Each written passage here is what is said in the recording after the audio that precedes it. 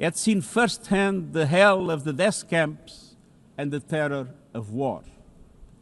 They knew that true leadership meant creating a system to prevent a replay of those horrors, a firewall against the flames of conflict and World War III, a forum for sovereign states to pursue dialogue and cooperation, and a concrete affirmation of an essential human truth: we are all in this together.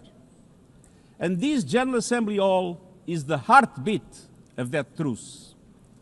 It is why for decades world leaders have come to this one-of-a-kind podium. It is why you are here today. Because at its best, the United Nations is more than a meeting place. It's a moral compass, a force for peace and peacekeeping, a guardian of international law, a catalyst for sustainable development, a lifeline for people in crisis, a lighthouse for human rights, and a center that transforms your decisions, the decisions of member states, into action. 80 years on, we confront again the question our founders faced, only more urgent, more intertwined, more unforgiving. What kind of world do we choose to build together? Excellencies, we have our work cut out for us as our ability to carry out that work is being cut from us. We have entered in an age of reckless disruption and relentless human suffering. Look around. The principles of the United Nations that you have established are under siege. Listen, the pillars of peace and progress are buckling under the weight of impunity, inequality, and indifference. Sovereign nations invaded, hunger weaponized, truth silence, rising smoke from bombed-out cities, rising anger in fractured societies, rising seas swallowing coastlines. Each one a warning, each one a question. What kind of world will we choose? A world of raw power or a world of laws? A world that is a scramble for self-interest or a world where nations come together? A world where might makes right or a world of rights for all? Excellencies, our world is becoming increasingly multipolar, and this is positive, reflecting a more diverse, dynamic global landscape. But multipolarity without effective multilateral institutions can court chaos, as Europe has learned the hard way, resulting in World War I. It was multipolar, but there was no multilateral institutions. So let's be clear. International cooperation is not naivete. It is hard-headed pragmatism. In a world where there's leap borders, isolation is an illusion. No country can stop a pandemic alone. No army can halt rising temperatures. No algorithm can reveal trust once it is broken. These are global stress tests of our system, our solidarity, and our resolve. I'm convinced we can pass these tests, and we must. Because people everywhere are demanding something better, and we owe them a system worthy of their trust and a future worthy of their dreams.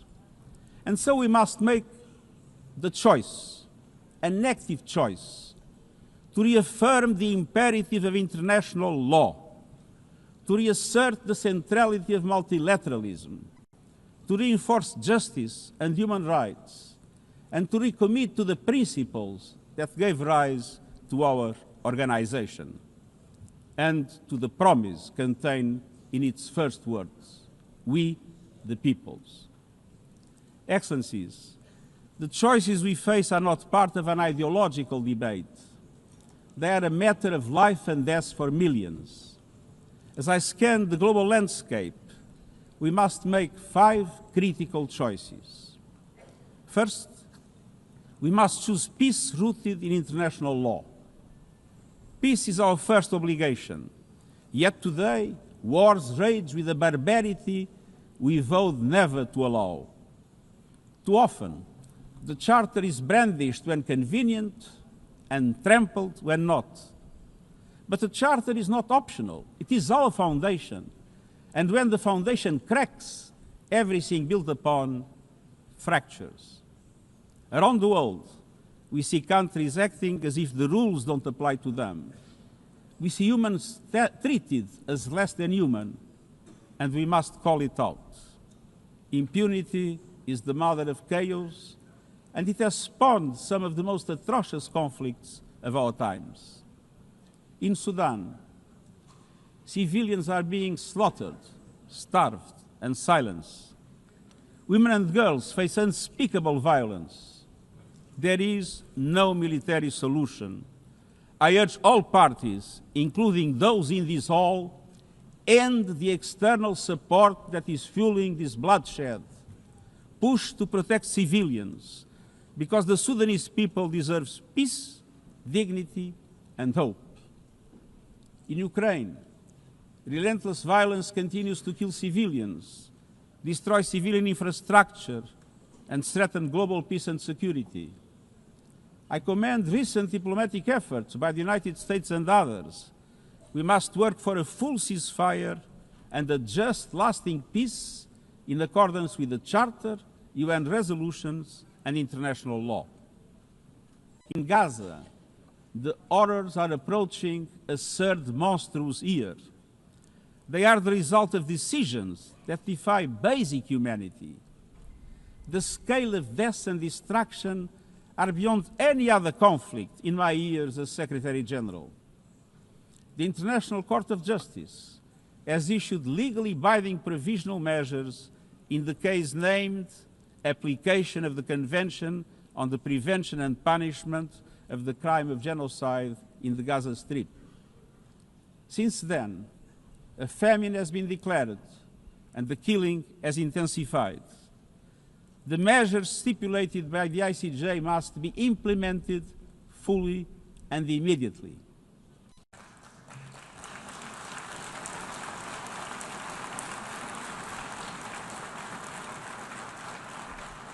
Nothing can justify the horrific Hamas terror attacks of October 7 and taking of hostages, those of which I have repeatedly condemned. And nothing can justify the collective punishment of the Palestinian people and the systematic destruction of Gaza. We know what is needed. Permanent ceasefire now. All the hostages released now. Full humanitarian access now. And we must not relent in the only viable answer to sustainable Middle East peace, a two-state solution as so eloquently reaffirmed yesterday. We must urgently reverse dangerous trends on the ground. Relentless settler expansion and violence, and the looming threat of annexation must stop. Everywhere, from Haiti to Yemen, to Myanmar and the Sahel and beyond, we must choose peace anchored in international law. The past year has brought glimmers of hope, including the ceasefire between Cambodia and Thailand, and the agreement between Azerbaijan and Armenia brokered by the United States. But far too many crises continue unchecked. Impunity prevails, lawlessness is a contagion, it invites mayhem, accelerates terror, and risks a nuclear free-for-all. When accountability shrinks, graveyards grow. When UN staff and facilities are attacked, violating legal obligations, so too is the core of our ability to serve and deliver. The Security Council must live up to its responsibilities. It must be more representative, more transparent, and more effective. Beyond crisis response, we must tackle the injustices that ignite conflict: exclusion, inequality, impunity, and corruption. The surest way to silence the guns is to raise the volume for justice. Real security is born of fairness and opportunity for all. Excellencies, this leads me to my second point. We must choose human dignity and human rights. Human rights are not an ornament of peace, they're its bedrock. Human rights, economic, social, cultural, political, and civil, are universal, indivisible, and interdependent. Choosing rights means more than words. It means choosing justice over silence. It means protecting freedom and civic space, advancing equality for women and girls, confronting racism and discrimination in all its forms, protecting human rights defenders, journalists, and freedom of speech, and upholding the rights of refugees and migrants so that mobility is safe and in accordance with international law. Human rights are a daily battle, online and offline. They require political will. But dignity is not only about the protection of rights. It is about rights fulfilled through inclusive and resilient development. Rights that put an end to poverty and hunger. Rights that open doors to education, health, and opportunity. The Sustainable Development Goals are our shared roadmap for achieving these rights. But in order to make progress down this road, we need fuel. And that fuel is finance. We've seen what development done right can deliver. In the past decade, millions more have gained access to electricity, clean cooking solutions, and to the internet. Child marriage is in retreat. Women's representation is growing, but cuts to aid are wreaking havoc. They are a death sentence for many. For so many more, a stolen future. This is the great paradox of our time. We have the solutions, but we are siphoning off the fuel that would make it possible to make progress. To choose dignity, we must choose financial justice and solidarity. We need to reform the international financial architecture so that it drives development for all.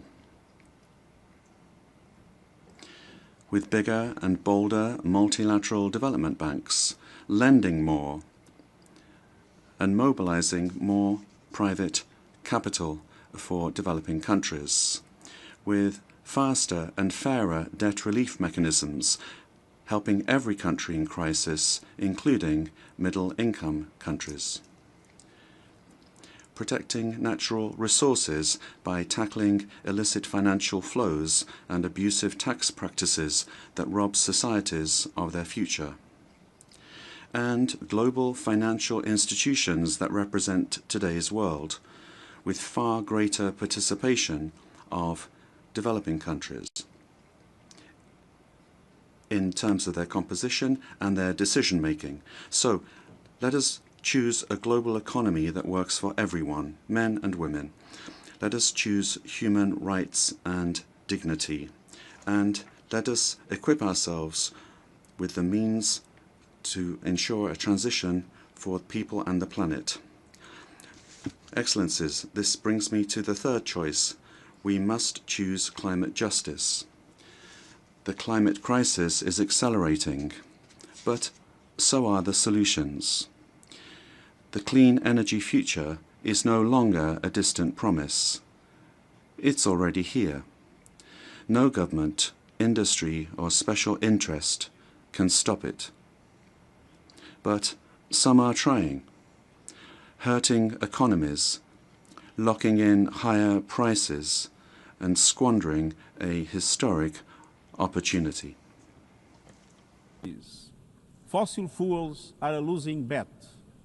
Last year, almost all new power capacity came from renewables, and the investment is surging. Renewables are the cheapest and fastest source of new power. They create jobs, drive growth, shield economies from volatile oil and gas markets, connect the unconnected, and can free us from the tyranny of fossil fuels. But not at today's pace. Clean energy investment remains uneven. 21st century grids and storage are not rolling out fast enough. And public subsidies, taking from taxpayer money, still flow to fossil fuels over clean energy by a factor of 9 to 1. Meanwhile, emissions, temperatures, and disasters keep rising. And those least responsible suffer the most. Science says limiting global temperature rise to 1.5 degrees by the end of this century is still possible, but the window is closing. The International Court of Justice has affirmed the legal obligation of states.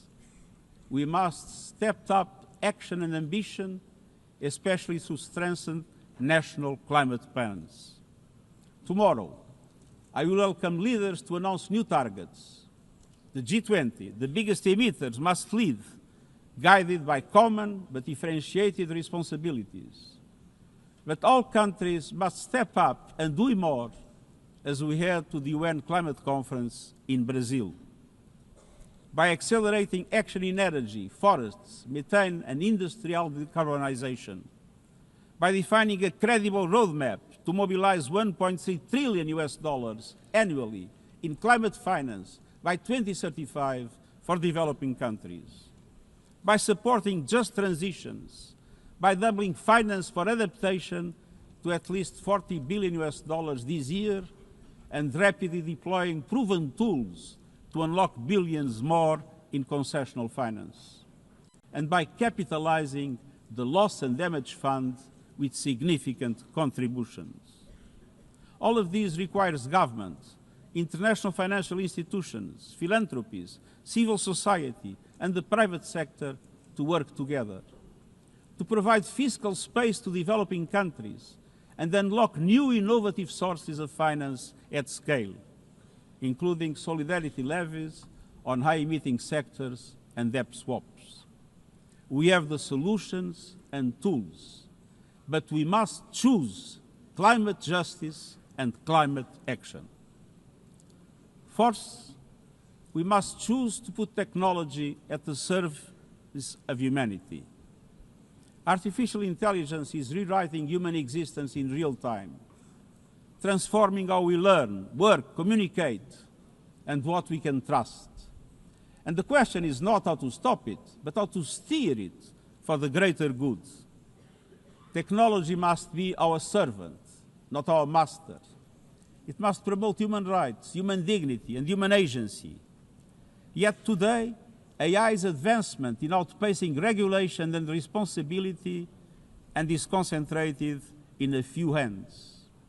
And the risks are expanding to new frontiers, from biotech to autonomous weapons.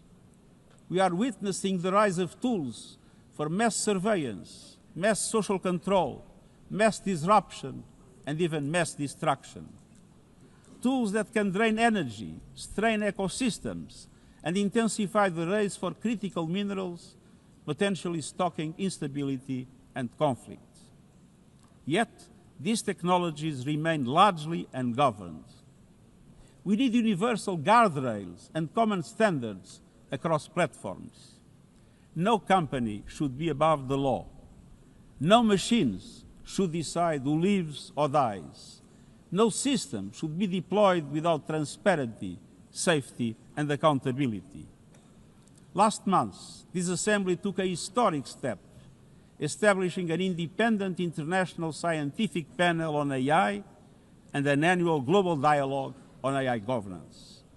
Two new pillars of a shared architecture, connecting science with policy to bring clarity and foresight, enabling innovation to flourish while advancing our values and our rights, and ensuring governments, companies, and civil society can help shape common norms.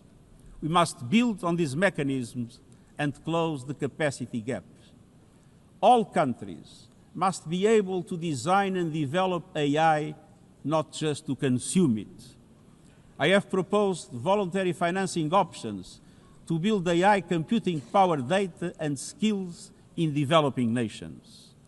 No country should be locked out of the digital future or locked into systems it cannot shape or trust. And governments must lead with vision and companies must act with responsibility. And we, the international community, must ensure that technology lifts up humanity. So let us choose cooperation over fragmentation, ethics over expediency, and transparency over opacity. Technology will not wait for us, but we can still choose what it serves. So let us choose wisely. Fifth and finally, to meet all these goals, we must choose to strengthen the United Nations for the 21st century. The forces shaking our world are also testing the foundations of the United Nations system. We are being hit by rising geopolitical tensions and divisions, chronic uncertainty, and mounting financial strain. But those who depend on the United Nations must not be made to bear the cost, especially now, when for every dollar invested to support our core work to build peace, the world spends $750 on weapons of war. This is not only unsustainable, it is indefensible. In this moment of crisis, the United Nations has never been more essential. The world needs our unique legitimacy, our convening power, our vision to unite nations, to bridge divides and confront the challenges before us. The Pact for the Future has shown your determination to build a United Nations that is stronger, more inclusive, and more effective. That is the logic and the urgency of our UN80 initiative. We are moving swiftly and decisively. I put forward concrete proposals, a revised budget for 2026 that strengthens accountability, improves delivery, and cuts costs. Practical reforms to implement mandates more effectively and efficiently with greater impact. And ideas to spark a paradigm shift in the structure of the UN and how its parts work together. Most of these decisions rest with you, the Member States, and we will move forward in full respect of the established procedures. Together, let us choose to invest in a United Nations that adapts, innovates, and is empowered to deliver for people everywhere. Excellencies, my overriding message comes down to this. Now is the time to choose. It's not enough to know what the right choices are. I urge you to make them. I grew up in a world where choices were few. I was raised in the darkness of dictatorship, where fear silenced voices and hope was nearly crushed. Yet, even the bleakest hours, especially then, I discovered a truth that has never left me. Power does not reside in the hands of those who dominate or divide. Real power resides from people, from our shared resolve to uphold dignity, to defend equality, to believe fiercely in our common humanity and the potential of every human being. I learned early to persevere, to speak out, to refuse to surrender, no matter the challenge, no matter the obstacle, no matter the hour. We must and we will overcome. Because in a world of many choices, there is one choice we must never make, the choice to give up. We must never give up. That is my promise to you, for peace, for dignity, for justice, for humanity, for the world we know is possible when we work as one. I will never, ever give up. Thank you.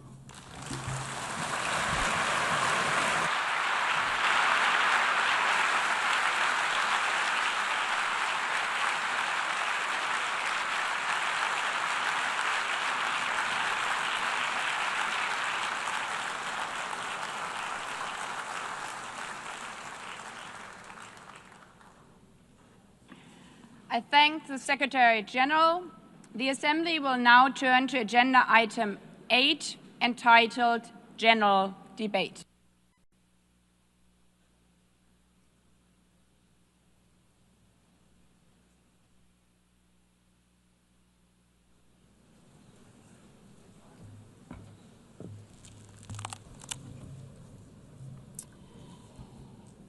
"80 years, longer than the average human life. This anniversary of the United Nations should have been a moment of celebration. But this is not an ordinary year. Just look at the state of our world, as the Secretary General described. Thousands of orphans in Gaza are wandering around the rubble, eating sand, drinking contaminated water. 90-year-old women in Ukraine are hiding from drones, trapped in their homes instead of living their final years in peace. Children in Haiti, too afraid to walk to school, afraid they might be gunned down by gangs like their friends. And for every conflict and tragedy that seizes the headlines, there are so many more that are forgotten, lost to the news cycle. Like women in Democratic Republic of the Congo, shielding their daughters from armed groups, fearful they might be raped. And Rohingya children, spending their whole childhood in tattered tents, unable to remember what their home looks like. Faced with these realities, now is not the time to celebrate, but to ask ourselves, where is the United Nations? Distinguished heads of state and government, Mr. Secretary General, Excellencies, ladies and gentlemen, people out there in the world watching us. Clearly, we have to do better. But what we should not let cynics allow to weaponize these failures, to argue that our institution is a waste of money, outdated, irrelevant. When the principles of the Charter are ignored, is it the UN that has failed? When tanks rolled into Ukraine, was it because Article 2 of the Charter is not clear enough about sovereignty and territorial integrity? When civilians, children, are killed in Gaza, is it humanitarian law at fault for failing to protect them? It's not the Charter which fails. It's not the UN as an institution which fails. The Charter, our Charter, is only as strong as member states' willingness to uphold it, and their willingness to hold to account those who violate it. Excellencies, yes, our world is in pain. Yes, we have failures. But imagine how much worse would it be without the United Nations? Would a single person be better off without it? Without UNICEF, 26 million children would not have received an education. Without the World Food Programme, nearly 125 million people would have lacked life-saving food assistance. Without the World Health Organization, over 1 billion vaccines would not have been supplied. Sometimes we could have done more, but we cannot let this dishearten us. If we stop doing the right thing, evil would prevail. This 80th session is not about big celebrations. It's about finding the resolve not to give up, the resolve to be better together, just as our predecessors did 8 decades ago. This institution was born in a world on fire and desperate for reprieve. 750 million, nearly a third of humanity back then, still under colonial rule. 2 world wars in a generation, 70 million dead. The horrors of the Holocaust revealed to our collective shame. This was a generation that knew almost nothing but suffering and despair. The signing of the Charter in 1945 gave hope to millions, gave us a North Star that guided our path from the ashes of war, helped guide nations from colonial rule into independent states, helped end apartheid. Across the decades, the United Nations has been a compass pointing toward peace, humanity, and justice. We have not always succeeded, but the story of this institution is not a story of easy victories. It's a story of falling and rising, of pulling ourselves and each other back up and trying harder. We gather here for the 80th time, not for empty celebration, not out of ritual, not to hear our own voices. We gather to prove that this institution matters, and that through this institution, every nation represented here, no matter how big or small, can summon again the strength and unity first shown in San Francisco 80 years ago. The courage and resolve of world leaders, who even while some called them back then naive, believed they could build a better world from the wreckage of the old. They showed then what true leadership is. It's not about imposing your will or putting others down. True leadership is about lifting others up, not out of altruism, but for our mutual benefit, and even out of our self-interest. Because as our founders and every architect of peace since then has understood, helping others is what makes ultimately our own countries stronger. Could any state have faced the global pandemic alone? The virus did not have any passport. We were only able to solve it at the end with the support of the World Health Organization. The climate crisis does not stop at borders. CO2 emissions anywhere affect people everywhere. Even the wealthiest cities in the world cannot shield themselves from wildfires. And imagine coming here by plane, how safe would you feel to step into the next airplane if there were no International Civil Aviation Organization anymore, which is responsible for setting safety regulations for 5 billion passengers each year? How comfortable would you be with your children using the internet while AI is uncontrolled and unchecked, as the lines between what is real and fake start to blur?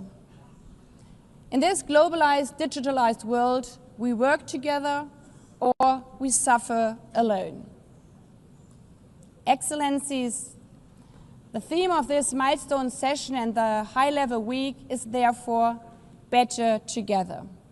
80 years and more for peace, development, and human rights. Will living up to that be easy? No. But this hall was not built for easy times. It was built to come together to confront the hardest topics. This session is a session where the high-level week is about resolving differences. We showed some of it yesterday already. But even the house of dialogue and diplomacy needs a renovation. That is why the UN80 initiative and the wider reform process are not luxuries, but necessities. We are literally now at a crossroads, a make it or break it moment, politically, financially. Therefore, we have to deliver a United Nations that is agile, cost-effective, and fit for purpose. Member States have to give the Secretary General and this process their full support, because reform cannot stop in New York.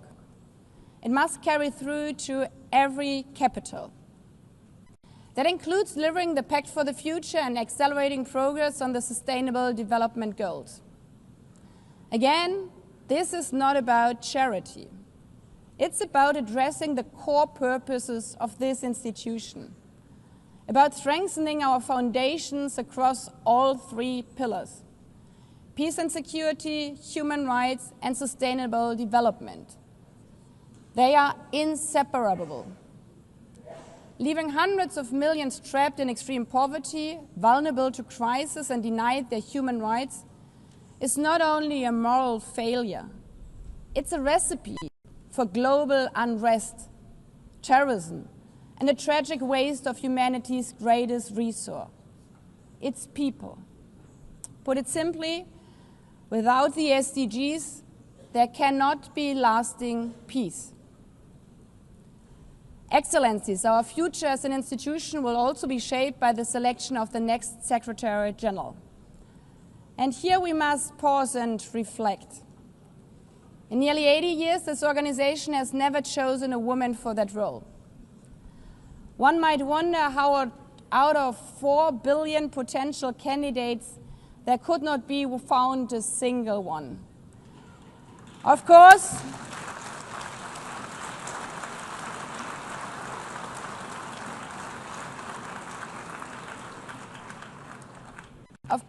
the choice rests with member states.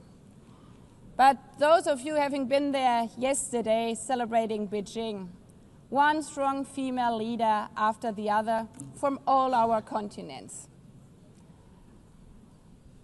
Like 80 years ago, we are standing at a crossroads.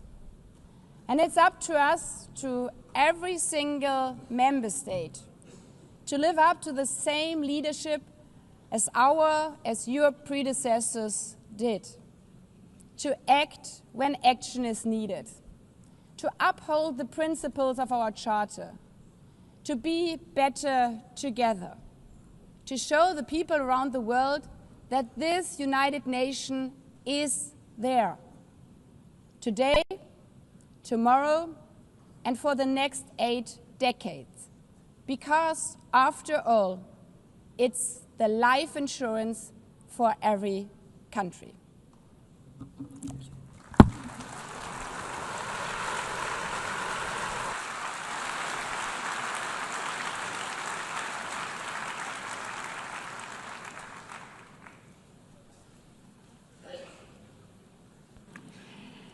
Before giving the floor to the first speaker for this morning, I would like to remind member states that the list of speakers for the general debate has been established on the agreed basis that statements should be no longer than 15 minutes to enable all the speakers to be heard at a given meeting.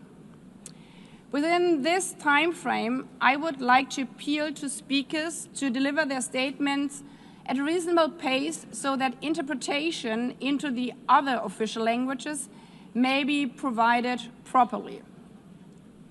I would also like to draw your attention to the decision taken by the Assembly at previous sessions, namely that the practice of expressing congratulations inside the Assembly Hall after speech has been delivered is strongly discouraged. After delivering their statements from the rostrum, speakers are invited to exit the hall through room JA200, located behind the podium, before returning to their seats. May I take it that the Assembly agrees to proceed in this manner? It's so decided. Finally, I should like to draw the attention of member states that during the general debate, official photographers are in the room and will take official photographs of all speakers by the Department of Global Communications. Members interested in obtaining these photographs are requested to contact the photo library of the United Nations. By this, the Assembly will hear an address by His Excellency Luiz Inácio Lula da Silva, President of the Federative Republic of Brazil. I request the protocol to escort His Excellency and invite him to address the Assembly.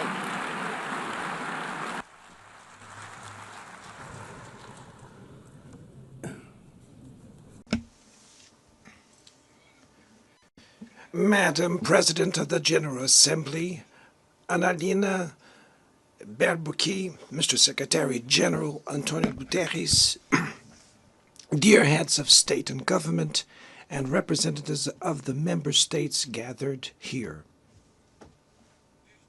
This should be a time to celebrate the United Nations. Created at the end of the war, the UN symbolizes the highest expression of the aspiration for peace and prosperity. Today, however, the ideals that inspired its founders in San Francisco are under threat as never before in their history. Multilateralism is at a new crossroads. The organization's authority is in check. We are witnessing the consolidation of an international order marked by repeated concessions to power play. Attacks on sovereignty, arbitrary sanctions, and unilateral interventions are becoming the rule. There is a clear parallel between the multilateralism crisis and the weakening of democracy. Authoritarianism is strengthened when we fail to act in the face of arbitrary acts, when the international society falters in defending peace, sovereignty, and the rule of law. The consequences are tragic. Throughout the world, anti-democratic forces are trying to subjugate institutions and stifle freedoms. They worship violence, praise ignorance, act as physical and digital militias, and restrict the press. Even under an unprecedented attack, Brazil chose to resist and defend its democracy, regained 40 years ago by its people after 2 decades of dictatorial governments. There is no justification for unilateral and arbitrary measures against our institutions and our economy. The aggression against the independence of the judiciary branch of power is unacceptable. This interference in domestic affairs is aided by a subservient far right who is nostalgic of past hegemonies. False patriots plan and publicly promote actions against Brazil. Peace cannot be achieved with impunity. A few days ago, and for the first time in 525 years of our history, a former head of state was convicted of attacking the democratic rule of law. He was investigated, indicted, trialed, and held accountable for his actions in a meticulous process. He has the right to defend himself was secured, a prerogative that dictatorships deny to their victims. Before the eyes of the world, Brazil sent a message to all aspiring autocrats and those who support them. Our democracy, our sovereignty are non-negotiable.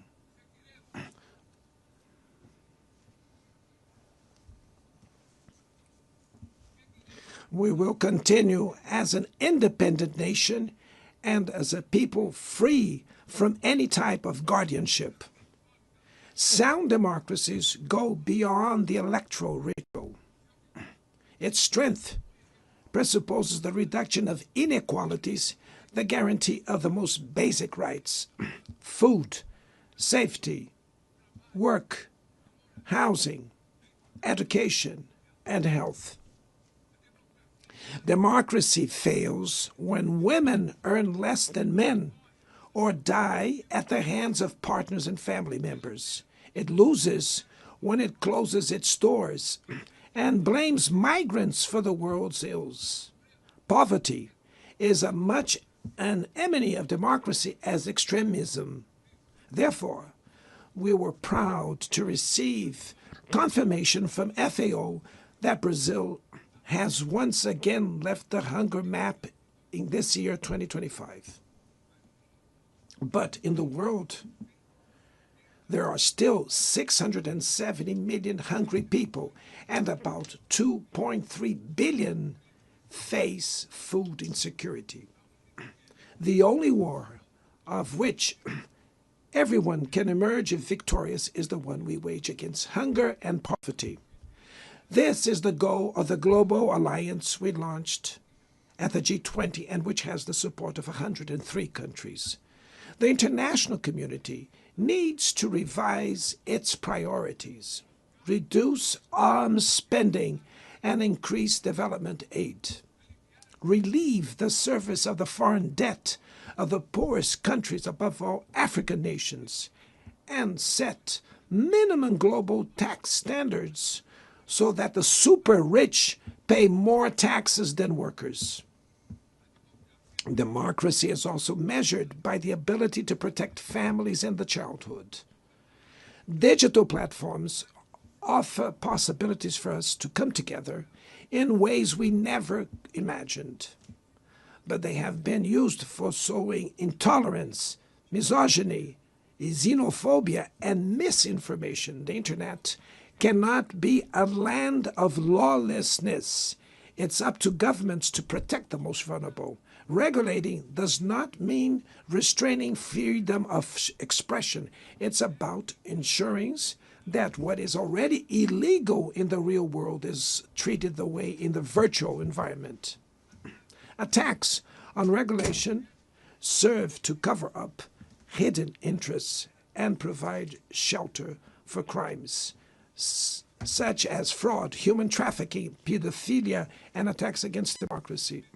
The Brazilian parliament was right to rush to address this issue. Last week, I proudly enacted one of the world's most advanced laws for the protection of children and adolescents in the digital environment. Also, we sent draft bills to the National Congress to foster competition in digital markets and to encourage the installation of sustainable data centers.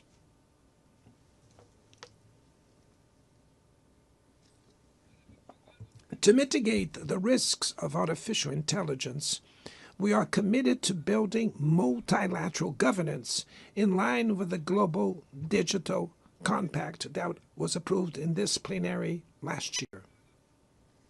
Ladies and gentlemen, Your Excellencies, in Latin America and the Caribbean, we are experiencing a time of growing polarization and instability. Maintaining the region as a zone of peace is and was our priority. We are a continent free of weapons of mass destruction, without ethnic or religious conflicts. The comparison between crime and terrorism is worrying.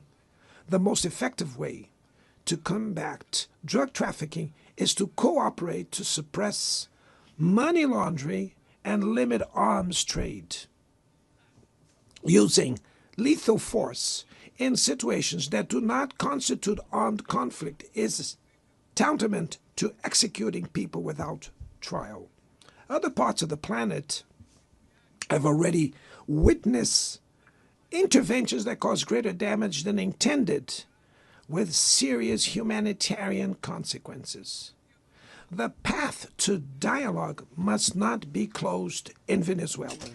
Haiti has the right to a violence-free future, and it is unacceptable that Cuba be listed as a country that sponsors terrorism. In the conflict in Ukraine,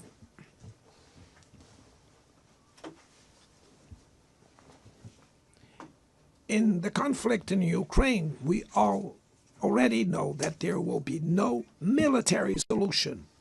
The recent meeting in Alaska raised hopes for a negotiated way out. It's necessary to pave the way for a realistic solution. This implies taking into account the legitimate security concerns of all parties. The African Initiative and the Friends for Peace group created by China and Brazil can help promote dialogue and a diplomatic solution. No situation is more emblematic of the disproportionate and illegal use of force than the one occurring in Palestine. The terrorist attacks perpetrated by Hamas are indefensible from any angle, but nothing, absolutely nothing, justifies the ongoing genocide in Gaza.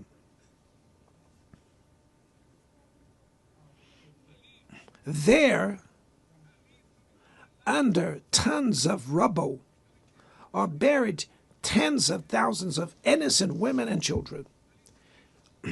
There, we can see that international humanitarian law and the myth of ethical exceptionalism of the West are also being buried there.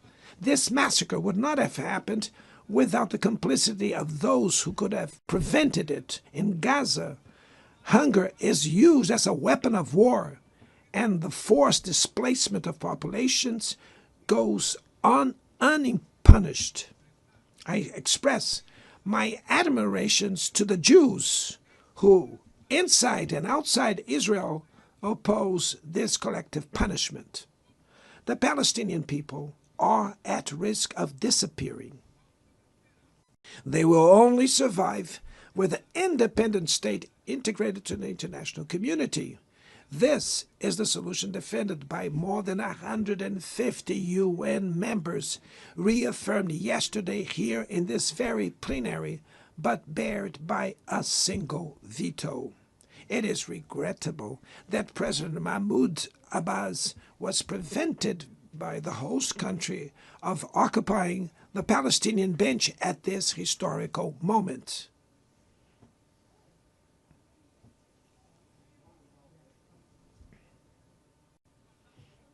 The spread of this conflict to Lebanon, Syria, Iran, Qatar is fueling an unprecedented arms build-up. Madam President, bombs and nuclear weapons will not protect us from the climate crisis. The year of 24 was the warmest already registered. COP30 in the city of Belém, Brazil, will the cope of truth.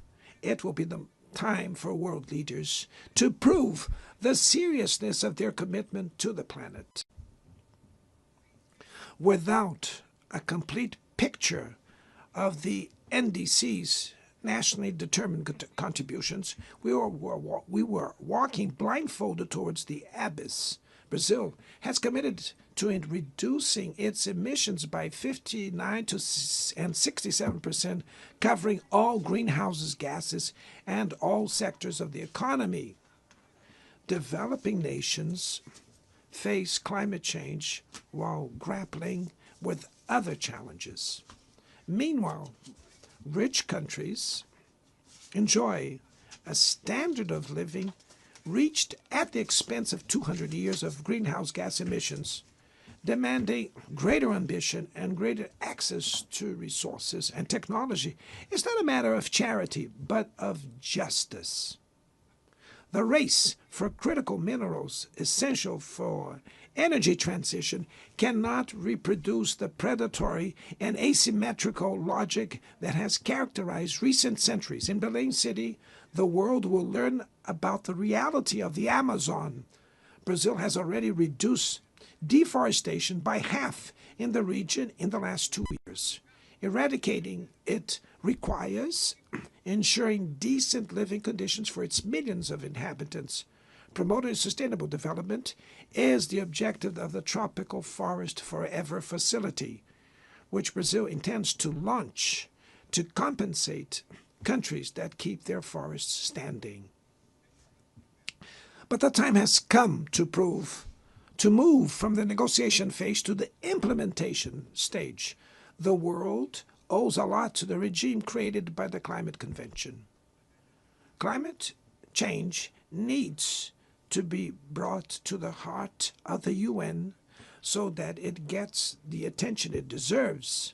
A council linked to the General Assembly with the power and legitimacy to monitor commitments provide coherence to climate action. This is a fundamental step towards a broader reform of the organization, which would also include an expanded Security Council in the 2 member categories. Few areas have worsened as much as the multilateral trading system.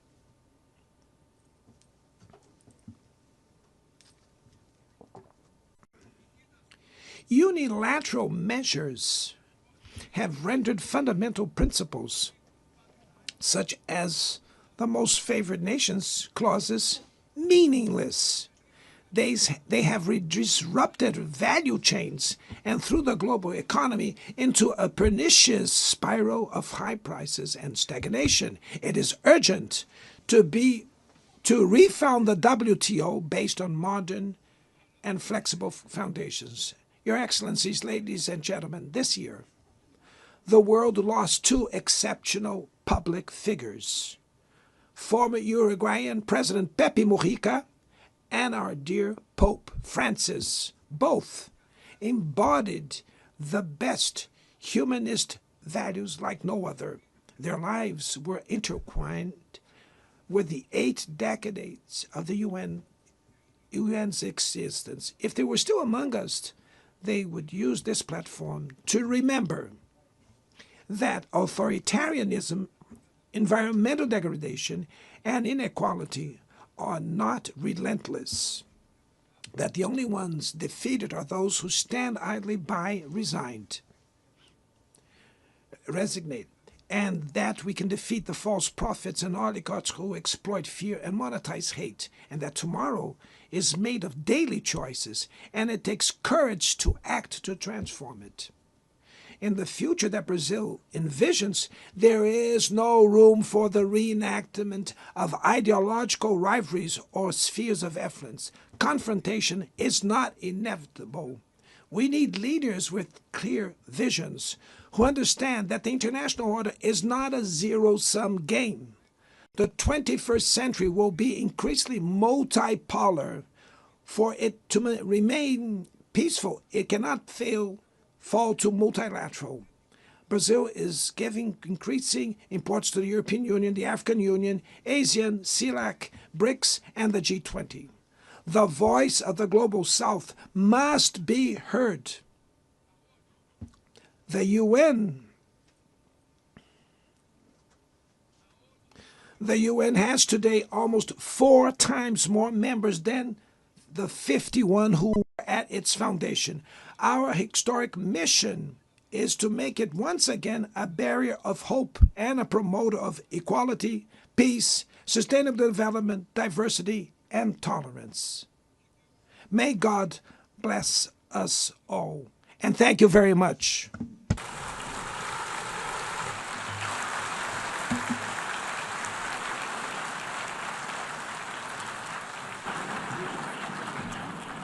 On behalf of the Assembly, I wish to thank the President of the Federative Republic of Brazil,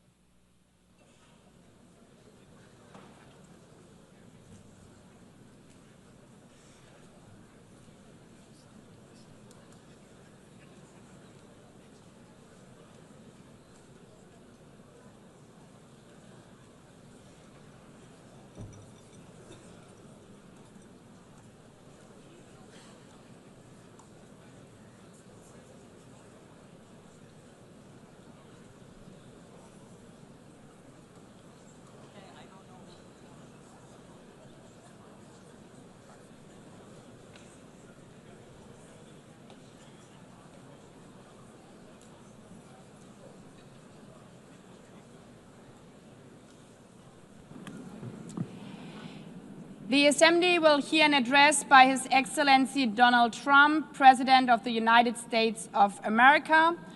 I request protocol to escort His Excellency and invite him to address the Assembly.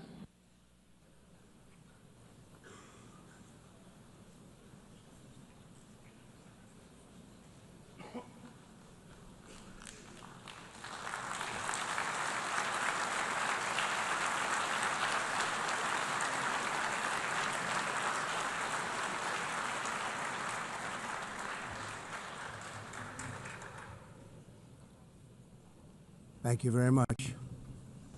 Very much appreciated.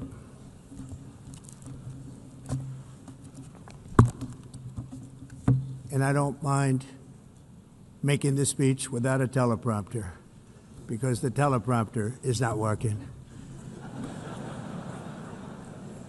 I feel very happy to be up here with you nevertheless, and that way you speak more from the heart. I can only say that whoever's operating this teleprompter is in big trouble.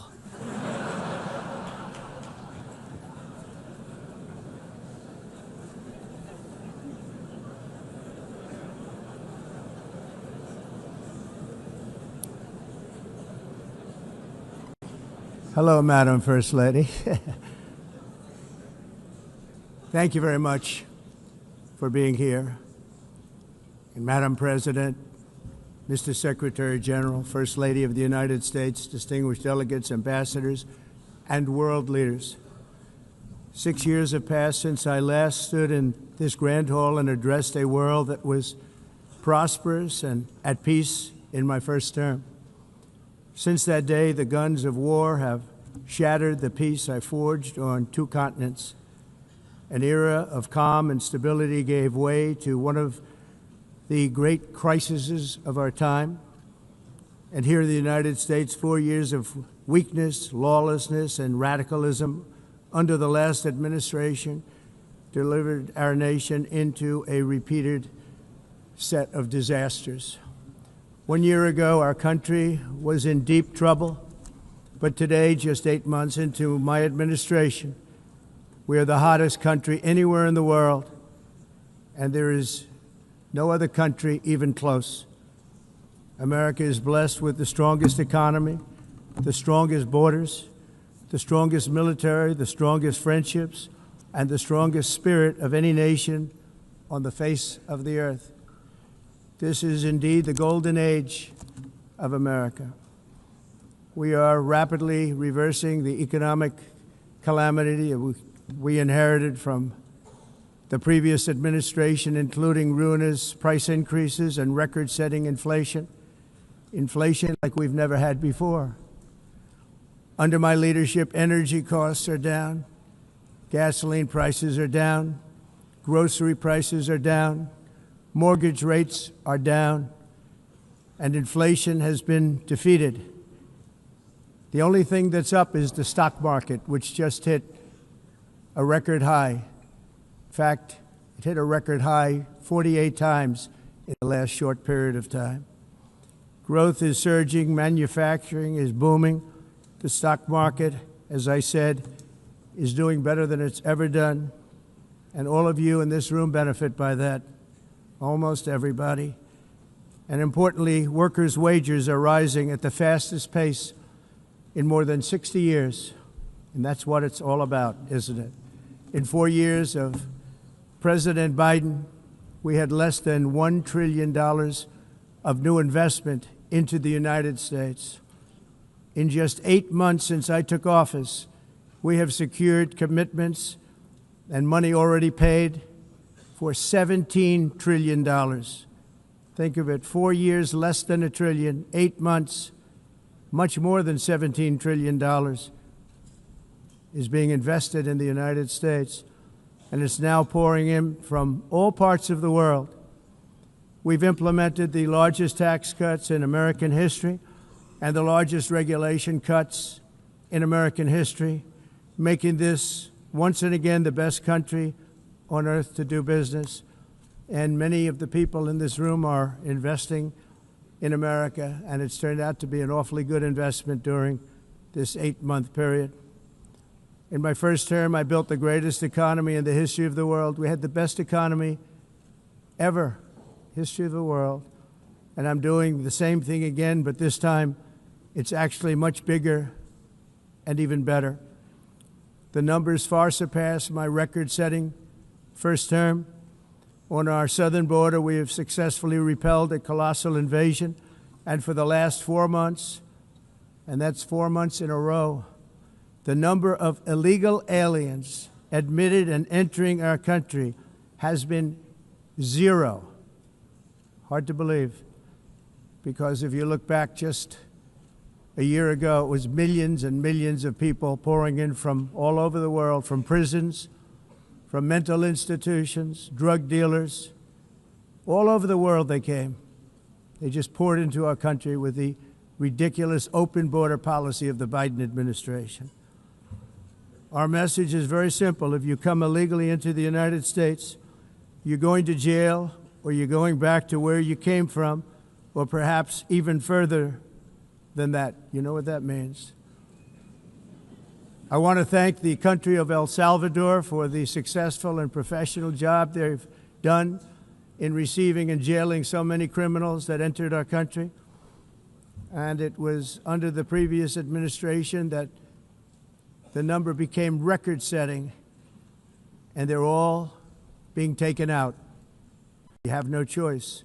And other countries have no choice, because other countries are in the exact same situation with immigration. It's destroying your country, and you have to do something about it. On the world stage, America is respected again like it has never been respected before. You think about 2 years ago, 3 years ago, 4 years ago, or 1 year ago, we were a laughingstock all over the world. At the NATO summit in June, virtually all NATO members formally committed to increase defense spending at my request from 2% to 5% of GDP, making our alliance far stronger and more powerful than it was ever before. In May, I traveled to the Middle East to visit my friends and rebuild our partnerships in the Gulf and those valued relationships with Saudi Arabia, Qatar, and the UAE, and other countries are now, I believe, closer than ever before. My administration has negotiated one historic trade deal after another, including with the United Kingdom, the European Union, Japan, South Korea, Vietnam, Indonesia, the Philippines, Malaysia, and many, many others. Likewise, in a period of just 7 months, I have ended 7 unendable wars. They said they were unendable. You're never going to get them solved. Some were going for 31 years, 2 of them, 31, think of it, 31 years. One was 36 years. One was 28 years. I ended 7 wars. And in all cases, they were raging with countless thousands of people being killed. This includes Cambodia and Thailand, Kosovo and Serbia, the Congo and Rwanda, a vicious, violent war that was, Pakistan and India, Israel and Iran, Egypt and Ethiopia, and Armenia and Azerbaijan. It included all of them. No president or prime minister, and for that matter, no other country has ever done anything close to that. And I did it in just 7 months. It's never happened before. There's never been anything like that. I'm very honored to have done it. It's too bad that I had to do these things instead of the United Nations doing them. And sadly, in all cases, the United Nations did not even try to help in any of them. I ended 7 wars, dealt with the leaders of each and every one of these countries, and never even received a phone call from the United Nations offering to help in finalizing the deal. All I got from the United Nations was an escalator that on the way up stopped right in the middle. If the First Lady wasn't in great shape, she would have fallen, but she's in great shape. We're both in good shape. We both stood. And then a teleprompter that didn't work. These are the two things I got from the United Nations, a bad escalator and a bad teleprompter. Thank you very much. And by the way, it's working now. It just went on. Thank you. I think I should just do it the other way. It's easier. Thank you very much. I didn't think of it at the time because I was too busy working to save millions of lives. That is the saving and stopping of these wars. But later I realized that the United Nations wasn't there for us. They weren't there. I thought of it really after the fact, not during these negotiations, which were not easy. That being the case, what is the purpose of the United Nations? The UN has such tremendous potential. I've always said it. It has such tremendous, tremendous potential, but it's not even coming close to living up to that potential. For the most part, at least for now, all they seem to do is write a really strongly worded letter and then never follow that letter up. It's empty words, and empty words don't solve war. The only thing that solves war and wars is action. Now, after ending all of these wars and also earlier negotiating the Abraham Accords, which is a very big thing for which our country received no credit, never receives credit. Everyone says that I should get the Nobel Peace Prize for each one of these achievements. But for me, the real prize will be the sons and daughters who live to grow up with their mothers and fathers, because millions of people are no longer being killed in endless and unglorious wars. What I care about is not winning prizes, it's saving lives. We saved millions and millions of lives with the 7 wars. And we have others that we're working on, and you know that.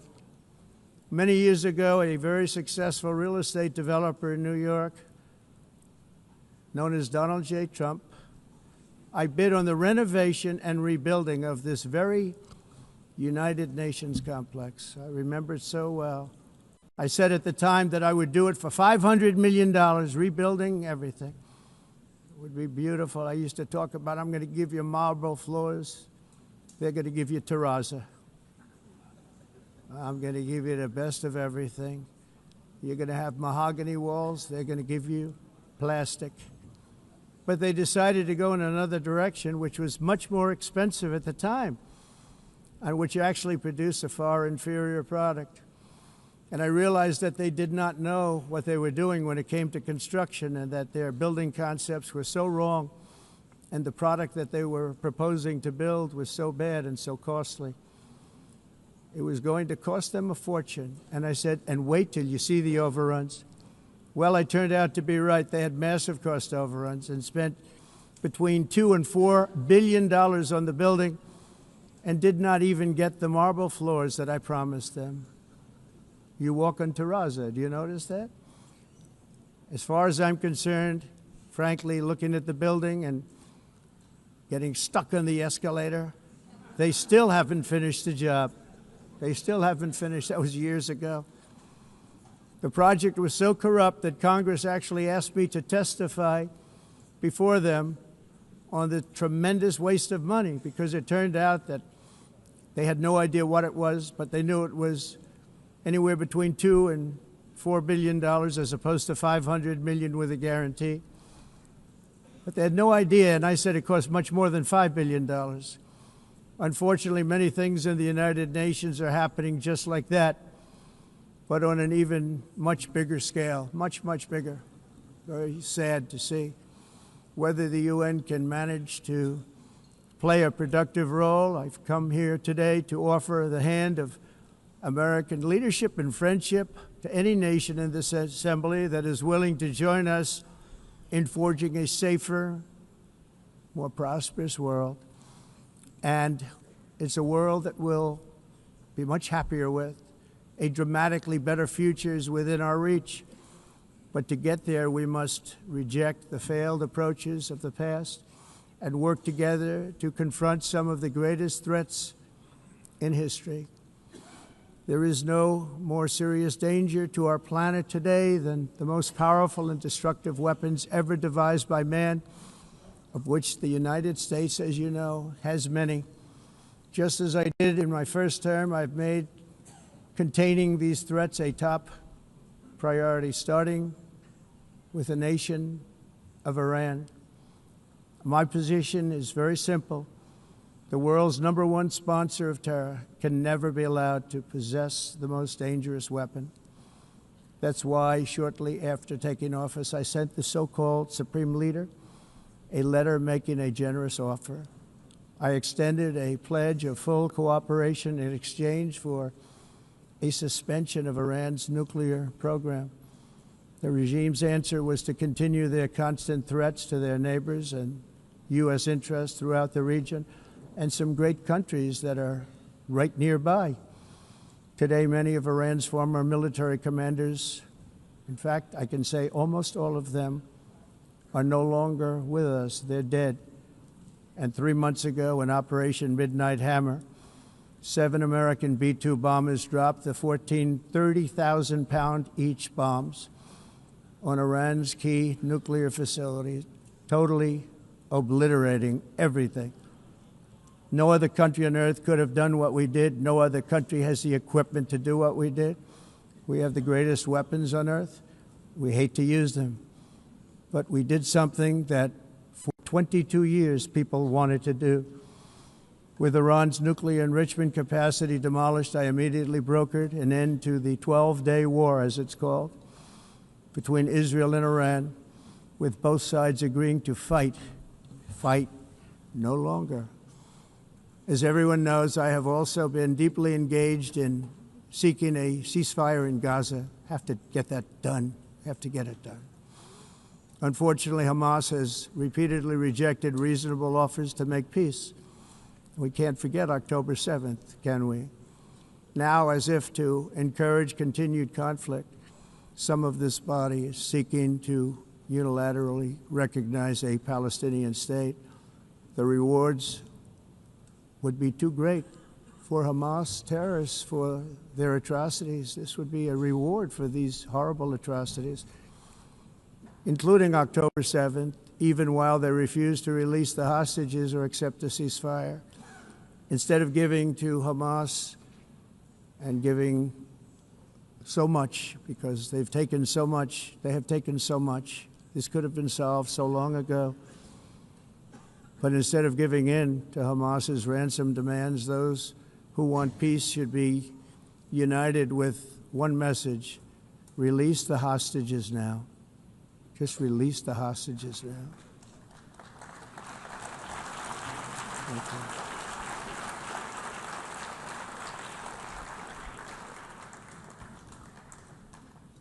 Thank you.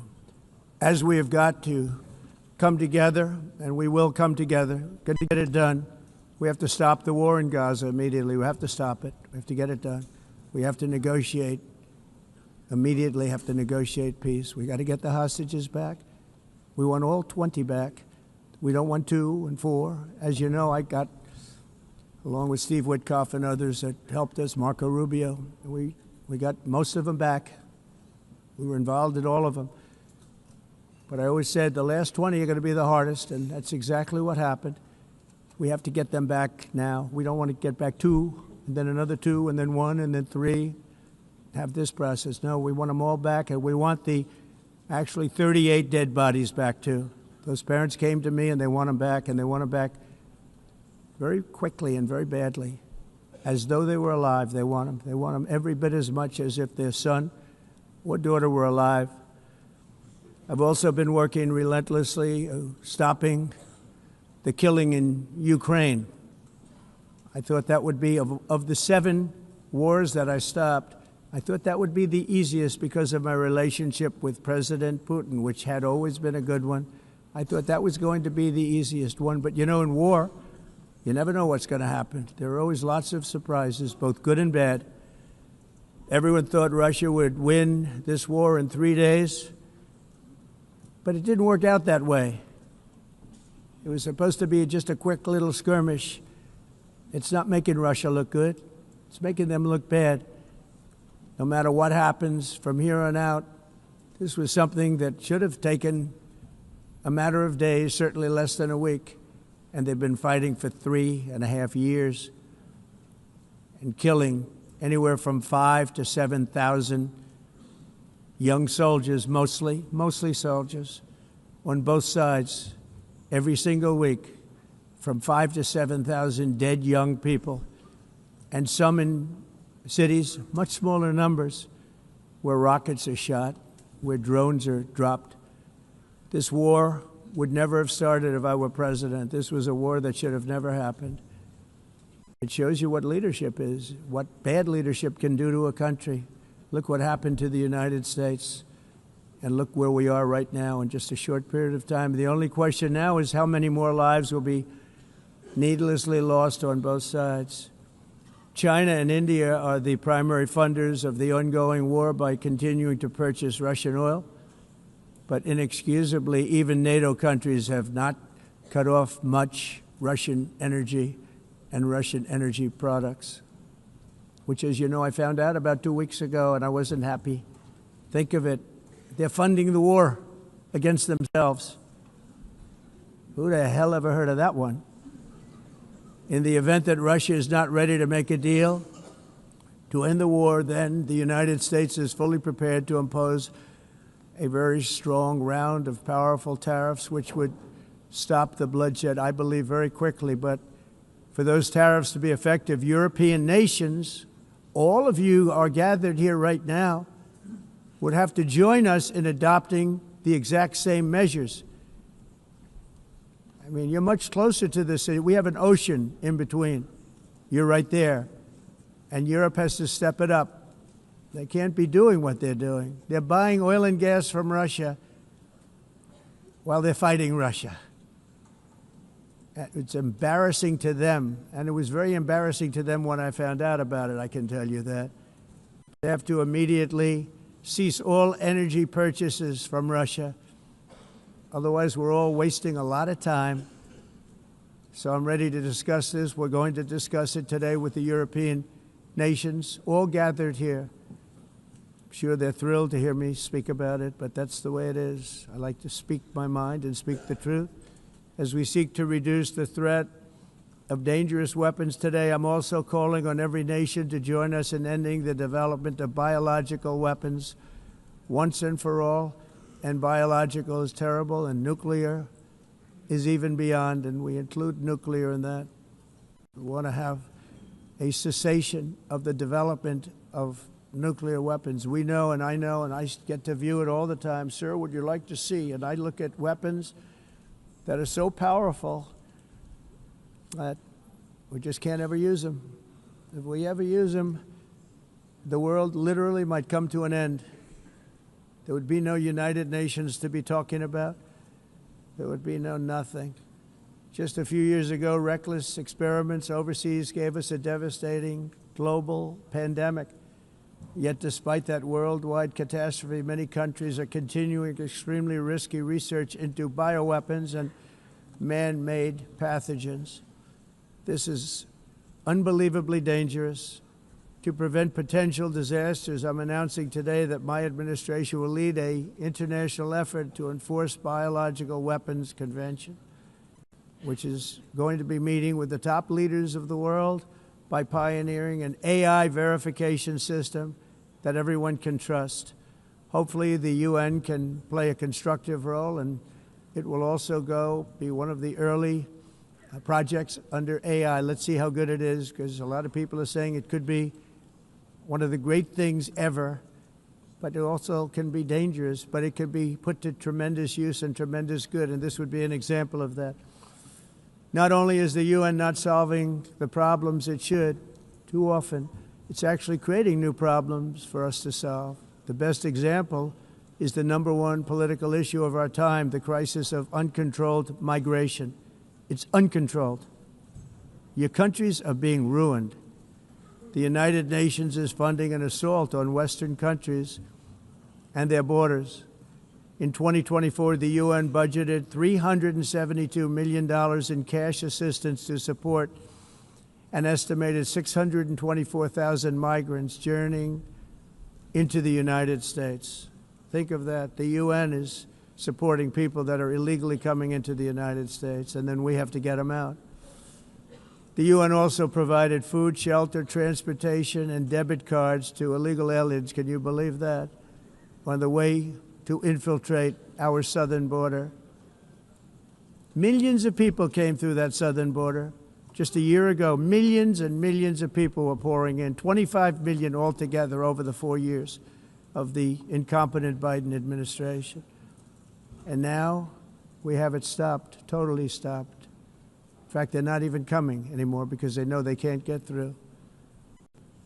But what took place is totally unacceptable. The UN is supposed to stop invasions, not create them and not finance them. In the United States, we reject the idea that mass numbers of people from foreign lands can be permitted to travel halfway around the world, trample our borders, violate our sovereignty, cause unmitigated crime, and deplete our social safety net. We have reasserted that America belongs to the American people, and I encourage all countries to take their own stand in defense of their citizens as well. You have to do that because I see it. I'm not mentioning names. I see it, and I can call every single one of them out. You're destroying your countries. They're being destroyed. Europe is in serious trouble. They've been invaded by a force of illegal aliens like nobody's ever seen before. Illegal aliens are pouring into Europe. Nobody is ever, and nobody's doing anything to change it, to get them out. It's not sustainable. And because they choose to be politically correct, they're doing just absolutely nothing about it. And I have to say, I look at London, where you have a terrible mayor, terrible, terrible mayor, and it's been so changed, so changed. Now they want to go to Sharia law, but you're in a different country. You can't do that. Both the immigration and their suicidal energy ideas will be the death of Western Europe if something is not done immediately. This cannot be sustained. What makes the world so beautiful is that each country is unique. But to stay this way, every sovereign nation must have the right to control their own borders. You have the right to control your borders, as we do now, and to limit the sheer numbers of migrants entering their countries and paid for by the people of that nation that were there and that built that particular nation at the time. They put their blood, sweat, tears, money into that country, and now they're being ruined. Proud nations must be allowed to protect their communities and prevent their societies from being overwhelmed by people they have never seen before, with different customs, religions, with different everything. Where migrants have violated laws, lodged false asylum claims, or claimed refugee status for illegitimate reasons, they should, in many cases, be immediately sent home. And while we will always have a big heart for places and people that are struggling and truly compassionate, answers will be given. We have to solve the problem, and we have to solve it in their countries, not create new problems in our countries. And we are very helpful to a lot of countries that are just not able to send their people anymore. They used to send them to us in caravans of 25,000, 30,000 people each. These massive caravans of people pouring into our country, totally unchecked and unvetted. But not anymore. According to the Council of Europe, in 2024, almost 50% of inmates in German prisons were foreign nationals or migrants. In Austria, the number was 53% of the people in prisons were from places that weren't from where they are now. In Greece, the number was 54%, and in Switzerland, beautiful Switzerland, 72% of the people in prisons are from outside of Switzerland.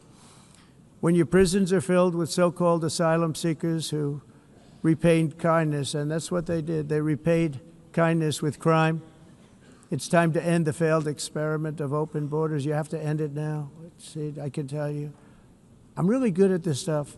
Your countries are going to hell. In America, we've taken bold action to swiftly shut down uncontrolled migration. Once we started detaining and deporting everyone who crossed the border, and removing illegal aliens from the United States, they simply stopped coming. They're not coming anymore. We're getting a lot of credit, but they're not coming anymore. This was a humanitarian act for all involved, because on the trips up, thousands of people a week were dying. Women were being raped. Nobody's ever seen anything like it. Raped, horribly beaten, raped. On the trip up, the journey up, it was a long walk. It was a long, arduous journey, indeed. And it was also a historic victory against human trafficking throughout the region. What we did was a victory, and we saved so many lives of people that wouldn't make the journey. That journey was loaded up with death. Loaded up with death. Dead bodies all along the roads of jungles to get up. They go through jungles, they go through areas so hot you couldn't breathe. They were dying of suffocation, areas so hot that you couldn't breathe. Dead bodies all over. By them not coming, we're saving tremendous numbers of lives. My people have done a fantastic job in doing what they did, and the American public agrees with it. I mean, I was very proud to see this morning I have the highest poll numbers I've ever had. Part of it is because of what we've done on the border. I guess the other part is what we've done on the economy. Joe Biden's policies empowered murderous gangs, human smugglers, child traffickers, drug cartels, and prisoners from all over the world.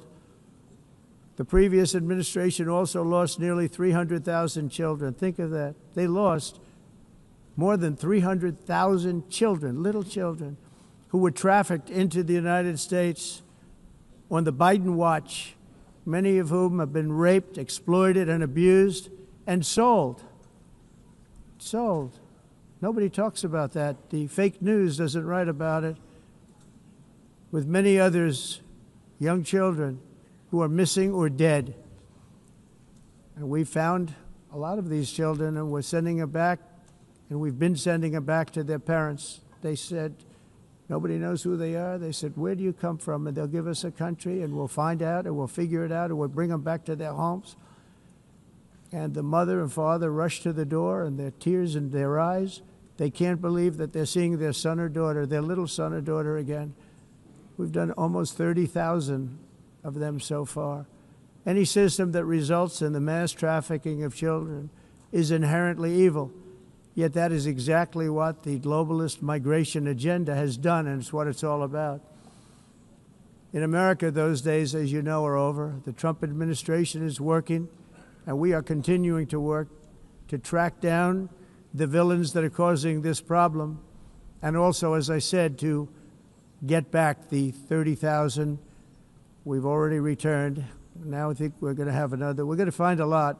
You're not going to find all of them. 300, more than 300,000. They're lost or they're dead. They're lost or they're dead because of the animals that did this. To protect our citizens, I've also designated multiple savage drug cartels as far as and you see this, and you see it happening right before your eyes. Let's put it this way. People don't like taking big loads of drugs in boats anymore. There aren't too many boats that are traveling on the seas by Venezuela. They tend not to want to travel very quickly anymore. And we've virtually stopped drugs coming into our country by sea. We call them the water drugs. They kill hundreds of thousands of people. I've also designated multiple savage drug cartels as far as foreign terrorist organizations, along with two bloodthirsty transnational gangs, probably the worst gangs anywhere in the world, MS-13 and Tren de Aragua. Tren de Aragua is from Venezuela, by the way. Such organizations torture, maim, mutilate, and murder with impunity.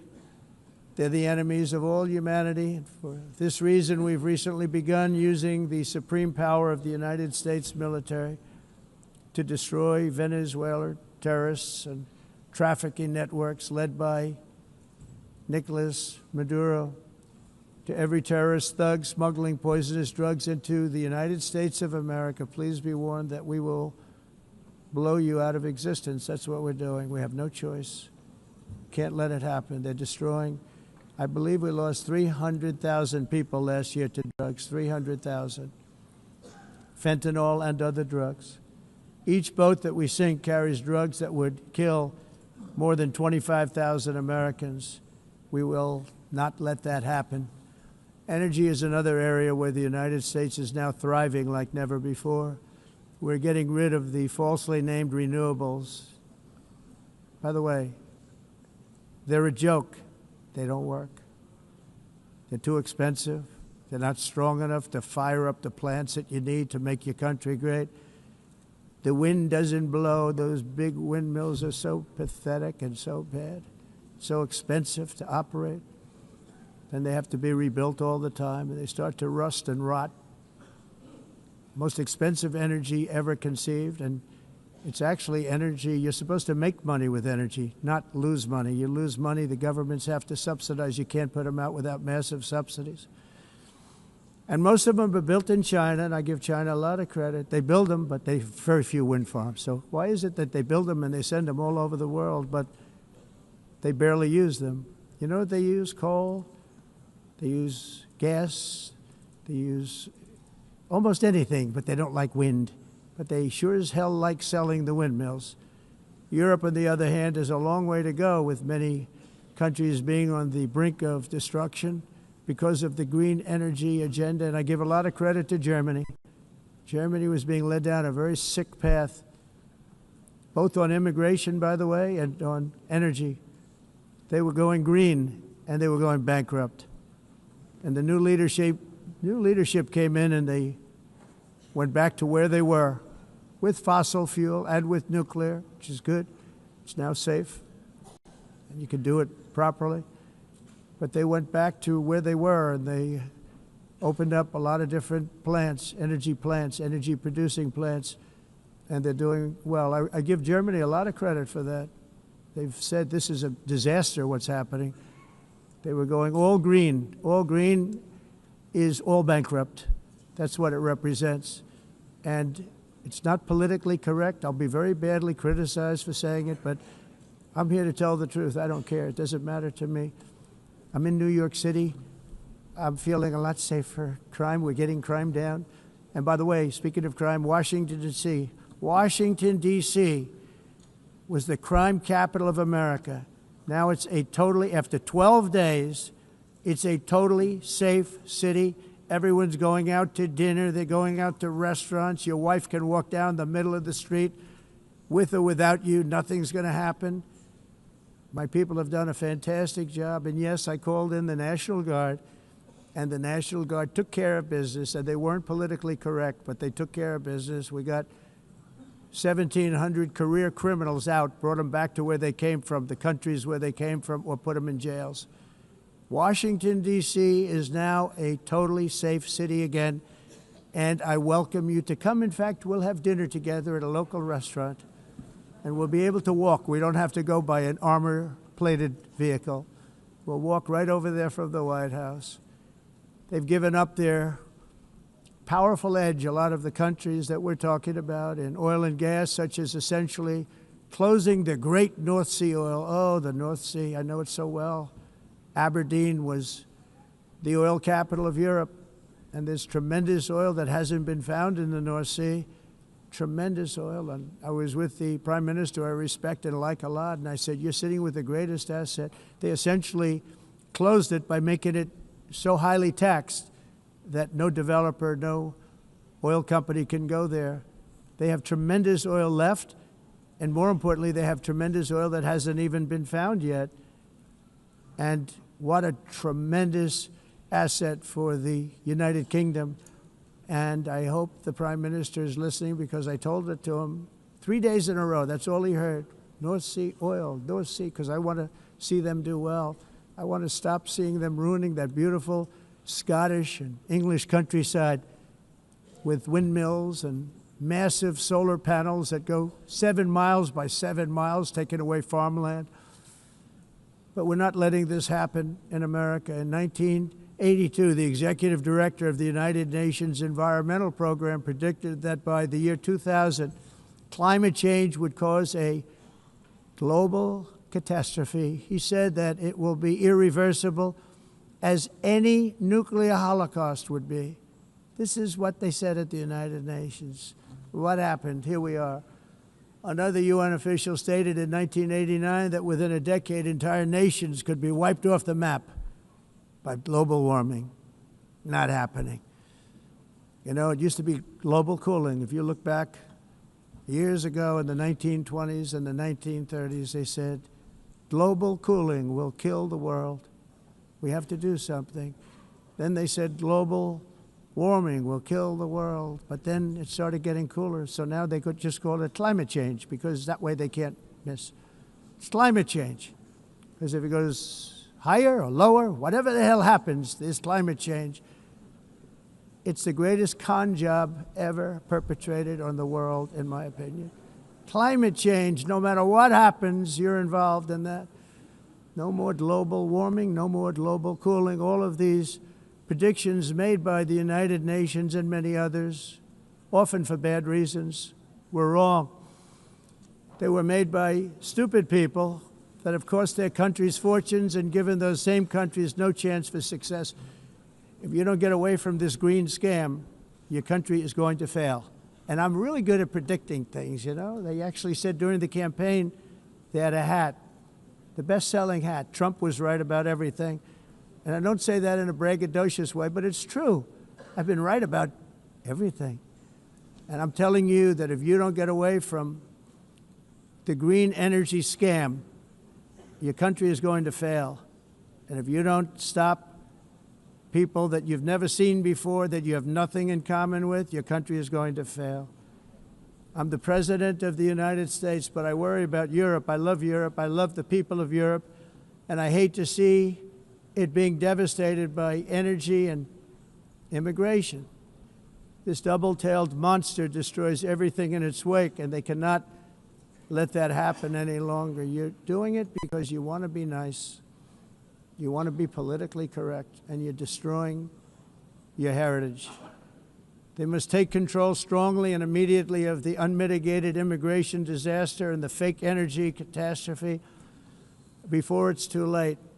The carbon footprint is a hoax made up by people with evil intentions, and they're heading down a path of total destruction. You know, the carbon footprint was a big, big thing a few years ago. I remember hearing about the carbon footprint, and then President Obama would get into Air Force One, a massive Boeing 747, and not a new one, an old one with old engines that spew everything into the atmosphere. He'd talk about the carbon footprint, we must do so. Then he'd get in and he'd fly from Washington to Hawaii to play a round of golf. And then he'd get back onto that big, beautiful plane and he'd fly back and he'd talk about, again, global warming and the carbon footprint. It's a con job. At extreme cost and expense, Europe reduced its own carbon footprint by 37%. Think of that. Congratulations, Europe. Great job. You cost yourself a lot of jobs, a lot of factories closed, but you reduced the carbon footprint by 37%. However, for all of that sacrifice and much more, it's been totally wiped out and then some by a global increase of 54%. Much of it coming from China and other countries that are thriving around China, which now produces more CO2 than all the other developed nations in the world. So all of these countries are working so hard on the carbon footprint, which is nonsense, by the way. It's nonsense. You know, it's interesting. In the United States, we have still radicalized environmentalists, and they want the factories to stop. Everything should stop. No more cows. We don't want cows anymore. I guess they want to kill all the cows. They want to do things that are just unbelievable, and you have it too. But you know, we have a border, strong, and we have a shape, and that shape doesn't just go straight up. That shape is amorphous when it comes to the atmosphere. And if we had the most clean air, and I think we do, we have very clean air. We have the cleanest air we've had in many, many years. But the problem is that other countries, like China, which has air that's a little bit rough, it blows And no matter what you're doing down here, the air up here tends to get very dirty because it comes in from other countries where their air isn't so clean. And the environmentalists refuse to acknowledge that. Same thing with garbage. In Asia, they dump much of their garbage right into the ocean. And over about a 1 week and 2 week journey, it flows right past Los Angeles. You've seen it. Massive amounts of garbage, almost too much to do anything about, flowing past Los Angeles, past San Francisco, and then somebody will get in trouble because he dropped a cigarette on the beach. The whole thing is crazy. The primary effect of these brutal green energy policies has not been to help the environment, but to redistribute manufacturing and industrial activity from developed countries that follow the insane rules that are put down to polluting countries that break the rules and are making a fortune. They're making a fortune. European electricity bills are now 4 to 5 times more expensive than those in China, and 2 to 3 times higher than the United States. And our bills are coming way down. You probably see that our gasoline prices are way down. You know, we have an expression, drill. Nós reduzimos os custos de energia porque nós faremos, como a expressão, vamos fazer tudo isso, reduzir os custos de energia, e os custos diminuíram nos Estados Unidos. Common to see one. Por exemplo, se você olhar nos países em faturas de energia, nós não aclimatizamos.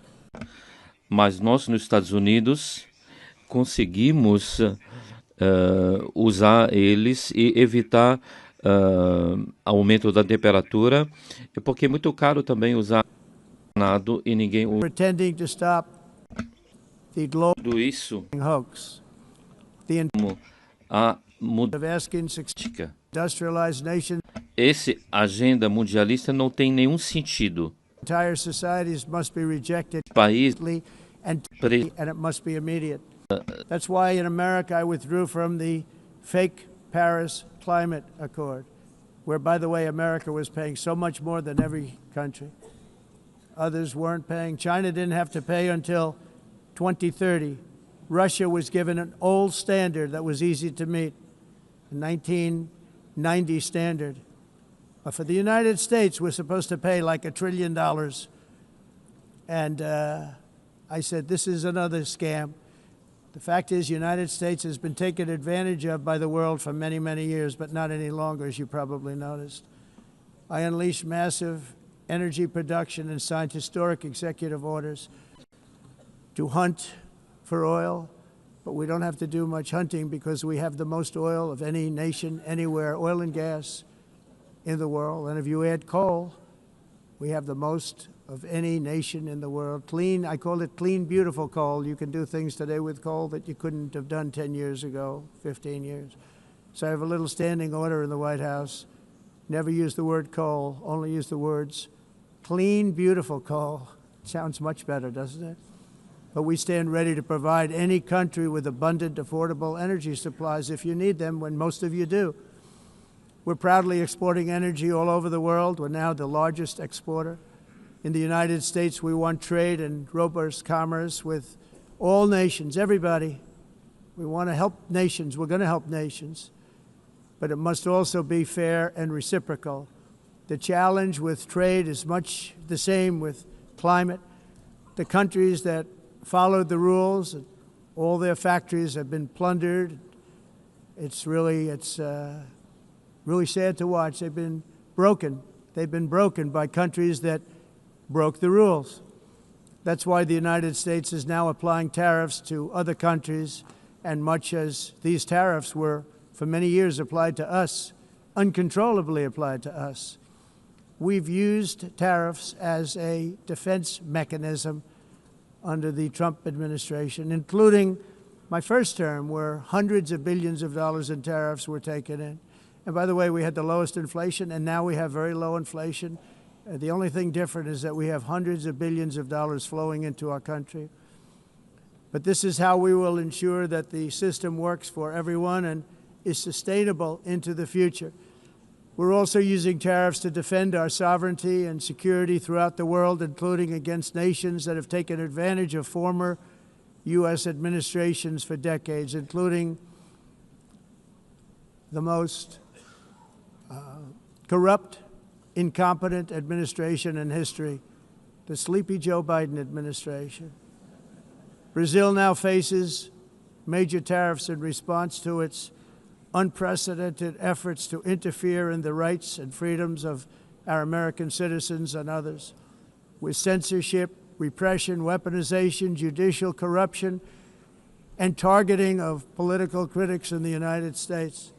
I have a little problem saying this because I must tell you, I was walking in and the leader of Brazil was walking out. We saw him and I saw him, he saw me, and we embraced. And then I'm saying, can you believe I'm going to be saying this in just 2 minutes? We actually agreed that we would meet next week. We didn't have much time to talk, like about 20 seconds. They were in retrospect, I'm glad I waited because this thing didn't work out too well. But we did talk, we had a good talk, and we agreed to meet next week, if that's of interest. But he seemed like a very nice man, actually. He liked me, I liked him. But if you, and I only do business with people I like. When I don't like them, I don't like them. But we had, at least for about 39 seconds, we had excellent chemistry. It's a good sign. But also in the past, Brazil, can you believe this, unfairly tariffed our nation, but now because of our tariffs, we are hitting them back, and we're hitting them back very hard. As president, I will always defend our national sovereignty and the rights of American citizens. So I'm very sorry to say this, that Brazil is doing poorly and will continue to do poorly. They can only do well when they're working with us. Without us, they will fail, just as others have failed. It's true. Next year, the United States will celebrate the 250th anniversary of our glorious independence, a testament to enduring power and American freedom and spirit. We will also be proudly hosting the 2026 FIFA World Cup, and shortly thereafter, the 2028 Olympics, which is going to be very exciting. I hope you all come. I hope that countless people from all over the globe will take part of these will be great celebrations of liberty and human achievement, and that together we all can rejoice in the miracles of history that began in July 4th, 1776, when we founded the light to all nations. And it's something really that an amazing thing came out of that date. It's called the United States of America. In honor of this momentous anniversary, I hope that all countries who find inspiration in our example will join us in renewing our commitment, values, and those values really that we hold so dear. Together, let us defend free speech and free expression. Let us protect religious liberty, including for the most persecuted religion on the planet today. It's called Christianity. And let us safeguard our sovereignty and cherish qualities that have made each of our nations so special, incredible, and extraordinary. In closing, I just want to repeat that immigration and the high cost of so-called green renewable energy is destroying a large part of the free world and a large part of our planet. Countries that cherish freedom are fading fast because of their policies on these two subjects. You need strong borders and traditional energy sources if you are going to be great again. Whether you have come from north or south, east or west, near or far, every leader in this beautiful hall today represents a rich culture, a noble history, and a proud heritage that makes each nation majestic and unique, unlike anything else in human history or any other place on the face of the earth. From London to Lima, from Rome to Athens, from Paris to Seoul, from Cairo to Tokyo and Amsterdam to right here in New York City, we stand on the shoulders of the leaders and legends, generals and giants, heroes and titans who won and built our beloved nations, all of our nations, with their own courage, strength, spirit, and skill. Our ancestors climbed mountains, conquered oceans, crossed deserts, and trekked over wide open plains. They charged into thunderous battles, plunged into grave dangers, and they were soldiers and farmers and workers and warriors and explorers and patriots. They built towns into cities, tribes into kingdoms, ideas into industries, and small islands into mighty empires. You're a part of all of that. They were champions for their people who never gave up and who never, ever gave in. Their values defined our national identities. Their visions forged our magnificent destiny. Everybody in this room is a part of it in your own way. Each of us inherits the deeds and the myths, the triumphs, the legacies of our own heroes and founders who so bravely showed us the way. Our ancestors gave everything for homelands that they defended with pride, with sweat, with blood, with life, and with death. Now the righteous task of protecting the nations that they built belongs to each and every one of us. So together let us uphold our sacred duty to our people and to our citizens. Let us protect their borders, ensure their safety, preserve their cultures, treasure, and traditions, and fight, fight, fight for their precious dreams and their cherished freedoms. And in friendship and really a beautiful vision, let us all work together to build a bright, beautiful planet, a planet that we all share, a planet of peace and a world that is richer, better, and more beautiful than ever before. That can happen. It will happen. It will happen, and I hope it can happen and start right now, right at this moment. We'll turn it around. We're going to make our countries better, safer, more beautiful. We're going to take care of our people. Thank you very much. It's been an honor. God bless the nations of the world. Thank you very much. Bye.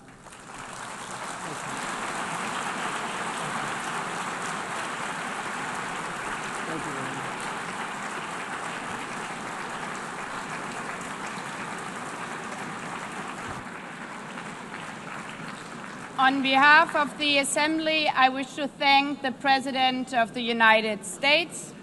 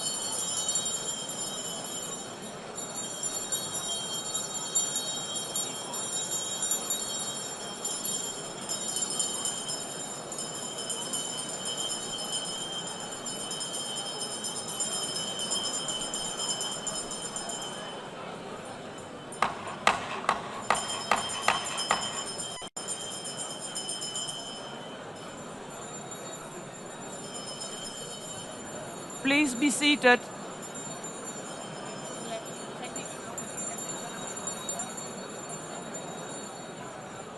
Please be seated.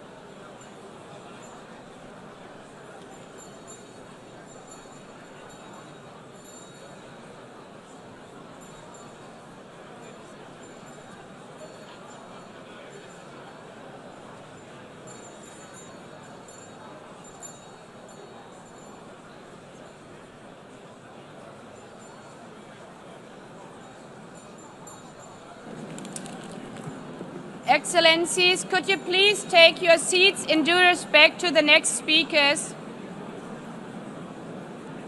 The second row, could you please take your seat right now?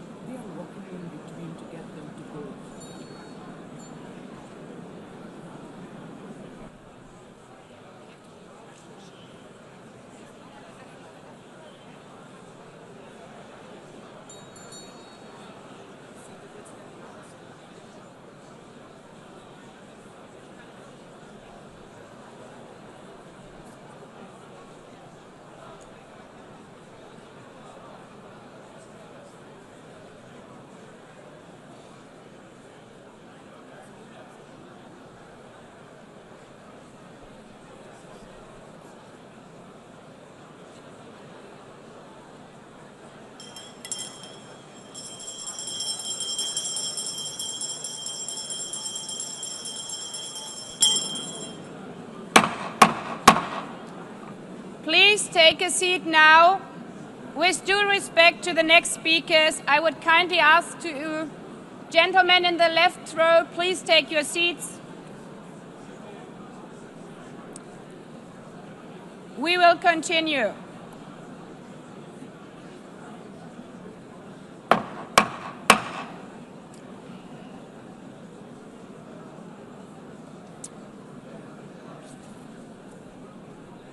Excellencies, as we are receiving queries, I would like to assure you that don't worry, the UN teleprompters are working perfectly.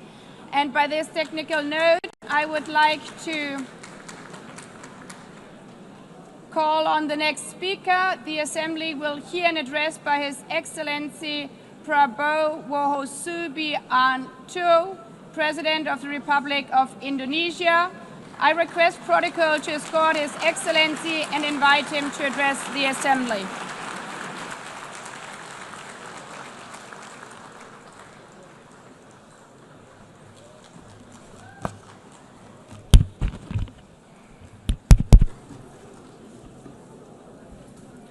His Excellency Mr. Antonio Guterres, Secretary General of the United Nations, Her Excellency Madame Annalena Baerbock, President of the United Nations General Assembly,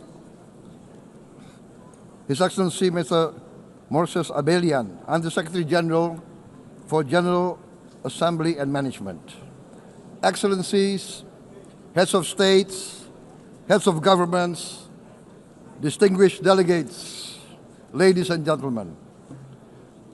It is indeed a great honor for me to stand in this august General Assembly Hall among leaders and representatives who represent almost all of humanity. We differ in race, religion, and nationality, yet we gather together today as one human family. We are here first and foremost as fellow human beings, each created equal, endowed with unalienable rights to life, liberty, and the pursuit of happiness. The words of the United Nations Declaration of Independence have inspired democratic movements across continents, including the French Revolution, the Russian Revolution, the Mexican Revolution, the Chinese Revolution, and Indonesia's own struggle and journey to freedom. It also gave birth to the Universal Declaration of Human Rights, adopted by the United Nations in 1948. All men are created equal was the creed that opened the way to unprecedented global prosperity and dignity. And yet, in our own era of scientific and technological triumphs, an era capable of ending hunger, poverty, and environmental ruin, we also continue to face today grave dangers, challenges, and uncertainties. Human folly, fueled by fear, racism, hatred, oppression, and apartheid, threatens our common future. My country knows this pain. For centuries, Indonesians lived under colonial domination, oppression, and slavery. We were treated less than dogs in our own homeland. We Indonesians know what it means to be denied justice and what it means to live in apartheid, to live in poverty, and to be denied equal opportunity. We also knew what solidarity can do in our struggle for independence, in our fight to overcome hunger, disease, and poverty. The United Nations stood with Indonesia and gave us vital assistance.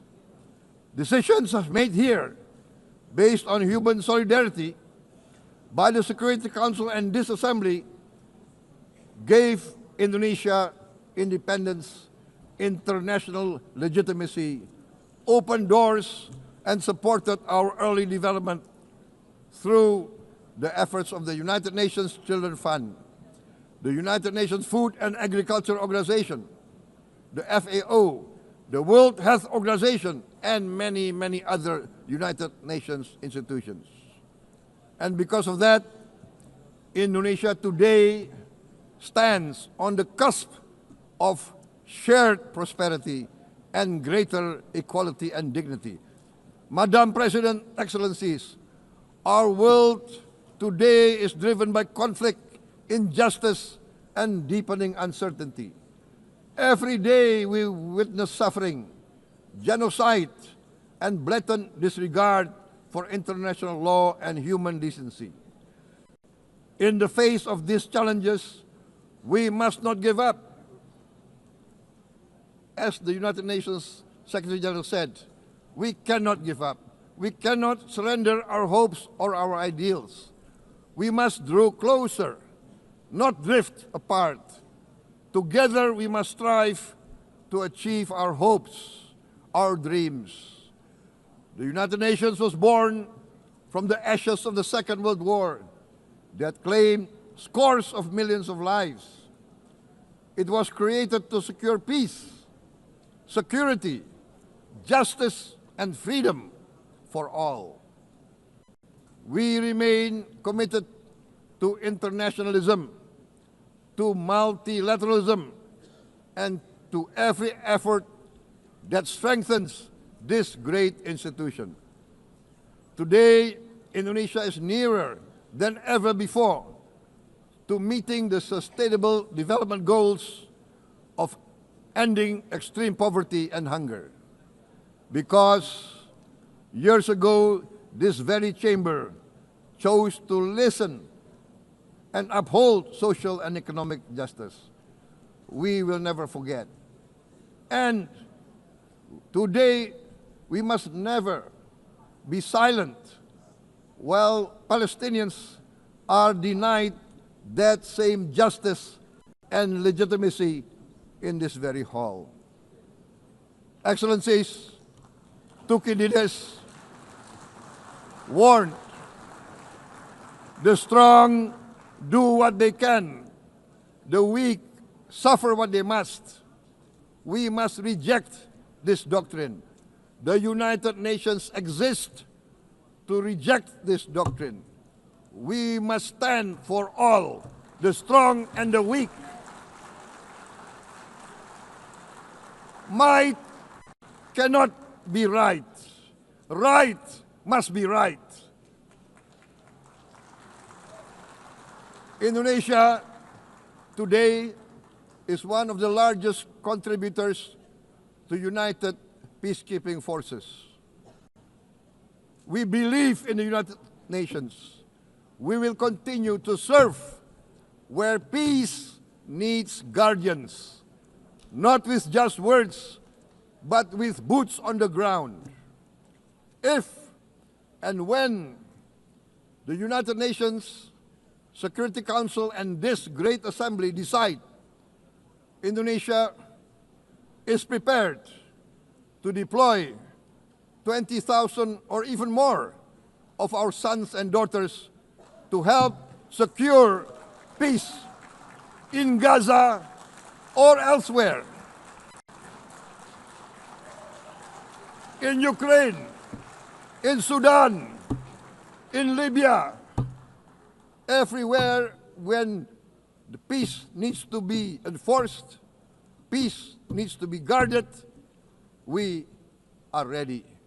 We will take our share of the burden, not only with our sons and daughters, we are also willing to contribute financially to support the great mission to achieve peace by the United Nations. Madam President, Excellencies, I propose to this Assembly a message of hope and optimism, grounded in action and execution. Today, we heard the speech of Madam President, the President of the United Nations General Assembly. Yes, it is true what she said.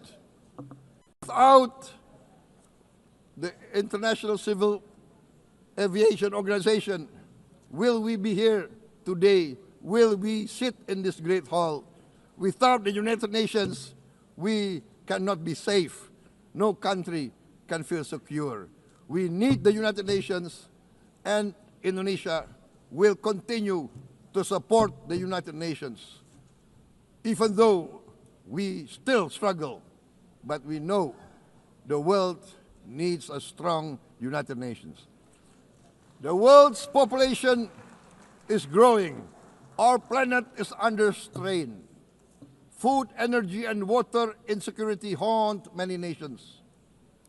We choose to answer these challenges directly at home and to help abroad wherever we can. This year, Indonesia recorded the highest rice production and grain reserves in our history.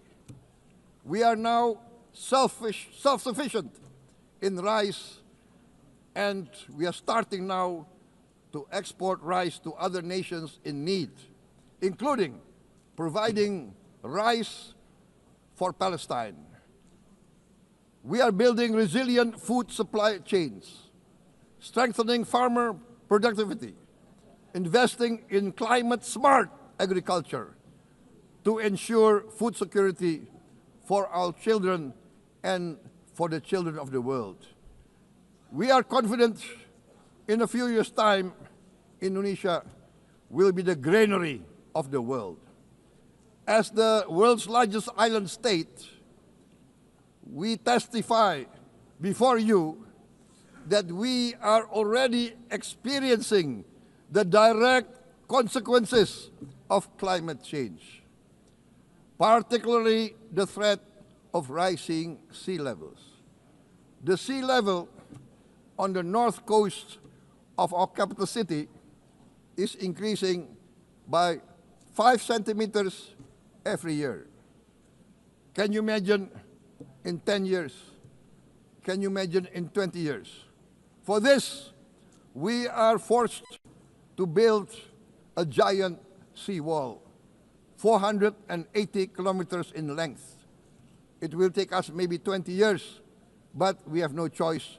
We have to start now. Therefore, we choose to confront climate change, not by slogans, but by immediate steps. We are committed to meeting our 2015 Paris Agreement obligations.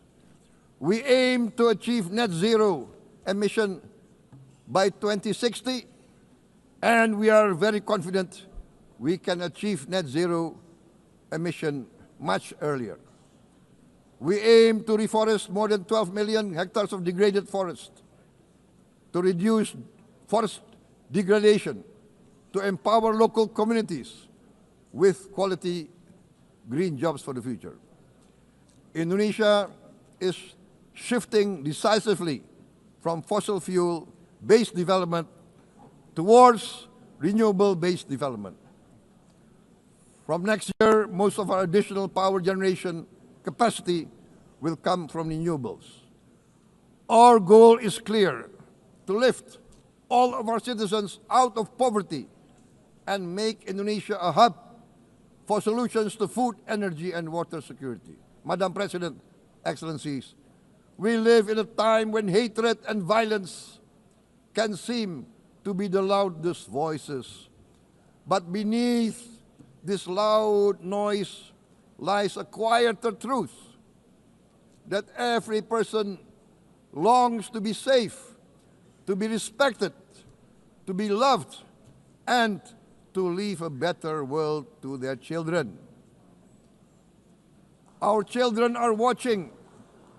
They are learning leadership, not from textbook, but from our choices. Today, still, a catastrophic situation in Gaza is unfolding before our eyes.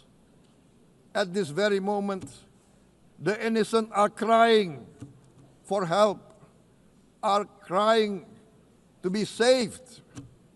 Who will save them? Who will save the innocent? Who will save the old and women? Millions are facing danger at this very moment. As we sit here, they are facing trauma. They are facing irreparable damage to their bodies. They are dying of starvation. Can we remain silent? Will there be no answer to their screams? Will we teach them that the human family can rise to the challenge?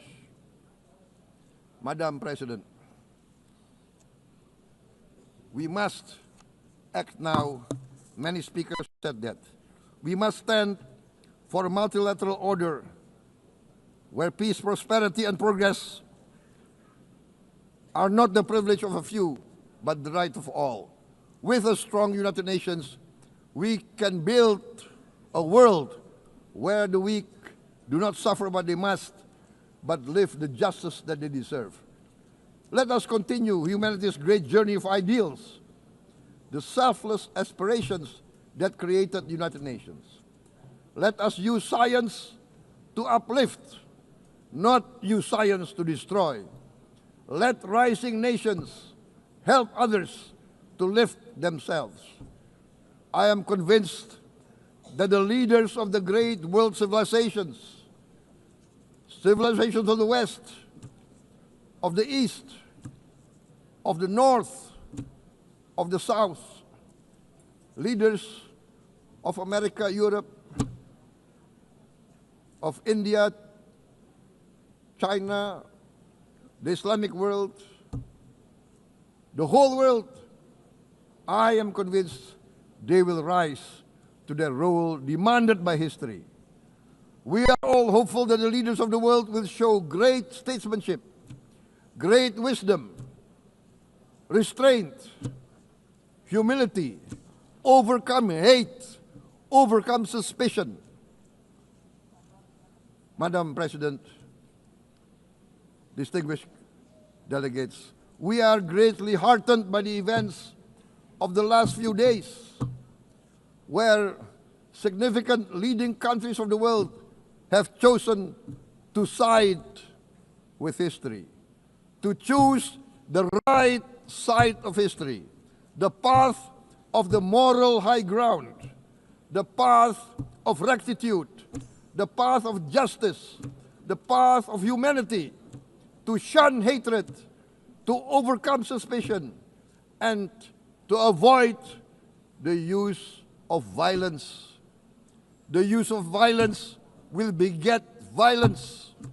No one country can bully the whole community of the human family.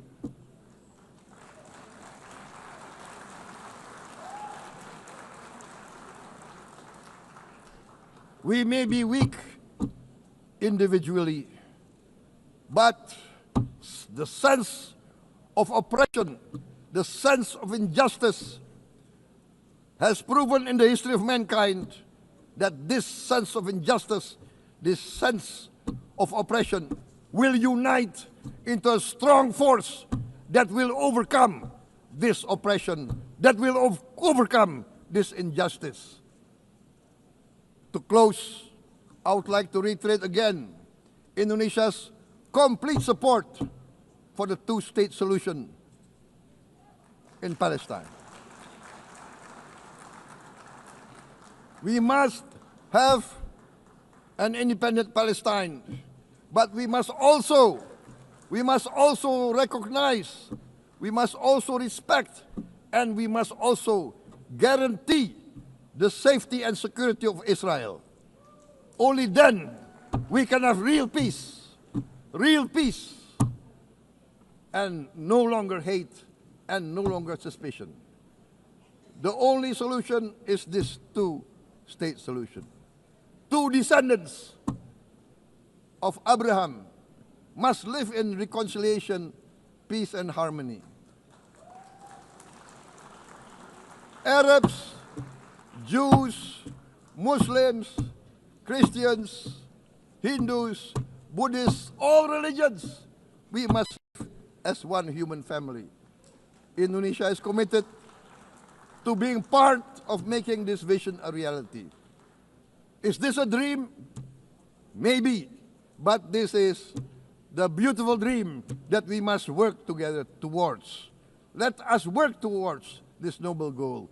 Let us continue humanity's journey of hope, a journey started by our forefathers, a journey that we must complete. Thank you. Wassalamualaikum warahmatullahi wabarakatuh.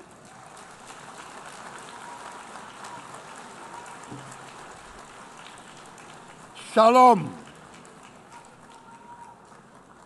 Om Santi, Santi, Santi Om. Namo Buddhaya. Thank you very much. May God bless us all. May peace be upon us. Thank you very much. Thank you. On behalf of the Assembly, I wish to thank the President of the Republic of Indonesia.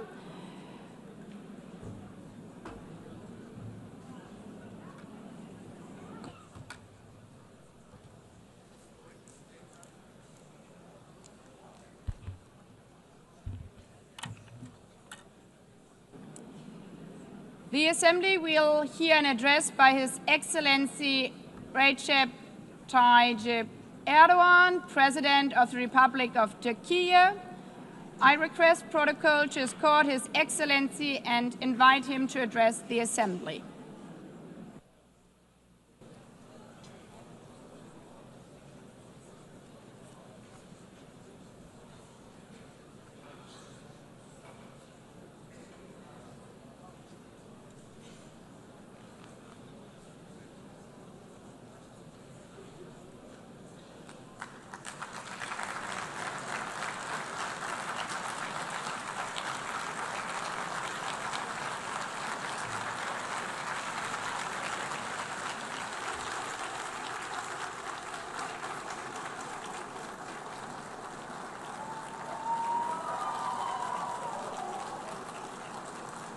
Sayın Başkan, Excellency President of UNGA, Excellencies Heads of State and Government, Distinguished Secretary General, distinguished delegation members, on behalf of myself and my nation, I greet you all with most heartfelt feelings.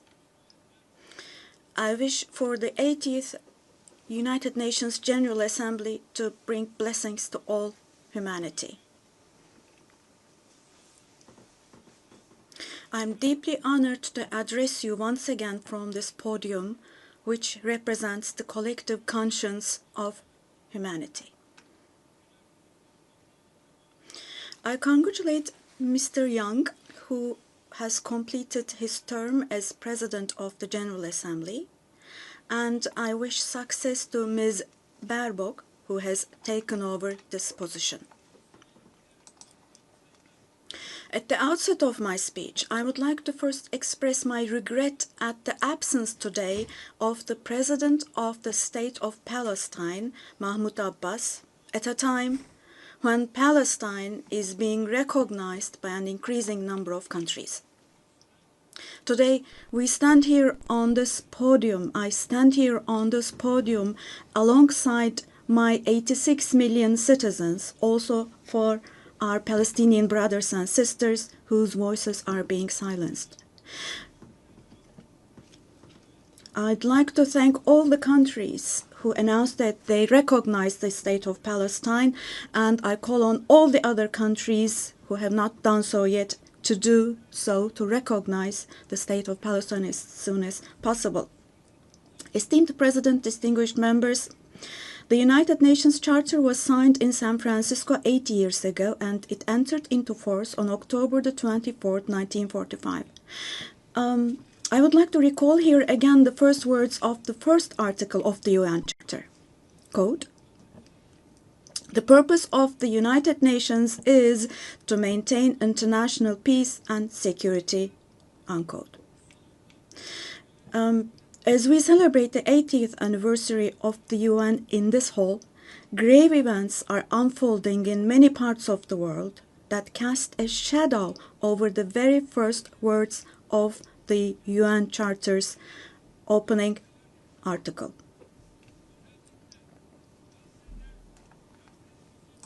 Particularly in Gaza, right before our very eyes, genocide has been going on for over 700 days now. Even as we gather here, as we speak now, Israel is currently massacring civilians in Gaza. The number of civilian casualties in Gaza has surpassed 65,000. Unfortunately, the number of people who are still trapped under the rubble is not yet known, and more than 20,000 of those who died were children. For the last 23 months, a child has been murdered by Israel in Gaza every hour. Yes, every hour. These are not just figures, dear friends. All of these, each one of these is a person, a human being, innocent people. People are now being killed not with weapons, but with the weapon of starvation. In the 21st century, under the gaze of the civilized world, 428 people died of starvation. Out of those 428, 146 were children, and this number is increasing every day. Now, I will show you a photo, which is a picture from daily life in Gaza. The first photo, as you see, these are people. These are women with these cups that they are holding in their hands, cups and buckets. Just feel your conscience and answer the following question. Can we possibly have a reasonable reason for this brutality in 2025? But this shameful picture in Gaza has been unfolding and is being repeated every day for 23 months now. And there are 2.5 million Gazans who live in 365 square kilometers. And every day what happens is they are being dragged from one place to another. The healthcare infrastructure of Gaza is completely collapsed. Doctors have been killed or they have disappeared while under custody. Ambulances have been hit. Hospitals targeted and destroyed. Treatment is not possible. Surgery is not possible. It's not possible to find medications. Now, dear friends, now as Tayyip Erdogan, with a heavy heart, with my heart bleeding here, I'm telling you, innocent little ones, just 2 or 3 years old, without hands, arms, or legs, have become, unfortunately, a common sight to see in Gaza.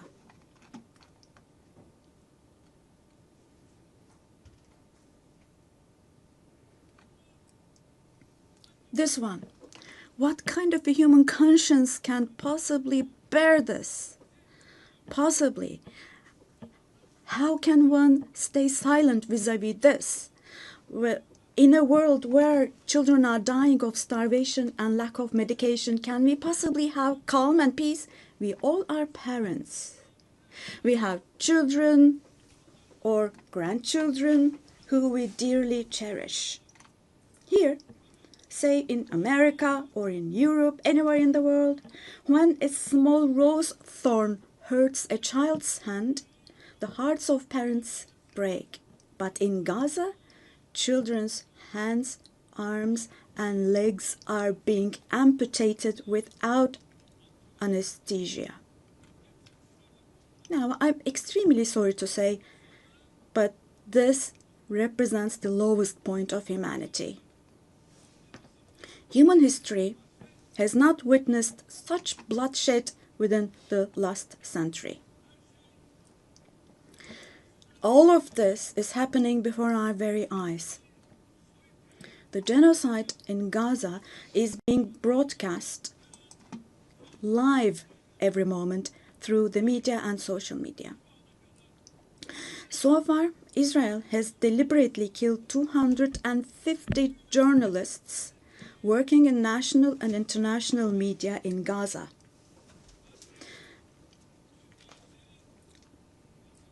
And they have closed all the entrance into Gaza, but they still have not been able to cover up the genocide. I wholeheartedly support Secretary General Guterres because he consistently draws attention to the ongoing genocide in Palestinian territories, and I would like to once again congratulate him for his courage.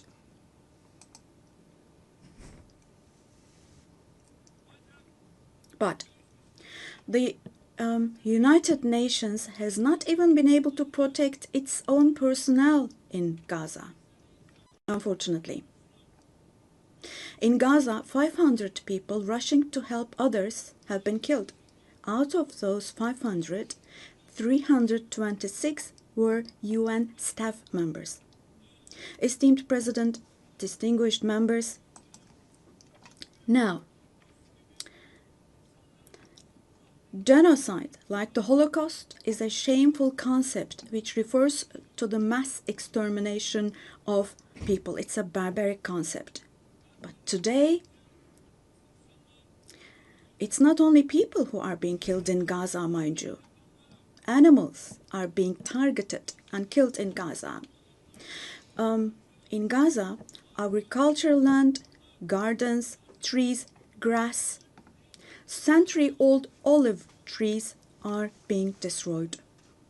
In Gaza, water supplies are being destroyed and polluted.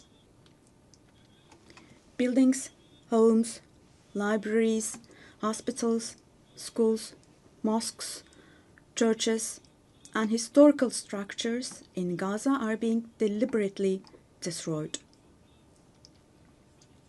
The soil of Gaza is being rendered useless for humans, for animals, and for plants. So, Now, let me show you yet another photo. And let me ask you here. Look at this photo. What could this photo here possibly have to do with security concerns? This is being against life, don't you think? Let me state this openly from this podium. There is no war in Gaza. We cannot possibly talk about the presence of two sides in Gaza. Because in Gaza, on one side, there is a regular army with the most modern, most lethal weapons, and on the other hand, there are innocent civilians, innocent children. This is not fight against terrorism. This is an occupation, deportation, exile, genocide, and life destruction, mass destruction policy carried out by invoking the events of October the 7th. Today, while Gaza is being destroyed under the pretext of Hamas, concurrently, simultaneously, the West Bank, where Hamas is not in power, is also being occupied step by step, and innocent civilians are being massacred through executions. Moreover, Israel is not limiting itself to Gaza and the West Bank only. By launching attacks on Syria, on Iran, Yemen, and Lebanon, Israel is also threatening regional peace. Just recently, an Israeli attack took place against a delegation meeting in Qatar for ceasefire negotiations. The attack on Qatar has also shown that the Israeli leadership is now completely out of control.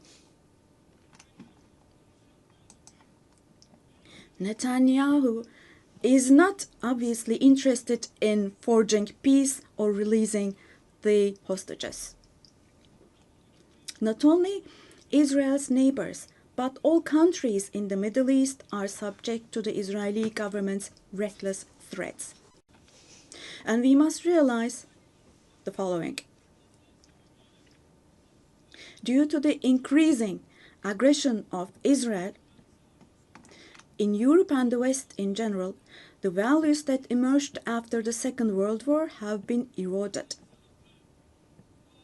The most fundamental human rights, such as freedom of expression, freedom of the press, freedom of assembly and protest, women's rights, children's rights, democracy, equality, and justice, have been shelved away.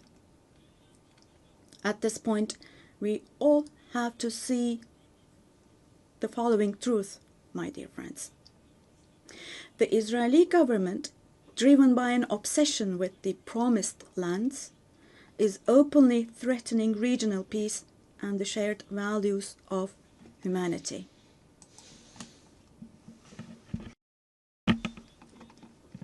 Three celestial religions. Jerusalem hosts all three celestial religions, and a common inherited holy place, Al-Quds, is holy for all three religions. This madness disturbs conscientious Jews. It fuels anti-Semitism around the world. We cannot continue with this madness anymore.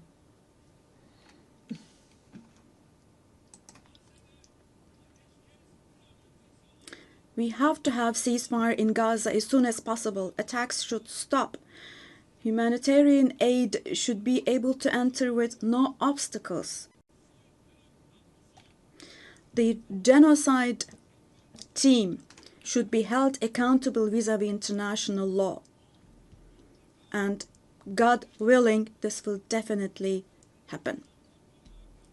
Vis-à-vis the barbarity taking place in Gaza, everyone who is keeping silent is accomplice to this barbarity. From here, I would like to call on all the heads of state and government. Today is the day. Today is the day to stand firm alongside the oppressed Palestinians and alongside humanity. while your peoples back home are reacting to the barbarity in Gaza, do show the courage to take action here. Fulfill your humanitarian duty toward Gaza, where children are raising children. On this occasion, I would like to say the following. There are peoples all around the world who are taken to the streets. Unarmed activists and volunteers from different countries of the world, academicians, students, journalists, everyone, all the defenders of Palestine. I would like to say to them, thank you so much, and clear bows and favorable winds for their actions. Esteemed delegation members, for 13 years, I have spoken to you from this platform about the oppression and conflicts in our neighbor, Syria. Just as I raise my voice today for the oppressed people of Gaza, likely for 13 years, I have also drawn attention to the cries of the Syrians, and here I became their voice and breath as well. The persecution that caused the death of 1 million people and that forced millions more to flee their homeland has, thankfully, become a thing of the past with the December 8th revolution. Our Syrian brothers and sisters opened the doors to a new period as of December the 8th. I believe that the people of Syria who fought against a bloodthirsty regime will also be able to carry the victory they achieved at great cost to its rightful place, God willing. We'll support with all our means the vision of a one and unified Syria with no forms of terrorism, especially ISIS, being present. A free Syria where security is established is what we want. As stability takes root in Syria, the winners for sure will be all the neighboring countries, our entire region, along with Syrians. And the brotherly countries in the Gulf. I would like to thank them for their contributions for Syria to recuperate. All the regional and international actors who share the same principles with us, God willing, we will continue with our cooperation with all those actors in the same manner. Esteemed friends, we hope that the nuclear issue with our neighbor Iran will be resolved through diplomacy as soon as possible. It should not be forgotten that our region cannot tolerate yet another crisis. Meanwhile, the stability, security, and prosperity of our neighbor Iraq are extremely important for the well-being of our region. In this regard, we attach great importance to strategic moves based on stability and prosperity, such as the Development Path Project. In the north, we are hosting with great enthusiasm the Istanbul process between Russia and Ukraine, both of which are our neighbors. Through direct talks, we facilitated the exchange of several prisoners and corpses, and we worked to identify the modalities of peace negotiations between the parties. Don't forget, there is no winner of war and no losers of a just peace. So with this motto in mind, in the coming days also, we will continue to work hard for a peaceful ceasefire.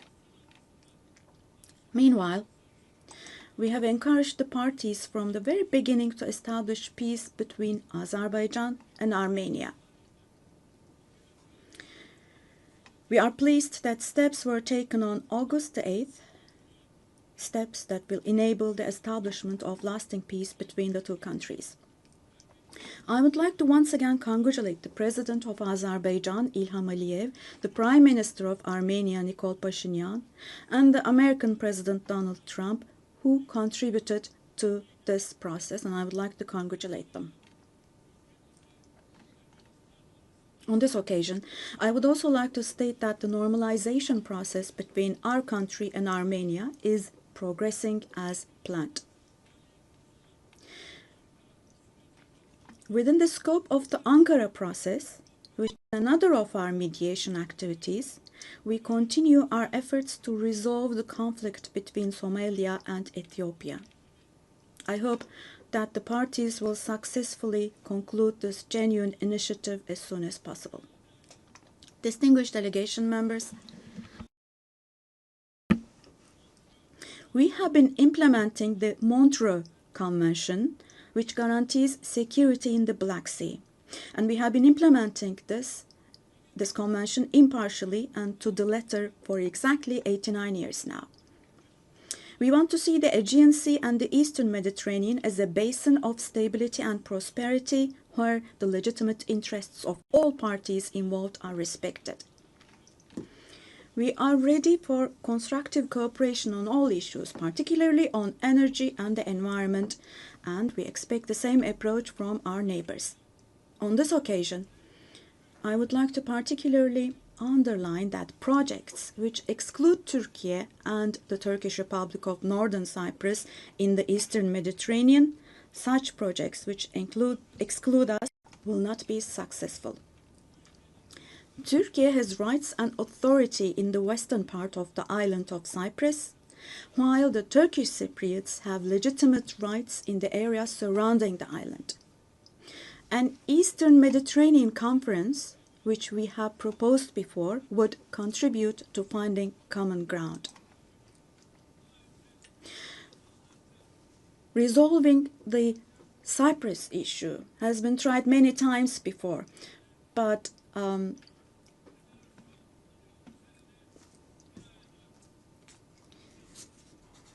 due to the rigid stance of the Greek Cypriot side, no resolution has been found. We cannot possibly have this as a foundation for a resolution of the issue. There are two separate states and two separate peoples on the island of Cyprus. Turkish Cypriots are equal owners of the island, and they will not accept being a minority. The international community must put an end to the unfair and inhumane isolation that the Turkish Cypriots have been subjected to for half a century now.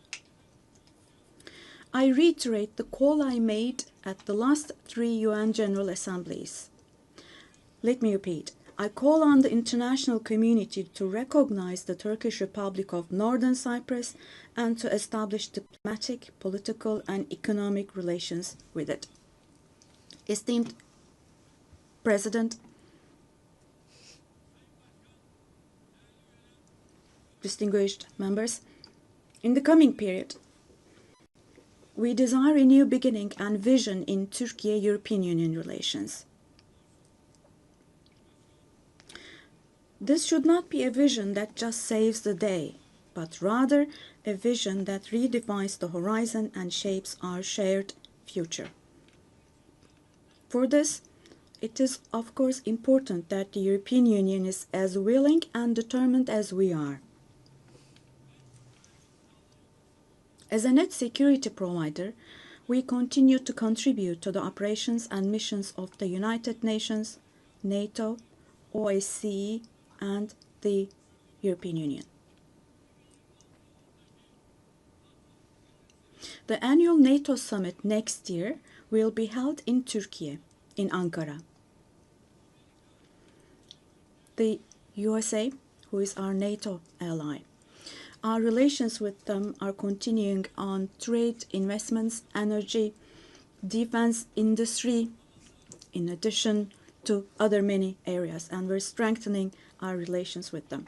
Meanwhile, we attach great importance to the peace, stability, and prosperity of our brotherly countries in Central Asia, which is our ancestral homeland.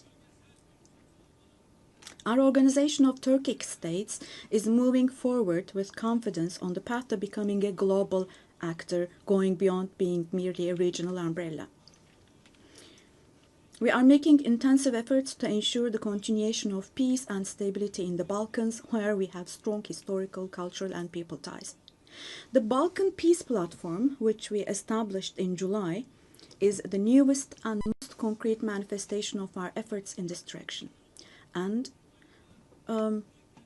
this October, we'll once again assume the command of KFOR forces. In Afghanistan, our fundamental desire is that the current administration demonstrates an approach that embraces the society and that takes human values into consideration. In this process, it is essential that the international community does not leave Afghan people alone, and as Turkey and as the Turkish nation will stand by the Afghan people at all times. Esteemed friends, in South Asia, we consider the preservation of peace and stability to be of utmost importance. We are pleased with the ceasefire achieved following the tensions last April between Pakistan and India, the tension which had escalated into a conflict. It is important to see a cooperation between the two countries when it comes to counterterrorism. The issue of Kashmir should be resolved on the basis of resolutions of the UN for the best for our brothers and sisters in Kashmir through dialogue, we hope. In the continent of Africa, from education to health, from infrastructure to in other areas, our relations are improving annually. And while providing all possible support to Somalia, we are also continuing our humanitarian aid activities. In Sudan, the conflict that has been going on for over 2 years saddens us deeply. Stopping the bloodshed in Sudan and establishing sustainable peace is the shared responsibility of the international community. And Turkey's efforts in this direction will continue. The Great Lakes region has suffered greatly from years of ongoing instability and conflict. Our hope is that these conflicts in the east of the Democratic Republic of the Congo will give way to lasting peace and stability. We wholeheartedly support the efforts being carried out under the mediation of the US and the facilitation of Qatar. The increasing terrorist activities in West Africa, particularly in the Sahel Basin, are also of great concern to us.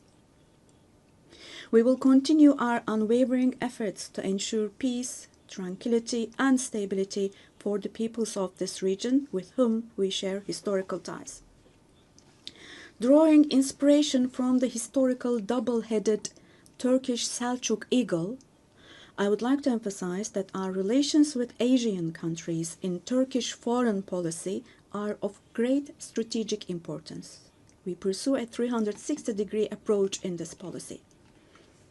Within the framework of our Return to Asia initiative, we are deepening our engagement with regional organizations such as ASEAN, the Indian Ocean Rim Association, for example.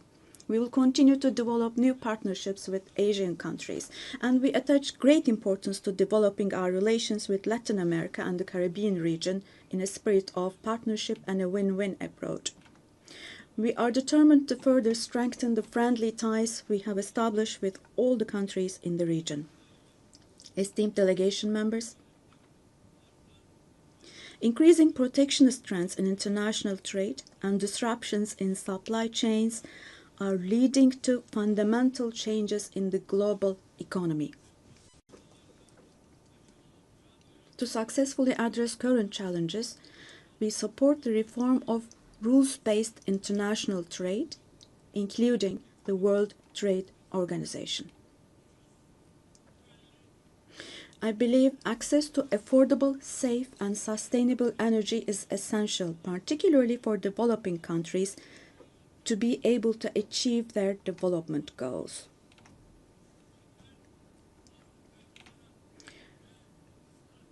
We are resolutely advancing the strategically important Trans-Caspian East-West Middle Corridor project, which extends from China to Europe. We contribute to the development of world trade with our modern transportation infrastructure and the Baku-Tbilisi Kars line. On our journey to build a future that respects nature, we are moving forward with determination towards the 2053 net zero emission target.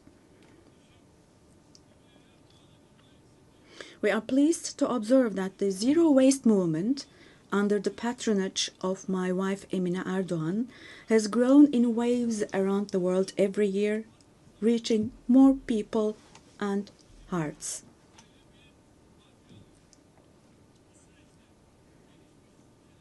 In this process, it is no longer a choice for developed countries to fulfill their responsibilities. It has now become an obligation for them.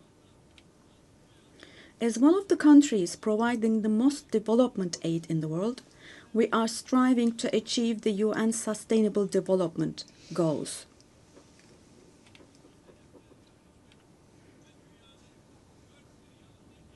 To achieve the 2030 goals and to enable hundreds of millions of people around the world to live with dignity, we advocate for aligning the global financial architecture with the principle of leaving no one behind. And here, let me also particularly draw your attention to the following. While we grapple with geopolitical challenges, humanity is also witnessing an extraordinary leap forward in artificial intelligence, AI. The transformative power and the benefits offered by these technologies, no society should be deprived of these benefits. AI technologies should be used for the benefit of humanity, not as a new tool of domination. The UN Technology Bank for the Least Developed Countries, which we host in Turkey, plays a critical role in closing the digital and technological gap.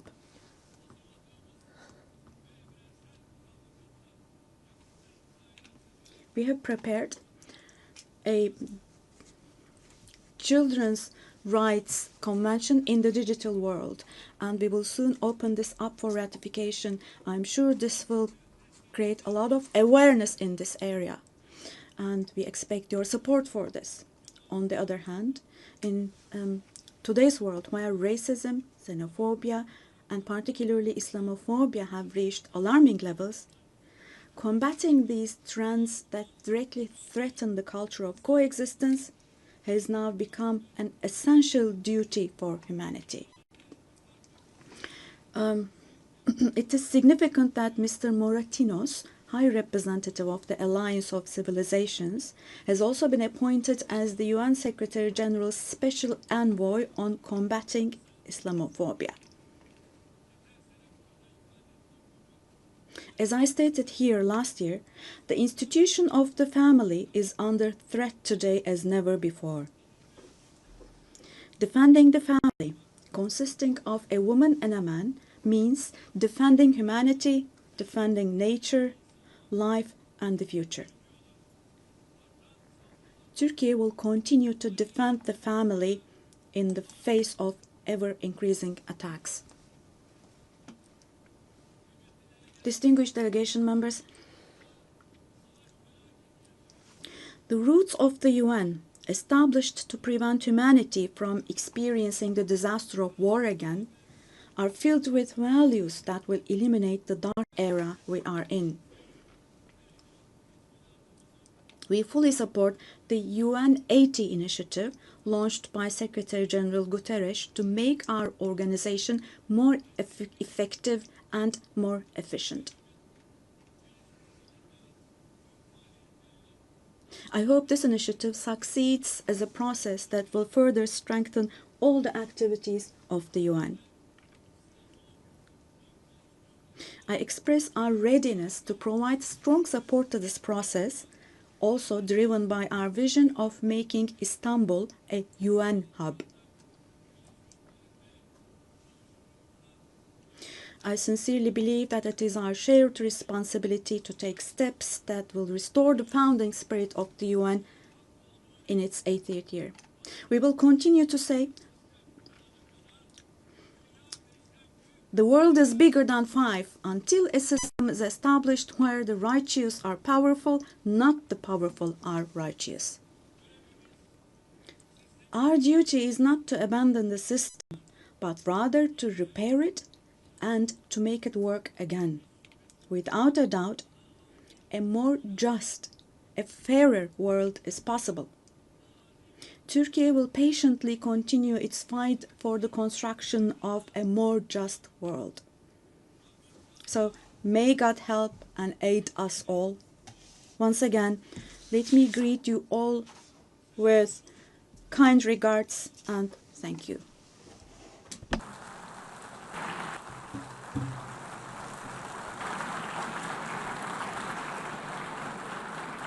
On behalf of the Assembly, I wish to thank the President of the Republic of Turkey. The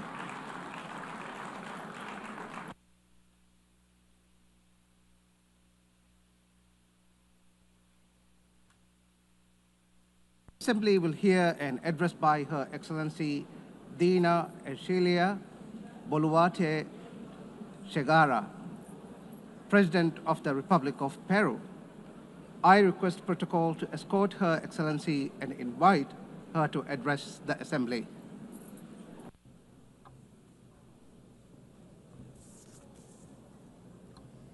Señora. Madam President of the General Assembly, Annalena Baerbock. Secretary General of the United Nations, Antonio Guterres. Ladies and gentlemen, heads of state, ladies and gentlemen present here in this august forum. Peru is the center and cradle of great millennial civilizations, the last of which was the Inca Empire, which left us a legacy of greatness. We are also heirs of the Viceroyalty of Peru, which encompassed 2/3 of South America. We are a mestizo nation, a fundamental mix between Hispanic and Andean peoples, proud to be the heirs of the two greatest empires of Europe and America of the 16th century. The Peruvian people today are resilient, entrepreneurial, supportive, and lovers of peace, freedom, and democracy. Our great writers, Mario Vargas Llosa and José María Arguedas, shared the idea that Peru is a country of all bloods. Our identity creatively expresses that we are the unity of the diverse, united under the same red and white Peruvian flag. In our country, native peoples and peoples of the world live together in peace and unity as a great synthesis of Peru, the country in which Pope Leo XIV lived and worked in for 40 years, a naturalized Peruvian because of his deep love for our people, both for his supportive as well as his peaceful disposition and his Catholic and Christian faith. All studies indicate that we are the most entrepreneurial country in the world, which is why, after the COVID-19 pandemic, that, due to poor government administration, claimed more than 2 million lives. But we have begun to recover, and today we look back on more than 17 months of consecutive economic growth. We have overcome the recession and inflation caused by political violence and by corruption, a failed coup d'etat, and the flight of more than $20 billion That was between 2021 and 2023. We have regained the trust of national but also of foreign investment, and we have embraced freedom. We are a solvent and a stable country. Because of the coup attempt of December 2022, which sought to establish a dictatorship by forcing all branches of the state into submission, I had to constitutionally assume the presidency of the Republic. Since that date, a narrative was established by which the coup plotter became a victim, and the president, who constitutionally and legally assumed the presidency, was accused by some quarters of being a coup plotter and usurper. Lies turned into truth, and truth turned into lies. This is one of the issues of our time.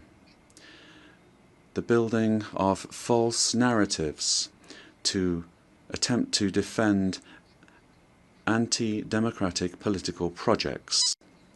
The thinking goes that ideologies of hatred, where they're projects of failed states that grow into all-powerful states, require, in order to impose their will, a false narrative, in order to achieve their objectives through violence, and who, once in power, crush freedoms, silence the press and democratic opposition, violate human rights, and begin to control, to confiscate, and to expropriate private companies, creating a corrupt bureaucracy that destroys the economy, society, and public morality.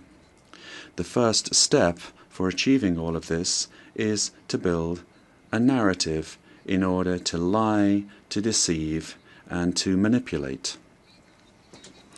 The ideology of class hatred is very skillful at distorting reality and building false narratives, because it uses the totalitarian method of repeating a lie ad infinitum, as was done in the world before the Second World War, and as is happening again today, because totalitarianism renews itself, presents itself with other faces,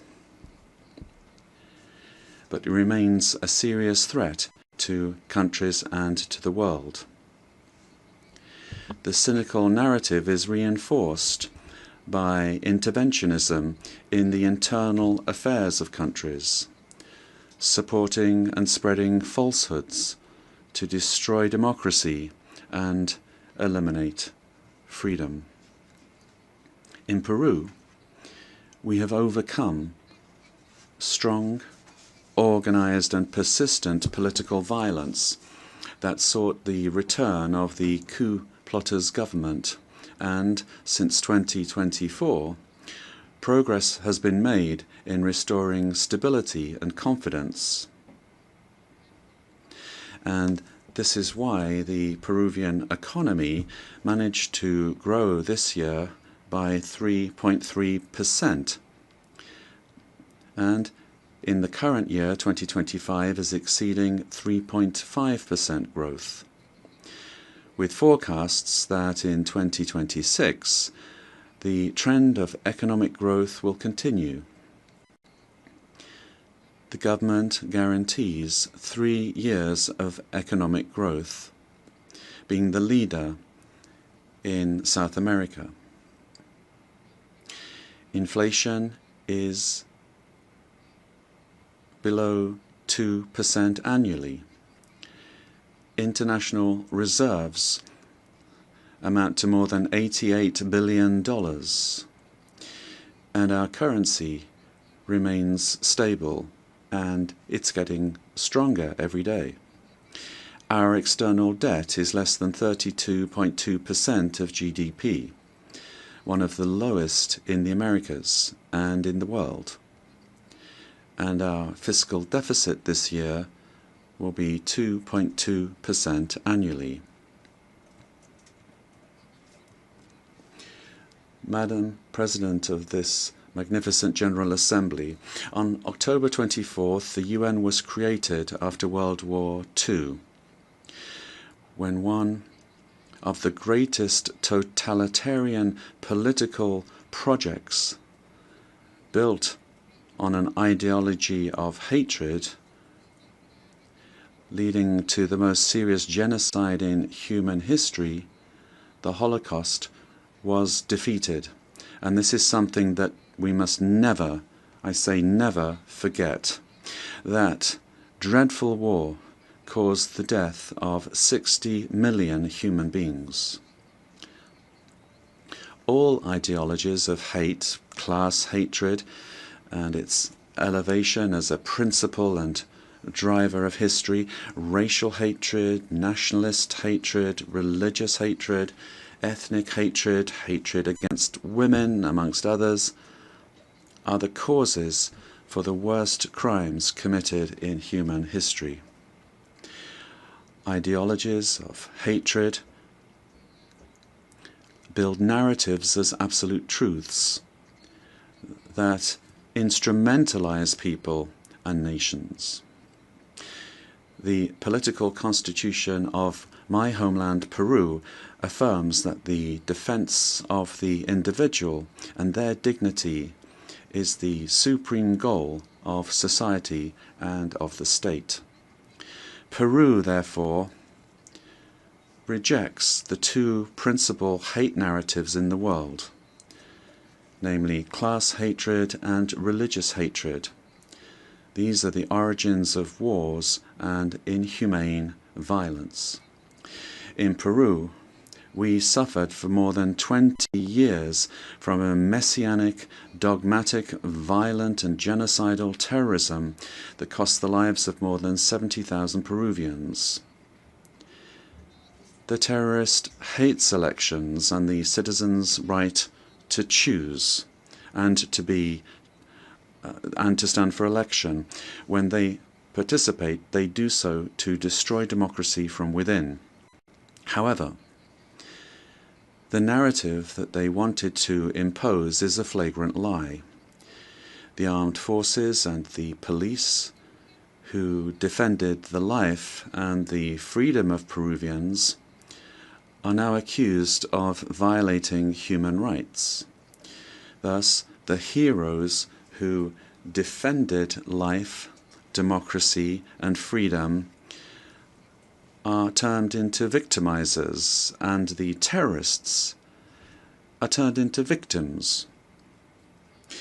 In this way, the heroes who defended democracy are being persecuted in trials that drag on for decades, while the terrorists are compensated and considered victims. This is the world in reverse. The UN was a fundamental milestone in the 20th century, but in the 21st century, we must be more vigilant. It is our duty to prevent the world from plunging into new genocides and new violence. It is not acceptable in a civilized world that one country invade another using a false narrative to justify a war that first and foremost attacks the civilian population. It is not acceptable to slaughter civilians, to capture hundreds of young people, women, and even children, and use them as hostages. We live under the threat of international organized crime. In Peru, international crime based on extortion uses terrorist methods such as bomb attacks to submit citizens to its will. These criminal organizations that use weapons of war have created financial mechanisms to launder blood-stained money, sending large sums back to their countries of origin. They seek to normalize this violence, which requires, in order to be defeated, recognition by the UN as terrorist organizations and new national and international legislation to stop them being a threat to the democratic system and to the development of peoples. It is also imperative that we act against drug trafficking and illegal mining that destroys the environment, pollutes rivers, and condemns peoples and individuals to slavery. International crime has subjected thousands of women taken from their home countries through violence and deception and being exploited and deprived of their freedom. Ladies and gentlemen, we are living through times that recall the darkest chapters of our modern history, and Peru is convinced that the world does not need less UN, but more and a better UN, one that is in tune with the times. In times in which ideologies of hatred that caused and cause so much damage to humanity have taken refuge in lies, in misinformation, and which have penetrated democratic societies. Peru, as a founding member, is committed to an open multilateral system based on international law and the principles of the UN Charter. And we see in the UN the pillar of the model that has brought peace and prosperity. But we have to look at what's happening around us in the world.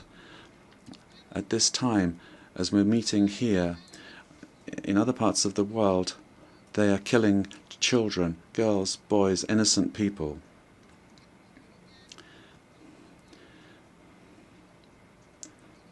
Prosperity will only come if we are united and work together. And we have to adapt to new threats. Each of our countries has the duty to make their contribution towards finding solutions to the problems that we all face together. And my country is striving to do this. But the interconnection of our societies and economies means that it is only through international cooperation that we can resolve the crises which we face. If we do not reform the United Nations, our common home, to restore representativeness and effectiveness to its action, then we run the very serious risk of seeing one of the most precious instruments that the international community has for world stability disappearing. For this reason, Peru supports the work of the UN80 initiative, launched by the Secretary General, placing particular emphasis on the need to refocus the organization on its fundamental functions, bringing it closer to the needs of peoples, and at the same time making it more efficient. UN80 must be an opportunity to strengthen multilateralism and ensure that the organization is better prepared to achieve its essential goals. This reform can only truly become fully effective if it is complemented by a transformation in UN governance that prevents institutional stalemates when it comes to decision-making, while ensuring its suitability. Ladies and gentlemen, In Peru, our government is working to meet its commitments, both to our citizens as well as to the international community, facing the threat of organized crime resulting from the collapse of tyrannical governments that led to migration to other countries. This is true of our country. From day one, my government has fought to restore governance in the country and to defeat polarization and violence. In Peru, there is full separation of powers, the rule of law, respect for freedom, and human rights. My government is the most stable of the last 5 years, during which 5 presidents have succeeded one another. We are fighting for citizen security, facing crime that takes advantage of the rise in the price of gold, and drug trafficking. We have achieved positive, verifiable results in these areas. We are working to strengthen human capital. We are fighting child malnutrition and anemia. And we are building schools and hospitals throughout the country, which has not been done in recent years. The priority is children, women, and the Peruvian family.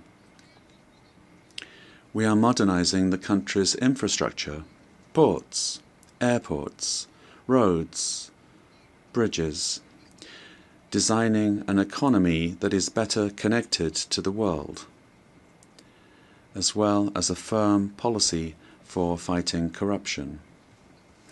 Our goal is to guarantee free and impartial elections, defeating the attempt of a violent minority that seeks their failure. Ladies and gentlemen, the United Nations organization has always been present in the modern history of my country, particularly in its most difficult moments. Similarly to what is happening elsewhere in the world, and despite our efforts, Peru today finds its democratic institutions and the rule of law under attack by the polarization of politics, the cause and consequence of the return of extremist violence.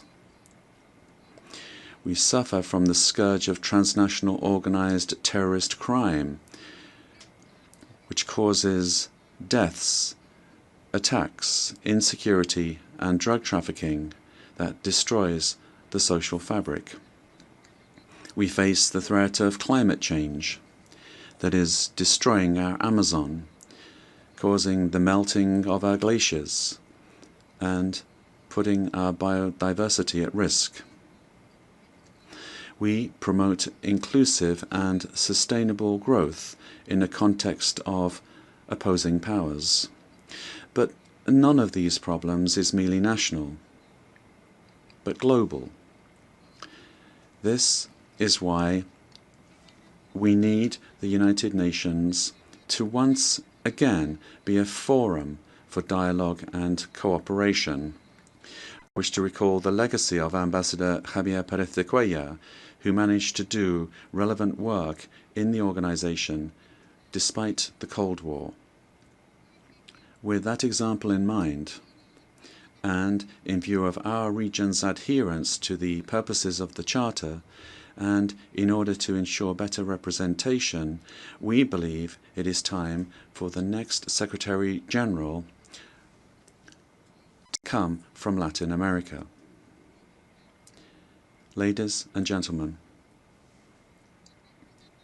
Peru is committed to ensuring that this General Assembly this year is not a mere commemoration, but the reaffirmation of our commitment to collective action that will revitalize the United Nations as a tool that supports peace and global unity, as well as development.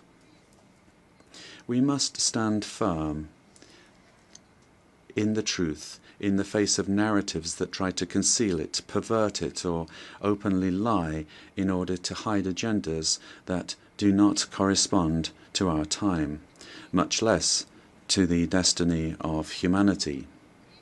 For this reason, it is essential that we strengthen truth against narratives that are based on hatred, the lie repeated that seeks to impose itself and only leads to destruction. But despite all of these obstacles, truth will find a way, and truth will set us free. Peace and unity for Peru and for the world, for all those on the planet. Ama Yulia Cuspa, buscando el desarrollo de nuestro.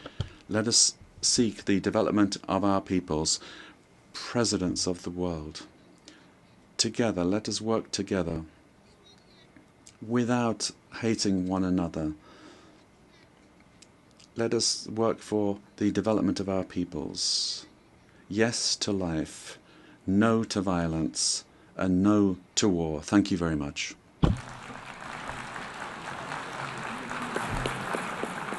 On behalf of the General Assembly, I wish to thank the President of the Republic of Peru.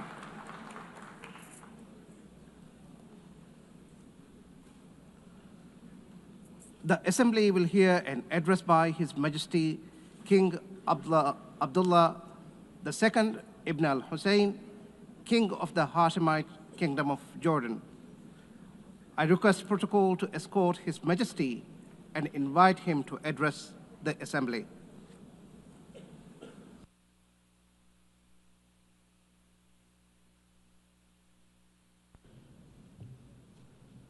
Bismillahir Rahmanir Rahim. Mr. In the name of God, the compassionate, the merciful. General Assembly, at another occasion when I stand before you to address the same issue, the conflict in the Middle East. And not for the first time, developments on the ground have made me question the worth and utility of words in capturing the magnitude of the crisis. Yet not speaking about it would signal acceptance of the situation and abandonment of our humanity. And that I will not do. Our UN General Assembly was born 80 years ago, pledging to learn from, not repeat, history. The world vowed never again. However, for almost as long, Palestinians have been living through a cruel cycle of yet again, bombed indiscriminately, yet again, killed, injured, and maimed, yet again, displaced and dispossessed, yet again, denied rights, dignity, their basic humanity, yet again. So I must ask, how long? How long will it be before we find a resolution to this conflict, one that safeguards the rights of all sides and allows a level of normalcy in the lives of the families at its core? How long will it be before I stand before you and speak not of suffering and devastation in my region, but of prospect, prosperity, and potential? Sadly, this is not the only conflict in our world. And some may say that other wars are also devastating. But the Palestinian-Israeli conflict remains unique. It is the longest standing conflict in the world.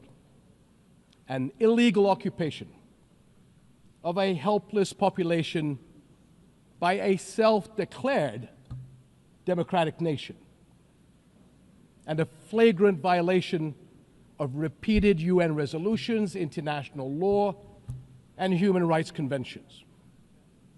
A failure that should have elicited outrage and action, especially from major democracies. Instead, it has been met with decades of inertia. My friends, the war in Gaza marks one of the darkest moments in this institution's history. But although it is today's horror, the injustice stretches back decades. The Palestinian-Israeli conflict has been on the UN agenda throughout its 8 decades of existence. How long will we be satisfied with condemnation after condemnation without concrete action?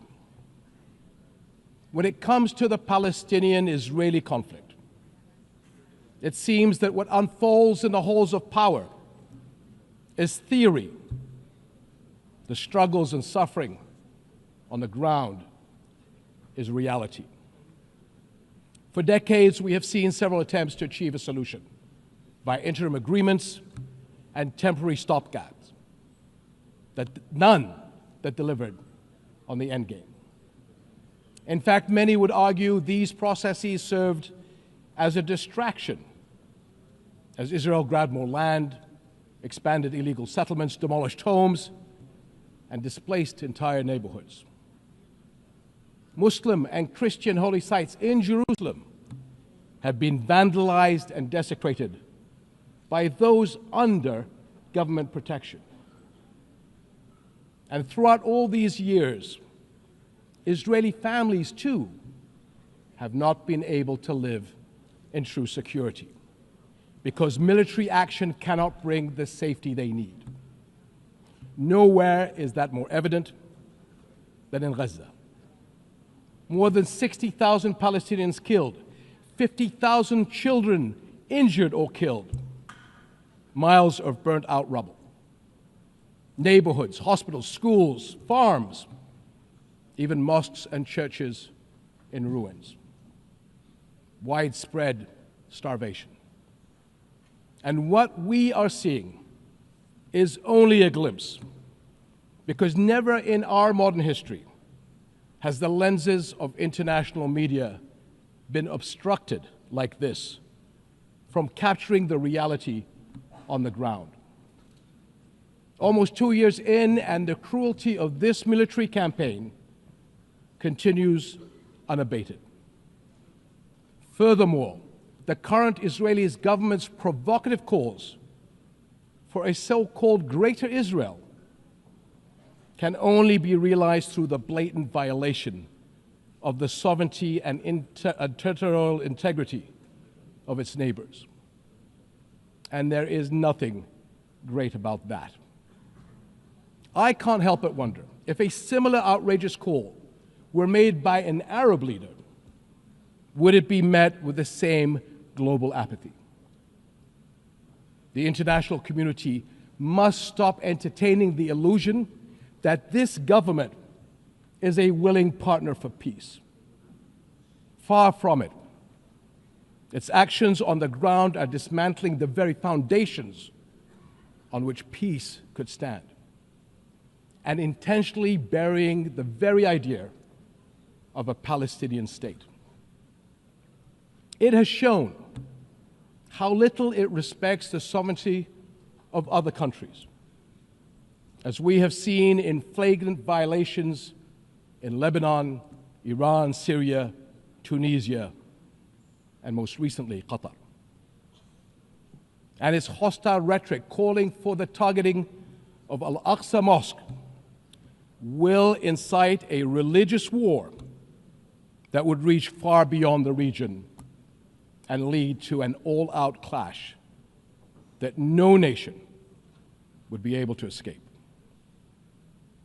How long before we hold all nations to the same standards? How long before we recognize the Palestinians as people who aspire to the same things you and I do? and we act on that recognition. How long before we recognize that statehood is not something Palestinians need to earn? It is not a reward. It is an indisputable right.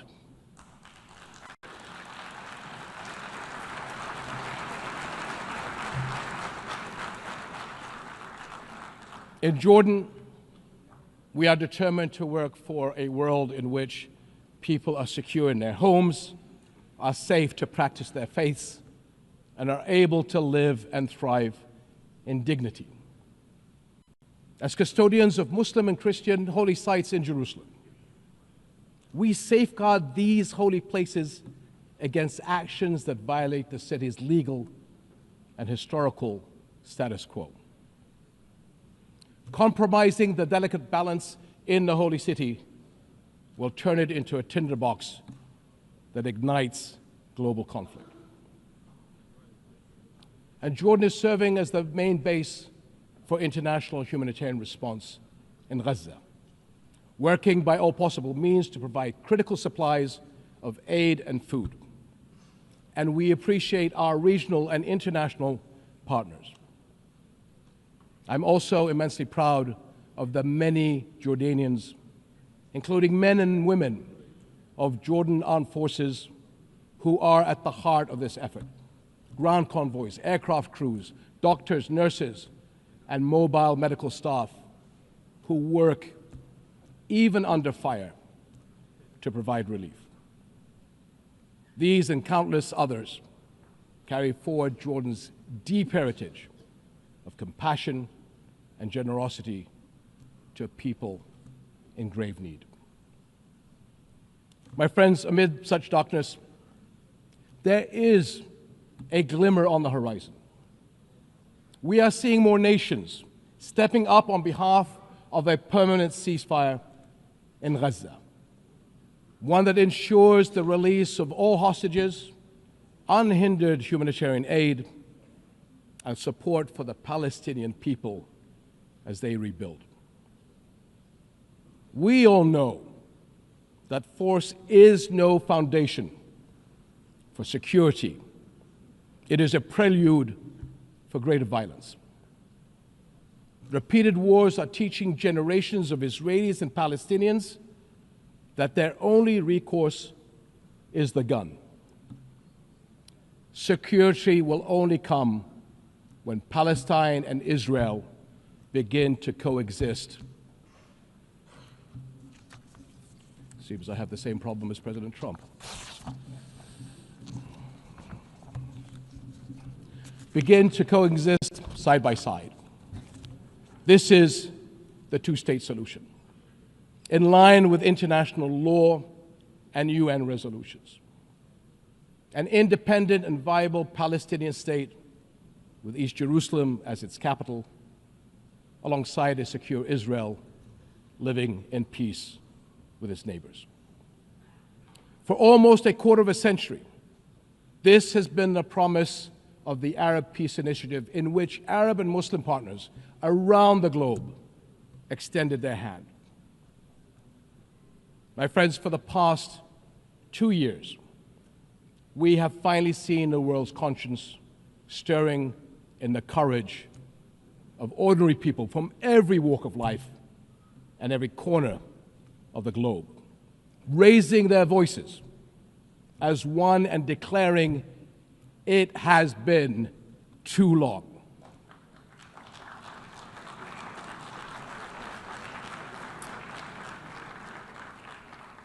This United Nations must echo that call. It has been too long, and it must act on that call until peace is a reality. Thank you.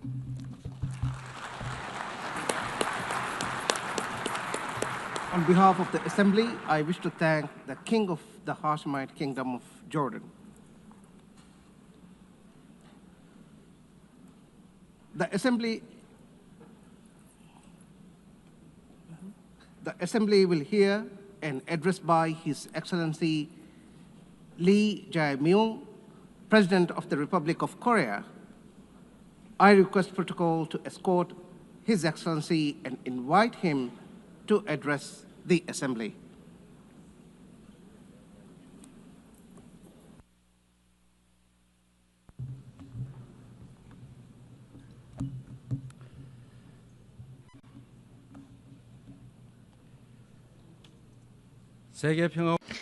I would like to express my respect and gratitude to all members of the United Nations and staff of the UN Secretariat for their contribution to world peace and shared prosperity. I extend my sincere congratulations to Her Excellency Annalena Baerbock on assuming the presidency of the 18th session of the UN General Assembly. I also pay tribute to Secretary General Antonio Guterres for his unwavering dedication and hard work. I hope the 18th session of the UN General Assembly will achieve even more meaningful results under their outstanding leadership. Madam President, Mr. Secretary, and distinguished delegates, this year is a meaningful year marking the 80th anniversary of the founding of the United Nations. The past 80 years of the UN has been a valuable journey of protecting the dignity and values of humanity and at seeking a path forward for future generations. If someone asks what the UN has achieved, I would confidently reply, look at the 80-year history of the Republic of Korea. It is no exaggeration to say that the Republic of Korea's history, dotted with challenges and responses, is the history of the United Nations, which has constantly confronted enormous challenges facing humanity. Liberated from colonial rule the very year that the United Nations was founded, the Republic of Korea emerged from the scars of division and ashes of war through UN assistance, maintaining national identity while achieving industrialization and blooming into a democracy. Therefore, the Republic of Korea in itself is a country that has proven the value of the UN's existence. Whenever the Republic of Korea revived the hopes of lives as precious as the weight of the universe amidst horrific wars and disasters, the UN flag fluttered at the center of that intense solidarity. The United Nations has strived to provide equal rights and opportunities to everyone without discrimination, and has provided education and vaccines to make children's lives blossom. The small country in the East, which rose with the support of the UN and the international community, has become a proud UN member that is drawing the world's attention. It is raising its role and responsibility as a member of the international community more rapidly than any other country. There were times when democracy and peace were in crisis, but each time the Republic of Korea rose with indomitable strength. Even a safe coup could not break the people of the Republic of Korea's strong will, desiring democracy and peace. The revolution of light that the people of the Republic of Korea achieved against the darkness of the insurrection last winter was a historic moment that demonstrated the brilliant achievement of the UN spirit. The remarkable resilience and strength of democracy that the Republic of Korea has shown will be ours as well as that of the entire world. I need you to take my hand and guide me away from all this, away to where the light shines through, to where the flowers bloom. As the novelist Han Gang, laureate of the Nobel Prize in Literature, wrote, the Republic of Korea will be a milestone of light for all those who join the journey toward democracy. Today, at the UN General Assembly, where world peace and humanity's shared prosperity is discussed, I proudly announce that a new Republic of Korea, which will be a beacon of light for global citizens, has completely returned to the international community. Thank you. The Republic of Korea, which has grown thanks to the support and assistance of the UN, will not hesitate to take on the role of a leading nation, generously sharing its experience and history of restoring democracy. Despite ceaseless efforts from all corners of the world, the international community's determination and aspiration to maintain international peace and security 80 years ago still remains an unfinished task for everyone. 280 million people are still in a state of extreme hunger. Armed conflicts around the world, including in Ukraine and the Middle East, as well as the climate crisis, which has already become a real problem, threaten the survival of humanity. The answer lies in the wisdom of the pioneers who founded the United Nations, as well as the path that the people of the Republic of Korea demonstrated. There is only one way: more democracy. The people-centered government of the Republic of Korea, through the power of collective intelligence, is ceaselessly attempting innovations, seeking better alternatives in democracy. The way to solve common challenges facing the international community is no different. When all the countries experiencing the same problems gather here at the United Nations and continue multilateral cooperation, putting their heads together, we will all be able to move toward a bright future of peace and prosperity. I look forward to the UN 80 initiative presented by the Secretary General taking root as a vision that achieves UN's evolution and advancement in line with the demands of our time. I also hope the UN Security Council can increase the number of seats of non-permanent members reflecting changes in the international environment and enhance its effectiveness and representation. As a member of the UN Security Council for the term 2024 to 2025, the Republic of Korea is making efforts so that the UN Security Council can respond proactively to threats to the international peace and security. Madam President, Mr. Secretary General, and distinguished delegates, the Republic of Korea, having restored democracy, dreams of a better future.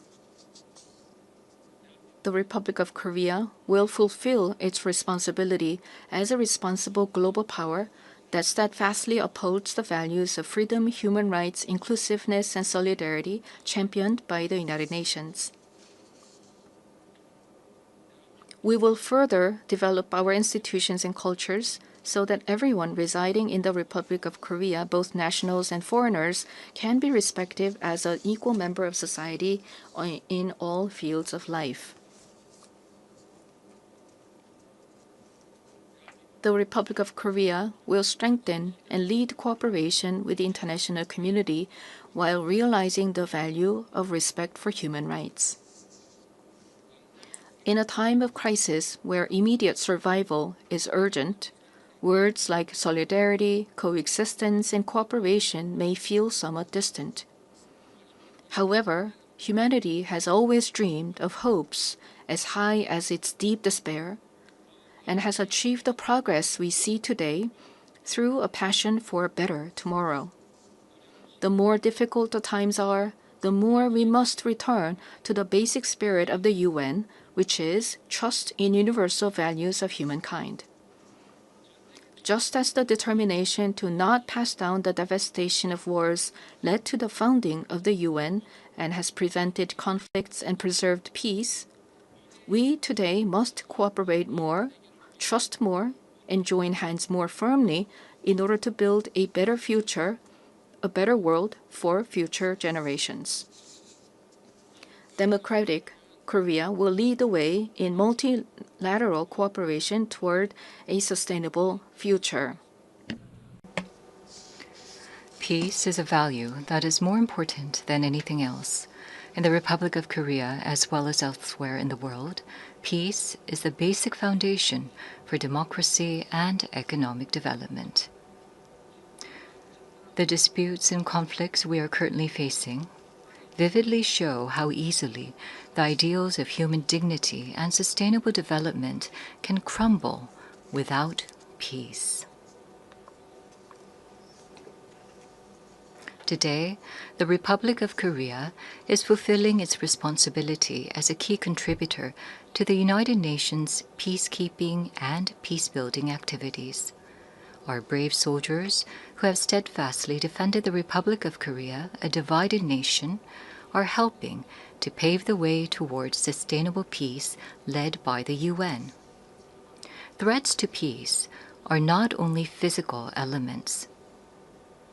In an era where artificial intelligence technology is critical to security capabilities and cyber attacks threaten national security, we must confront not only visible enemies, but also invisible enemies. If we passively let ourselves be dragged along by the changes of the AI era, we will meet a dystopia of deepening polarization and inequality, unable to shake off the dark shadows of human rights abuses caused by the misuse of technology. However, if we proactively respond to these changes, we can use the high productivity as a driving force to build a foundation for innovation and prosperity, and create a useful base for strengthening direct democracy. I hope the open debate that I will preside over as UN Security Council President tomorrow will significantly contribute to the international community's efforts to promote the responsible use of AI. Furthermore, we intend to share our vision for the future of AI through the APEC AI initiative at the APEC Economic Leaders Meeting, which will be held in Gyeongju, Korea next month. We will strive to ensure that the vision of AI for all, where advances in cutting-edge technology contribute to the universal values of humanity, becomes a new normal for the international community. AI-driven technological innovations will be an important new tool for solving global challenges like the climate crisis. Over the past 80 years, the United Nations has paved the way for sustainable development and spearheaded efforts to address climate crisis threatening the survival of humanity. Nations around the world must respond to these efforts. The Republic of Korea is pursuing a great energy transition, leveraging science and technology and digital innovation to increase energy efficiency and expand the share of renewable energy. We will submit a responsible, nationally determined contribution within this year, joining the united will of the international community. At the 4th UN Ocean Conference that will be co-hosted by the Republic of Korea and Chile in 2028, we will also work to build substantive solidarity for the sustainable development of oceans. Such efforts by the Republic of Korea to actively address global challenges are based on a firm commitment to fulfilling humanity's shared promise of sustainable development. Since the United Nations established the Sustainable Development Goals 10 years ago, the international community has made much progress in eradicating poverty and reducing inequality. However, the demand for development financing is continuously increasing, and the most vulnerable are still suffering. Let us squarely face this grave reality and create new momentum for change. We must move toward structurally reforming global development governance while enhancing the quality of financial resources. I trust that we will pull together in order to bring about more cases like the Republic of Korea growing and developing from an aid recipient country to an aid donor country. This year marks the 80th anniversary of the founding of the United Nations, as well as the 80th anniversary of the division of the Korean Peninsula. New challenges, as well as unresolved tasks, await us. Democratic Korea will begin a new journey toward peaceful coexistence and shared growth on the Korean Peninsula. The first step will be to restore broken inter-Korean trust and shift to a stance of mutual respect. The government of the Republic of Korea clearly reaffirms that it respects the North's current system, that it will not pursue any form of unification by absorption, and that it has no intention of engaging in hostile acts.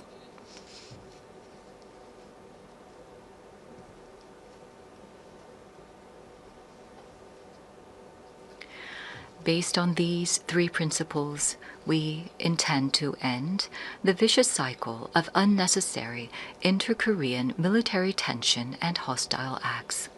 That is a reason why we have proactively taken measures, including halting the launch of leaflets and suspending broadcasts toward the North.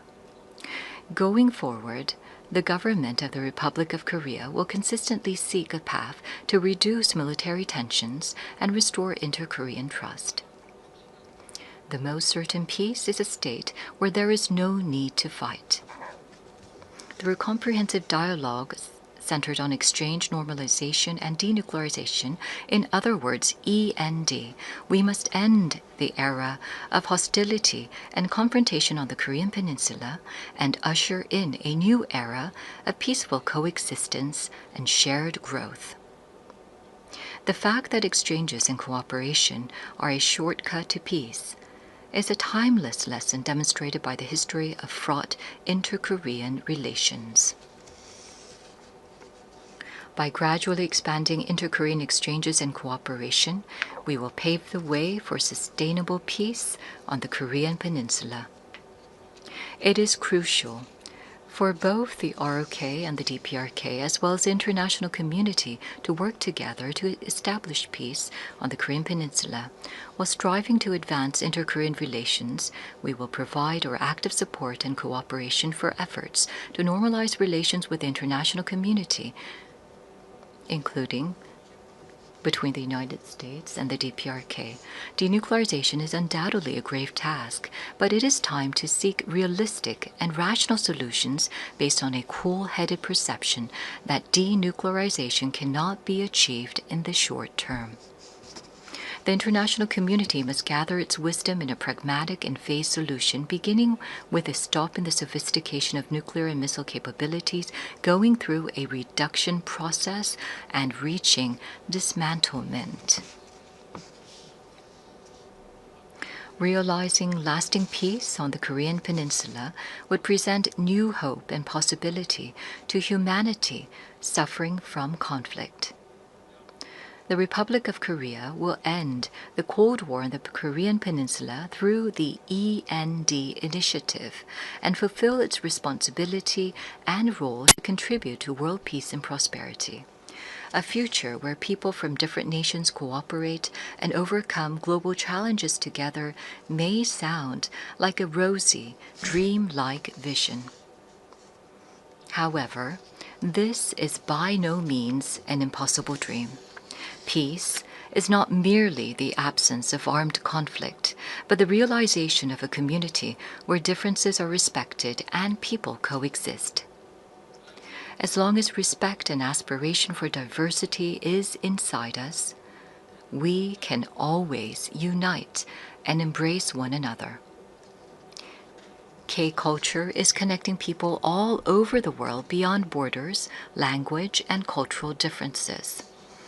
The success and spread of K-culture prove that universal empathy is possible, transcending differences in all backgrounds. Gathering the energy of solidarity, coexistence, and consideration, the Republic of Korea, having ushered in a new diplomatic republic, is ready to move toward a sustainable future and a new page in human history. Though a difficult journey is expected, humanity has been able to grow and come this far by not giving up on challenges, even in the face of adversity.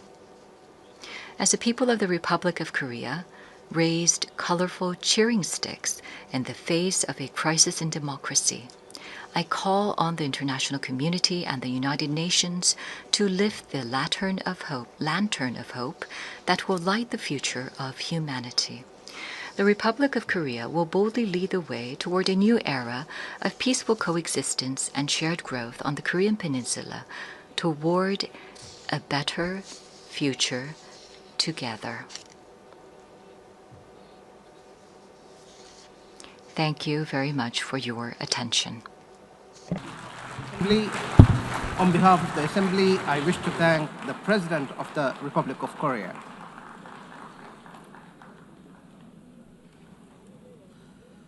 The Assembly will hear an address by His Highness Sheikh Tamim bin Hamad Al Thani, Amir of the State of Qatar.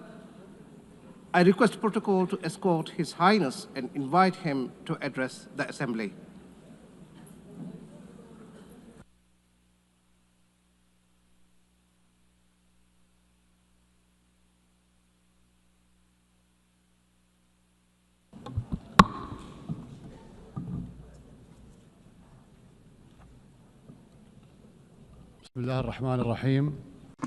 In the name of God, most compassionate, most merciful, Your Excellency, President of the General Assembly, Your Excellency, Mr. Secretary General, may the peace of God be upon you. The United Nations has been established 8 decades ago on the basis of principles that humanity has reached after 2 world wars.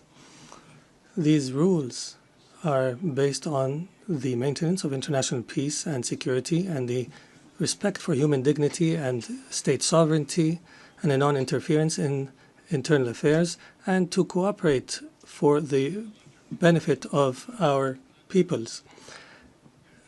This means if we allow violations to continue, it means allowing the rule of the jungle, where perpetrators and violators enjoy benefits just because they can. This is the political realism that we are facing that has been reduced to the ability to impose a status quo. This is a crisis.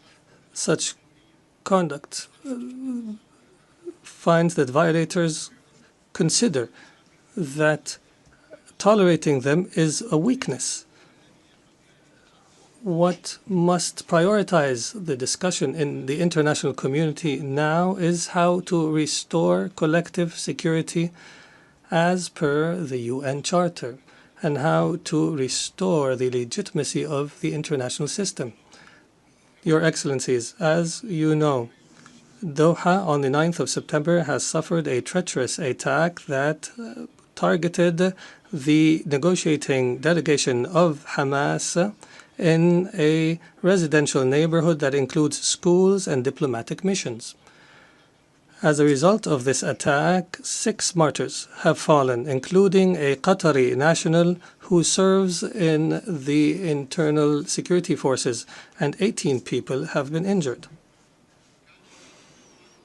This aggression was a violation against our sovereignty and a blatant violation that is unjustified of international law. But the whole world was shocked because of the circumstances of this heinous act, which we have classified as state terrorism. Unlike the claim of the Prime Minister of Israel, this attack is not a legitimate right to follow perpetrators of terrorism. It is an act of a diplomacy that is dedicated to political assassinations, and it undermines any diplomatic efforts aimed at ending the genocide against the people in Gaza. It is also an attempt to kill politicians who are members of a delegation that engages in negotiations with Israel while they were studying an American proposal. As you know, Qatar hosts, as a mediator during the negotiations, hosts delegations of Hamas and Israel. Qatari mediation has, in fact, achieved, in cooperation with Egypt and the USA, the release of hostages. And the last agreement was negated by Israel unilaterally. preventing an ability to reach a permanent ceasefire and the release of all hostages and the withdrawal of the occupying forces from the Gaza Strip and the humanitarian access and the release of Palestinian prisoners. They visit our country and plot to attack it. They negotiate with delegations and plot to assassinate the members of the negotiation teams. It is difficult to cooperate with such a mentality that does not respect the most minimum standards of cooperation. It is impossible.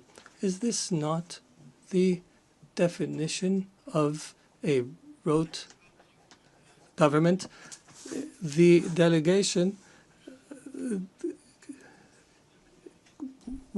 they consider negotiations a continuation of war in other means and a way to delude the Israeli public opinion. If the release of Israeli hostages is the end of war, the government of Israel is abandoning the notion of releasing the hostages. Their goal is to destroy Gaza so that it is unlivable and where no one can study or receive treatment. In other words, end the viability of the Gaza Strip to displace its population. Therefore, the Israeli leader wants to continue war. He believes in what is called Greater Israel. He believes that war is an opportunity to expand settlements and to change the status quo in the holy sites, in Al-Quds Sharif. He also plots for attacks in the West Bank and expansion. This imposition is the goal of this war. This treacherous attack against the sovereignty of a Gulf state thousands of miles away has confirmed that the Israeli Prime Minister, who takes pride in changing the face of the Middle East, reveals an manifestation of Israel's ability to intervene wherever, however it desires. Arab countries and Muslim countries have warned, and that have held an emergency summit in Doha, have warned against the consequences of this delusion. Israel is not a democratic country surrounded by enemies, but in fact, it is an enemy to its surrounding neighbors, and it's engaged in a genocide. And its leader is proud of preventing the establishment of a Palestinian state. And he promises that such a state will never be established. And he takes pride in preventing peace with the Palestinians, and that he will prevent such peace in the future. Israel is surrounded by states either who have signed a peace agreement or who are committed to the Arab Peace Initiative. But Israel does not make do with truces and settlements. It desires to impose its will on its surrounding Arab neighbors.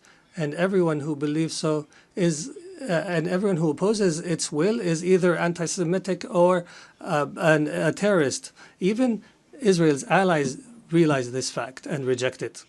And here we are today where we witness an international solidarity movement that is similar to the international movement against apartheid last century. And I would be remiss not to express my appreciation with the solidarity we have received in Qatar after the attack, including the statement by the Security Council that has condemned the attack. Distinguished Excellencies, Qatar will remain true to its history and legacy, opposing the crimes that take place. We believe in the ability of reconciling interests with security. We will continue to speak truth, and we will engage in diplomacy when our enemies find it easier to use weapons. We have engaged to mediate an end to the war and allow for humanitarian access and release hostages, and we have faced disinformation campaigns. However, these campaigns will not deter us. We will continue our efforts in cooperation and partnership with Egypt and the United States of America. We are firmly convinced that peace can only be achieved in our region through a firm position from the Security Council, from accepting and tolerating the occupation's crimes,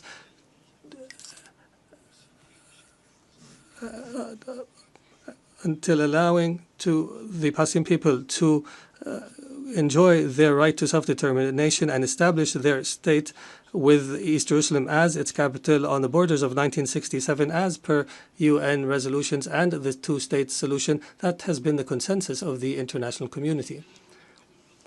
We appreciate the role of states that have recognized the state of Palestine. There is no doubt that such recognition is morally important because it sends a message that violence and more violence will not succeed in liquidating a just cause such as the cause of Palestine, and we urge more states to recognize the state of Palestine.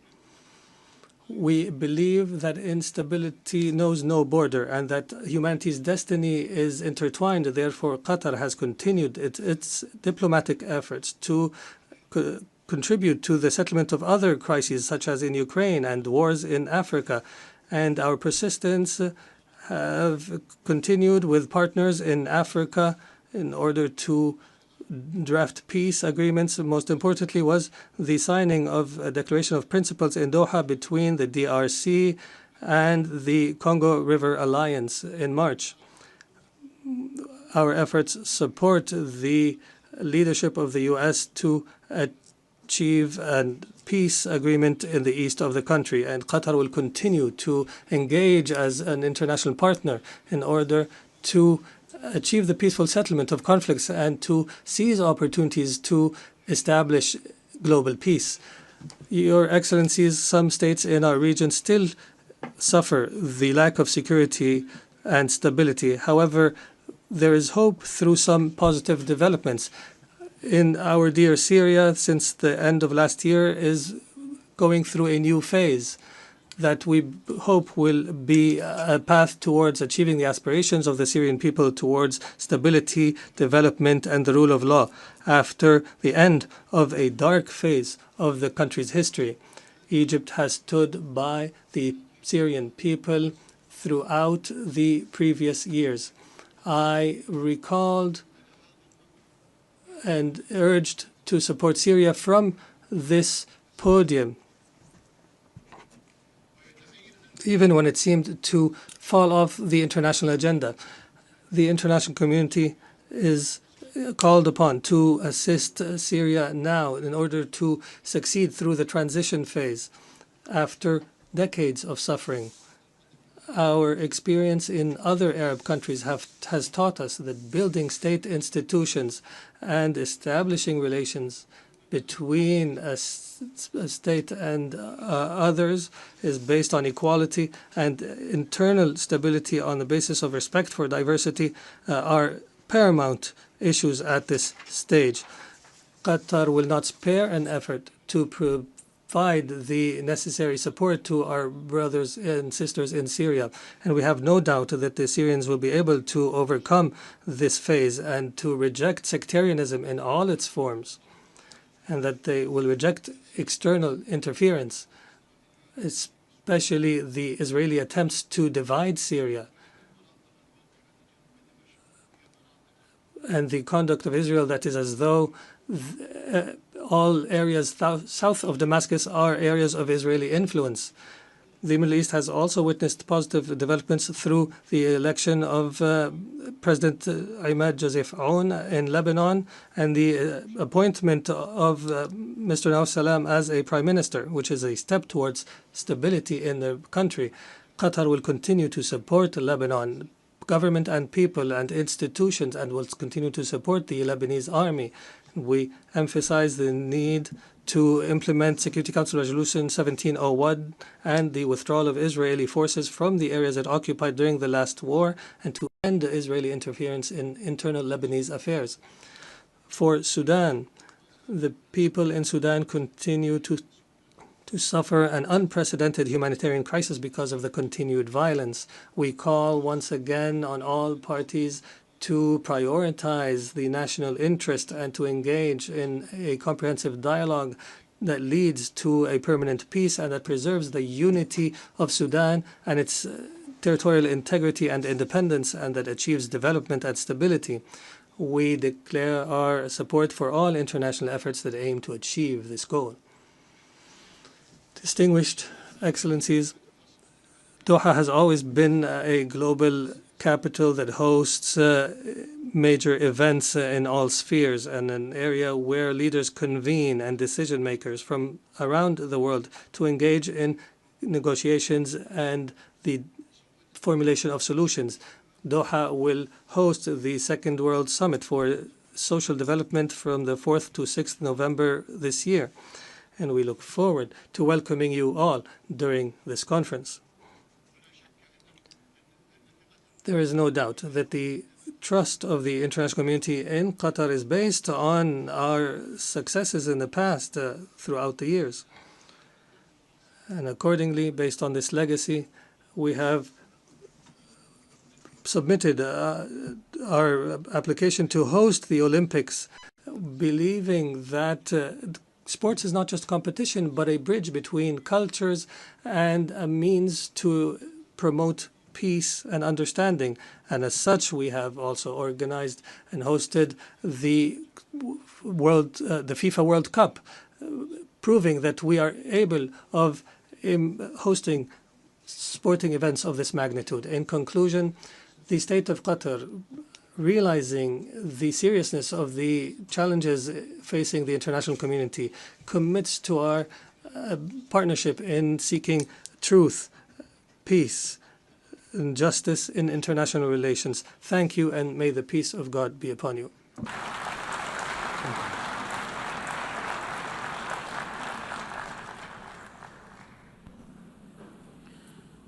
On behalf of the Assembly, I wish to thank the Emir of the State of Qatar.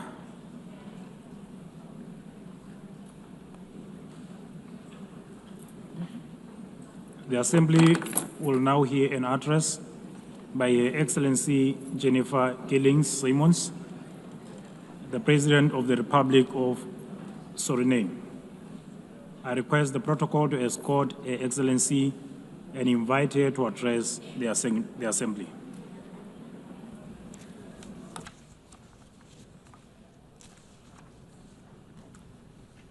Good morning. Madam President, we are here to commemorate in this special moment in history as we celebrate the United Nations 80th anniversary.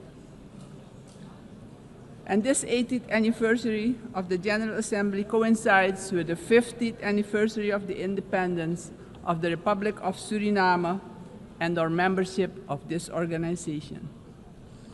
On behalf of the government and the people of the Republic of Suriname, I express sincere congratulations to the international community on this occasion. It is clear that a journey that spans over 80 years cannot be and has not been without challenges. The United Nations played, in some instances, an important role in ending colonial rule, worked on advancing human rights, and often provided hope and a future to the most vulnerable in our global community. This is also the organization that provided a voice to the global community and worked to establish a balanced world order aimed at adopting a framework for sustainable development agenda and contribute significantly to advancing human rights, more specifically the rights of women and children. The organization promoted education for all and universal access to health care. In some instances, the peaceful resolution of conflicts was achieved, preventing misery and saving human lives. Madam President, on the other hand, we must admit that the UN at other times regrettably has been unsuccessful in avoiding conflicts, wars, and violations of human rights. As we look at the world today, we see that in Europe, war has returned. Elsewhere, wars are displacing millions, killing many, and threatening global security and peace. In other countries and regions, for instance, in the Middle East, we have witnessed unspeakable terror at the hands of terrorist organizations. The UN was not able to prevent that. At this moment, there are increased occurrences of grave violations of human rights, and more specifically, the rights of children. For example, in Gaza, it is unbearable to even think about their suffering. Also, within our own region, which is the Caribbean, we have not been spared of rising tensions. It is with heightened concern that we noted the Secretary General's recent briefing on the Security Council meeting on the situation in Haiti, mentioning that the Haitians are enduring a perfect storm of suffering. Haiti is still paying a hefty price for being the first to throw away the shackles of slavery in the region of the Caribbean. Our hearts go out to the people of Haiti. Suriname strongly reiterates its position that conflicts should primarily be resolved through dialogue. And we remind the international community that Latin America and the Caribbean are proclaimed a zone of peace. We do not want military aggression in our region.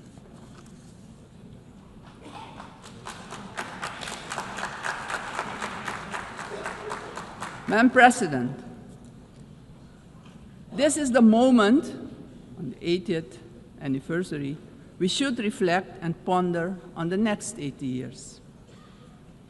What do we have to change and what needs to be done differently?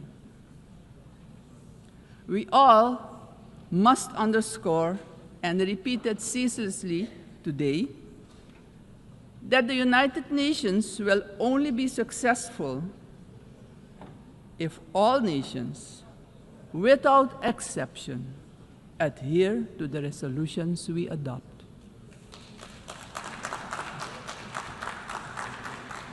We can only keep the peace if we stop allowing that the votes of all the countries in the world can be nullified by one veto. Today, partially because of the work done by our organization, some poor countries have developed substantially, economically and otherwise. They have become powers who can't be ignored any longer. We have to remind ourselves that the world in which the United Nations was established 80 years ago does no longer exist. The task ahead, therefore, is that we, in the first place, renew our vows, recommit to the principles and objectives of the Charter of our organization, and recognize all the voices in the world, because people from all regions should have opportunities for a dignified life. Furthermore, the UN should adjust to the world we currently live in. This means, for example, The Security Council should expand to include all nations who exert major influence in the world. Exclusion of these players will only increase the risk of conflict and obstruct the beneficial cooperation necessary for humanity to develop and prosper. It is of great importance that all economically and otherwise strong nations and countries maintain a healthy competition that promotes the scientific advancement we need for sustainable development. On the other hand, these countries need to work together to guarantee global peace, so crucial for the existence and growth of the developing states and for their own countries. In this context, Suriname endorses the inclusion of, amongst others, Brazil, India, and the representation of the African continent for equal membership of the Council. Equally, we support the CARI composition for a non-permanent rotating seat for the small island developing states and low-lying coastal countries. I would also like to remind the member states that my country, Suriname, has presented its candidacy as a non-permanent member of the Council for the period 2043 to 2044. Madam President, the United Nations must be a genuine unity of nations. If our organization, moving forward, wants to play a crucial role in creating a prosperous future for humanity, we have no choice than to genuinely unite, all of us. Suriname stands firmly for global peace, for the rule of law, and for the equal value of every human life. Considering this, Suriname once again calls for the lifting of the long-standing, unjust embargo against Cuba, bringing misery to its people. Madam President, Suriname is a country with people of indigenous, Maroon, Javanese, Hindustani, Creole, African, Chinese, and European descent. We all live together in a mosaic of cultures and faiths. The persons from Surinamese origin living abroad are part of this mosaic of our population and can contribute to the socio-economic development of the nation.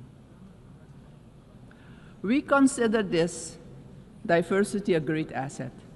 Actually, Suriname does not have diversity. Suriname is diversity, and we keep working together to protect and grow our national unity for our own well-being and as an example of harmony in this often divided world. My country also carries immense natural wealth, and it is our vision to create an economy that is resilient, sustainable, and inclusive. Together, we strive to build this more diverse economy by developing, among others, our tourism and agricultural sectors, strengthen our educational system, and work towards universal access to basic health care. Suriname has a vast tourism potential with its green and lustrous hinterland, many waterfalls, rapids, and great rivers for relaxation, as well as for unforgettable adventures, if you're inclined to that. Rich biodiversity, cultural treasures, and the UNESCO-acknowledged historical city of Paramaribo. Through cooperation in the agriculture sector with our neighbors, we aim at improving food security within Suriname and the Caribbean community. My government views energy security as a strategic priority for national development, regional stability, and economic resilience. With an investment of more than $10 billion for the development of our offshore oil and gas, the country is getting a new beginning, a new start, that will contribute significantly to our economic growth. However, we know oil and gas revenues should not be the sole fundament of our economic development. Hence, we need investments in relevant sectors in our country. We are steadily advancing our energy transition. While we already source about 50% of our energy needs through hydropower, we are moving toward natural gas and other forms of renewable energy as part of our long-term vision, because we know climate change is a fact. Madam President, I firmly believe that education is the foundation upon which every prosperous society is built. We are committed to invest in our education system, our teachers, our children and youth. The future of any country depends on the talent and skills of its people. My country reaffirms strongly its commitment to upholding the rights of indigenous and tribal communities, ensuring that their livelihoods, tradition, knowledge systems are respected and preserved, and the acknowledgement of their collective land rights.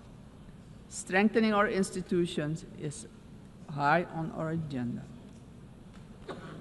Suriname has worked tirelessly on the prevention of diseases, and despite challenges, we have achieved results that we as a country can be proud of.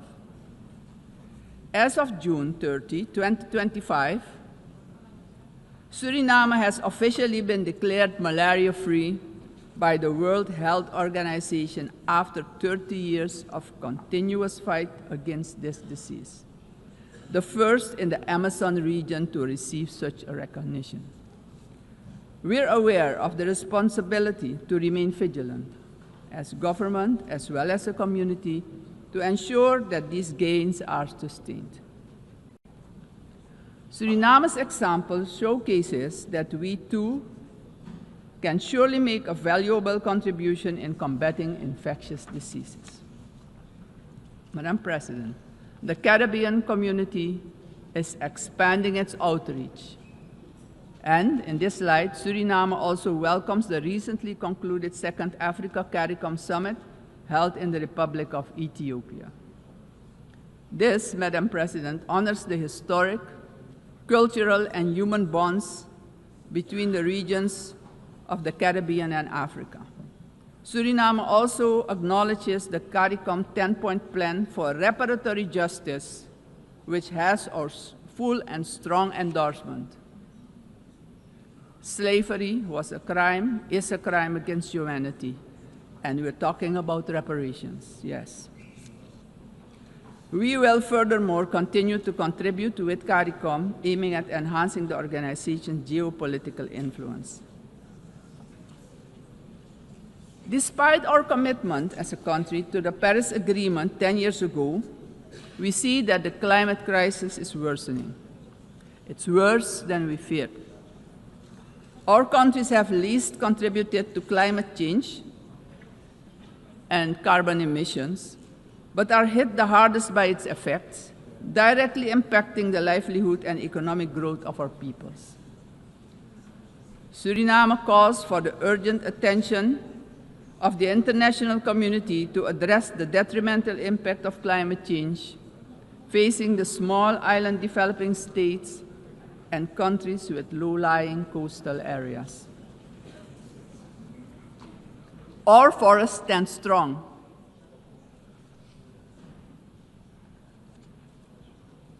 More than 90% of our land is covered by rainforest. And this makes us the most forested country in the world. Your eyes have never seen so much green. Suriname is one of the 3 carbon-negative countries on Earth.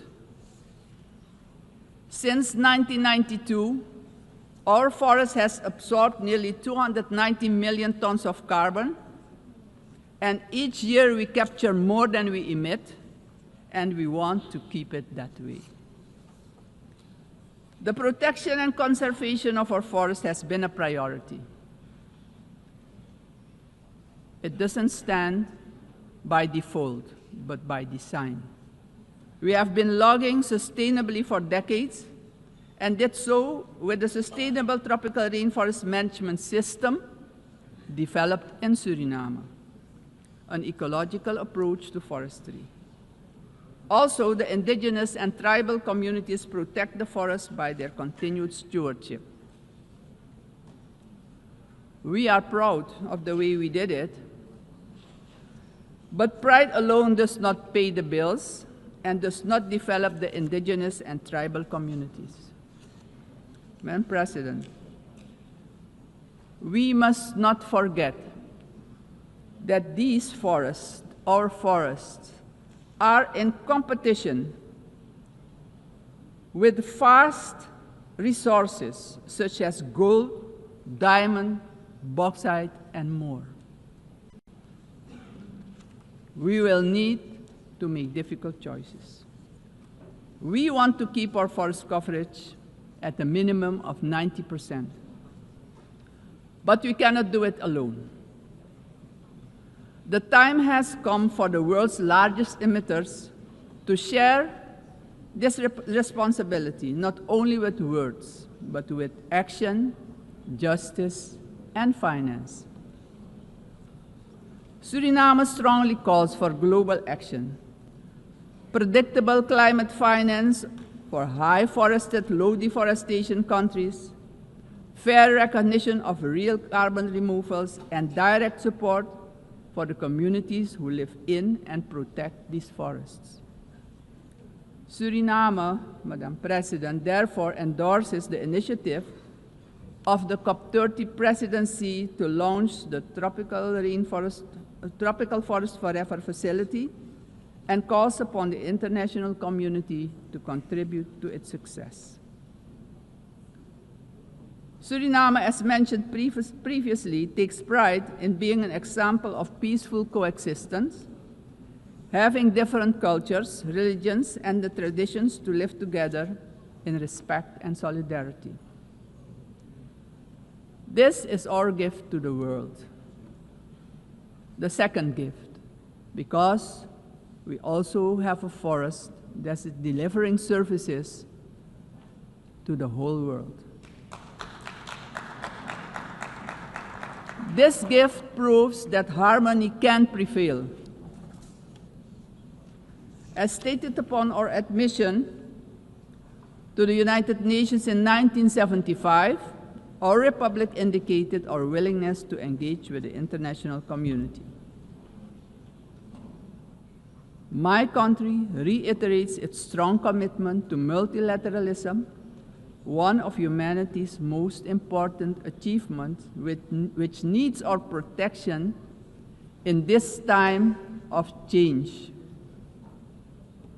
In closing, aggression and military force should be replaced with peaceful resolution and dialogue, because it doesn't solve problems, it creates destruction and misery. As a matter of urgency, I call on every member state to keep the peace, protect the planet and all human rights. Suriname has shown the world that living sustainably together is possible. We are really better together. Thank you, Grand Tanye, and may God be with you.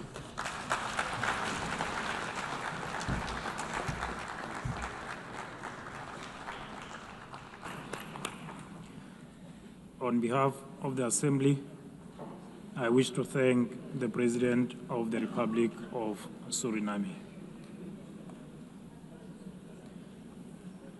The Assembly will hear an address by His Excellency Katinas Nauseta, President of the Republic of Lithuania.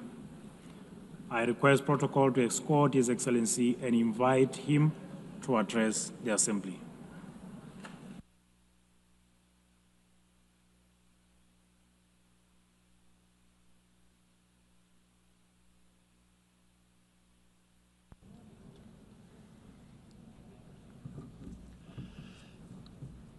Dear Mr. Chairman, Excellencies, ladies and gentlemen, 80 years ago, humanity, emerging from the Second World War, embarked on a long road towards peace. Building on the solid foundation of the rules-based international order, our forefathers created the United Nations and its institutional system. This system was never perfect. Many nations, Lithuania included, had to struggle for decades, seeking freedom, independence, and sovereignty. Many people suffered war, famine, and premature death. And yet, it was the best international order that we have ever. The United Nations system embodied the great hope that nourishes the human soul and guides our actions for the universal good. Together we succeeded in condemning war and conquest, at least in theory, if not always in practice. To this day, even the worst aggressors feel ashamed to openly conquer, destroy, and enslave. Instead, they talk about special military operations and the need to protect those who frankly do not want to be protected. This shame is a significant achievement of our time. To the extent that current international norms limit the behavior of offenders, they help countless people to survive, escape torture, or even prosper. Thus, it is an ever-growing concern to witness these same norms being subjected to increasingly open and brutal attacks. Our international order is being slowly eroded by the irresponsible actions of those who should know better. The world is turning into a much more dangerous place. We have seen this before. We cannot ignore the striking parallels between the present day and the events of 1938, a time when the world chose appeasement over international law and diplomacy over deterrence, culminating in the infamous Munich Pact. That was a short-sighted attempt to satisfy a dangerous revisionist aggressor by giving away the territory of a sovereign nation. It proved to be a complete failure. The Munich Pact not only emboldened the Nazi regime, but also opened the door for Soviet expansion. Soon after, the secret protocols of the Molotov-Ribbentrop Pact carved Europe into spheres of influence and sealed the fate of many independent states. As Europe descended into another great war, Lithuania and the other Baltic states were illegally occupied, annexed, and brutalized. After regaining the independence 35 years ago, Lithuania feels a duty to guard the bitter memory of past mistakes. Never again will we place our hopes in appeasement. Never again will we stand aside. Never again shall Pandora's box be opened. In 1938, it was Czechoslovakia that was abandoned. Today, we cannot abandon Ukraine alone. The war in Ukraine is well into its 4th year. The international community has not done enough to stop aggressor. This is a quest that goes far beyond the usual lines that keep different nations apart. What matters is not the distinction between large and small, or between global North and global South nations, but the basic principles of the UN Charter, which guarantee peace and security across the globe. If one UN member is attacked with impunity year after year by a permanent member of the Security Council, What does that mean for the rest of us? When power replaces law and fear silences the truth, the foundations of the global order begin to crack. And then nobody can feel safe anymore. Ladies and gentlemen, the effects of Russia's war against Ukraine are being felt across the world. This war has sparked crises in energy, migration, and food security, while also deepening global poverty, hunger, environmental damage, and climate change. It all began with the illegal occupation of Crimea in 2014 and escalated into a full-scale invasion marked by systematic war crimes. The targeted destruction of civilian infrastructure, indiscriminate missile attacks, and the forced deportation of thousands of Ukrainian children are not isolated abuses. These are calculated efforts to erase Ukraine's identity and undermine its sovereignty and territorial integrity, all in open defiance of the United Nations Charter.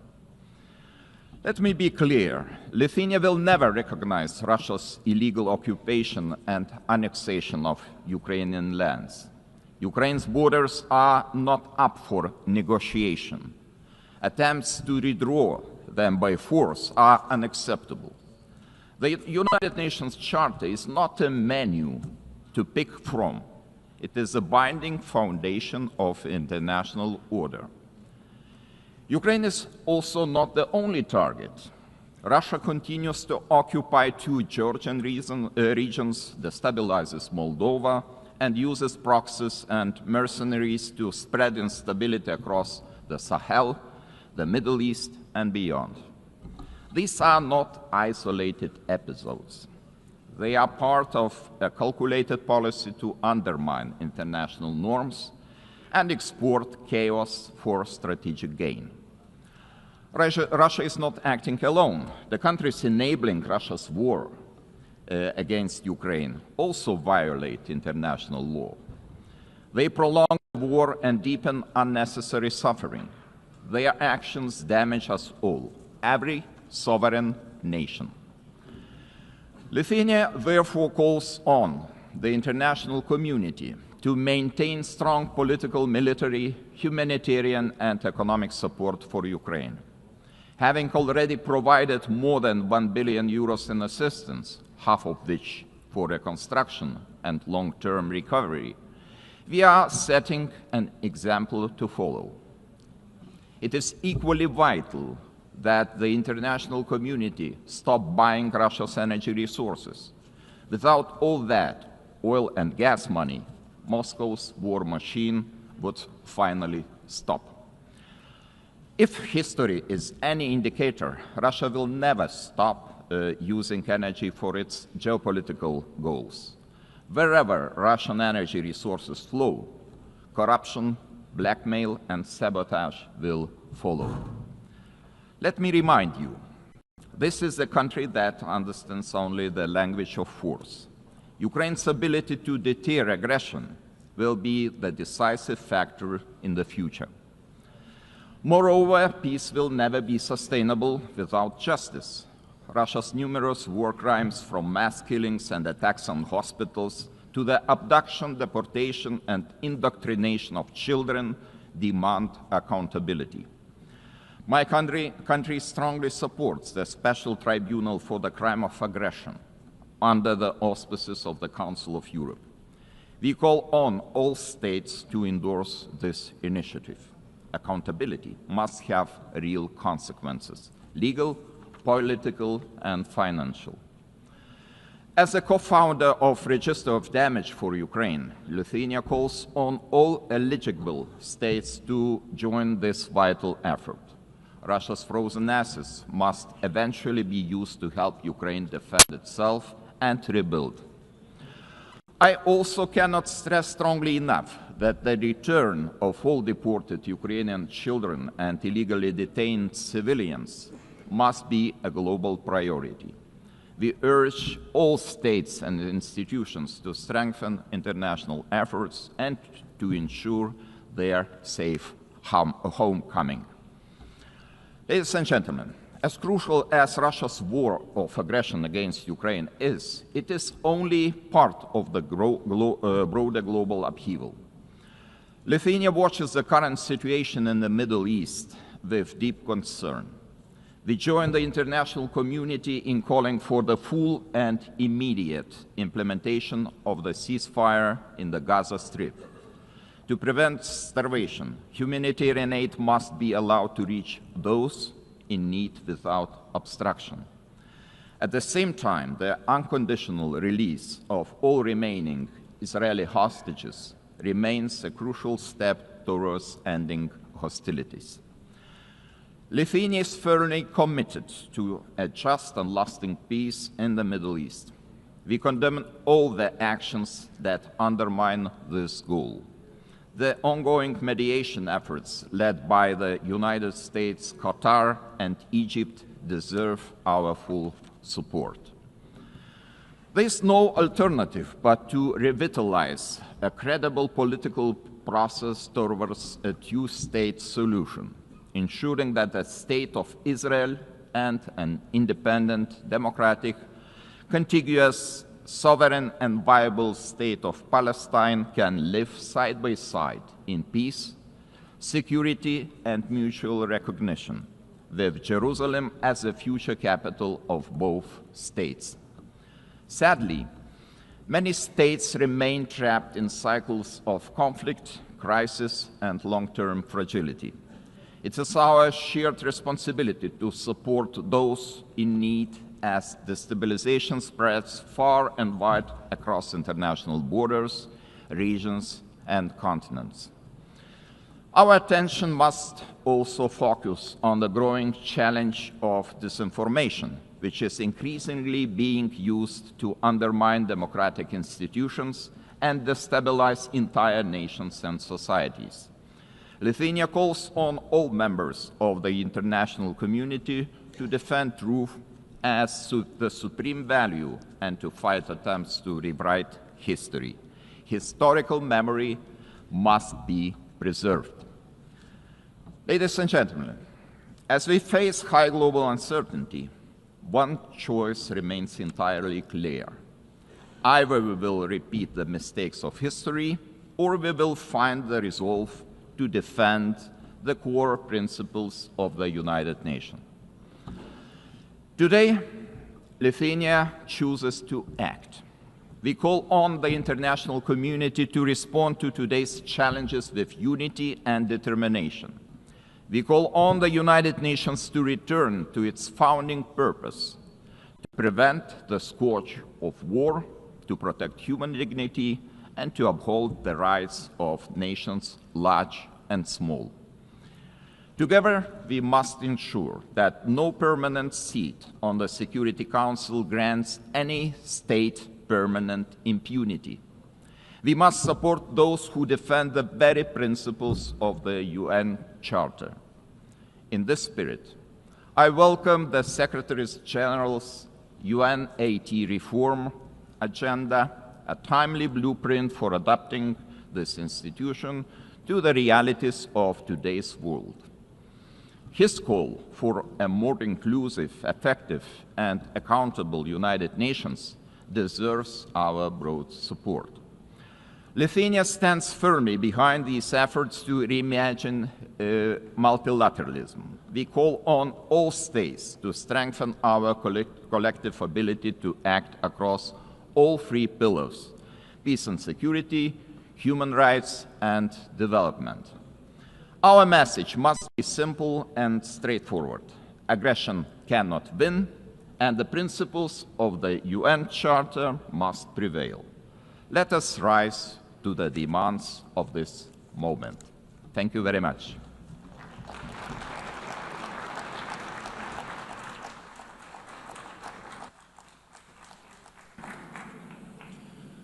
On behalf of the Assembly, I wish to thank His Excellency, the President of the Republic of Lithuania.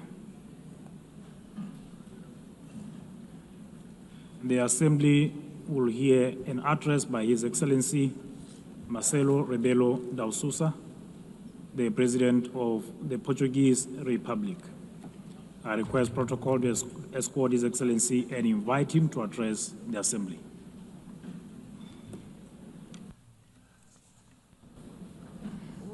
Mr. Chairman,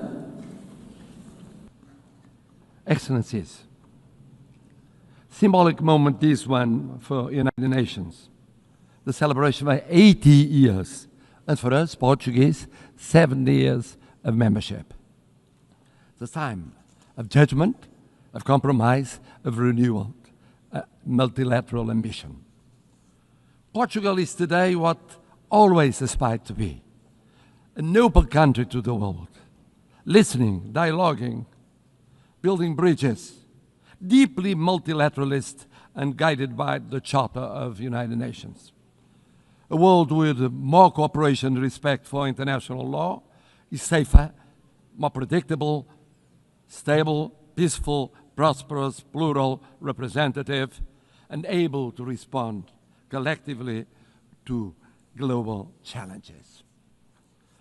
70 years ago, we were living still in dictatorship. And we found in this community the space to rediscover the real values and contributing to global solutions. And even now, in the changed world, fragmented, polarized, unpredictable, this community is a key community to defend basic principles of a coexistence between nations, cultures, civilizations. And it is with this coherence and the sense of responsibility, with the conscience of the need of contributing, acting, and deciding, guided by values and principles, that will be candidates to the Security Council in 27-28, a decision we formalized in 2013. Excellencies, let me pay tribute to the former President of the General Assembly for his support to the adoption of the Pact for the Future. Let me congratulate the present President of this session, wishing the success in her term. But I would very specifically, and in Portuguese this time, say a word about the remarkable work of the Secretary-General António Guterres. O seu humanismo. His humanism, devotion to international law, the reforms he has championed. 2017, que inclui agora, now including UNCENSORED and the Pact for the Future, are testaments to his work and will be his legacy. É orgulho para mim, having a Portuguese as Secretary-General of the United Nations, ter português como Secretário-Geral das Nações Unidas. Someone is projecting a Portuguese way of acting in international relations, uma forma portuguesa de estar nas relações internacionais. He will always be supported by Portugal. Contará sempre com o apoio de Portugal. And I must congratulate him for his speech, because he said, I will never give up. I know him ever since we were teenagers.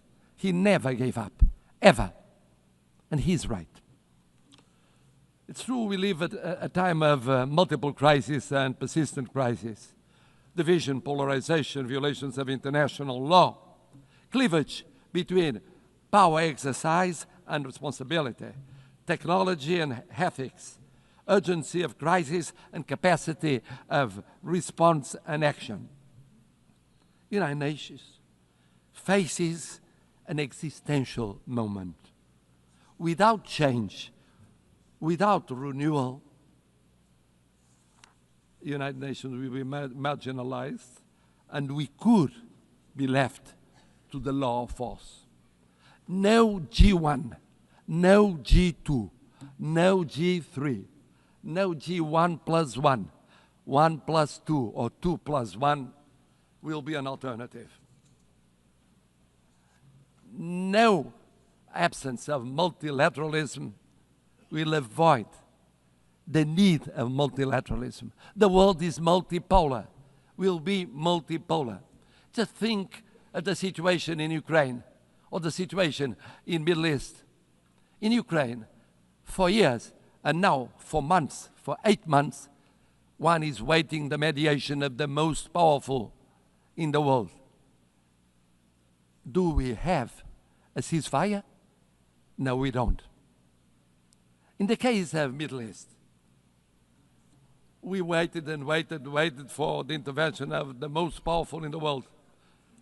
Did we have a ceasefire? Without the multipolar, multilateral intervention of so many countries, here in New York, with the recognition of the existence of the state of Palestine, some Europeans, others non-Europeans, we won't change soon. This means we need United Nations, we need multilateralism, we need dialogue between countries from every continent. And the same for international law. We need international law. We need international law for the reform of United Nations. We need international law as a foundation of peace and justice. A world governed by rules is a safer and more predictable and equitable world. We need a Charter of United Nations as a common compass. Of course, we must adjust United Nations, but we must never forget the lesson of the League of Nations.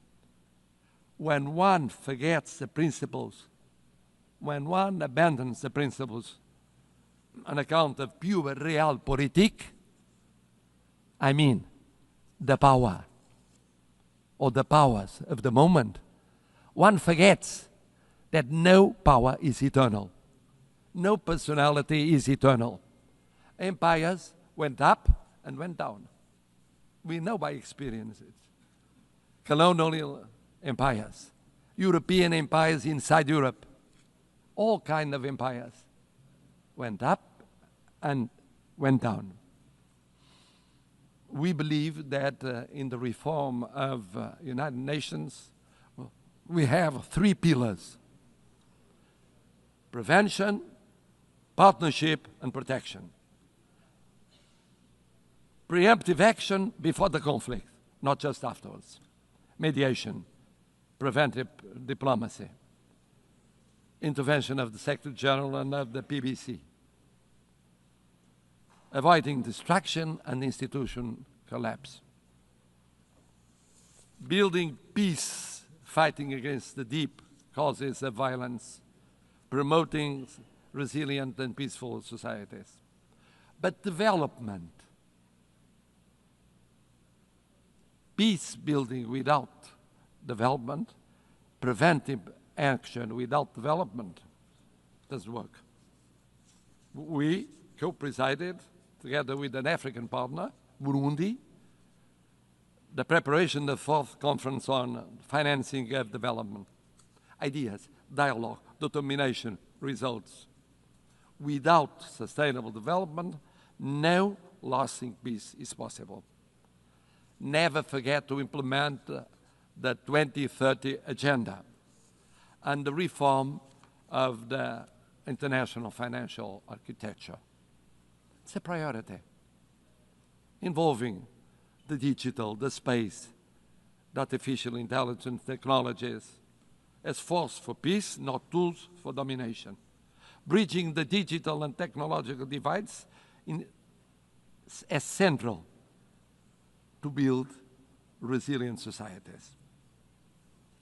C'est aussi très fier que... And with great pride, we share in the priority of prioritizing oceans, addressing climate change. We can talk about combating climate change, but we must first and foremost admit that there is this change. That's why we prepared for UNOC 2 in Lisbon, and we were at UNOC in Nice.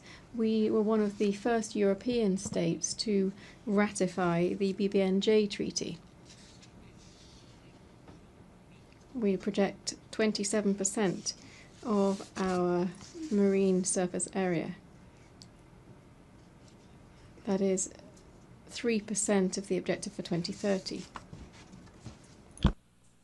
Speaking of the appeal of partnership, United Nations must deepen partnerships, strategic partnerships with regional organizations. Portugal has the experience that is very specific. We have the experience of the community of Portuguese-speaking countries. Portuguese-speaking community, present in 9 countries, 4 continents, 1 language. Presentes em 9 países, 4 continentes, uma língua, A language, a short platform with its own voice at the UN. We hosted the 10th Global Forum of the Alliance of Civilizations. For the Alliance of Civilizations. Also, the conference, UN Conference on Racism. Portugal hosted the first UN Conference on Racism, and we promoted the implementation of the Durban Declaration. Formamos. We are part of the Ibero-American community. Indeed, Portugal feels like a kindred spirit of Latin America. We share common priorities, such as inclusive multilateralism, sustainable development, and social cohesion. A nossa parceria, our South, is made of respect and solidarity. Lançamos as primeiras We launched the first EU-African Union summits. Initiative of the first and second summits between European Union and African Union. We cooperate actively with the PMA, CITES, and LLDC. At the same time, we think that protecting means also protecting the role of women, youth as agents of change, the access to education, leadership, political participation. The world needs more women and more youngest as leaders in the procedures of decision. Third pillar, protection. We participate for 65 years in peacekeeping. Thousands of armed forces and security forces participated in 25 missions in 4 continents, mostly in Africa. Peacekeeping now with 4 peace operations, a quick reaction force, punctual payment, example of intervention in every continent, defense of a predictable and stable financing, including for the missions that are promoted by Security Council or accepted by Security Council, but initiative of African Union. This year, we celebrate the 25th anniversary of the additional protocol to the Convention of Rights of Children involved in armed conflicts. It's a drama. It's a drama. Children going on being victims in every war scenario. We have the legal duty, the political and the moral duty of protecting them. And then, of course, humanitarian international law. One spoke of it, about the situation in areas of conflict. Geneva Conventions are not suggestions. They involve duties. we participated in the 6th Commission preparing the Convention on Crimes Against Humanity. Human rights. Human rights. Human rights mean personal rights, political rights, freedom of expression, economic rights, social, cultural rights, universal, interdependent, and inseparable. Não podemos ficar. We cannot remain indifferent concerning major crises. We just declared our decision of recognizing the state of Palestine.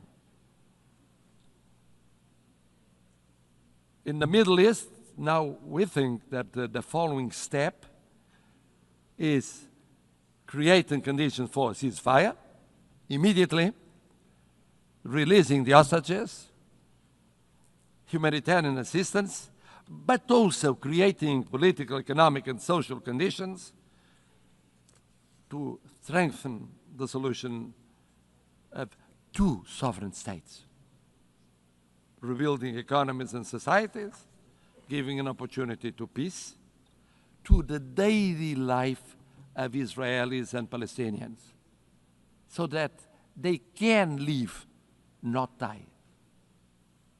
Live, not die. In Ukraine, sovereignty, independence, and integrity with global total ceasefire, immediate and unconditional, first step for a fair peace, respecting international law and respecting the Charter of the United Nations. In Sudan, intervening to react much more quickly to perhaps the greatest humanitarian catastrophe in Africa. On Haiti, in Haiti, where the suffering of the population is no longer tenable. This in light of the barbaric atrocities committed by criminal gangs and the recruitment of child soldiers. Decisive UN assistance to the multinational security support mission is required before it is too late. Excellencies, at a time when we are witnessing the largest number of armed conflicts since the creation of the United Nations, Portugal is ready to take on greater responsibilities and represent a global voice in the Security Council, bringing the experience of almost lessons learned in recent decades and proximity to all the states here represented, without discrimination.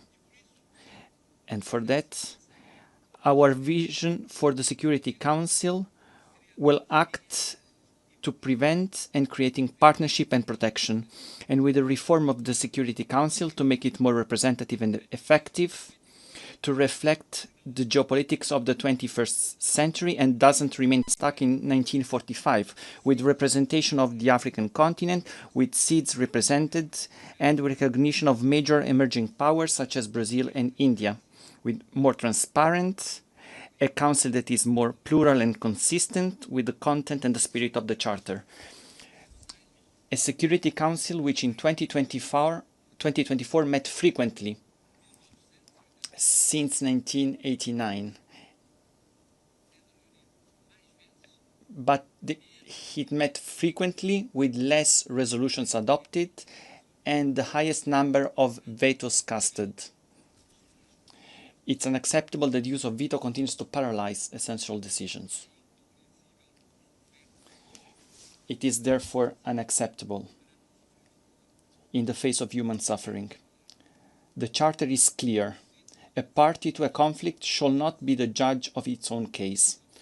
Portugal supports the ACT Group's code of conduct, measures to restrict the use of veto, and all initiatives that strengthen transparency and accountability within the Council. A last word. Portugal is presenting itself to the Security Council without hidden agendas, but rather with an agenda aligned with the values and objectives of the UN. with humility, but with confidence, contributing to a council that is more effective, representative, and close to those who expect protection from it. We are a predictable country, a bridge builder, a reliable partner, an uncompromising defender of the UN Charter. It is in this spirit that we want to serve, that we reaffirm our commitment to the United Nations today, and that we hope will earn your trust for the future of the United Nations, but mostly for the future of the world. More peaceful, more just, more respectful of dignity, human dignity, in so many conflicts that represent a shame for all of us. Thank you.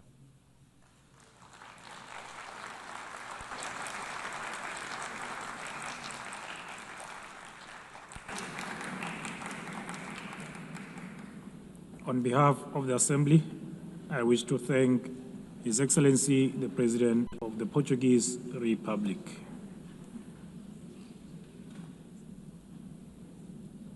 The Assembly will hear an address by His Excellency Yomandu Usi, President of the Eastern Republic of Uruguay. I request protocol to escort His Excellency and invite him to address the Assembly.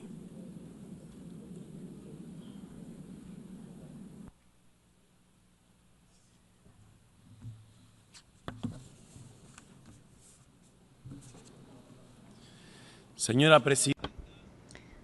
President of the General Assembly, Secretary General, heads of state and government, representatives of international organizations, official delegations, ladies and gentlemen. I come from a republic that lies to the east of the Uruguay River, one which on maps, in history and in culture occupies a small corner of the southernmost tip of the world. This is a country of grasslands overlooking the ocean, which stands out for the tranquility and hospitality of its people. I come from a country where it is now common practice for a president to visit neighboring countries accompanied by his predecessors from other political parties. This is a country where the handover between governing parties does not trigger an institutional crisis. On the contrary, this handover represents business as usual.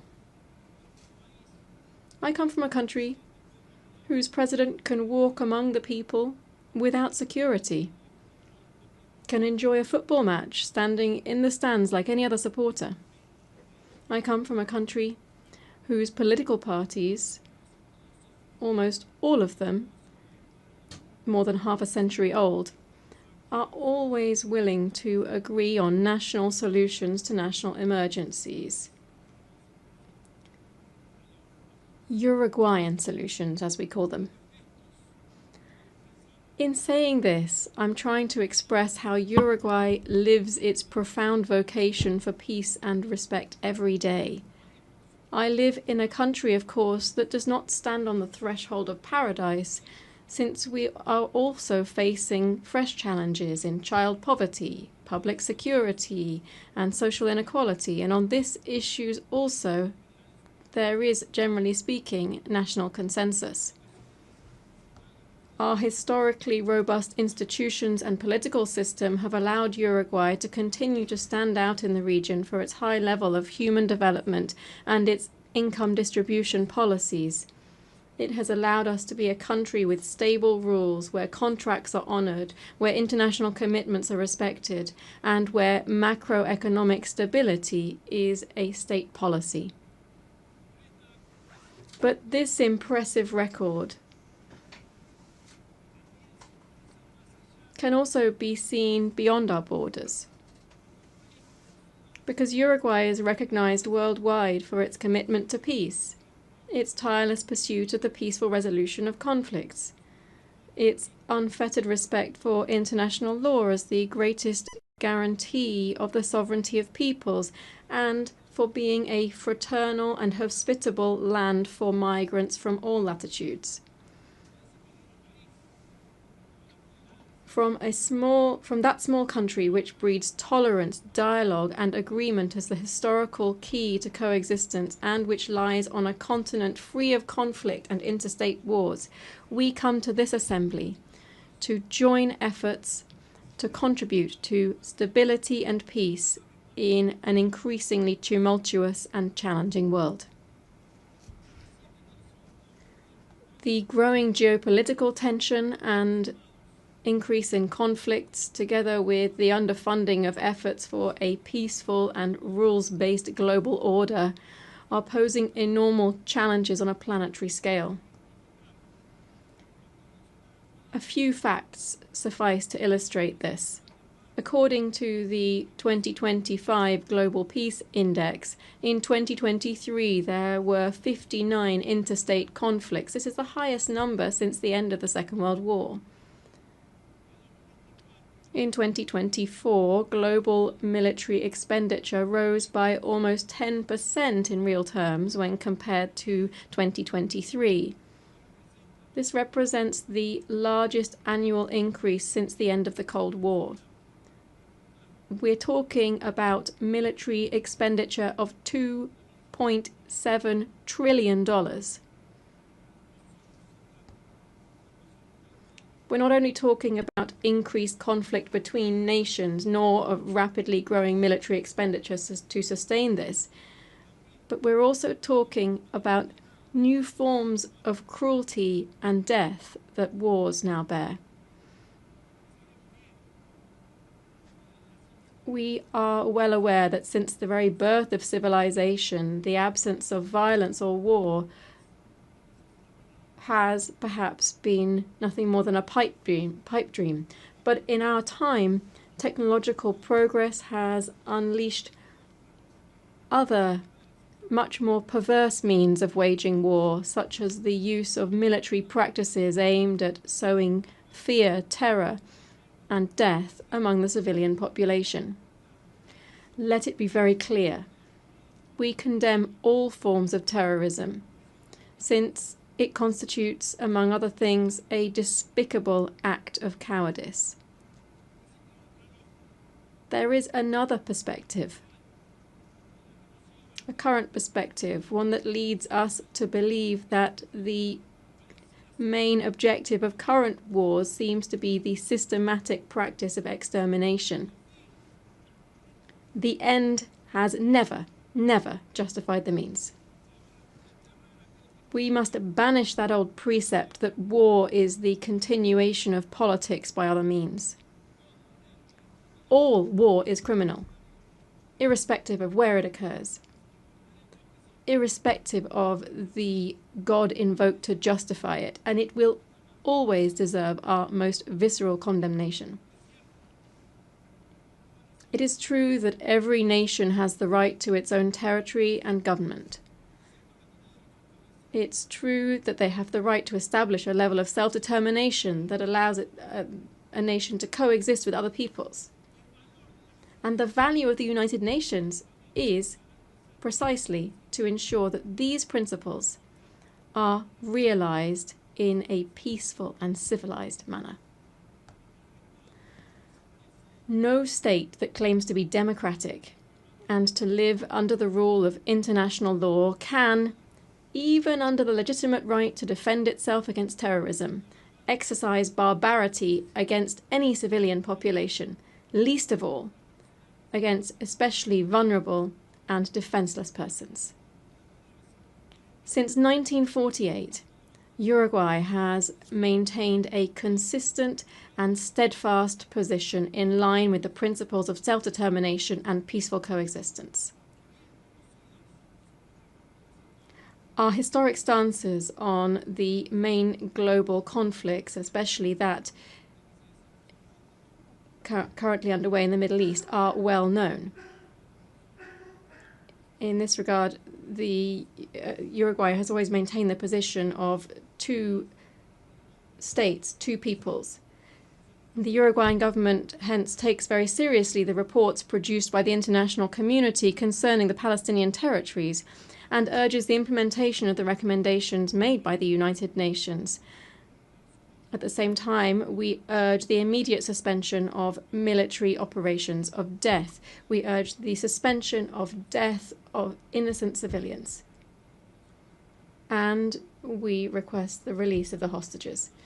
In our world, at the same time, there are other persistent and worsening, more widespread and permanent tragedies, to such an extent that the Universal Declaration of Human Rights, adopted in this very assembly 77 years ago, stands as a revolutionary manifesto in the times that we are living through, beginning with its first article, which proclaims all human beings are born free and equal in dignity and rights, and, endowed as they are with reason and conscience, should act towards one another in a spirit of brotherhood. How far we are from our own principles and commitments when we see that the gap between those who have the most and those who suffer the most is ever greater. How far we are when we see that the principles of freedom and equality are increasingly estranged, and we hear much more talk of a supposedly free individual than of egalitarian societies in terms of income or the enjoyment of rights. How far we are from human sensibility when we forget that our main calling must be to stand with the majority, listening to every problem or anguish of our people and understanding even and fundamentally those who think differently.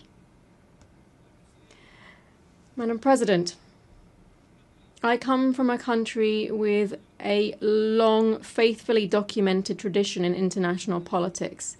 This tradition includes staunch support for multilateralism in all of its facets, political, economic, cultural, as the best and only way to face the challenges to which I have referred.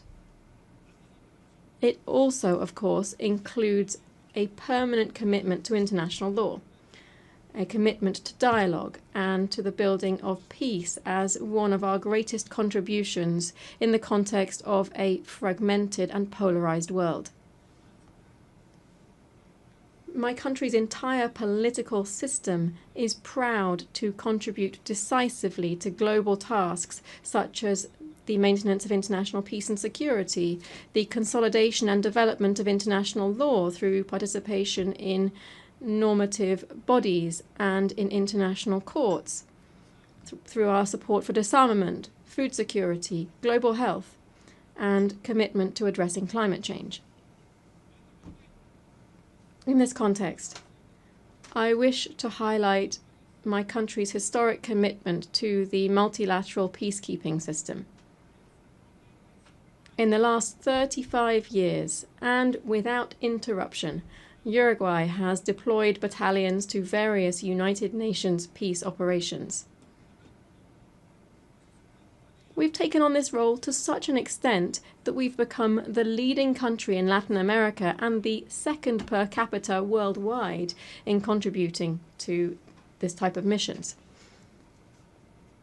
Moreover, we have done this with particular distinction because our troops have been specialized in the most emblematic role of these peace operations, that is, the protection of civilians in armed conflicts.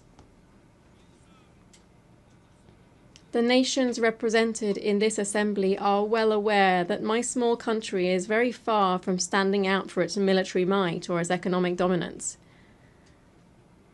And it is there, paradoxically, that our strength lies.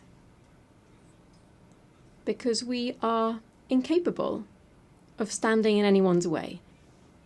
On the contrary, our strength lies in intangible capacities that this world greatly needs, because we are a country that can be relied upon to promote dialogue and peace. Firstly, because those principles define us as a republic and are evident in our respect for the separation of powers and the rule of law. the strengthening of our democratic system, and our respect and promotion of human rights and social equity, among other things. Secondly, because this is how we have historically conducted ourselves on the international stage. As early as in 1907, for instance, my country took a firm stance at the Hague Conference on Arbitration, seeing it as an essential and obligatory mechanism for resolving conflicts between states. Just a few years later, in 1921, Uruguay was the first state in the world to accept the jurisdiction of the Permanent Court of International Justice, the predecessor of the International Court of Justice. On the basis of these and other historical precedents, I hereby reaffirm that Uruguay is in an excellent position to be able to offer itself to the world as a host for negotiations, as a promoter of networks of dialogue and mediation, leading to the construction of peace and the prevention of conflicts. Believe me, we are prepared for this ever more urgent and necessary challenge. Among other reasons, because we have learned, as my country's former president José Pepe Mujica said, that tolerance is the foundation for peaceful coexistence. Thank you.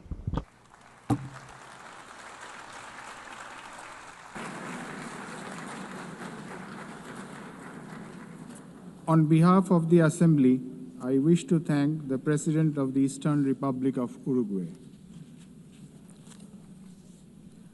The Assembly will hear an address by Her Excellency Nataša Pirc-Musar, the President of the Republic of Slovenia. I request protocol to escort Her Excellency and invite her to address the Assembly.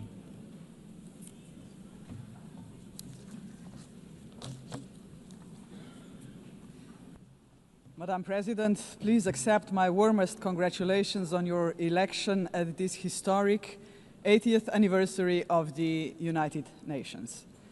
Your election underscores the vital importance of including women in the decision-making process. Ladies and gentlemen, Excellencies, in 1945, the end of the Second World War was greeted with celebrations, and hopes were placed in a new era of peace and cooperation, embodied by the creation of the United Nations. However, those hopes were soon overshadowed by the onset of the Cold War. When it ended in 1991, we once again dared to believe that this would pave the way to the vision of lasting peace, security and cooperation as enshrined in the UN Charter. Sadly, that vision has not materialized. In fact, the situation has worsened, and here is why. Firstly, the Security Council, envisioned as the very pillar of collective security, is failing to meet the expectations of the world, if it ever has. The Permanent Five were supposed to be role models for the rest of the world working for peace. Some work in their own interests instead.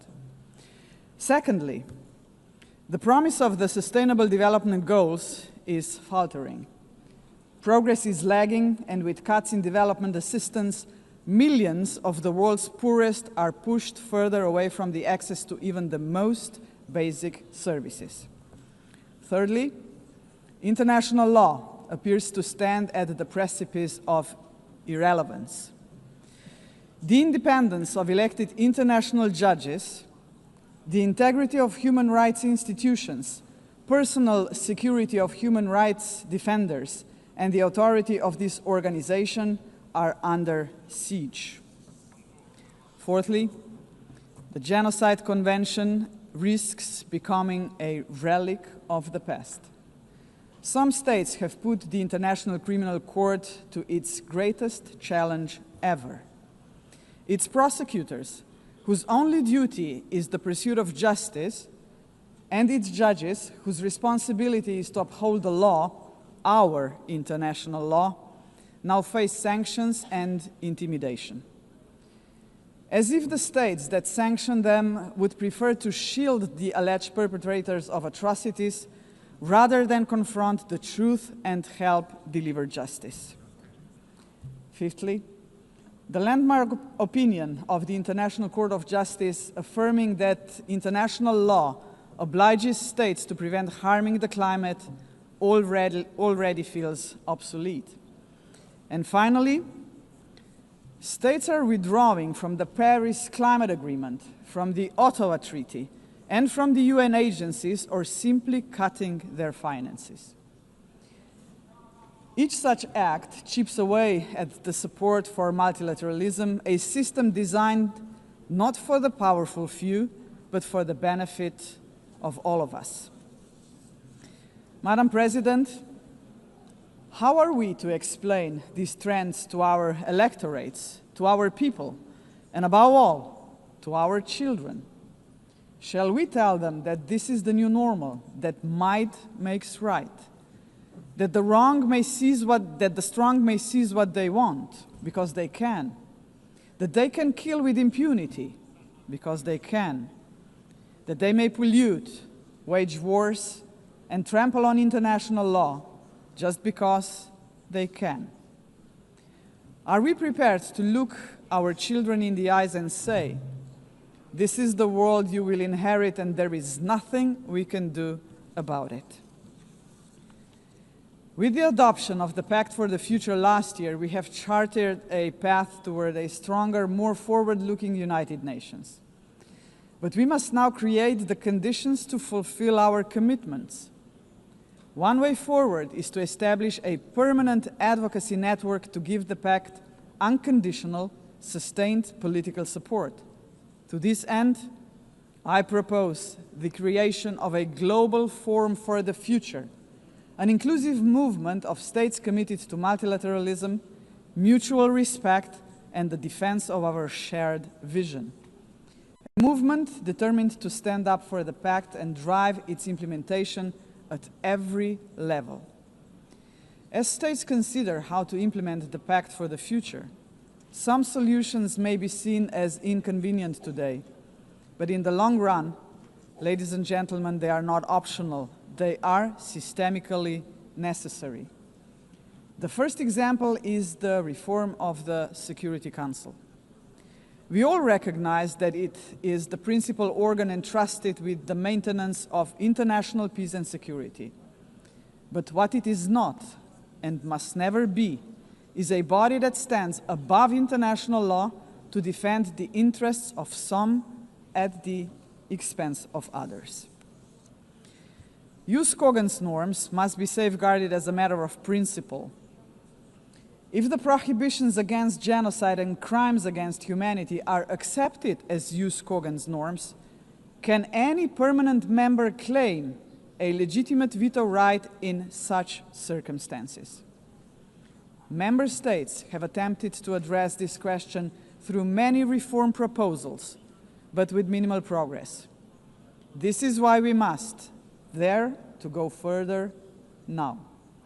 We, the General Assembly, must take a bold step and request an advisory opinion from the International Court of Justice on this very question. Second, we must confront the gap between our words and actions on gender equity. Progress has been made, but far too modestly. Over the past 80 years, 13% of leaders in multilateral organizations have been women. And no woman has ever served as Secretary General of the United Nations. And this, ladies and gentlemen, must change.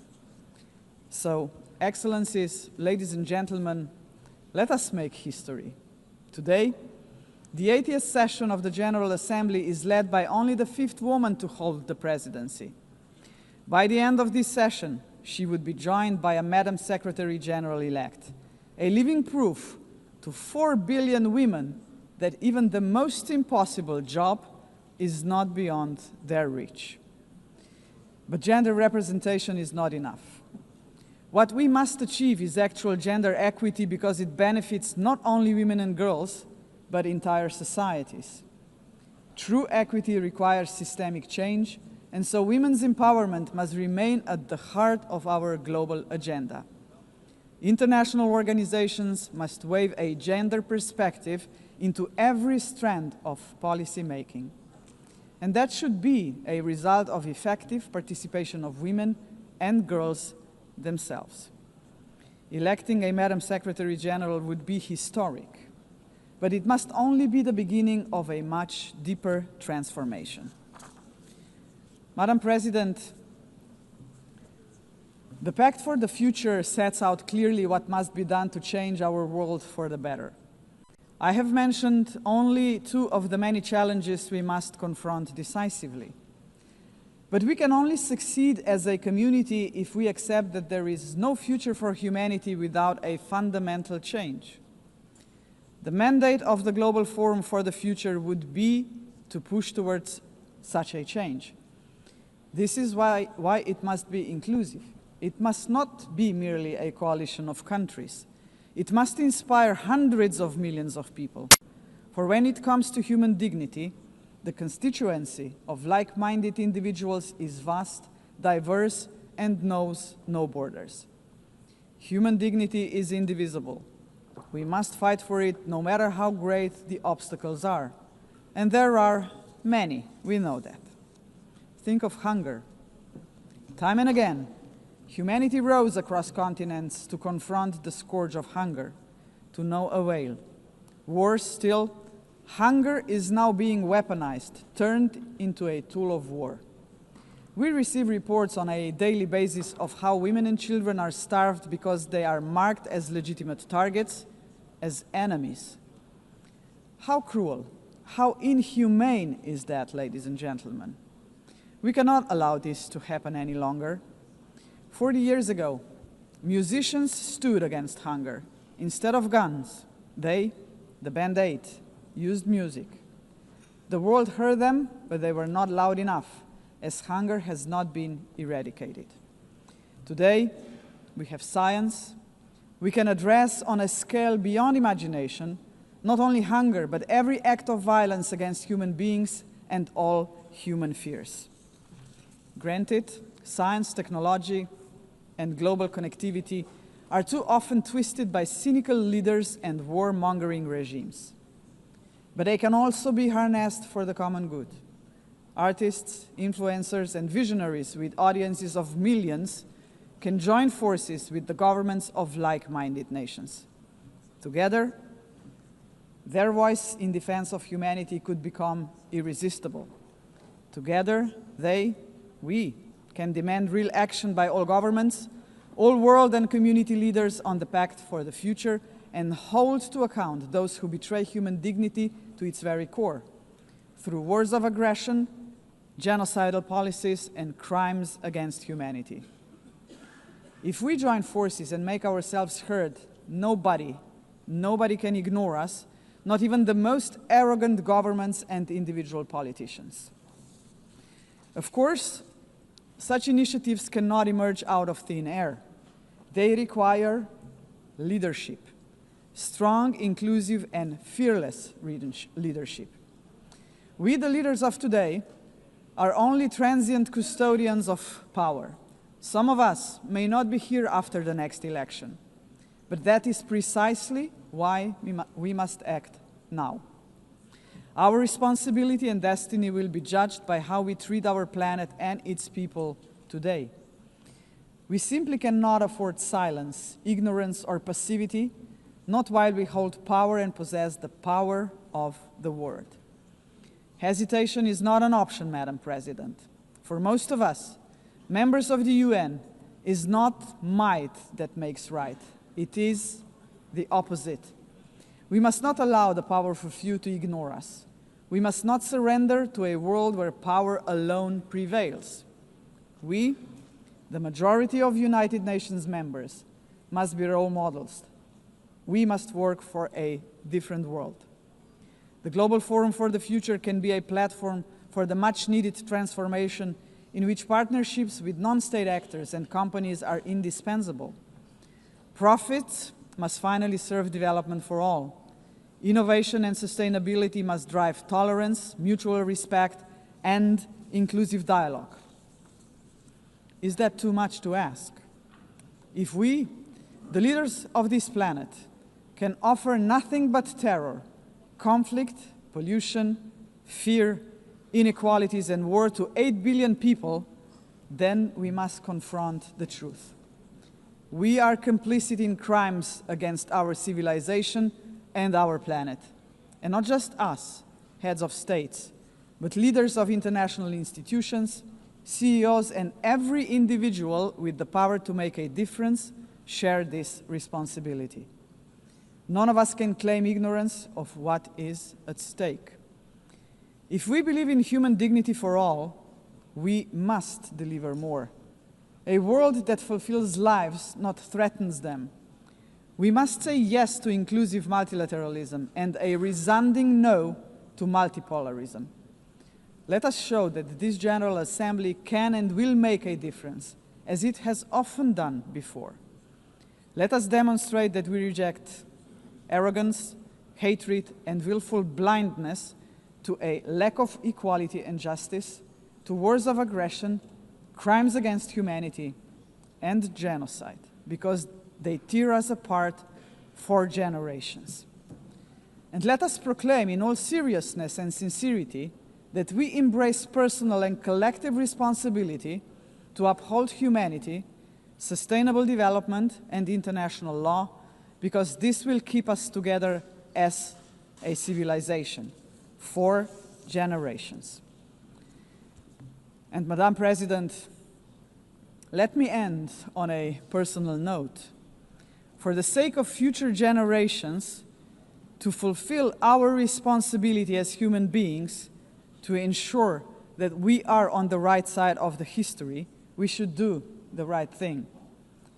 We did not stop the Holocaust. We did not stop the genocide in Rwanda.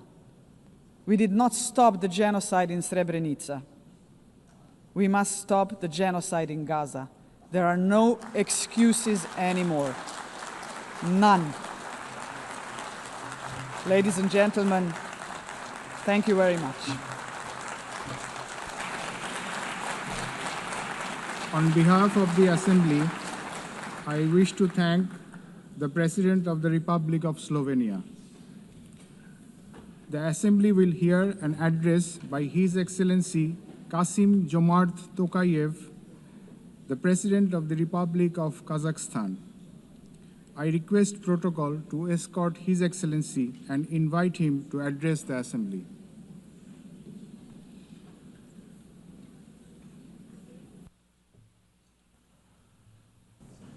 Madam President, Mr. Secretary General, distinguished delegates, for 8 decades, the United Nations has played a pivotal role in combating humanity's global challenges.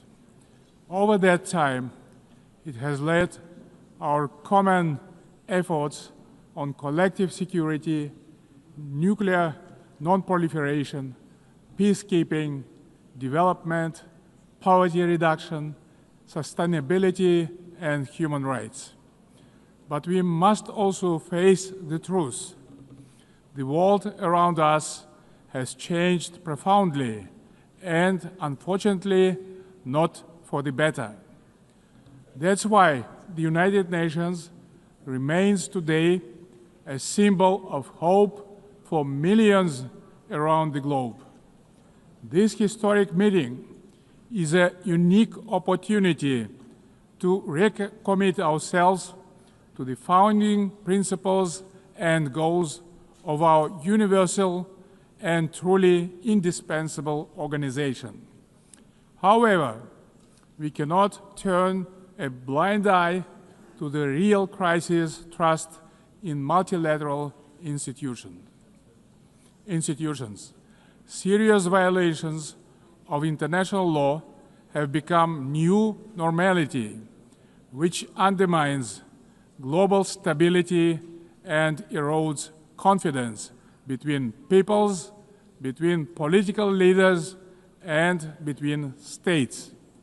In this challenging time, we all must empower the United Nations to make it more adjustable to the realities of today's unpredictable world. The spirit of mutual understanding and eagerness to cooperate must prevail over dangerous warmongering. State leaders have a responsibility to move toward making peace. A failure of the current generation of leaders to act is not an option, because future generations will pay a much greater price. In this regard, comprehensive reform of the United Nations is a strategic necessity, not a subject for endless contemplations. We need to establish a new group of truly dedicated people who will highly professionally and without any hesitations make concrete proposals for reforming the United Nations to make it better suited to the challenges of today and objectives of tomorrow. A central pillar of this bold effort to renew the United Nations should be a reform of the Security Council. Major powers of Asia, Africa, and Latin America should be represented in the Security Council on the rotational basis.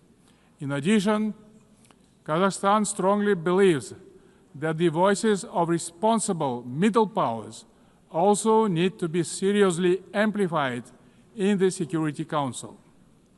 In fact, they have already started to play a larger positive role in international relations, bringing balance and building trust. They can act as bridges within the United Nations when major powers are divided or failing to resolve pressing issues of common concern. Above all, a credible United Nations for the 21st century requires member states to take concrete steps toward durable peace and security.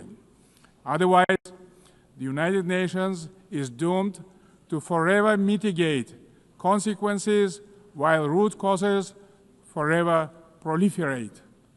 We can begin this process already today by reaffirming our steadfast commitment to the Charter of the United Nations. The founding principles of sovereignty, territorial integrity, and peaceful resolution of disputes must be upheld without exception. Selective application of the Charter undermines its credibility. The world needs a new consensus based on trust, inclusiveness, and shared responsibility. For example, the enemy state clauses of the Charter, historical remnants of the Second World War, have already been recognized by the overwhelming majority of the international community is obsolete. For all these reasons, it's time to have a serious conversation about Charter review. Today we face an alarming reality. Arms control treaties are collapsing, and with them, so are the foundations of strategic stability. Global military spending in 2024 hit a record $2.7 trillion. The global cost of violence reached nearly $20 trillion. Therefore, rebuilding a robust global security architecture should remain a top priority for the international community. We advocate relaunching high-level dialogue among nuclear powers and stronger multilateral action to drastically reduce the looming threat of nuclear weapons. More widely, we must begin the hard work of getting rid of the militant mindset. We can do so by tracking closely how much our countries invest in peace. Kazakhstan is ready to host a new dialogue on nuclear disarmament and non-proliferation. We can focus on informal, inclusive exchanges that reinforce the NPT and support progress toward the CTBT. We also call to advance our proposal to establish international agency for biological safety and security. Kazakhstan remains concerned by the Ukrainian crisis, which continues to seriously harm civilians, damage global trust, and undermine international security. Nonetheless, bilateral and international diplomatic efforts on this conflict should continue along with political flexibility to meet the long-term interests of both states. Territorial disputes are never easy to resolve and require mutual restraint and responsibility for the sake of future generations.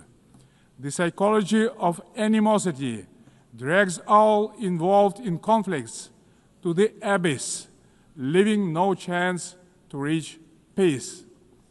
The humanitarian crisis in Gaza has reached a disastrous scale that cannot be ignored.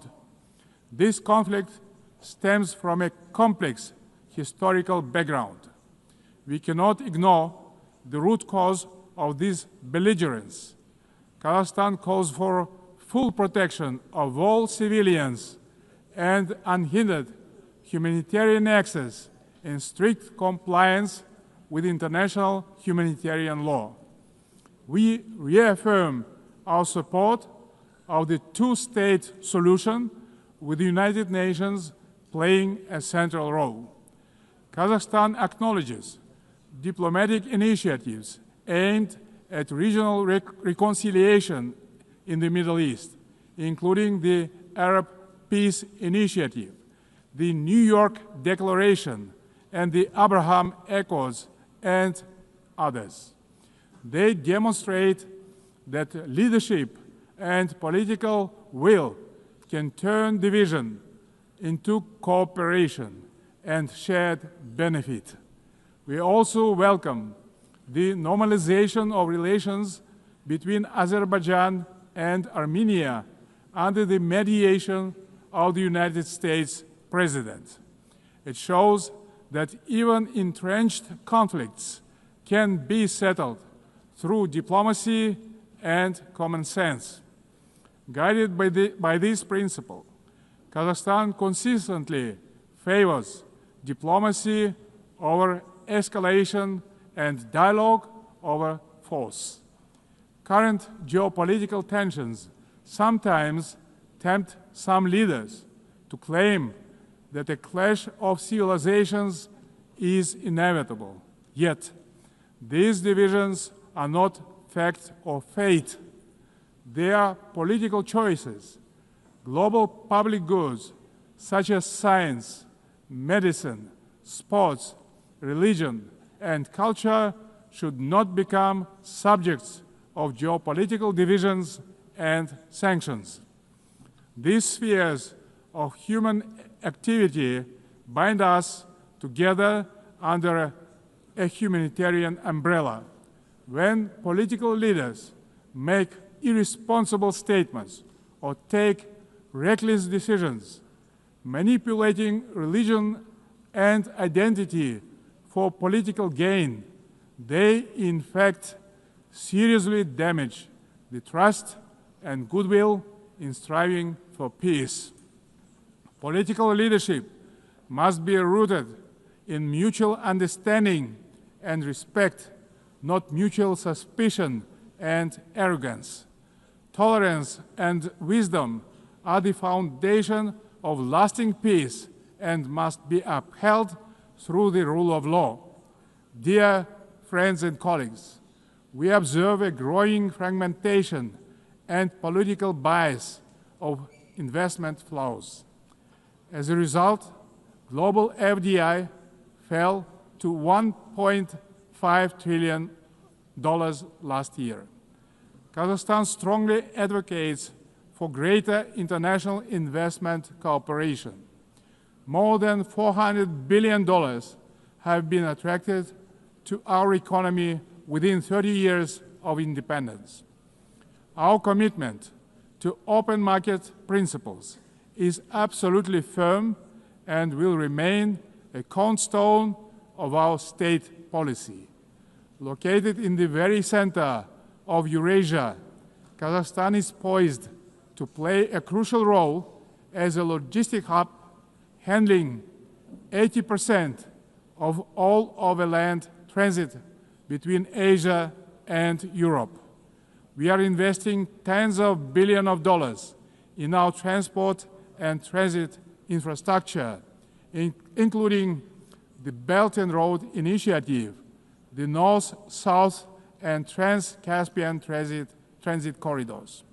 Kazakhstan will continue to develop regional supply chains that are the heart of the emerging global transport network. By 2029, we plan to build 5,000 kilometers of new railway lines. Kazakhstan has made the Sustainable Development Goals a core pillar of its national agenda, integrating their targets into state planning and budgeting. With the support of the United Nations Secretary General and partner states, Kazakhstan now hosts the new United Nations Regional Center for SDGs for Central Asia and Afghanistan in Almaty. Today, Central Asia is demonstrating a renewed sense of unity and mutual trust. It is emerging as a proactive contributor to international peace and progress. The Central Asian Five are strengthening cooperation, proving that regional solidarity can be a powerful force for development and security. This has enabled our region to engage key global partners in the unique Central Asia Plus dialogue format. Kazakhstan believes that inclusive development in Afghanistan is a basis for long-term regional peace and stability. We continue to support the Afghan people through humanitarian assistance and cooperation in trade, food security, infrastructure, and transport connectivity. Distinguished delegates, last year was the hottest year in human history, and Central Asia is warming at twice the global rate. The melting of glaciers in the Alatau Mountains is accelerating, multiplying threats to water and food security for millions. Kazakhstan has drawn profound lessons from the tragedy of the Aral Sea. Thanks to our consistent efforts, including at the international level, we succeeded in preserving the northern part of the sea. As the current chair of the International Fund for Saving the Aral Sea, Kazakhstan will continue to play a proactive role in this common priority. Meanwhile, the Caspian Sea is rapidly shrinking. It is no longer just a regional concern. It is a global warning signal. Therefore, we call for urgent steps to preserve the Caspian water resources with our partners across the region and the wider international community. Last year, Kazakhstan co-organized the One Water Summit with France, Saudi Arabia, and the World Bank. Looking forward, stronger coordination, investments, and sustainable solutions are urgently needed to prevent future water crises. To help advance this agenda, Kazakhstan will host a regional Ecological Summit in Astana in April next year, to be convened in partnership with the United Nations and other international organizations. As part of our broader environmental commitment, Kazakhstan is implementing a nationwide Clean Kazakhstan campaign. This national movement mobilizes millions of volunteers in cleanup actions, waste reduction, and eco-education. At this initiative of Kazakhstan, the United Nations declared 2026 the International Year of Volunteers for Sustainable Development. We invite all member states to collaborate on this important endeavor.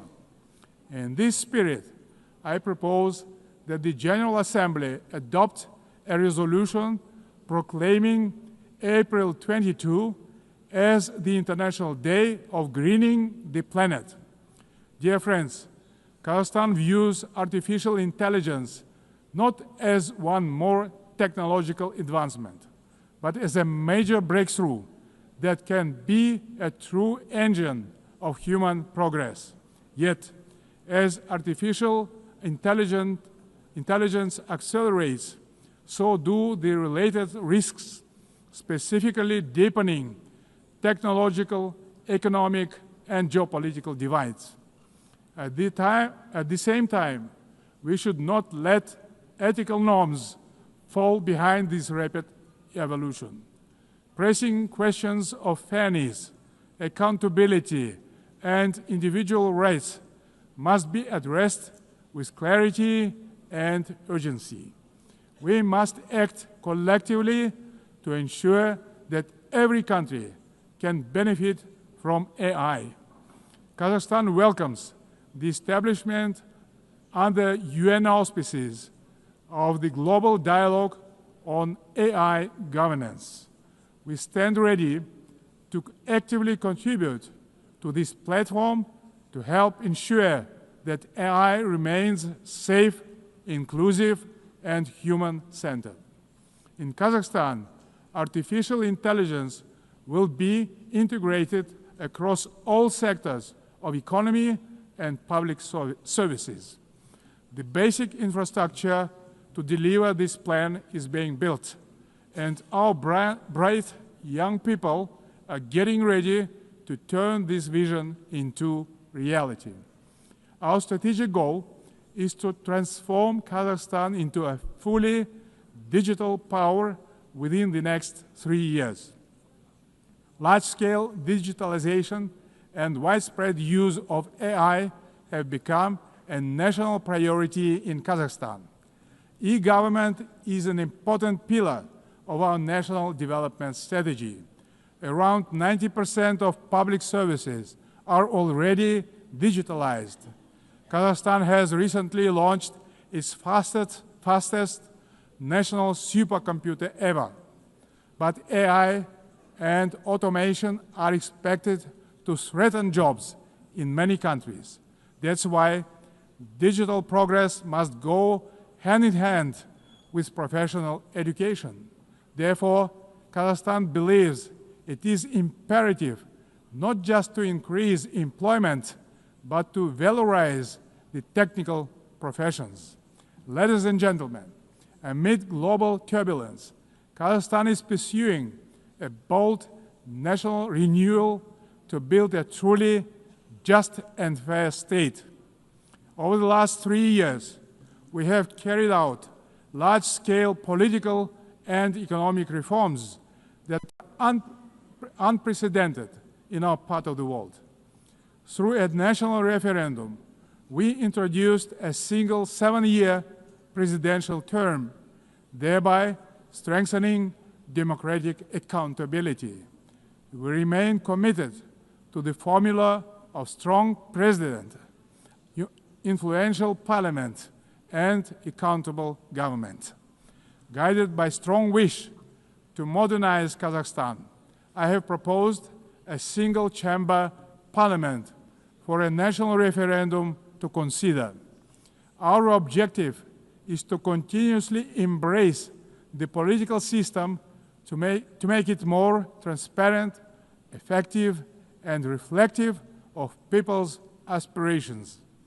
At the heart of these reforms lies a clear principle: law and order must prevail. We believe that only governance rooted in common sense and the rule of law can ensure public order and protect the rights of all citizens. It creates good conditions for international investment, trade, cooperation, and more broadly, the dynamic development of our country. The interests of law-abiding people and decent citizens must always come first, maintained through justice, accountability, and mutual respect. Kazakhstan's economy is showing clear signs of sustainability and resilience. This year, economic growth is expected to exceed 6%, underscoring the sustainability of our economy as the largest in our part of the world. But we are not complacent. We will continue our efforts to ensure a long-term growth. Kazakhstan's energy strategy is based on 4 pillars: oil and gas, coal, uranium, and critical minerals. These precious assets are the basis of reliable energy partnerships. Climate change and the green agenda cannot be accepted by all countries that have huge deposits like coal, which nowadays can be cleaned up by advanced technologies. That's why we have committed to decarbonize our country in 35 years. Renewable energy is not the single solution to all energy problems. Agriculture is another driver of our development with huge potential for global markets. Kazakhstan's grain export capacity has amounted to 12 million tons, reaching a great number of international markets, creating new opportunities for trade expansion using enhanced transport connectivity. We will continue our cooperation with all major international partners and regional stakeholders to further diversify our external trade and economy, making it more inclusive and resilient. Excellencies, we will remain firmly on this path, deepening governance reforms at home while supporting global governance abroad. Kazakhstan will continue to serve as a bridge builder and peacemaker. It will also continue to choose balance over domination, cooperation over confrontation, and peace over war. We stand ready in cooperation with other players, stakeholders in the international community to renew the promise of the United Nations as a beacon of peace, justice, and cooperation. Thank you very much. On behalf of the Assembly, I wish to thank the President of the Republic of Kazakhstan. The Assembly will hear an address by His Excellency Matamela Cyril Ramaphosa, President of the Republic of South Africa. I request protocol to escort His Excellency and invite him to address the Assembly.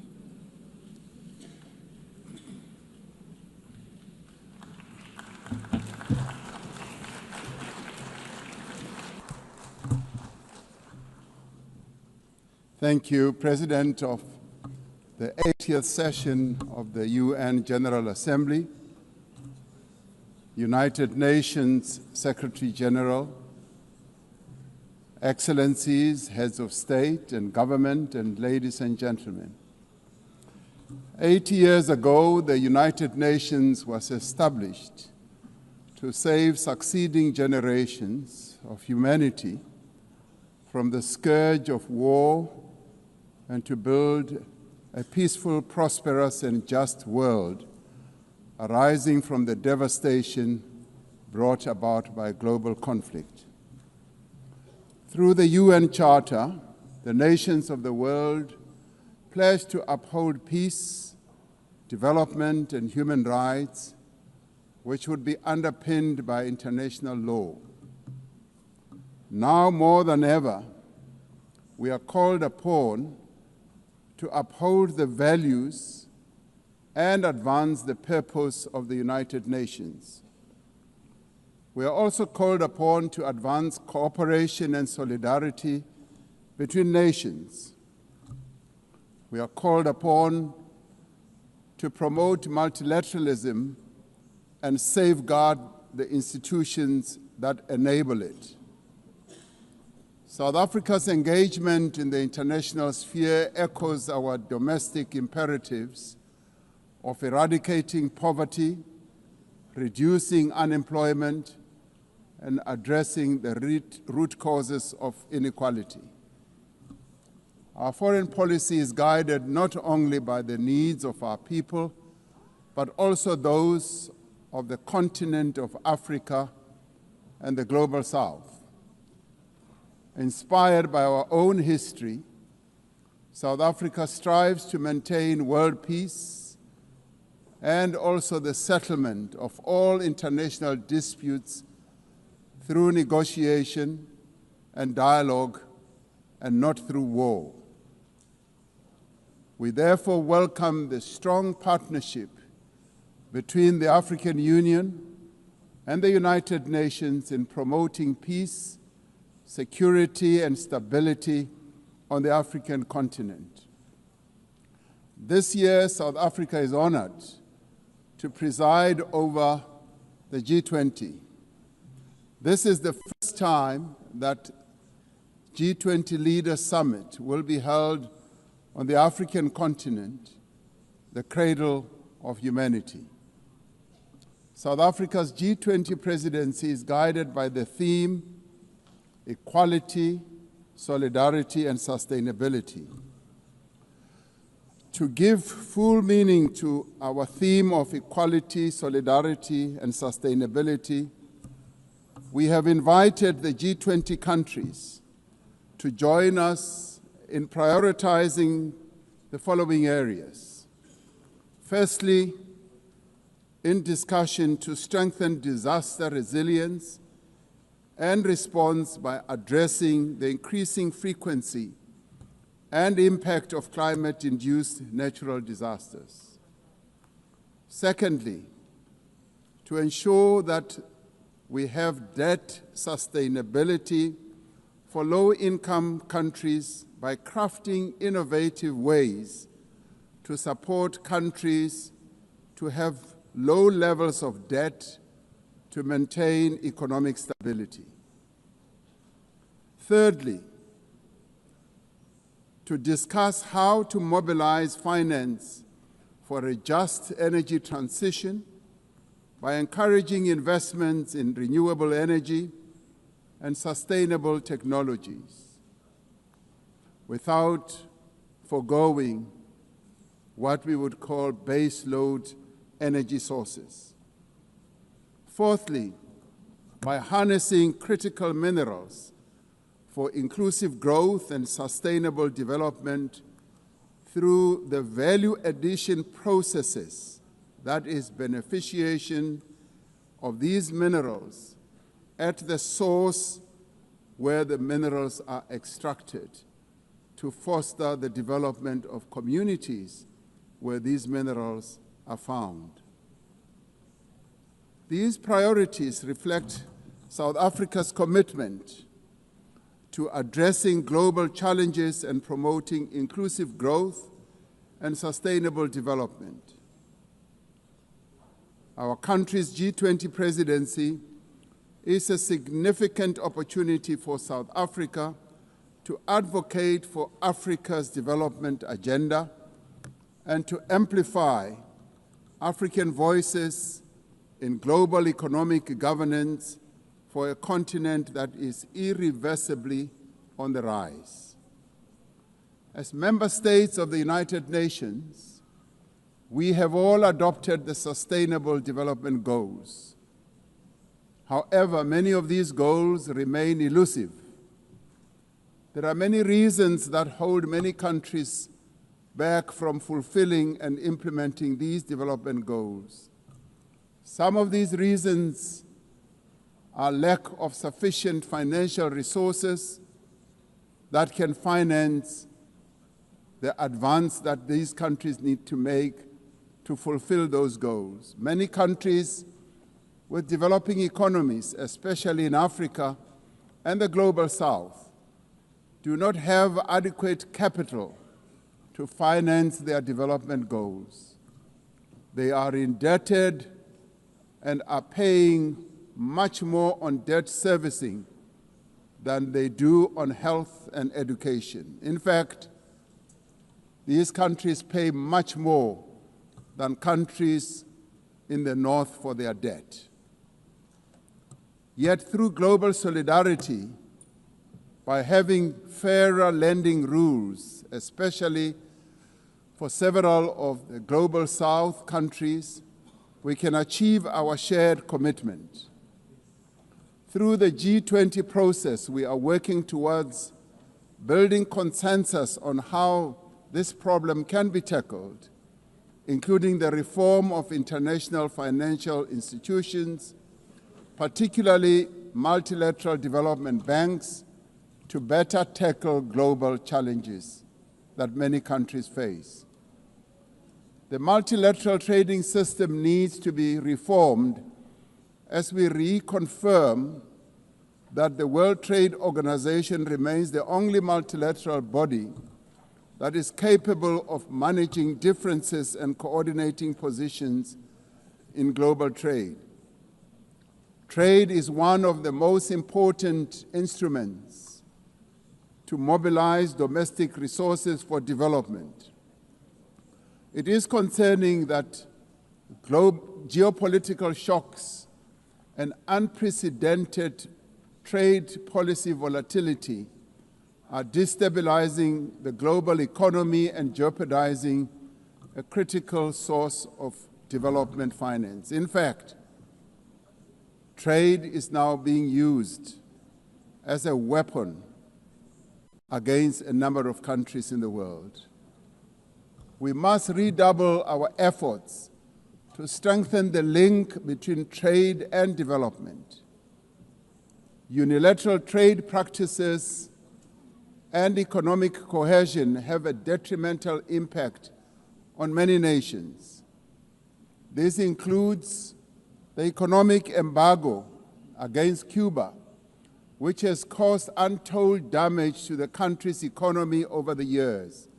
This unfair embargo must be lifted, and we want it lifted sooner rather than later.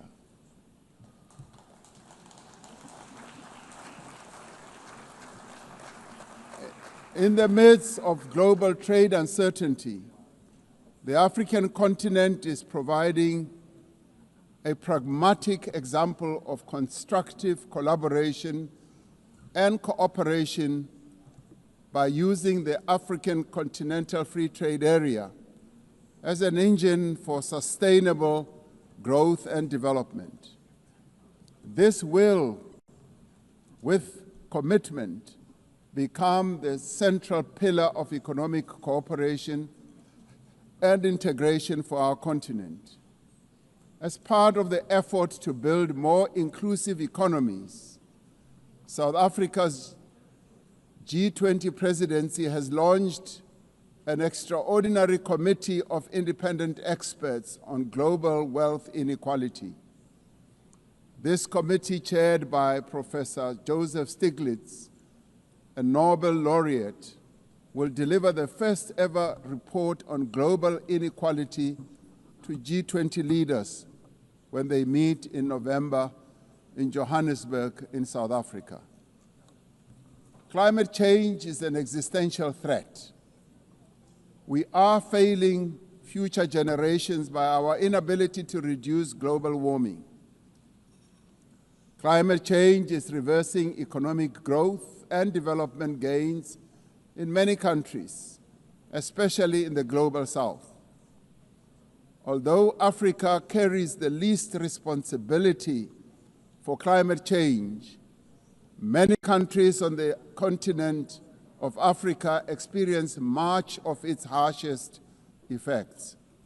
Extreme weather events like floods and droughts are driving food insecurity, displacing populations, causing damage to infrastructure, and leading to the unnecessary loss of livelihoods.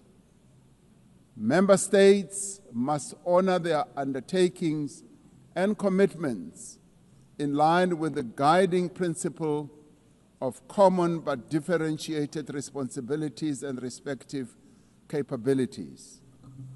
The Secretary General recently reported that global military expenditure has reached historic highs, just as the world is falling behind on its core development promises. We are building weapons when we should be building social infrastructure that advance the lives of our people. We are fighting wars that cause death and destruction when we should be fighting poverty and developing the livelihoods of vulnerable people. We must act decisively to silence all the guns everywhere to realize the goal of sustainable development and global peace. And I do believe that this is an objective that is possible to reach. As we commemorate the 80th anniversary of the UN, the relevance of this institution and various multilateral processes for the maintenance of international peace and security is being willfully undermined. There is an increasing reliance on unilateral military action in contravention of international law. The United Nations Security Council has proven to be ineffective in its current form and composition in carrying out its charter mandate to maintain international peace and security. South Africa remains deeply concerned by the erosion of the credibility of the Security Council and its failures to ensure accountability and uphold international law. As the security and humanitarian situations in the Democratic Republic of the Congo, Sudan, Gaza, and elsewhere deteriorate, it is a matter of great concern that there are countries that continue to violate international law and also defy the United Nations resolutions and rulings, also from bodies like the International Court of Justice. The establishment of the Hague Group and the Madrid Group aim to reaffirm the primacy of international law, promoting accountability and ensuring support for a just peace. We cannot and should not accept that members of this organization continue willfully to violate without consequence the charter that we have all agreed to uphold. Therefore, as nations that have pledged to uphold the UN Charter, we have the ultimate responsibility to ensure and protect the rights of the Palestinian people to self-determination, consistent with the case that South Africa brought before the International Court of Justice. There is growing global consensus. There is growing global consensus that Israel is committing genocide in Gaza. Just last week, the United Nations Independent International Commission of Inquiry found that Israel is responsible for the commission of genocide in Gaza. As Palestinians continue to face genocide and famine, we have a duty to act. South Africa has acted in the interest of saving lives by insisting that the International Court of Justice should make a ruling that indeed genocide is being committed in Gaza and that it should stop. And we stand here to say it must stop.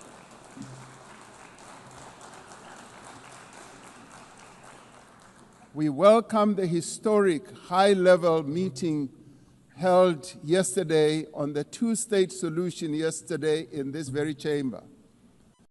This reflects the determination of the global majority, a global majority that now stands at 142 and more countries, that Palestinians deserve a peaceful state alongside a peaceful Israel.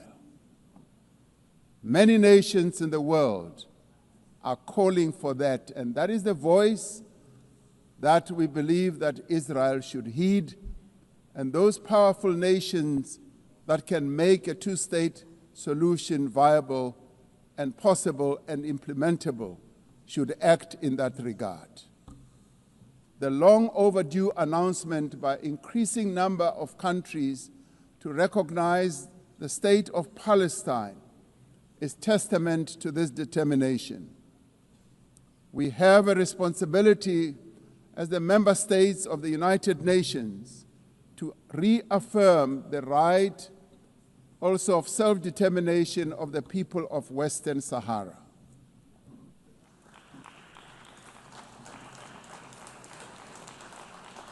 The very first resolution of the United Nations General Assembly in January of 1946 called for the elimination of atomic weapons. The resolution was passed shortly after the catastrophic use of atomic bombs on Hiroshima and Nagasaki that killed thousands of people. Decades later, we have not made significant progress in the fulfillment of the commitment to nuclear disarmament.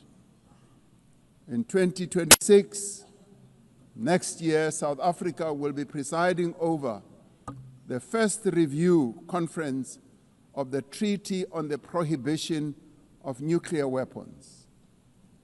This treaty reaffirms that there is no greater assurance of non-proliferation than the complete prohibition of nuclear weapons. I was glad to hear that a number of leaders stood here to speak against nuclear weapons and the use thereof.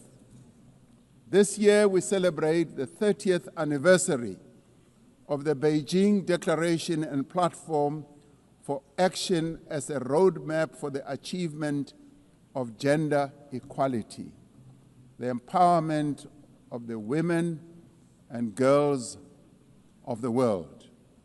South Africa reaffirms its unwavering commitment to the empowerment of women and their full, equal, and meaningful participation in all spheres of life.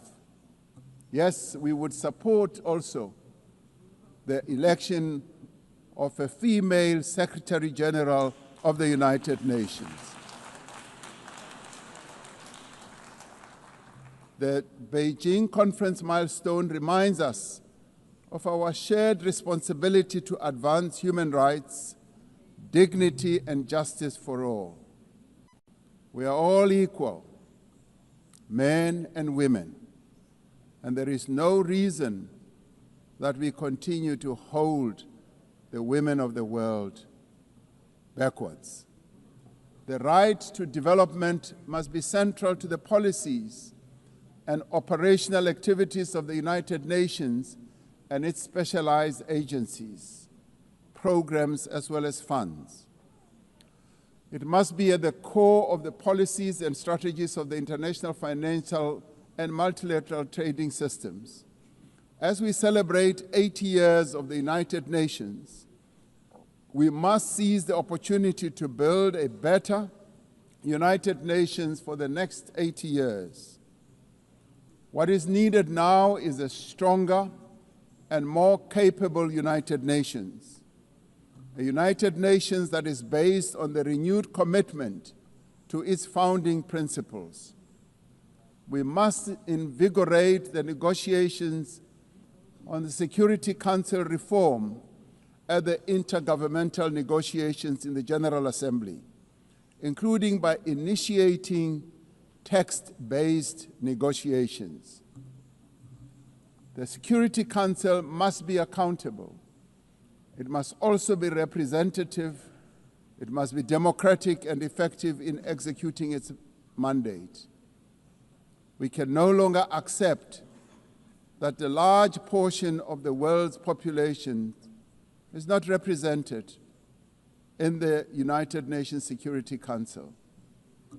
My own continent, Africa, home to 1.4 billion people, as well as South America, are not represented in the United Nations Security Council. This is unjust, this is unacceptable, and it must end. We want representation in the Security Council. We look forward to working with the Secretary General on the UN APT initiative to ensure that our organization works more effectively and efficiently. Mandates given by member states must be implemented, and the necessary structural changes and program realignment must be implemented across the UN system. In the face of the decrease in funding to the United Nations to fulfill its mandate, the UN APT initiative is important to maintain the integrity of the multilateral system and to uphold international law. Lastly, I am reminded that our collective membership of the United Nations is our shared humanity in action. The United Nations at 80 compels us to reflect on our collective achievements and to chart a way forward, building an organization that is able to address our common challenges. We must rise to the occasion and do our utmost together to ensure the political, economic, and social freedom of all humanity. We must reaffirm that freedom is indivisible and that the denial of the rights of one person diminishes the freedom of all of us. We must reaffirm the equal dignity and worth of every person and must therefore leave no one behind and no country behind. I thank you. On behalf of the Assembly, I wish to thank the President of the Republic of South Africa. The Assembly will hear an address by His Excellency Shavkat Mirziyoyev, President of the Republic of Uzbekistan. I request protocol to escort His Excellency and invite him to address the Assembly.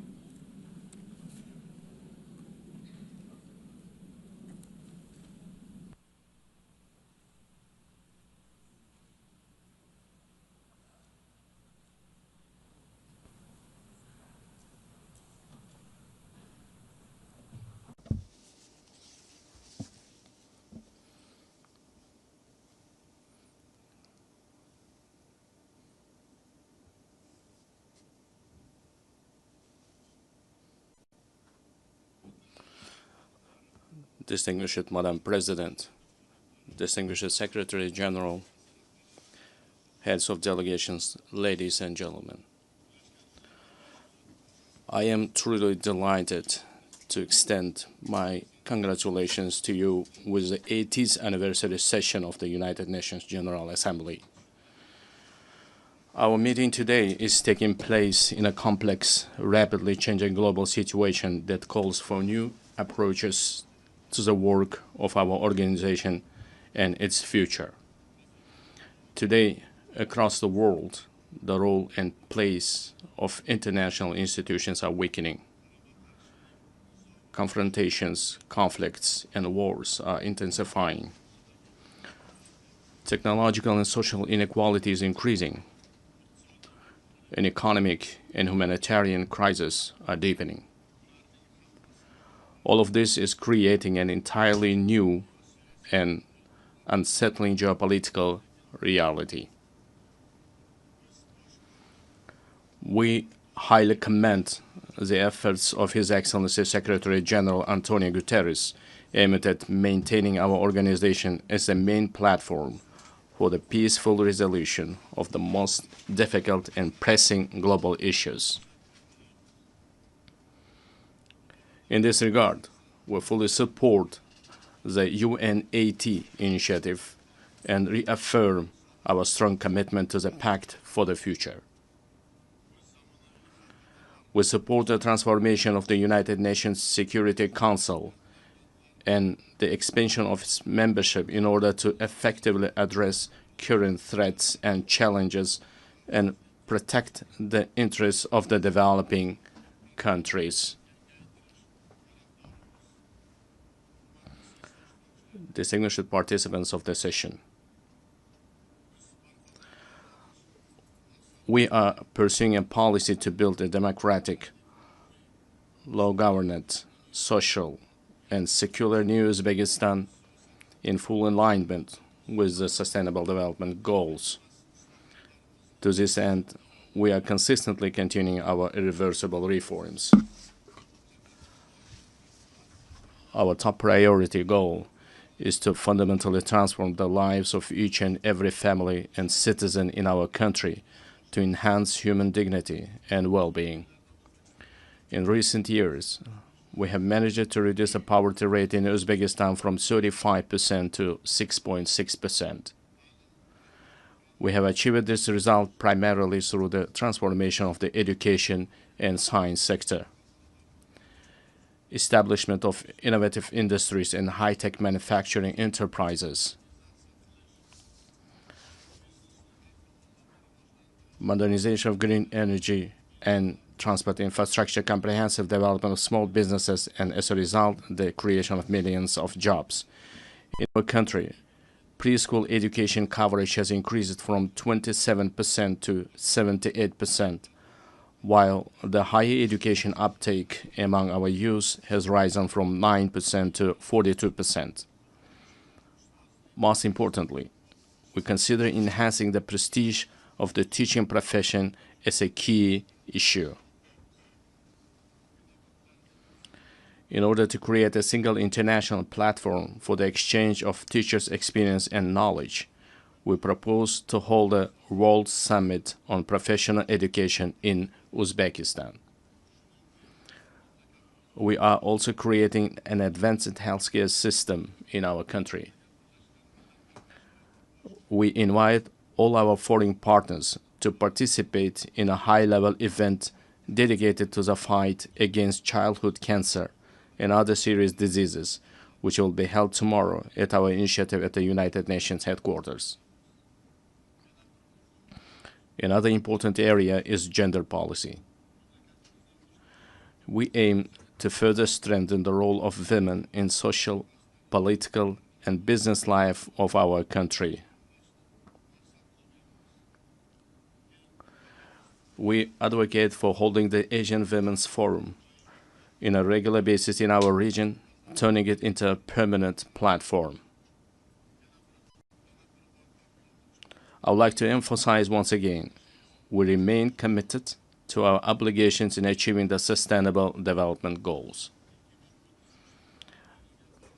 By the year 2030, we intend to join the ranks of upper middle income countries. To this end, we will consistently continue our open and pragmatic policy. Ladies and gentlemen,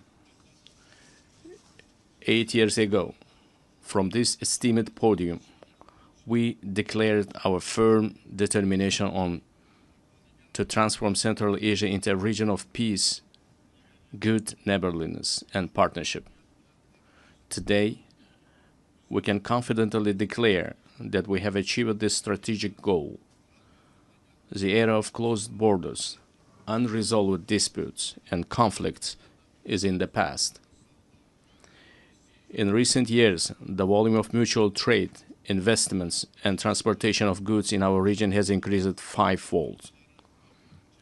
We are implementing joint investment funds, cross-border trade, and industrial cooperation zones, and major infrastructure projects. We also recognize as a common achievement that the consultative meeting of the heads of the state of Central Asia have become an effective mechanism for deepening regional integration. I can confidently affirm that as of now, we are at the beginning stage of the forming a new Central Asia. Our region, thanks to its unity, stability, and distinct identity, is steadily securing a stronger position in the system of international relations as an independent actor. In order to achieve our goals, we intend to give top priority to expanding mutually beneficial ties with all our foreign partners. In this regard, together with UN structures, we propose to implement a number of new projects and programs in our region. In particular, we propose holding an international forum under the auspices of ECOSOC and UNCTAD, dedicated to the economic development of the Central Asian states, establishing a regional hub for green technologies in industry jointly with UNIDO, adopting program on the rational use of water resources, the creation of green spaces, and the achievement of demographic resilience in our region.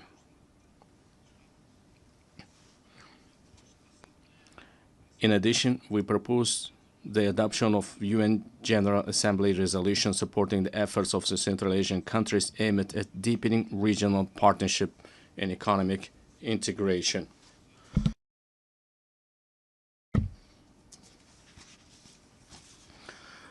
Distinguished heads of delegations, speaking about global and regional security and sustainable development, it is impossible to overlook the issue of Afghanistan.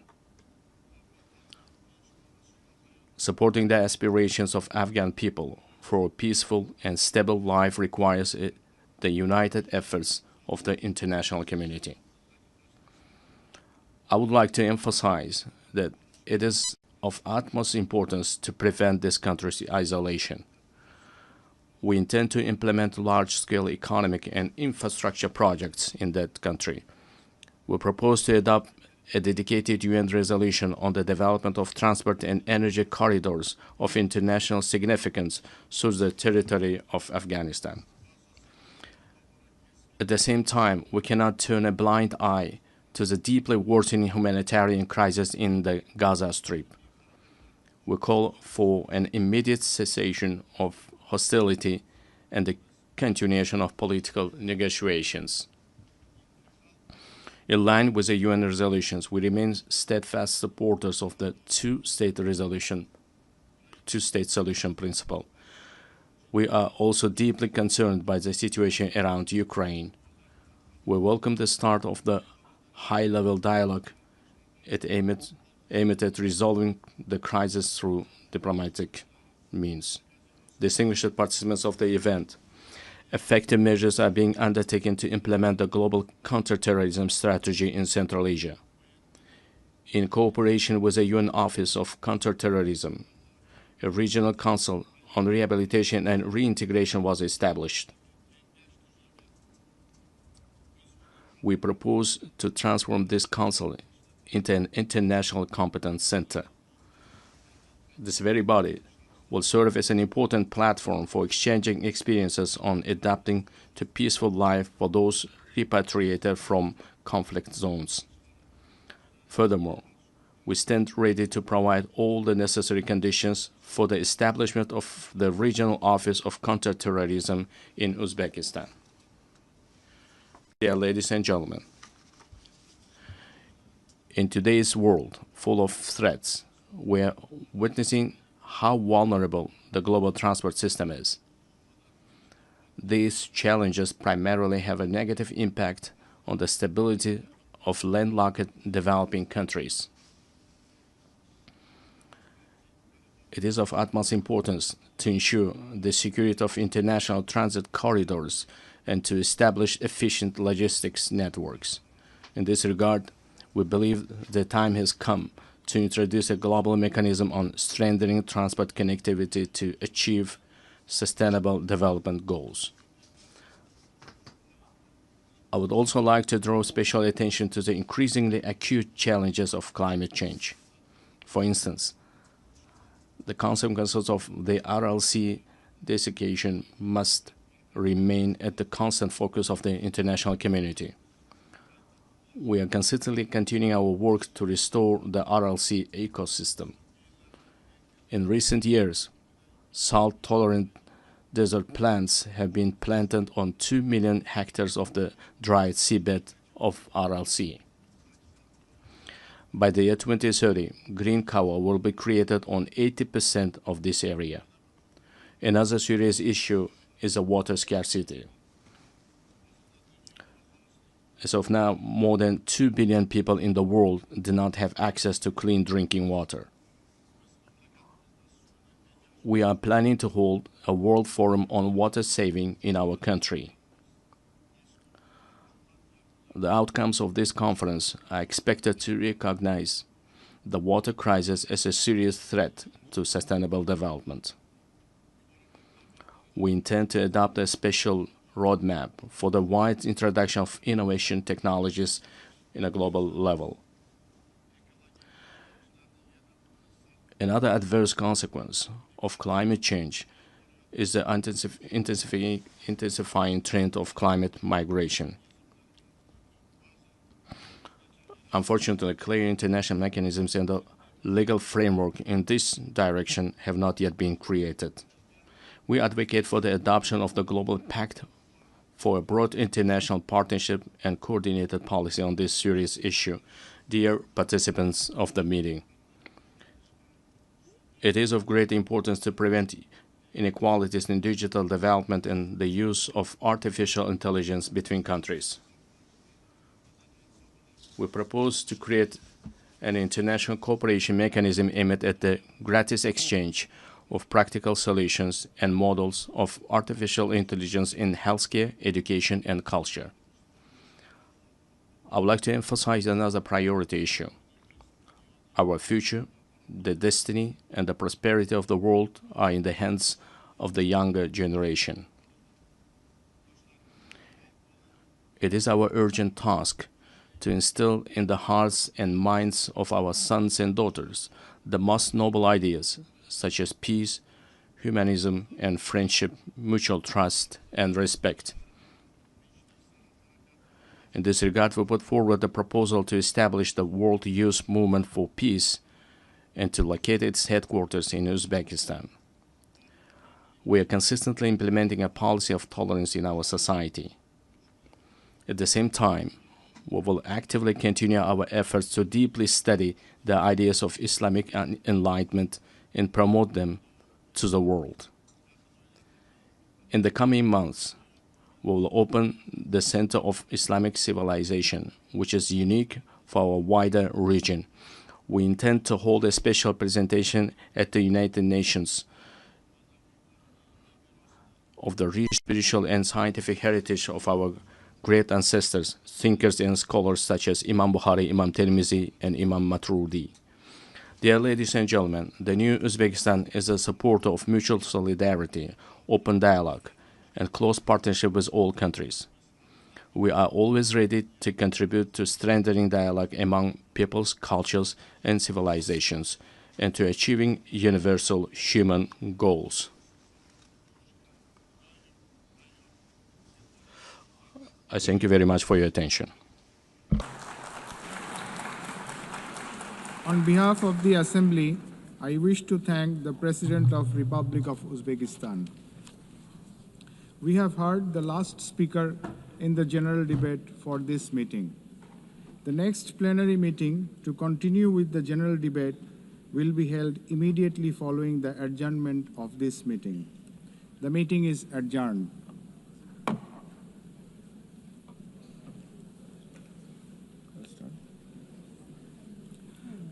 The fifth plenary meeting of the General Assembly is called to order. The Assembly will hear an address by His Excellency Hurel Suk Ukna, President of Mongolia. I request protocol to escort His Excellency and invite him to address the Assembly.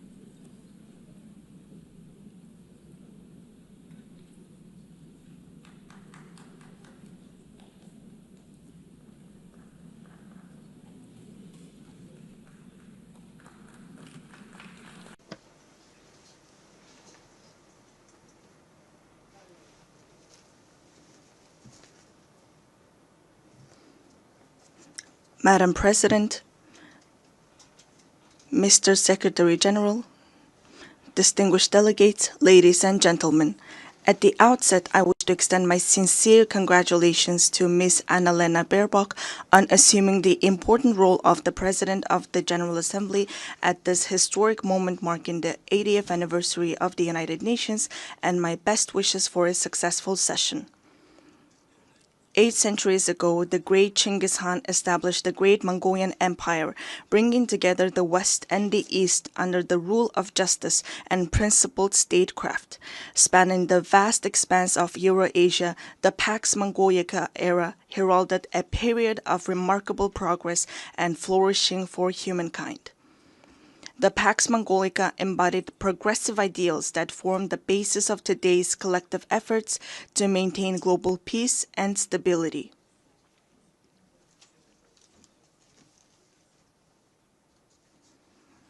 Then, 8 decades ago, when the dust and ashes of the World War had not cleared yet and humanity had not healed yet from fear and anxiety, the United Nations, a great family of nations, rose to prominence as a guarantor of world peace and security and a sanctuary of hope and trust. Since its establishment, the United Nations has illuminated humanity's path, serving as a steadfast beacon of hope and trust for nations to maintain peaceful coexistence and share a prosperous future. In today's volatile and challenging international environment, we welcome Better Together, 80 years and more for peace, development, and human rights as the theme for the 80th session of the General Assembly and the general debate.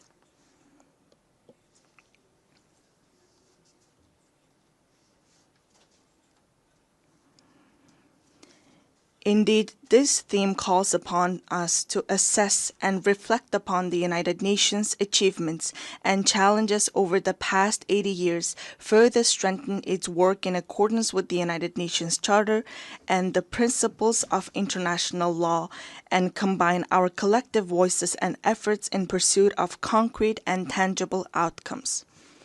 Distinguished delegates, Mongolia has consistently upheld the United Nations Charter and universally recognized principles and norms of international law, respecting the independence, sovereignty, and territorial integrity of all states, resolving disputes by peaceful means, respecting human rights and freedoms, and fostering equal and mutually beneficial cooperation. Since becoming a full-fledged member of the United Nations in 1961, Mongolia has steadfastly supported the organization's efforts to strengthen international peace and security.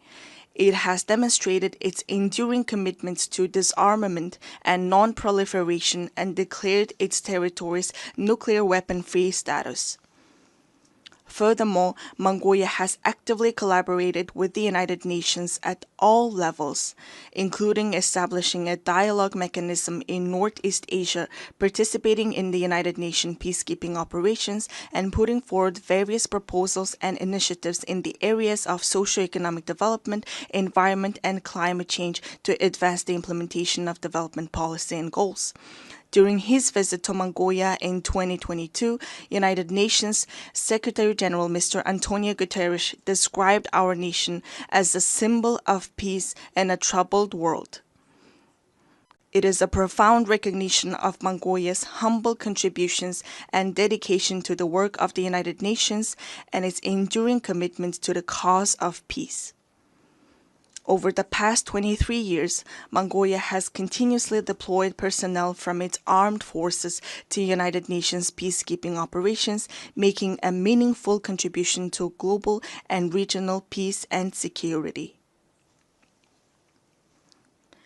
During this period, Mongolia has deployed more than 23,000 peacekeepers to 16 United Nations peacekeeping missions and consistently ranked among the top 20 troop and police contributing countries out of more than 120 member states.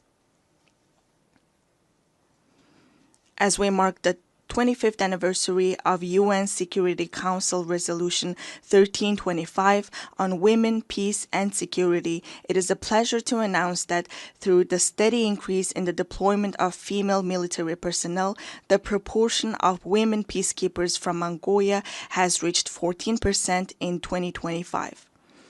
Mongolia will continue to extend its unwavering support to the United Nations in its efforts to maintain international peace and security, and it remains committed to contributing to peacekeeping operations.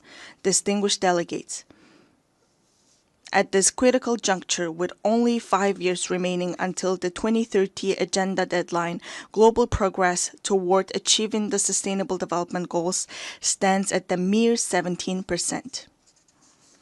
According to the Sustainable Development Report 2025, Mongolia's implementation of the SDGs has reached 66.7%, ranking it 14th in the United Nations Multilateralism Index. This is a testament to our decades-long efforts and a worthy achievement. I want to acknowledge the tremendous efforts of the international community and all member states in advancing the implementation of the Sustainable Development Goals. We welcome the outcomes of the 4th International Conference on Financing for Development, held recently in Seville, Spain, where a broad consensus was reached on the crucial role of financing in achieving the Sustainable Development Goals. We also appreciate that the conference agreed to increase the engagement of developing countries and take comprehensive actions aimed at reforming the current international financial architecture. Within the framework of implementing the Seville commitment adopted at the conference, it is essential to direct international development cooperation towards supporting the most vulnerable groups and addressing their challenges.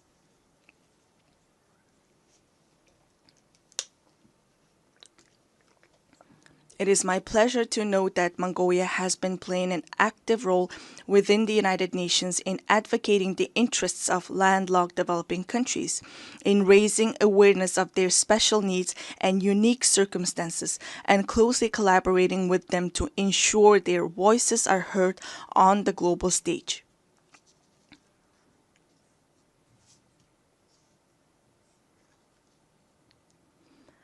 The 3rd United Nations Conference on Landlocked Developing Countries convened in August in Turkmenistan and adopted the Avaza Program of Action for 2024 and 2034.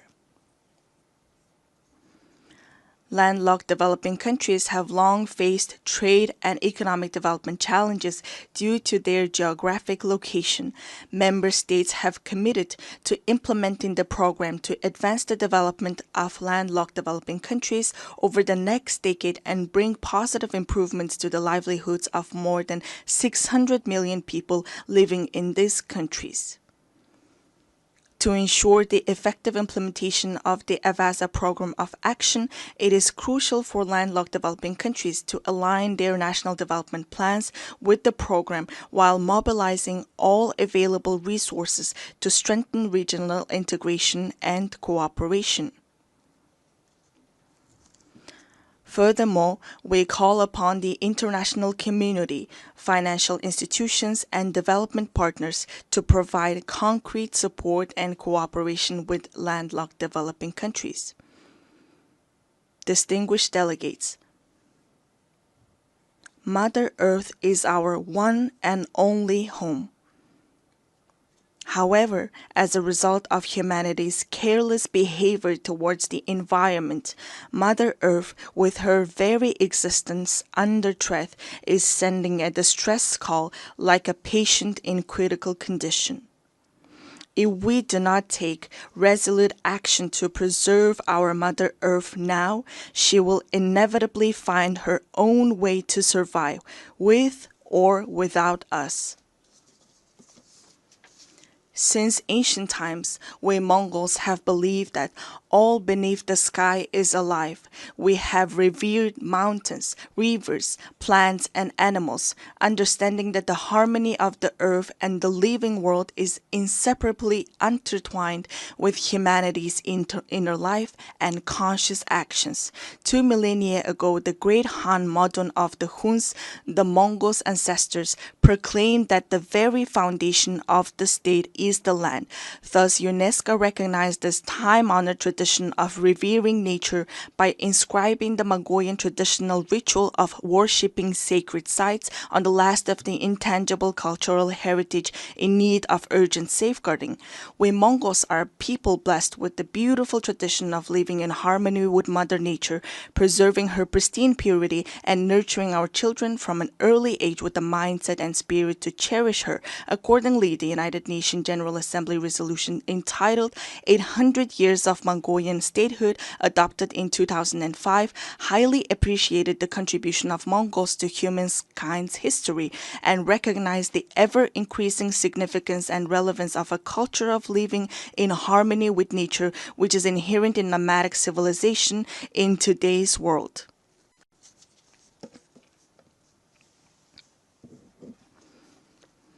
Today, we are committed to sharing our cultural heritage and traditional knowledge, rooted in a profound respect for living in harmony with nature, with the international community, as a valuable contribution to building resilience and enhancing adaptation to climate change. In 2026, Mongolia will host the 17th session of the Conference of the Parties to the United Nations Convention to Combat Desertification and observe the International Year of Rangelands and Pastoralists. In this spirit, our country, in partnership with the United Nations, spearheads the International 10-Year Rangeland Flagship Initiative. We warmly invite you to join us in supporting and collaborating on this important endeavor. Mongolian people say, the source of life is water, and the source of water is tree. Access to safe drinking water is declining worldwide, with 3.6 billion people currently affected by water scarcity. Therefore, it is imperative for countries to implement integrated management of land and water resources in a coordinated manner and to place special emphasis on preventing water scarcity. I cordially invite you all to participate at the highest level with broad participation in the 17th session of the Conference of the Party to the United Nations Convention to Combat Desertification, scheduled from August 17 to 28, 2026 in Ulaanbaatar. This conference seeks comprehensive solutions to adapt to climate change, protect and enhance water resources, and combat desertification and land degradation. Distinguished delegates, from the moment of birth, we Mongols have grown up on horseback, carrying our glory across the world on noble steeds and contributing to the writing of humanity's proud and enduring history. We Mongols are a nation steeped in a unique cultural heritage. We honor our noble horse in our state emblem, craft our state flag with the mane and tail hair of our swift steeds, and the souls of people around the world are spellbound by the haunting melody of horse fiddle known as the modern whore. Since ancient times, horses have been integral to human livelihoods, culture, and civilization.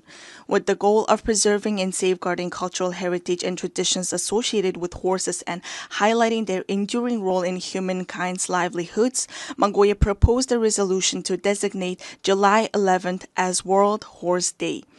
This resolution was adopted during the plenary meeting of the 79th session of the United Nations General Assembly on June 3, 2025.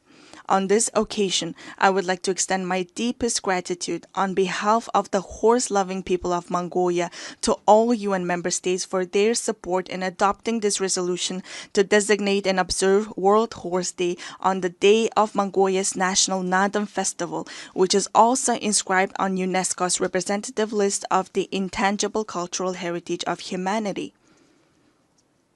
Distinguished delegates, this year, countries around the world are assessing the progress made over the past 30 years since the adoption of the Copenhagen Declaration on Social Development and the Beijing Declaration and Platform for Action.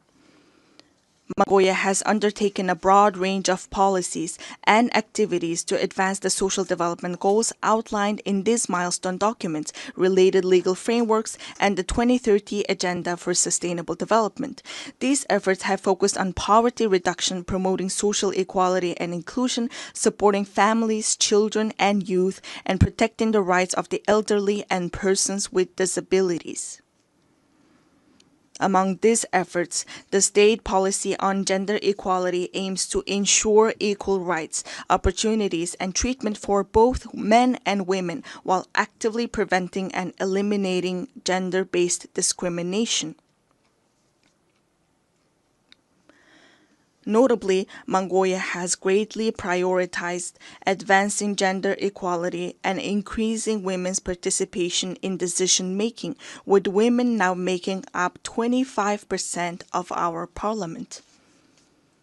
We are pleased to underscore that, according to the Global Gender Gap Report 2025 by the World Economic Forum, Mongolia ranked 65th globally, improving by 20 places from the previous year and securing 5th place in the Asia-Pacific region.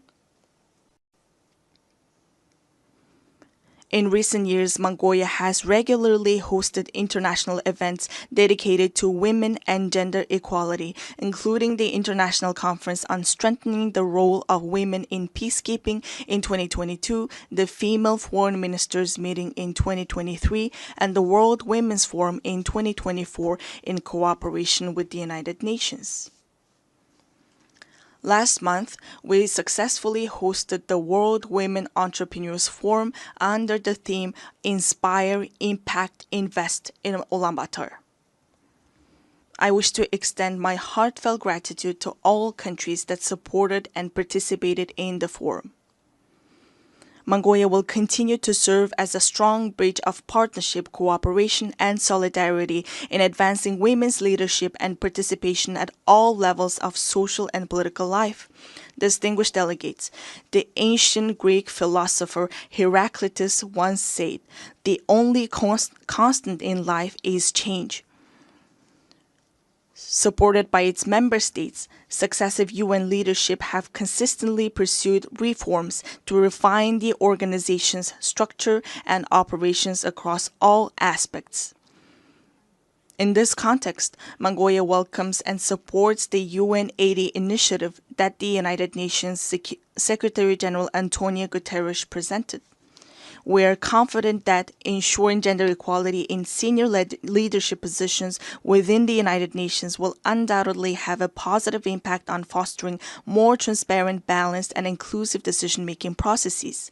Therefore, we support initiatives to nominate women candidates for the UN Secretary-General and the Rotation for Equality initiative, which calls for gender rotation in the UN General Assembly President's position. Furthermore, Mongolia upholds and implements the principles of the UN Charter and universally recognized norms of international law, actively contributing to strengthening the UN-centered multilateral system. Mongolia reaffirms its commitment to the UN reform, particularly of the Security Council, to ensure it reflects current realities and embodies equitable and fair representation, inclusivity, transparency, effectiveness, democracy, and accountability. In an era defined by escalating conflicts, rising walls of distrust, and deepening divisions, it is more vital than ever to foster international relations grounded not merely in multipolarity, but on multi-pillar principles that honor each nation's history, culture, civilization, national interests, and unique development paths.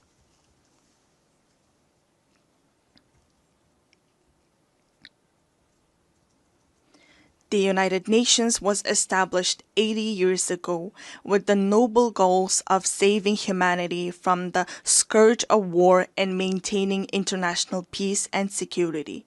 The United Nations, the cornerstone for the peaceful and harmonious coexistence among nations, must be reinforced and empowered through strong multi-pillar principles that ensure equal rights and balanced influence. Therefore, let us reflect solemnly on whether the mission entrusted to the United Nations 8 decades ago has been fully realized. The Nations was established 80 years ago with the noble goals of saving humanity from the scourge of war and maintaining international peace and security. The United Nations, the cornerstone for the peaceful and harmonious coexistence among nations, must be reinforced and empowered through strong multi-pillar principles that ensure equal rights and balanced influence. Therefore, let us reflect solemnly on whether the mission entrusted to the United Nations 8 decades ago has been fully realized, and let all member states join hands in a shared commitment to revitalize the organization into a powerful institution strong enough to usher in Pax Globalica, a lasting world peace, by embodying the ideals of the Pax Mongolica, which laid the foundation for peaceful coexistence among nations and human progress 8 centuries ago. At this pivotal moment, as we commemorate the historic 80th anniversary of the United Nations, I would like to emphasize the growing importance of its role in fostering mutual understanding, trust, and respect among nations, as well as in advancing peace, stability, development, and the vision of a world free from war.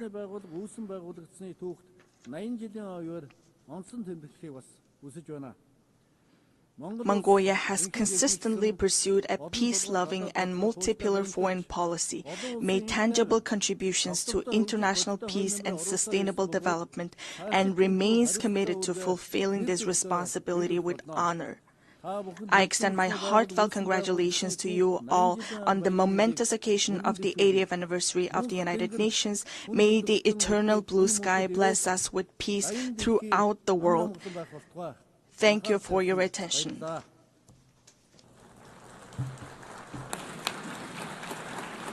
On behalf of the Assembly, I wish to thank the President of Mongolia.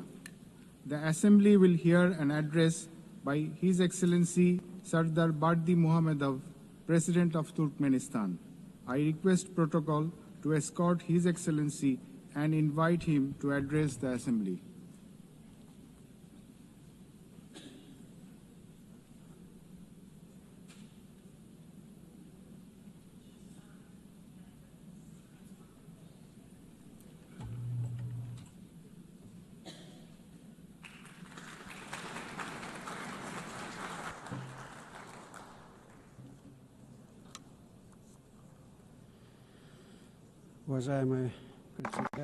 Distinguished Mr. President, distinguished heads and members of delegations, ladies and gentlemen, first of all, allow me to congratulate you on the opening of the 80th session of the United Nations General Assembly and to wish you a productive session.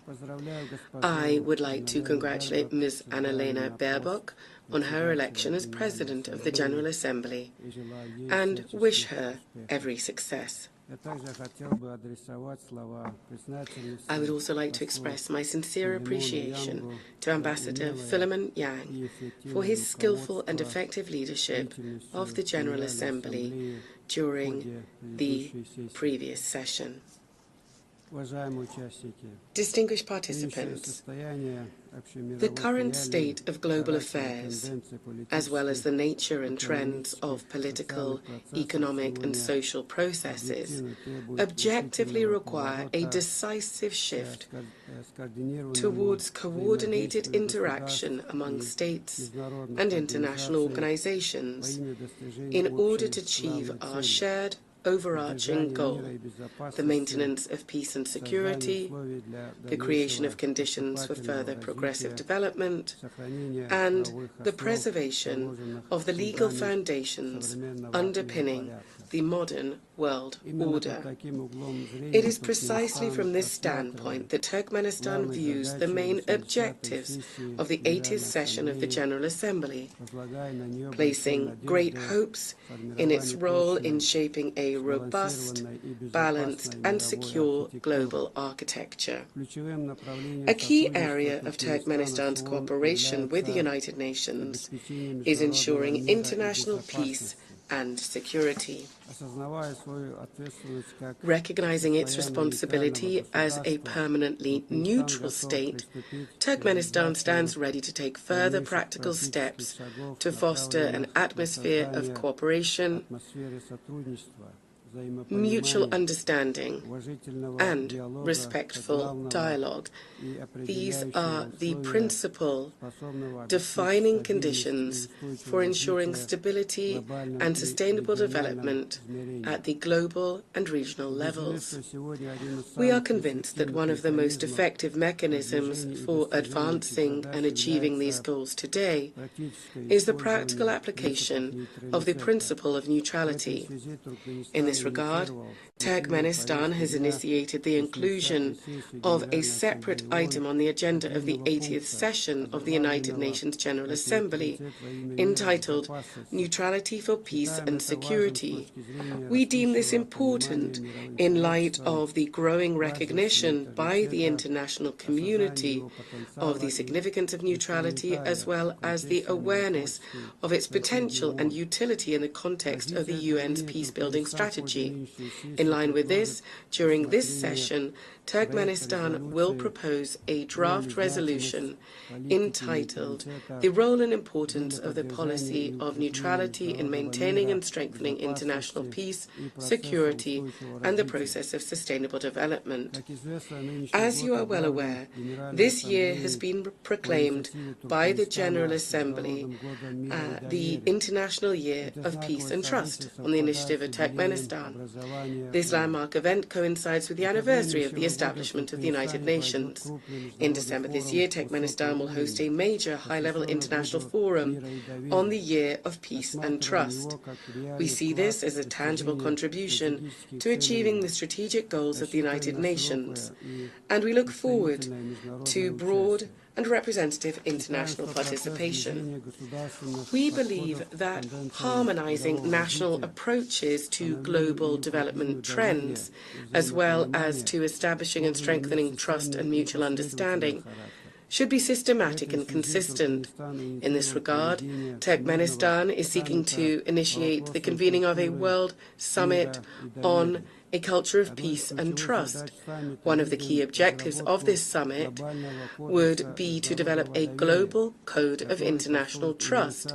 This would serve as a universal foundation for building relations between states based on the respect for sovereignty and territorial integrity, as well as on cooperation and joint efforts to address global problems.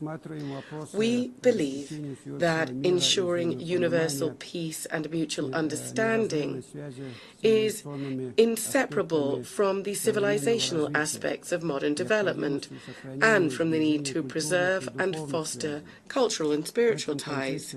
In this context, Central Asia, which for centuries has played a clear role as a bridge spanning the civilizations of East and West, is now called upon to revive its historic mission to become a space for dialogue, cooperation, and the convergence of values and worldviews. Therefore, during this session, Turkmenistan will propose, in cooperation with the United Nations, an international forum to be held entitled Central Asia, a Space of Peaceful Coexistence.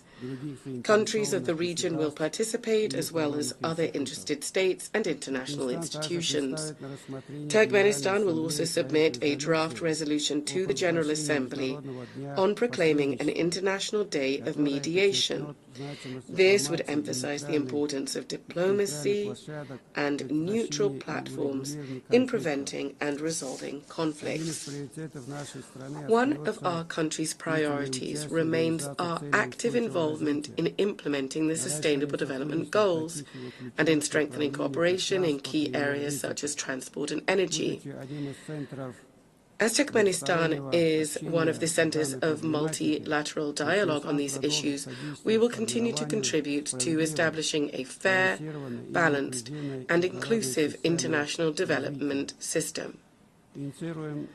During this session, Turkmenistan will initiate the proclamation of a United Nations Decade for Sustainable Transport for the period 2026-2035 and will submit the relevant draft resolution. We are convinced that this will help to consolidate the efforts of the international community in developing transport corridors, enhancing their sustainability and ensuring accessibility for all countries. Our country will also submit a draft resolution to the General Assembly entitled The Key Role of Reliable and Stable Energy Connectivity in Ensuring Sustainable Development. At present, one of the priority issues on the development agenda is the digital transformation. We are convinced that this transformation must be balanced. It must reflect the realities and legitimate interests of all states, including the developing world, and also must be free from politicization and bias. In this regard, Turkmenistan intends to put forward an initiative to establish a world platform on digital integration.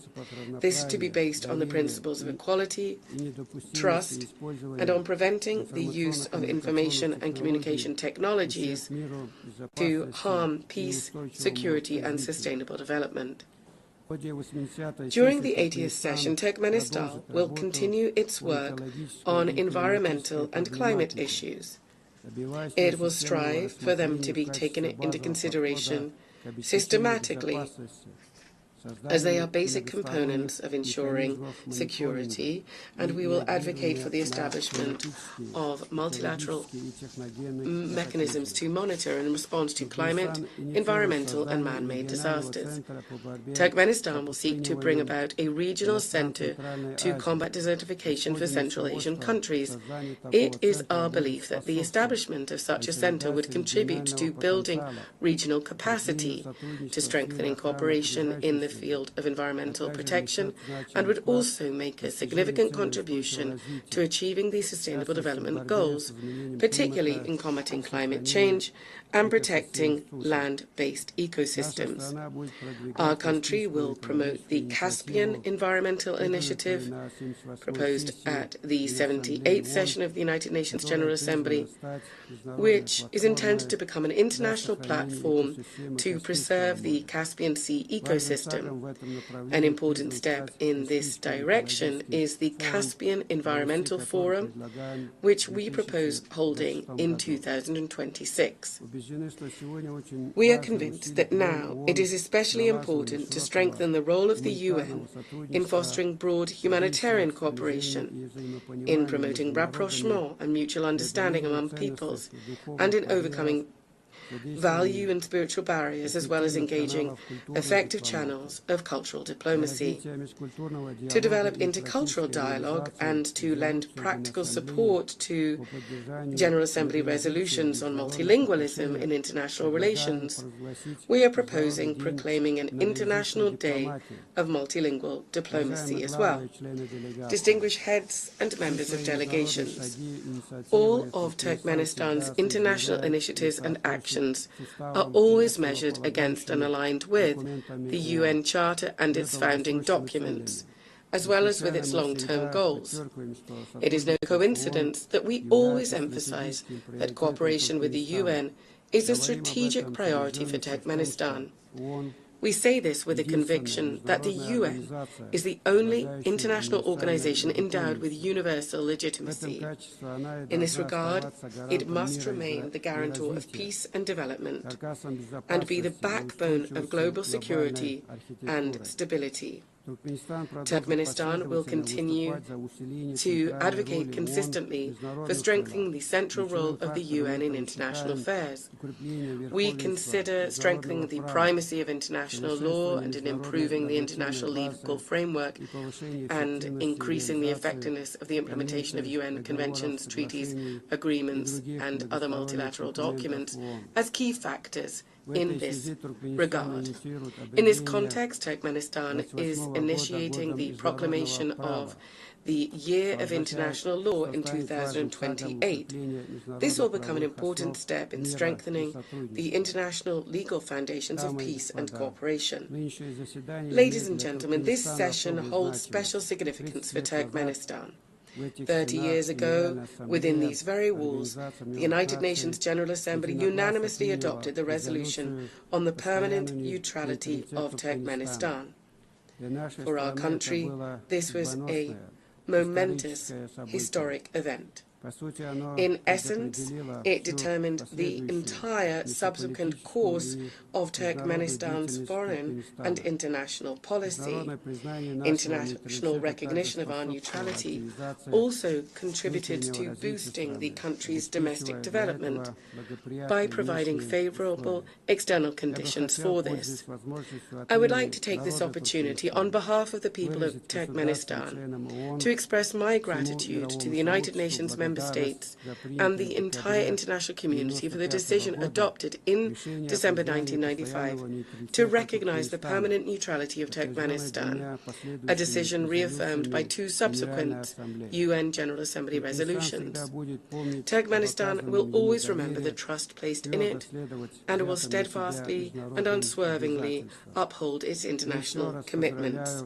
Once again, I would like to congratulate all delegations on the opening of the 80th anniversary session of the United Nations General Assembly and wish you every success in strengthening our cooperation and mutual understanding. Thank you very much indeed.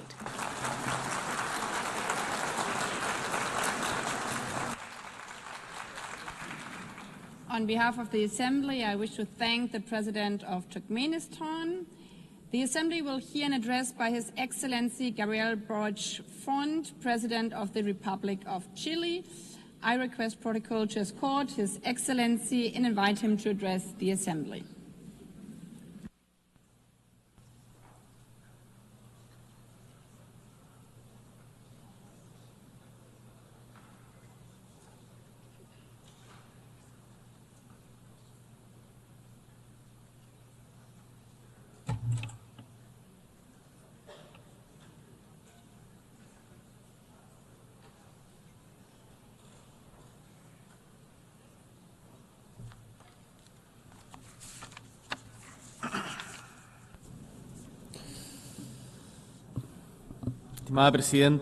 Distinguished President, members of the United Nations General Assembly, guests, peoples of the world, residents of New York, 80 years have elapsed since the creation of the United Nations. 80 years have also elapsed since Gabriela Mistral, a Chilean woman who came from the Elqui Valley,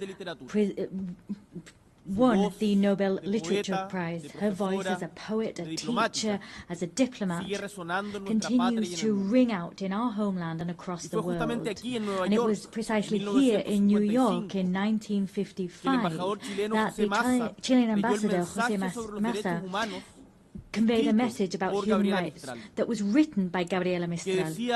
That message said, I would be happy if our noble strength, our noble struggle to obtain human rights was taken up faithfully and loyally by all nations of the world. This triumph would be the greatest we could achieve in our time. We have we notched up that victory? Have we triumphed in that way? The answer is categorical, no.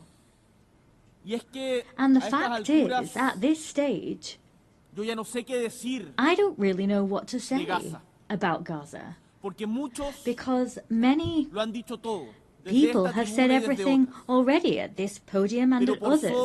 But there are our words and those that may be spoken by anyone. But regardless, we still have the fact that innocent people have lost their lives. We still have the empty stares of those suffering.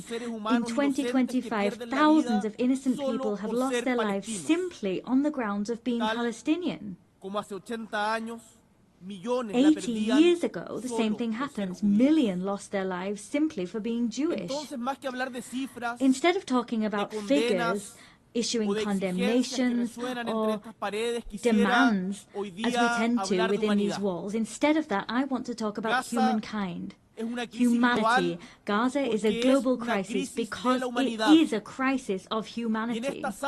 And in this chamber, and for those who are listening to us in their homes, within their delegations, in their various countries, all of us are human beings. That's what I'd like to say. So when under the rubble, we have children, boys and girls lying under that rubble, there is genuine pain and grief in our homeland in Chile. And I know that that pain is shared by the vast majority of the world's nations.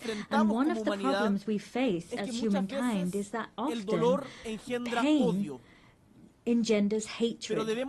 But we must face up to pain and that fact and combat hatred with all of our strength. We must transform our desires to hate into a desire for justice. We can't make any concessions to violence. I want to see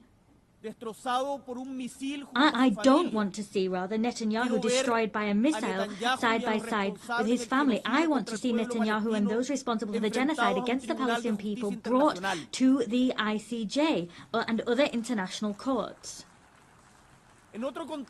In another context, looking elsewhere, the war in Ukraine is also an affront to us. It causes us pain. But some people might ask themselves, what's that got to do with Chile? What's happening in Ukraine got to do with Chile? They're so far apart, we don't understand their language. Some people level those arguments against us and our homeland. We say back to them that we have to see ourselves in the people in Palestine that are searching for food. We have to identify and stand in the shoes of the kidnapped children that have been taken away by Russia. We're all human beings, and one of the reasons we come here and meet today together is that we perhaps continue to have faith in humankind. That's principally what brings us here. Our hearts cannot cease to be moved by pain, and we cannot cease to be moved by the needs of others like ourselves. It's for that reason that we have set down rules which are steps forward for civilizations, and they come from the lessons we've learned from the major challenges we've affronted as humankind. And these rules, we should say this loud and clear from this rostrum and take action here. These principles, these values are not being respected. Let's say that loud and clear. It's not okay to invite people to negotiate, to invite a neutral country to negotiate and then assassinate someone that's helping negotiations. That's what happens with Qatar. We can't bomb the nuclear facilities of another country. We can't invade countries like Iraq, saying that there are weapons of mass destruction that don't exist. That's not okay. It's not okay to invade a sovereign country like Ukraine and then impose negotiations on those people. And we all seem to resign ourselves to the fact that that's going on, as was recalled by the French writer Albert Camus when he talked about the experience of the Second World War.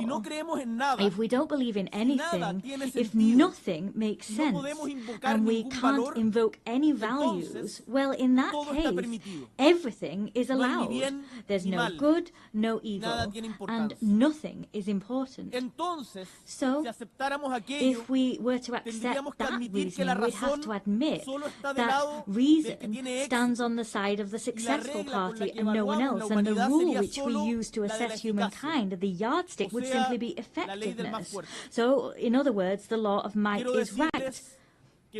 I want to say to you that ultimately this way of reasoning is the justification of killing. In a world where that occurs, the life of a woman, a man, or their children will always depend on fate or some whims of good or evil, arbitrary decisions. In a world like that, all of those that live without condemning hatred with all of their might are as guilty of homicide as the person dropping a bomb or pulling a trigger. Particularly if you have the voice and the power to say enough, as we do, as all the leaders that we are in this room, we have, with that in mind, greater responsibility. We refuse to rule in favor of those who have might or money, and we say that we're labeled as utopian, nursing pipe dreams. But what is history if not a continued utopian voyage? There will be people who simply want to do things that produce short-term results. But in general terms, shortcuts lead us to the edge of precipices, to the abyss. And the fact is, we don't need to be successful in the way we understand success today in the Western world to continue fighting for a fairer world, because we know that what we have together has allowed us to change the world, to make it more just, have more loyalty, more solidarity, more inclusion. We've done that.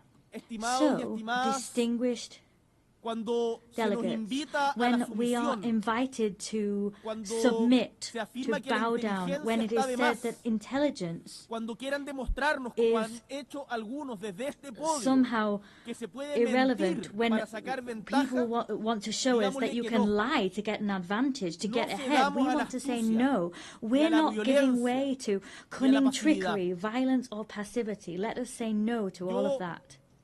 I can and I must respect the person who likes blue more than red, someone who is of a faith that's not my own, the person who thinks it's better to increase or reduce taxes according to the circumstances. Ultimately, I can and I must respect diversity of opinion.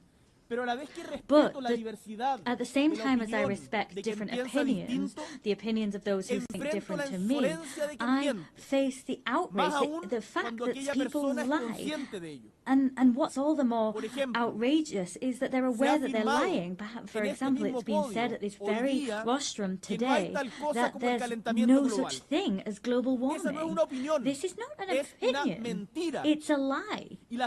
And lies must be fought against. Of course, we can discuss the best way of tackling global warming, or we can talk about who are more responsible than others, but we can't deny global warming. We can argue, we can discuss how the Nazis managed to govern such vast swathes of Europe, but we can't deny the Holocaust. We can study the secondary effects of a vaccine, but we cannot state with no evidence whatsoever that vaccines cause autism. The world needs a true, genuine dialogue dialogue between those of us who think differently, between people who have different visions of the world. It's for that reason that we created the United Nations, for that precise reason, to have dialogue and to decide that brutality is not acceptable, to decide that human rights must be protected regardless of ideologies or who's the victim or who's the torturer. The international law is the guarantee that reason will prevail over might always.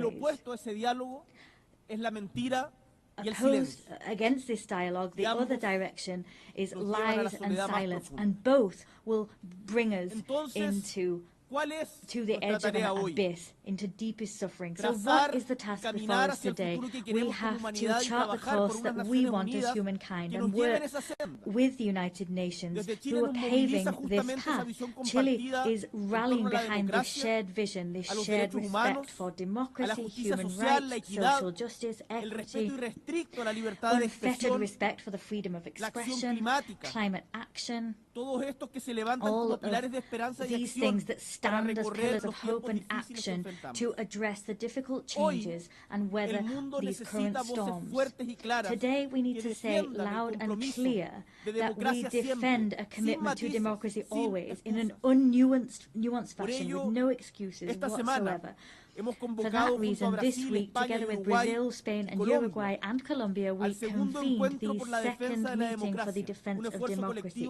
That was a collected effort that began here in the United Nations a year ago. We want to build bridges so that we can identify the shortcomings of democracy. We want to look at ways of remedying these shortcomings and of improving the quality of life of our peoples. We will not settle with simply pointing out what we don't like about the world. We will not settle for saying that doesn't represent us. We want to propose ideas that we want to see and champion them. With all of that in mind, I'd like to briefly dwell on one particular issue. I come from Chile, that is a tricontinental country. Tricontinental. It has inextricable ties to the ocean. We have more than 6,700 kilometers of coastline.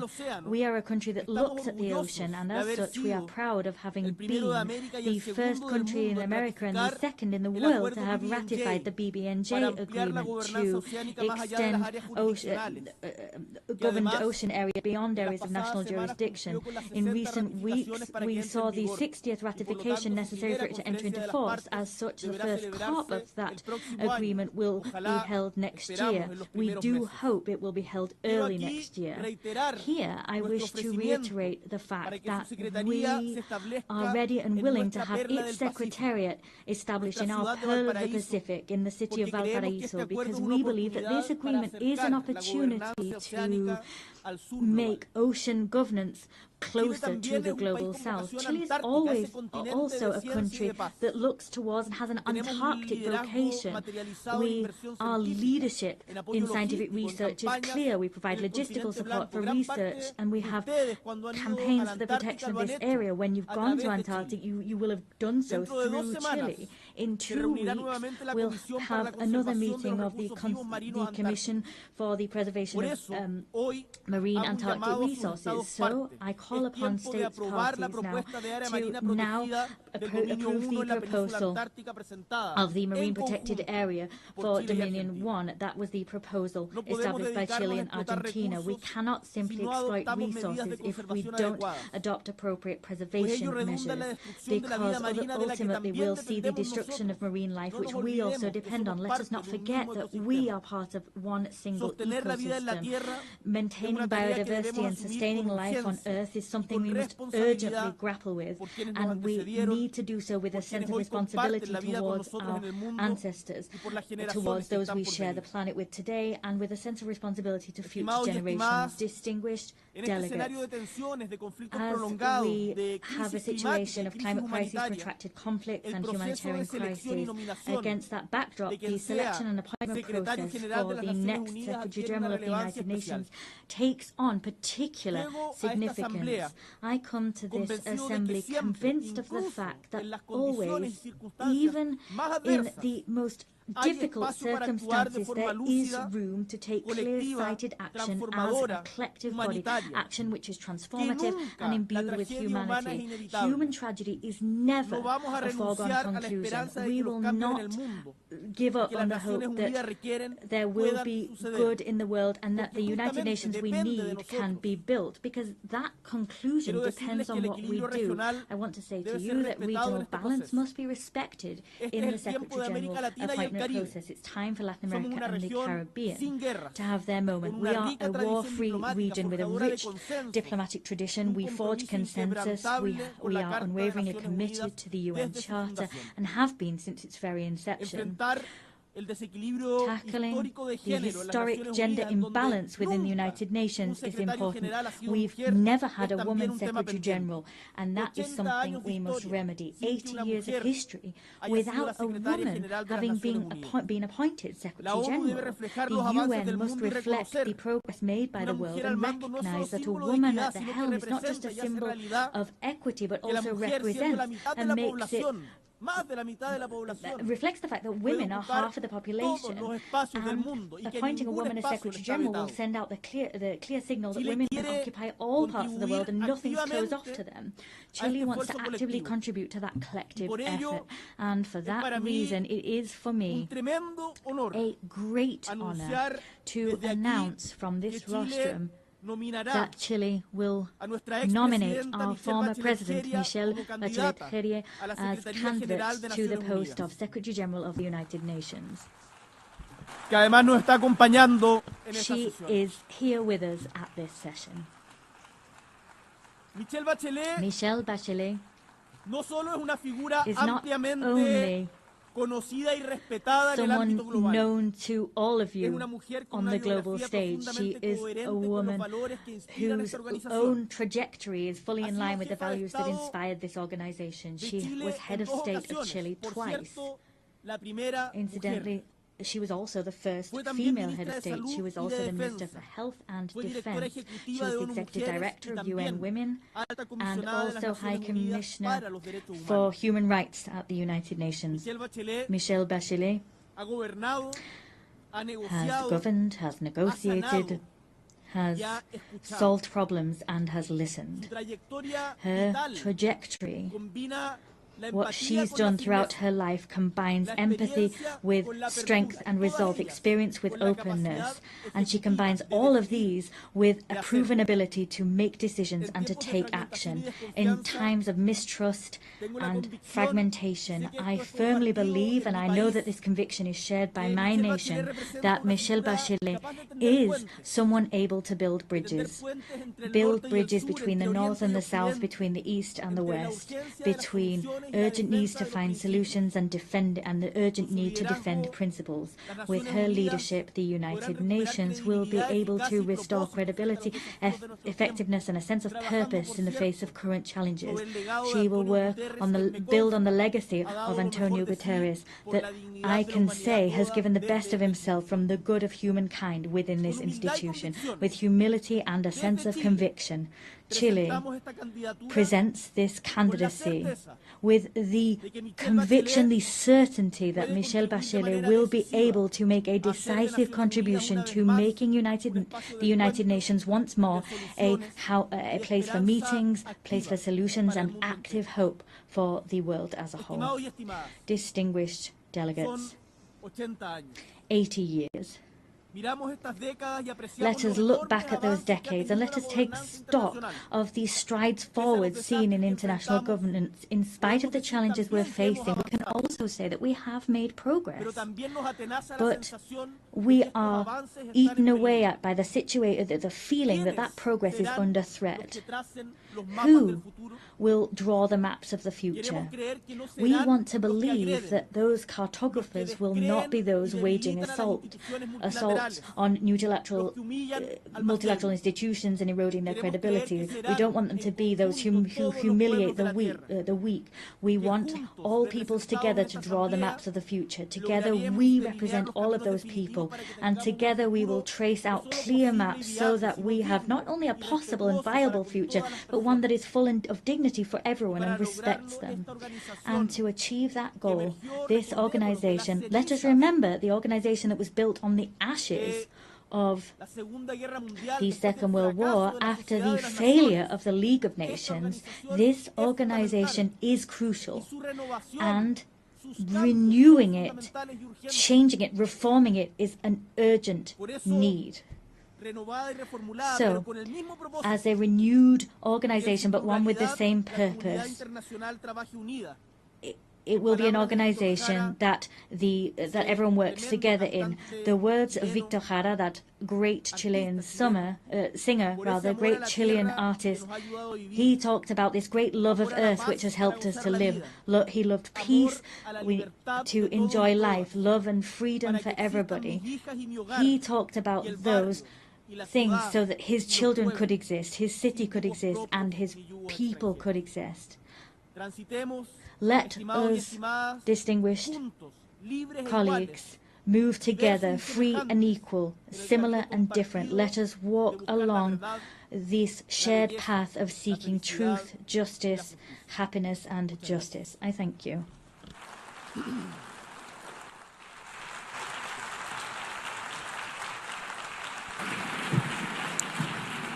Muchas gracias. On behalf of the Assembly, I wish to thank the President of the Republic of Chile. The Assembly will hear an address by His Excellency Emomali Rahmon, President of the Republic of Tajikistan.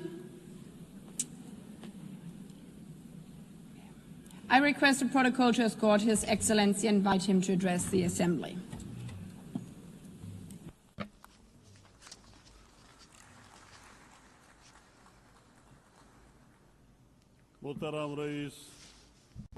Your Excellency, Madam President, Excellency, ladies and gentlemen,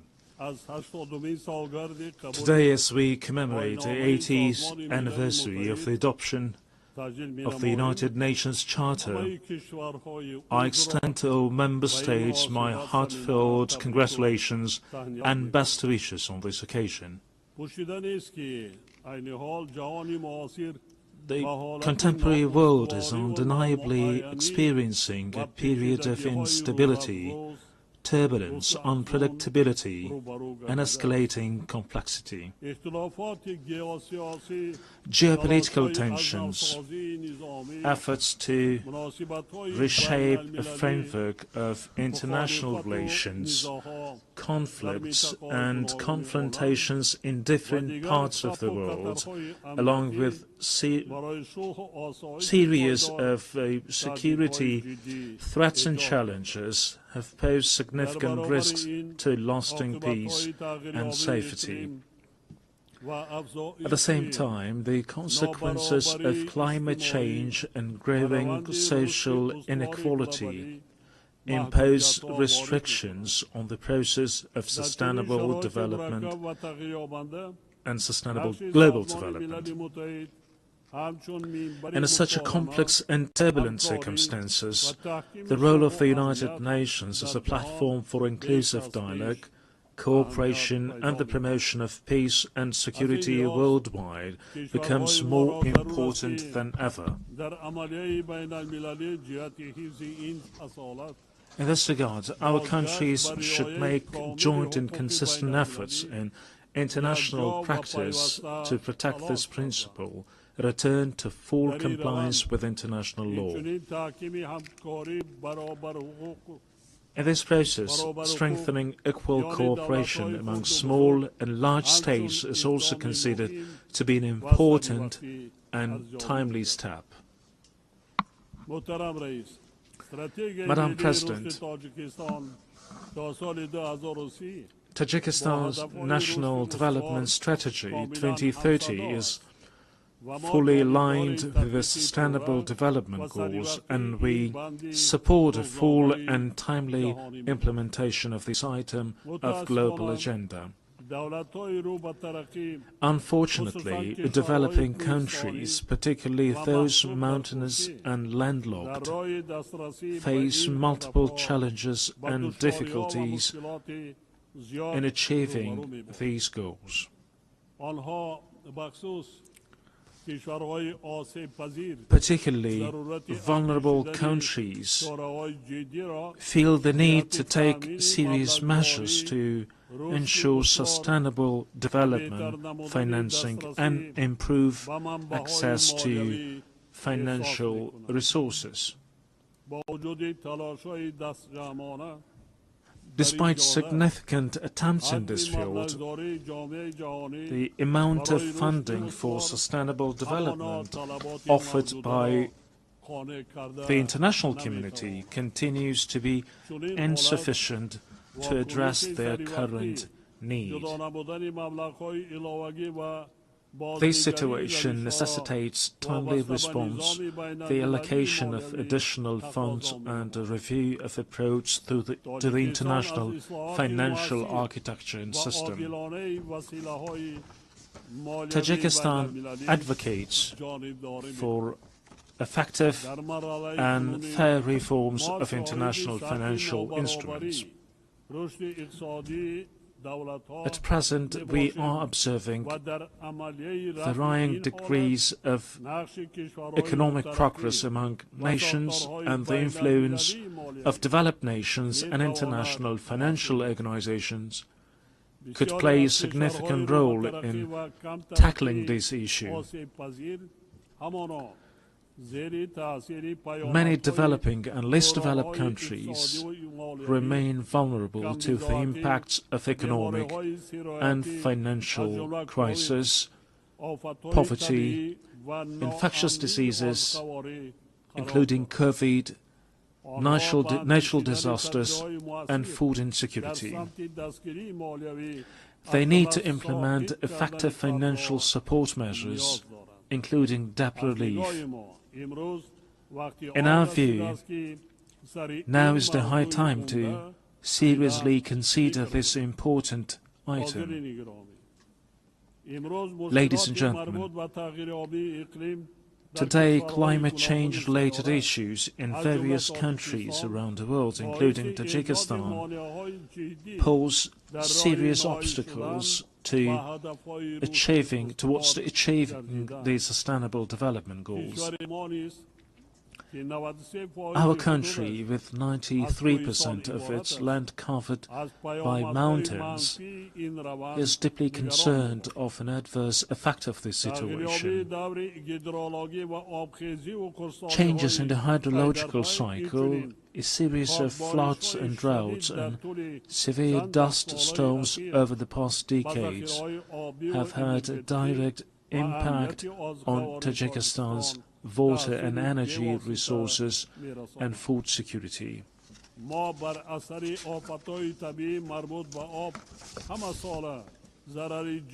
Every year we suffer tremendous material and financial losses due to water-related natural disasters. Regrettably, these phenomena often result in loss of life and the destruction of vital infrastructure. The impacts of climate change and rising temperatures have led to accelerated melting of glaciers and the deterioration of marine and ocean ecosystems.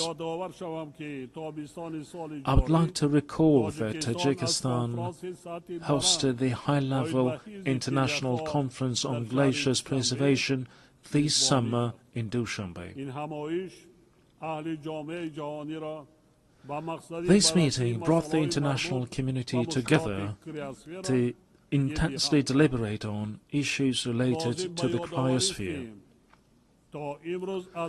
It is worth noting that of Tajikistan's 14,000 glaciers, which are one of the region's main sources of drinking water, more than 1,300 300 have completely melted, and the rate of melting of these ices is accelerating.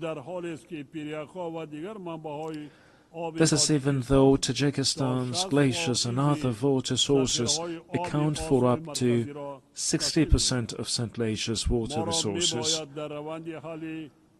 We must not remain indifferent to the matter of addressing issues related to the source of human life, water. Distinguished delegates, ladies and gentlemen, Tajikistan plays a proactive role in water diplomacy. Our country is taking practical steps in cooperation with its international partners as a part of its latest initiative, the International Decade for Action Water for Sustainable Development 2018-2028.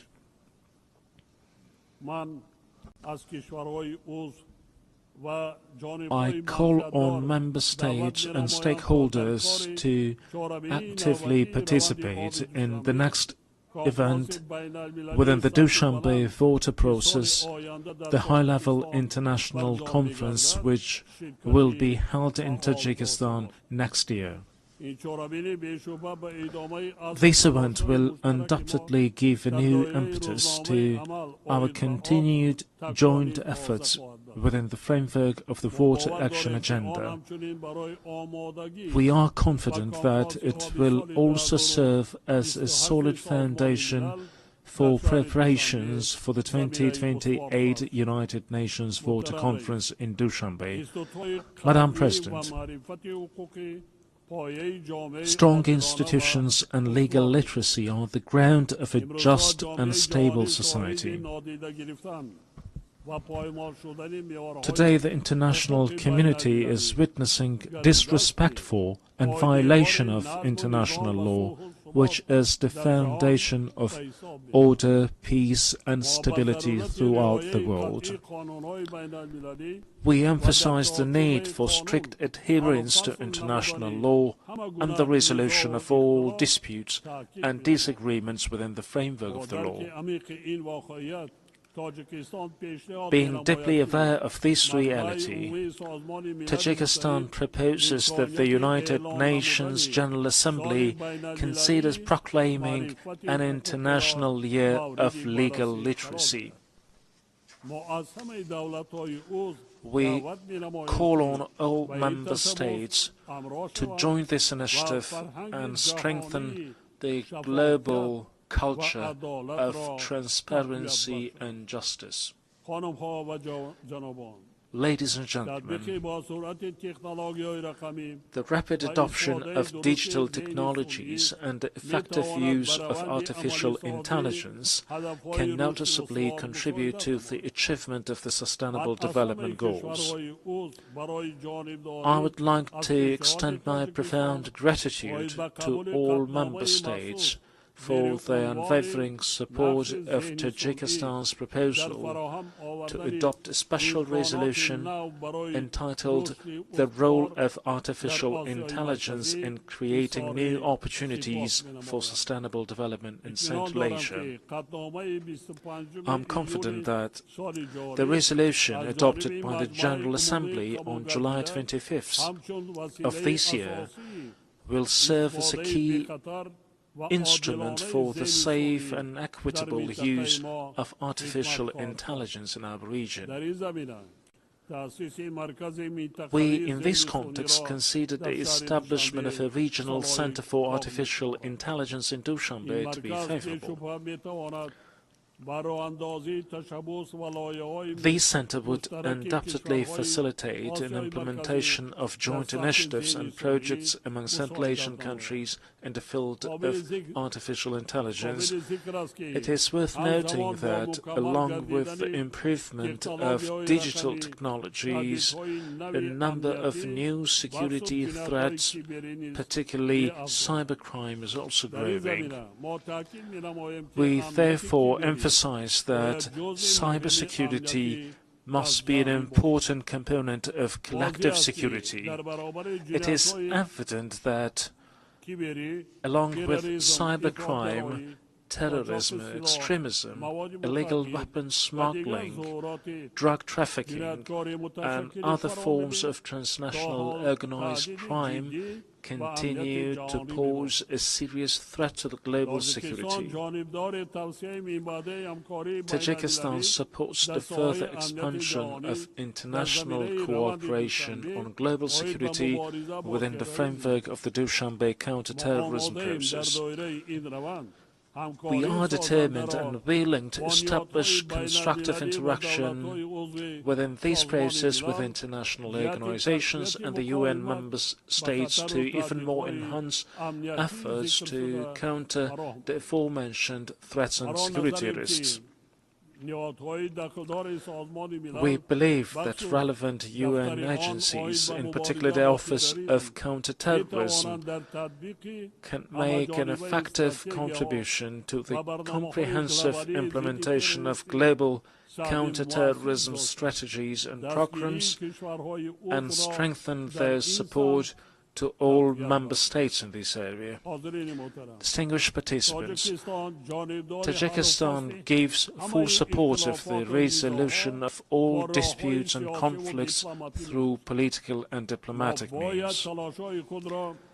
We must redouble our efforts to enduring, lasting and comprehensive peace based on international law.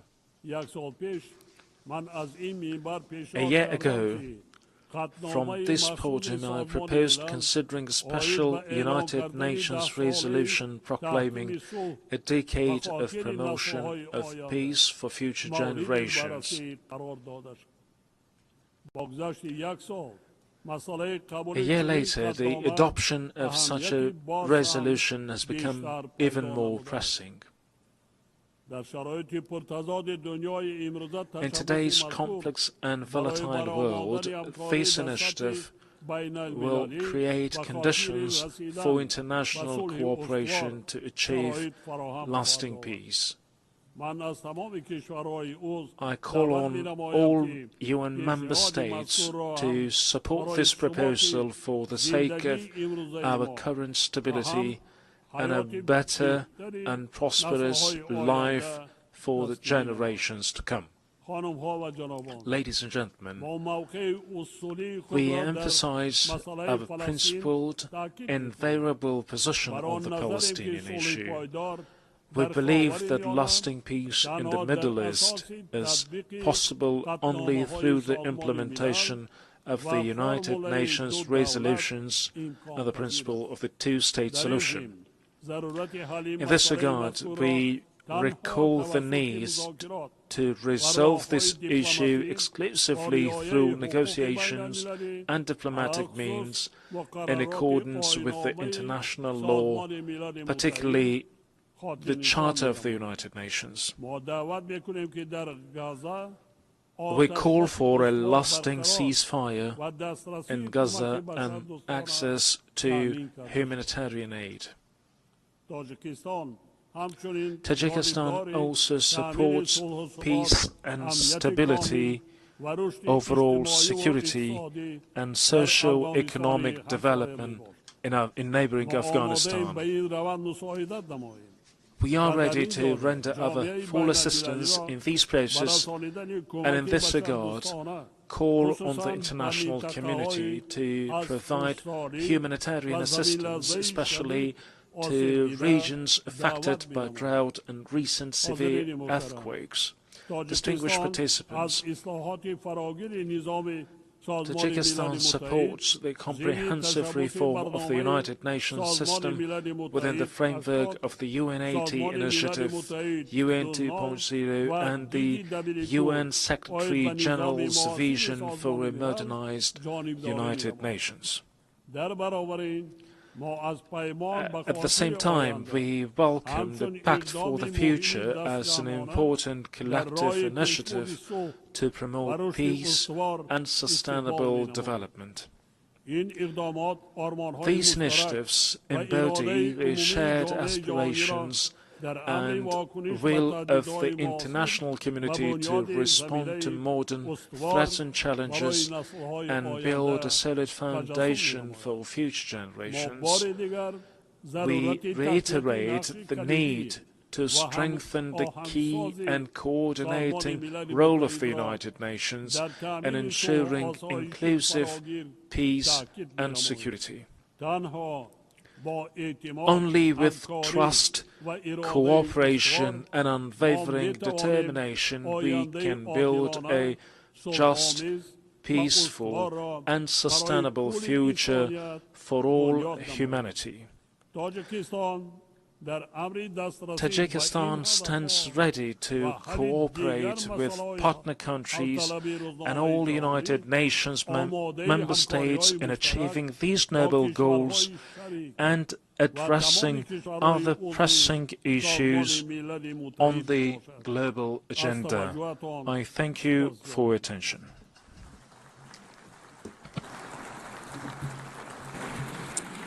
On behalf of the Assembly, I wish to thank the President of the Republic of Tajikistan.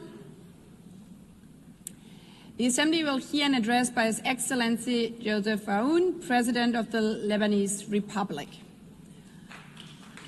I request protocol to escort His Excellency and invite him to address the Assembly.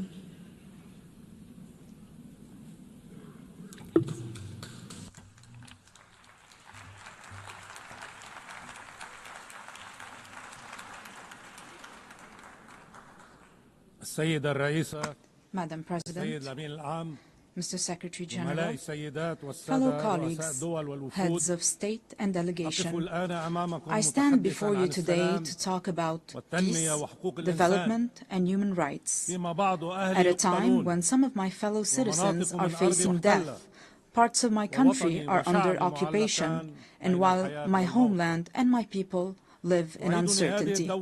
This situation takes me back some 77 years ago to the drafting committee of the Universal Declaration of Human Rights in 1948. During one of the debates, the late, great Eleanor Roosevelt stepped in to support one member's opinion so that he is not left alone, as she said to those in attendance. The dissenting member respectfully responded, "Honorable lady, my concern is not to side with the majority or the minority, but to align with the truth." The author of these words was no other than Charles Malik, the Lebanese philosopher who worked alongside other great minds of the time to give humanity this eternal declaration. He was also granted the honor of presiding over this august assembly from 1958 to 1959 to represent my country, Lebanon. Madam President, Mr. Secretary General, colleagues, ladies and gentlemen, I recall this incident today, first, to express my profound sense of pride and my heightened sense of responsibility as I stand before you today for the first time in my capacity as President of Lebanon on the 80th anniversary of this great organization. Second, because our session focuses on examining the inherent relationship between three human virtues: peace, development, and human rights, and between these three virtues and my country, Lebanon. The Lebanese experience, alongside lessons from our region and the world, have shown that there can be no development without peace, for growth cannot take place within chaos, and prosperity cannot be achieved amid conflicts and wars. Peace is the only foundation for development. Experience has taught us that just as there is no development without peace, there can be no peace without justice, and no justice without human rights, particularly the right to live in dignity. Without dignity, peace becomes an illusion, and the only growth will be in poverty, underdevelopment, violence, and bloodshed. Since the establishment of this great organization, its charter stipulated the need to save succeeding generations from the scourge of war, to live together in peace with one another as good neighbors, and to employ international machinery for the promotion of the economic and social advancement of all peoples. These noble principles remained on paper for 80 years, as the blood of our people was spilled on the ground. The reasons might be numerous. One can attribute them to the authoritarian nature of man, the nature of relations between countries based on power struggle, hegemony, and the race for absolute dominance in all fields. However, another reason has stirred this tragedy. At least 30 years ago, since talk began in this very chamber about a new world order. The reason is related to the issue of identity and plurality within any society or within societies and countries, especially in the era of globalization. On the one hand, people need one another. On the other hand, they fear for their identity. This led to an emerging issue that drove humanity back to the path of conflict. Let us acknowledge here that religion remains a primary factor in defining the identities of human groups.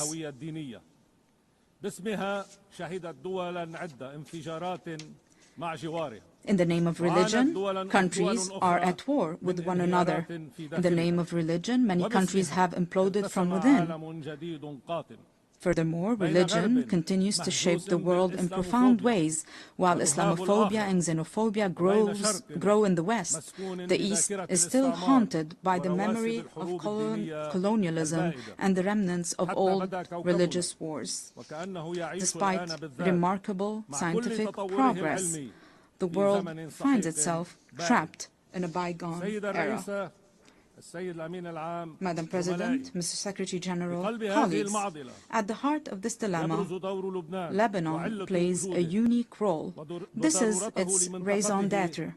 This is the significance of Lebanon and its message to the world. Amid the global clash over religious identities, Lebanon stands out as a nation where Christians and Muslims coexist as equals, under a constitution that guarantees equitable representation to both communities in the Parliament and the Council of Ministers, with full citizenship for all individuals.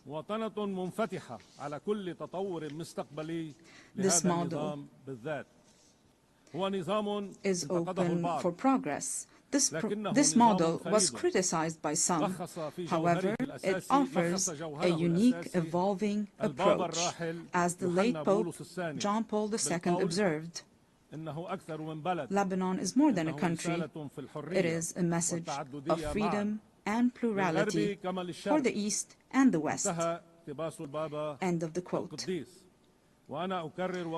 I reiterate and emphasize a message of freedom and plurality. In a region where people are killed over their religious belief, or even for displaying a symbol of faith. In a weary world torn between those who want to impose religious attire and others intent on banning it, Lebanon offers a unique, unmatched, and irreplaceable model. A model that deserves to live, that must exist for the region and for the world.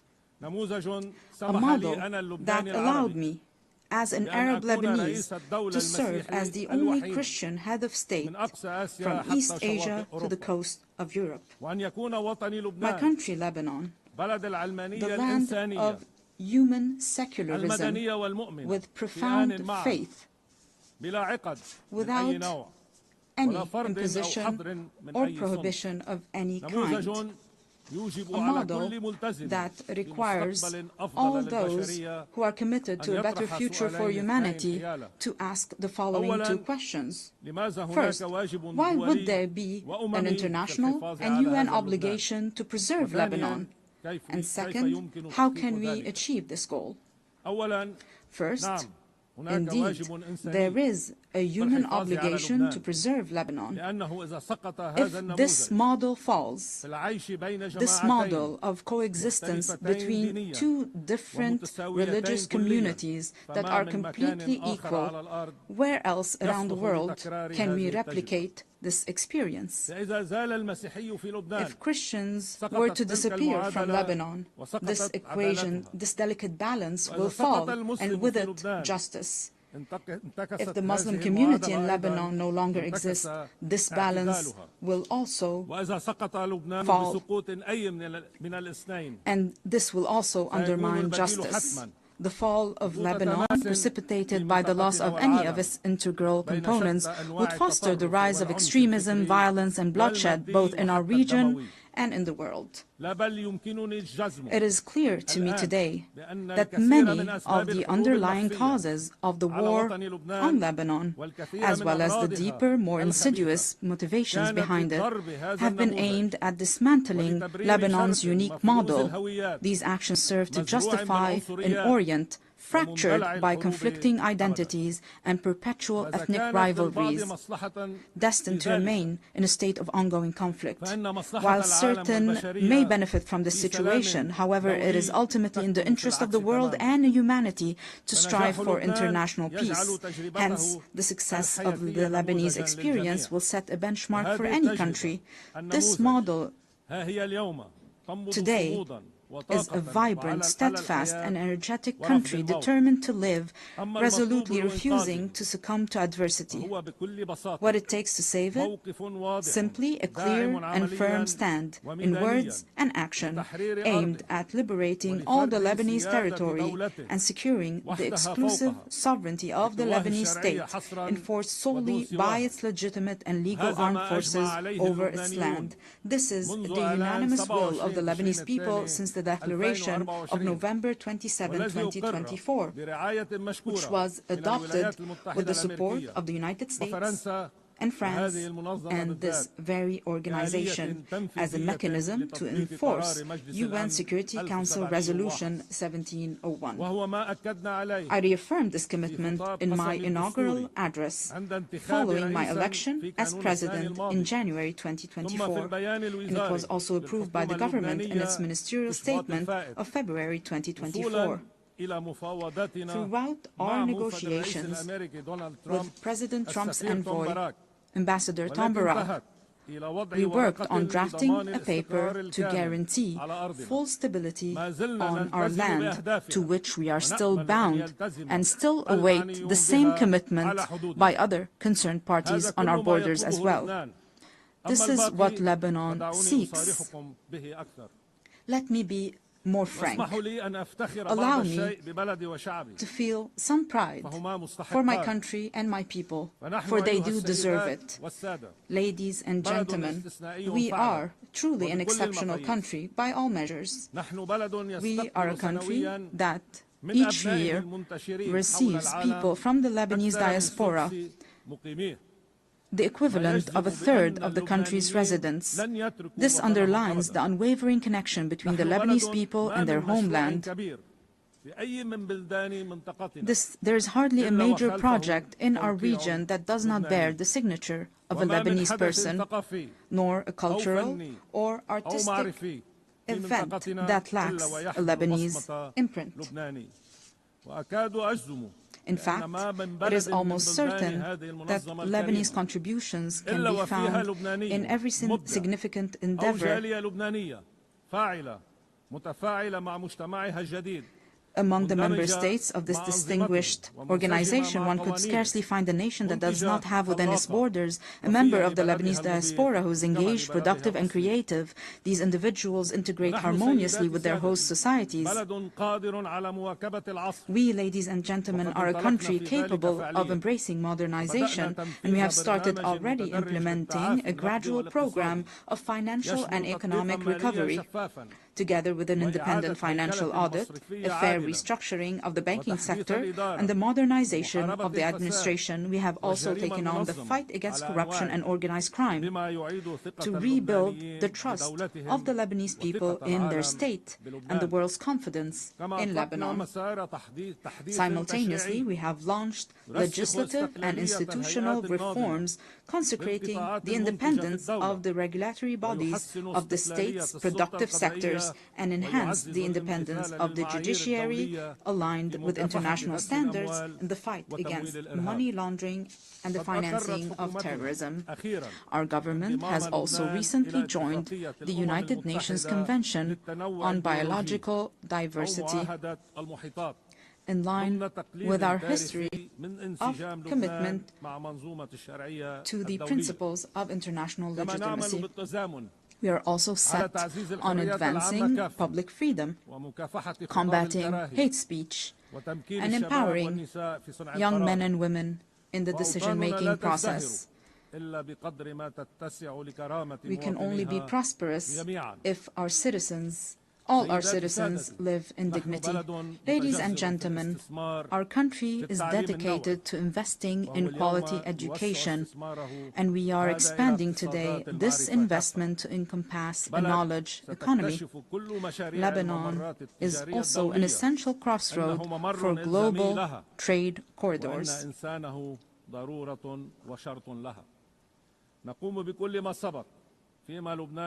While advancing on all these fronts, our country simultaneously shoulders numerous burdens. And we shoulder these burdens with responsibility and seriousness. Most pressing among them are the persistent instabilities along our southern border. We call for the immediate cessation of Israeli aggression, the full withdrawal of its occupying forces from all Lebanese territory, and the release of our hostages that we shall not forget nor leave behind. And we insist on the complete implementation of UN Security Council Resolution 1701. This will be achieved with the help of the mandate given to UNIFIL, working in coordination with the Lebanese army over a transitional period to achieve peace and stability. In this context, allow me to extend my gratitude to the members of the Security Council who adopted the resolution to renew UNIFIL's mandate to help us achieve lasting peace and stability. However, the deep underlying causes of our crises extend beyond our immediate borders. This is why it is our moral, human, and political obligation to call for an immediate end to the devastation taking place in Gaza. We urge the revival of a new political track aimed at finding a just and permanent solution to the Palestinian question based on the resolutions of international legitimacy, the principle of the two-state solution, ensuring the right of both states to a secure and dignified existence, as ratified by your General Assembly with a majority of 142 states out of 164 states in the New York Declaration. The second major burden Lebanon is carrying now is the unprecedented displacement situation taking place on its soil, which, measured by capita, stands as the largest in history. Lebanon looks to the United Nations and its specialized agencies, as well as to the Syrian authorities, to address this critical issue. Through direct negotiations and with the support of the Kingdom of Saudi Arabia, we aim to reach comprehensive understandings and agreements across different aspects of our bilateral relations, the goal being the dignified and safe return of the displaced Syrian citizens, as well as the restoration of the special relations between Lebanon and Syria in good neighborliness and close cooperation in various fields, overcoming the misunderstandings of the past.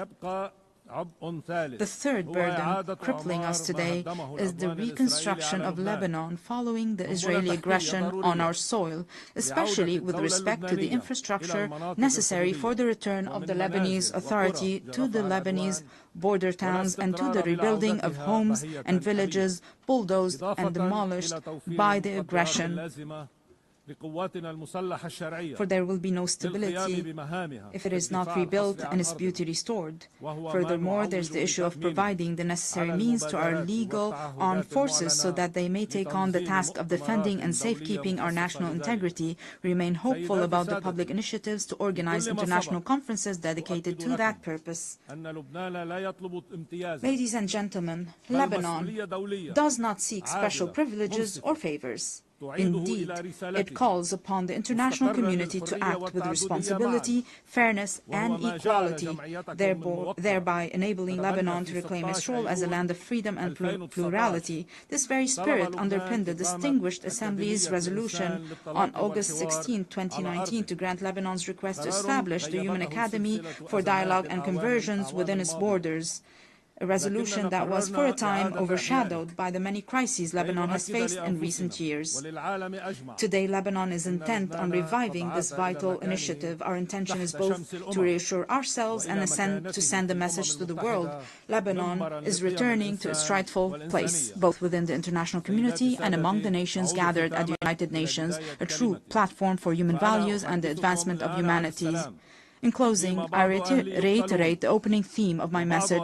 While I stand here today advocating for peace, my countrymen are being killed. The conflict is still very fierce between Lebanon being a land of life and joy and a platform that spreads both values to the region and the world, and Lebanon being a place of sorrow and wars, spreading both woes to the region and the world.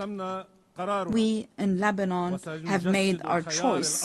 We choose to be a land of life and joy, and we shall abide by it. I call upon you all, for the sake of peace in our region, for the good of humanity, stand with us. Do not abandon Lebanon. I thank you.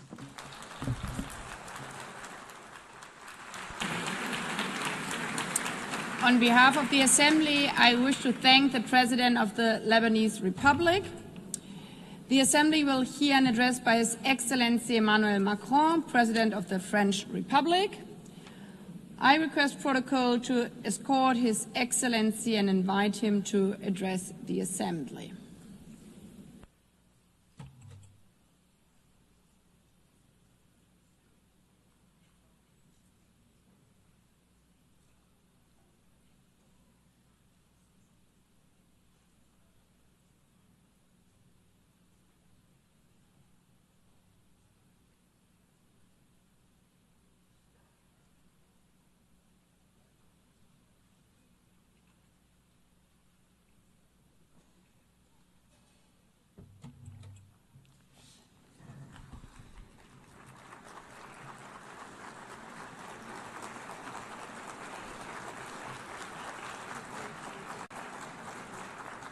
Madame la Présidente de l'Assemblée Générale, President of the General Assembly, Secretary General, Deputy Secretary General, Mesdames et Messieurs les chefs d'État ladies et and de gentlemen, gouvernement, heads of Mesdames, state Messieurs les and government, ministres, ministers, Mesdames, Messieurs les ambassadrices, ambassadeurs et ambassadors délégués. and delegates. Je suis heureux de I m'exprimer am une nouvelle fois delighted devant to vous once again lors stand de before cette you to 80e issue an session address de at l'Assemblée the Générale 80th des session Nations of the Unies. United Nations General 8 Assembly. décennies 8 decades que nous avons voulu consacrer au service ago, we wanted la paix, to du serve développement, des peace, droits humains. development, human rights. 80 ans qui nous obligent à And we've mesurer been le doing chemin that for 80 parcouru years. After that et 80 à years, we adapter now have to notre take pas à la stock marche of du our monde. progress and Le ensure 26 that we juin keep pace with 1945, today's nous world. adoptions la Charte des Nations In Unies après 2 guerres 1945, mondiales. March, we adopted the Charter of the United Alors Nations que les following 2 combats world faisaient wars. encore rage en At that Asie, time, war was still que la raging in décolonisation Asia, était à peine entamée, decolonization had que scarcely l'Union begun, soviétique the étendait son Soviet empire, Union was et que nous extending its comptions les morts empire, par and we millions et counted découvrions deaths in l'horreur the de la millions, Shoah. and we unveiled Oui, the horror of the Shoah. cette étape du monde n'était pas Yes, terminée et at pourtant nous at étions en that train stage de of the bâtir world wasn't yet complete, but at the same time, nevertheless, résolutions we were, through et de resolutions détermination, and with cette resolve, volonté de préserver les building our générations desire futures du to fléau de la spare guerre,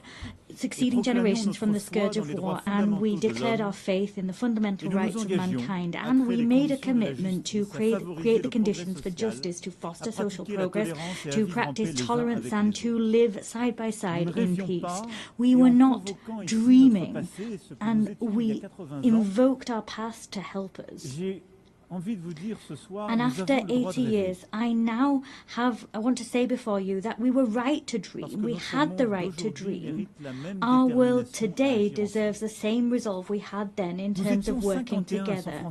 51 of us were at San Francisco, and now 193 of us are gathered here in the General Assembly. The text that created this organization enshrined the principle of collective action and enshrined common values. It defined robust processes, and I know, nevertheless, how great frustration is.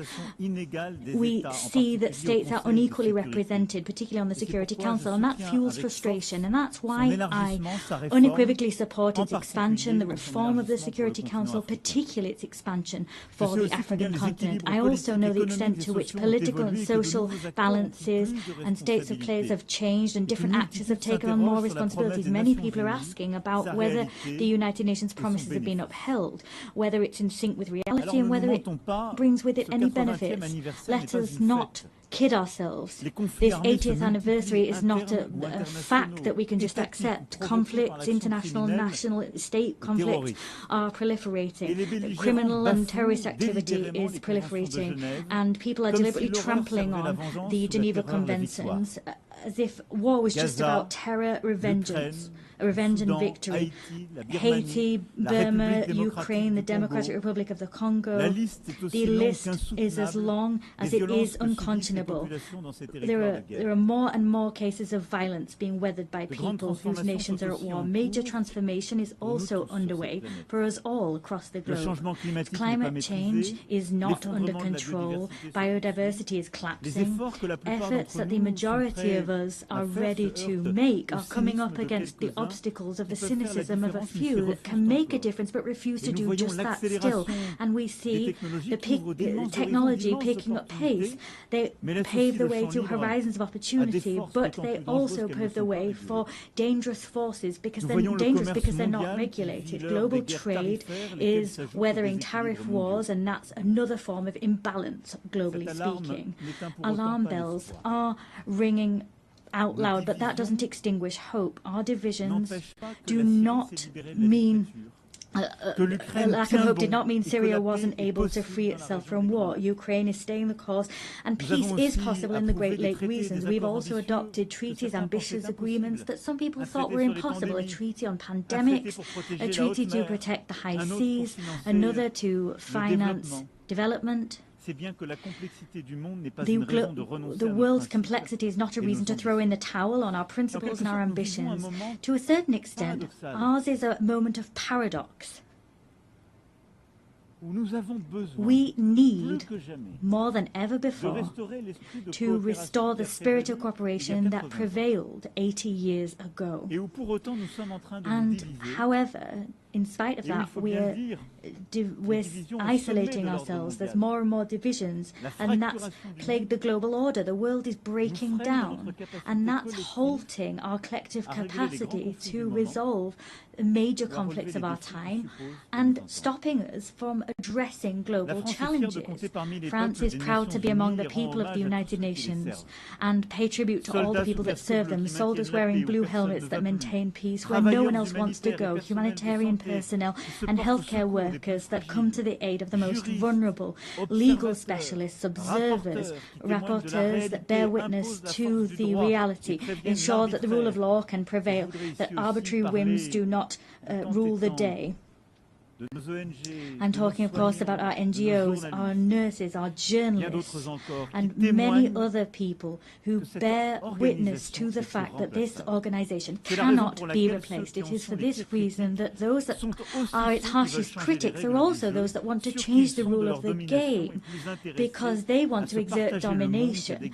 And these are people that do not want the common good to prevail. They want to serve their interests, and that is the major risk of our time. the risk of seeing the facts as they are just become the ongoing state of play. We don't want to see might is right prevail, but that's the risk. We don't want to see the selfishness of some people win the day. That's the risk. The risk is that some people, an elite, will decide the course that the world will run, and that they will forget that there's an international community. There needs to be respectful relations between peers. There needs to be cooperation between peers. That alone makes peace possible. That alone makes it possible to address climate change, to have a successful digital transformation, or to fight against military proliferation. It is for this reason that 80 years later, our priority is to really find the crux of effective multilateralism, to get back to that gem, collective effectiveness. We need to be clear here. The anti-game of some people makes it almost impossible for our organization to be collectively effective. They're playing against us. We need to work together to get back to that collective multilateralism. There's no point here in dividing the North from the South to think that there can be a united West in the face of a global South. That's a pipe dream. That's a vestige of an era where we wanted to isolate ourselves in blocks, pitting ourselves against each other. Here at this forum, there are only men and women that don't share the same religion. They have different visions. Their civilizations sometimes differ. But they have decided one fine day that building peace, rising up to challenges, particularly the challenge of inequality or the major transitions of the world, they forgot their differences to cooperate together. It is for that reason we need to consolidate existing rules and the institutions that guarantee our collective authority and our collective effectiveness. Human rights remain the very fundamental pillar of the United Nations House, and they give coherence to all of the action we undertake. And at that time, at a time when conflicts spread and increase in number, we also have mass human rights crises that we're facing at the same time. Our duty is to ensure that there is a respect for international humanitarian law. We proposed ensuring that as part of the global initiative that we champion alongside a number of counterparts: South Africa, Brazil, China, Jordan, Kazakhstan, and the ICRC. Let us support the ICC in its fight against impunity. Let us allow the orders of the ICJ to be implemented, their rulings be upheld. The authority, the force of law is our best chance in stopping the rule of might is right from prevailing. Upholding our values is the only way of throwing out a double standards principle. We've always called out that principle since we came together as a global parliament. Peace and security are everything. For that reason, it's so important for the Ukraine to resist, to resist Russia and have peace. They need to get their territory, their children, their wealth, and their future back. The Russian aggression is not a problem of Europe, but rather a problem which plagues us all. It's our problem. It poses the eternal question of the force of law against might is right, freedom against imperialism. Ukraine didn't want war. Ukraine wants peace. France too wants peace. The Europeans want peace. The United States of America want peace. As such, Ukraine has a fundamental right, that is to live in security and to no longer fear that Russia will attack once more. It is for this reason France, with the United Kingdom, built a coalition of the willing, bringing together 35 nations to give Ukraine crucial security guarantees for the long term. As such, we're creating the conditions for a robust, just peace which will allow the Ukrainian people to really be masters of their own fate. And what happened in recent weeks in Poland's airspace, Mr. President, Romania, the provocations that we saw in Estonia and elsewhere are the proof that all European people are also challenged by threats of Russian destabilization. And unity can thwart those. Ukraine has often said it's ready for a ceasefire and can agree to negotiations and accepts them. It's now up to Russia to prove that it can choose peace, even at a time it's stepping up attacks against Ukrainian civilians and the provocations to which I've just referred. France is ready as we wait to stand shoulder to shoulder with Ukraine alongside our European partners and all those that understand that we need to hold Russia back to preserve the global order. And I welcome the proposal we saw saw a few hours ago from the President of the United States, recalling the gradual weakening of the Russian economy. I welcome what he said. The on-the-ground failures of Russia. In more than 1,000 days, Russia's hardly gained 1% of Ukrainian territory. There have been so much loss, so many civilian victims, and few territorial gains. I welcome the fact that the President of the USA believes in Ukraine's ability not only to hold the course, but to uphold and ensure its right to prevail with us. It's because there is this refusal of double standards that France will stand side by side with Ukraine as we do for peace in the Middle East. Yesterday, we adopted a credible plan to put an end to the war in Gaza, to preserve a two-state solution, Israel and Palestine, to allow the release of all hostages and to save so many lives. We've charted a course towards peace, which requires first and foremost that hostages still in Hamas's hands are released, that strikes on Gaza cease. And I am delighted that Saudi Arabia and France have convinced a large number of the members of this assembly to sign the New York Declaration. 142 members of this assembly have signed that declaration. We've held out our hands to forge the path towards peace, immediate peace, release of hostages, ceasefire, stabilization of Gaza, the demilitarization and dismantling of Hamas, and a reciprocal recognition of two states and a Palestinian state which is demilitarized, which recognizes Israel, an Israeli state which recognizes the state of Palestine, and all the states of the region that have not yet done so, we hope will recognize the state of Israel through this mutual recognition. That is, in fact, a path towards peace. It's also the stability of the region as a whole that we seek to build. There cannot be any security or stability for Israel if we have a permanent war being waged with its neighbors. Peace with Palestine in the West Bank and in Gaza and throughout Jerusalem. Peace in Lebanon. There, the struggle against terrorism cannot be waged to the detriment of sovereignty of the Lebanese people. And it's for that reason I am delighted at the work that we have undertaken hand in hand with the United States of America, with the United Nations and UNIFIL to build this path that will make it possible to restore Lebanese sovereignty, to make the Lebanese armed forces once again able, with UNIFIL, to really anchor their sovereignty and to build this monopoly over weapons, a monopoly that can only be held by the Lebanese armed forces.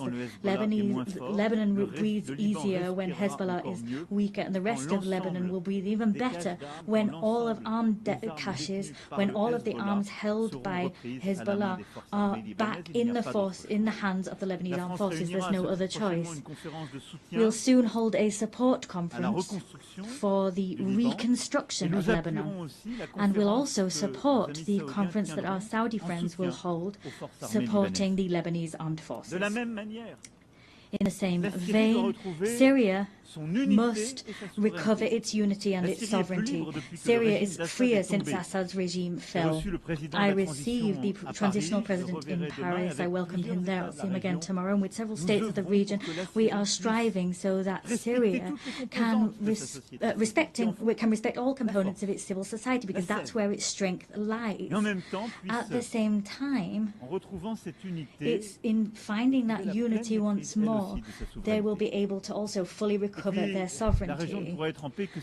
The region can only be in peace if the Iranian nuclear program that has been partially destroyed is once again fully under control. It is for this reason France, Germany, the United Kingdom triggered by way of a collective agreement a process leading to the restoration of all international sanctions previously imposed upon Iran. That alone, Iran alone is responsible for being in breach of its obligations, but they have decided to open the doors to the IAEA and allow them to inspect HEU stocks and to conduct inspections. The next steps to come will be decided if either Iran makes a gesture and goes back to the path of peace and accountability that make it possible to get back on course and for the IAEA to do its work and for stockpiles to be transferred, or sanctions will have to be imposed.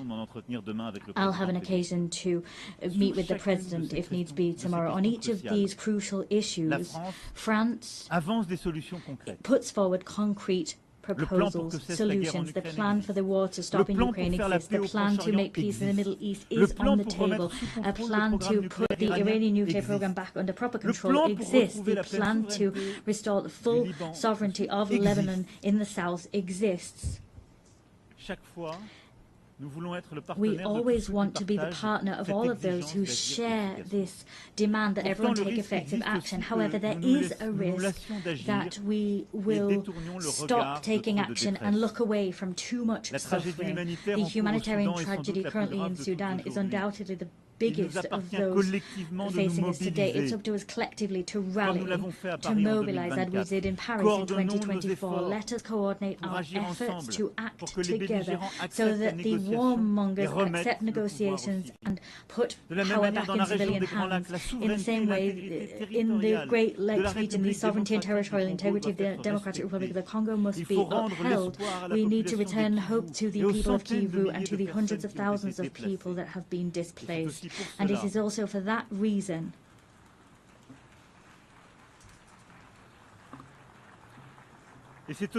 and it's also for that reason that we will meet next month in Paris, all of those able to respond to the humanitarian urgency and bring together initiatives of peace. And I'm delighted at what's been done by the African Union, by so many neighbors, Qatar, USA, but the humanitarian emergency needs to be addressed. We cannot forget any of these conflicts. We have no right at any time to lose heart.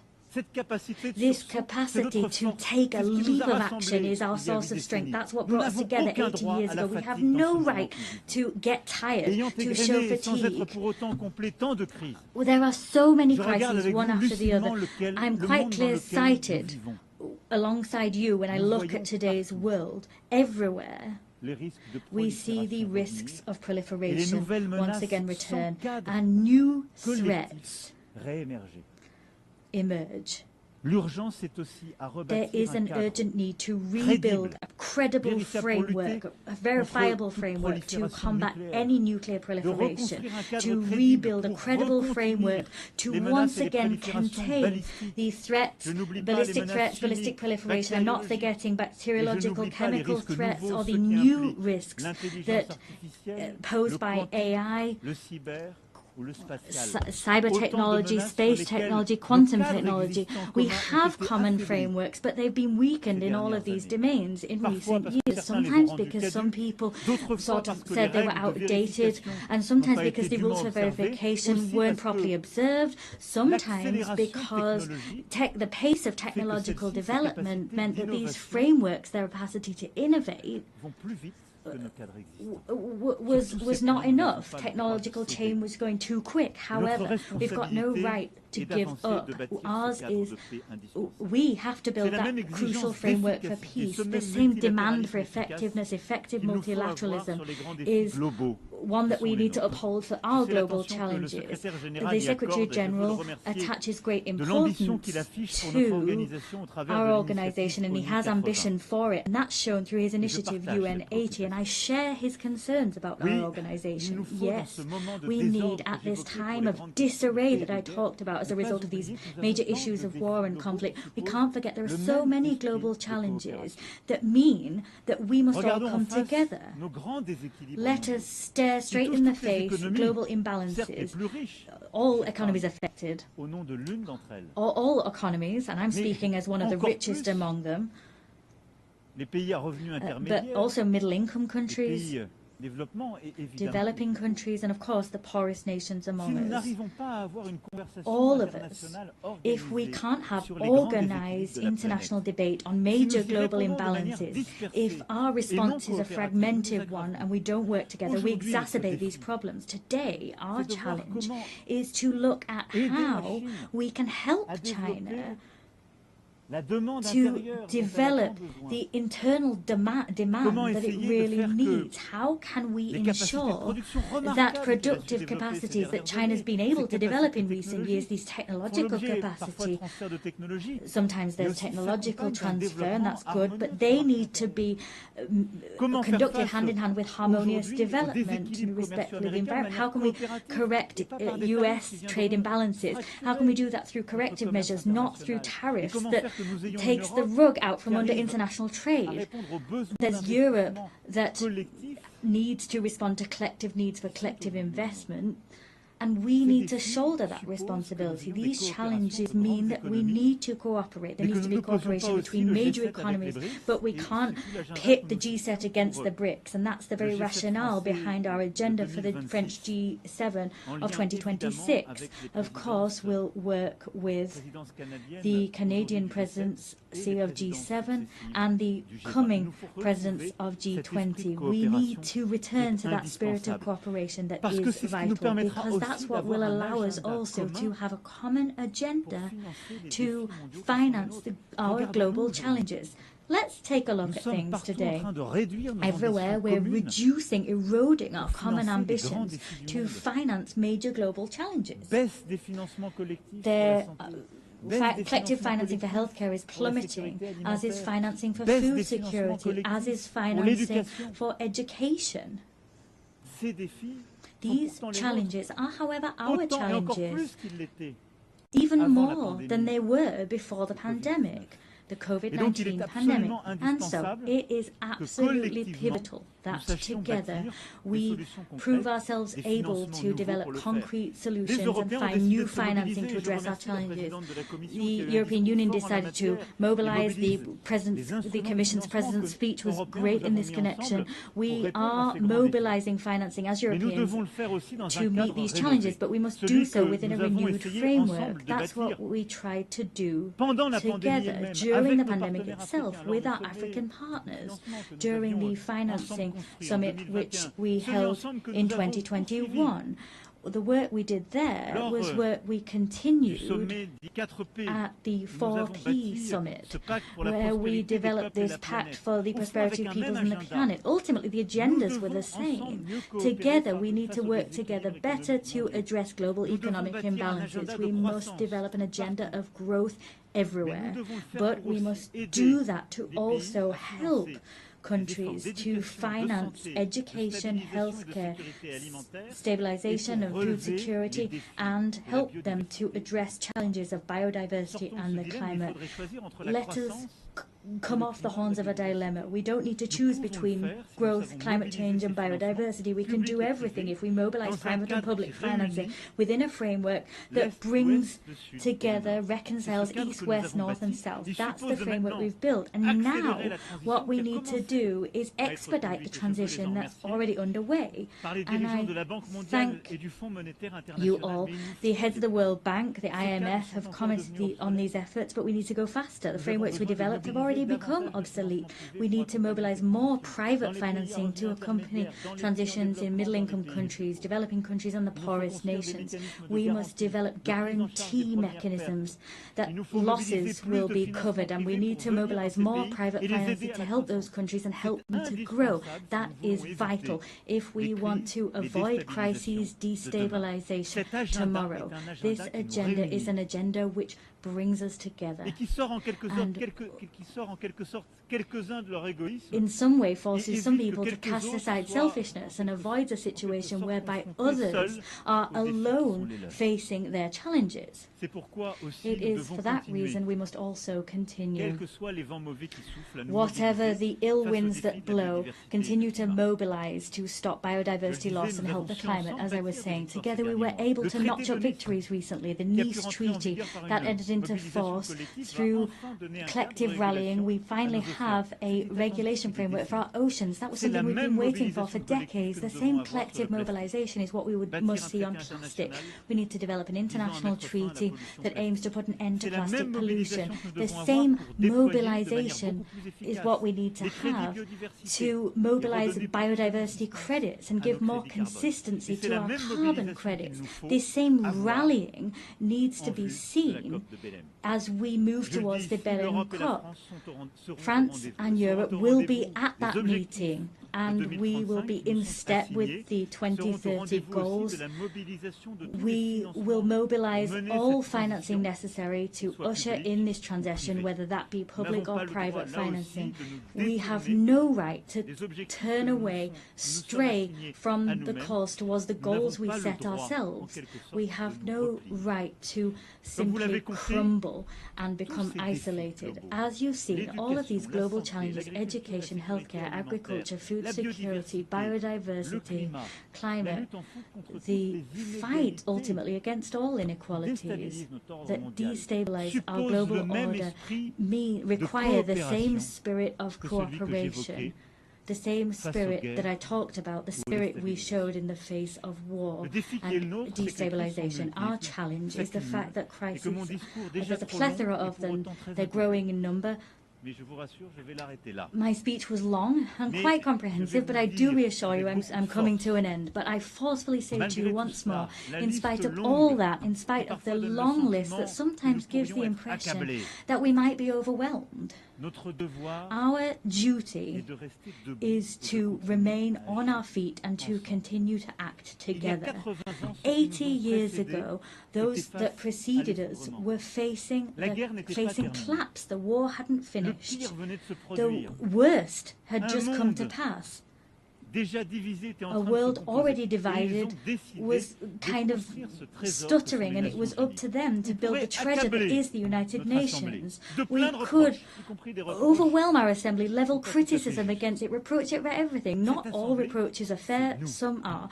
This assembly is us. If it's ineffective, it's because some people are blocking it. Sometimes it's the most powerful. If it's not going fast enough, it's because people don't have enough resolve to make things move forward. The United Nations is all of us. There's one thing. It's that we don't have a right to be cynical. We don't have the right to get fatigued. We can't have this defeated heart, because our world is here before us, and our risk, the risk that we face, is that of fragmentation, that the law might is right will prevail, the status quo prevailing, cynicism, and to some extent that we will lose control. Yes, the loss of control. That's what all of our peoples are experiencing. Fear in the face of a future they no longer control. The fear before in the face of migrations that they're weathering, a climate that we can no longer control, fear of inequalities that we can't bring under control. The fear in the face of a war we can't stop. This fear has one friend. The strongest friend, the mightiest person that was able to prevail, the cynic that was allowed to prevail. We have one responsibility, that is to act together, build this multilateralism once again with the same faith, with the same resolve as the founding fathers of this assembly. We need to do that with even more effectiveness, but with the same will. We cannot give ground to injustice. We can give nothing to fatality or the sense of the inevitable. We need to act, act, and act. So it's up to us to do just that together. I thank you.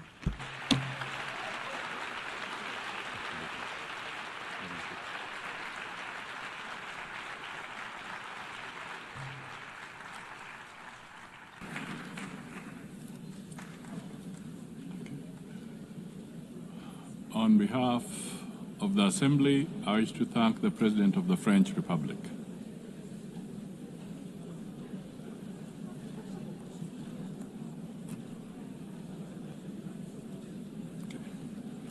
The Assembly will now hear an address by His Excellency Shadia Zaparov, President of the Kyrgyz Republic. I request protocol to escort His Excellency and invite him to address the Assembly.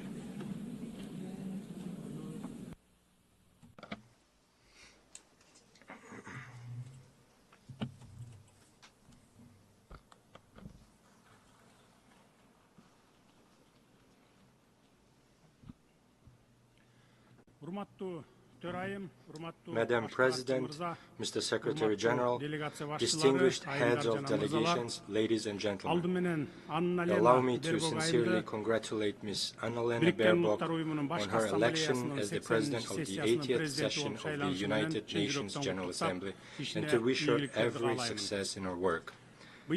This year, we mark the 80th anniversary of the UN, a unique institution that has stood guard over peace, security, and development for nearly a century.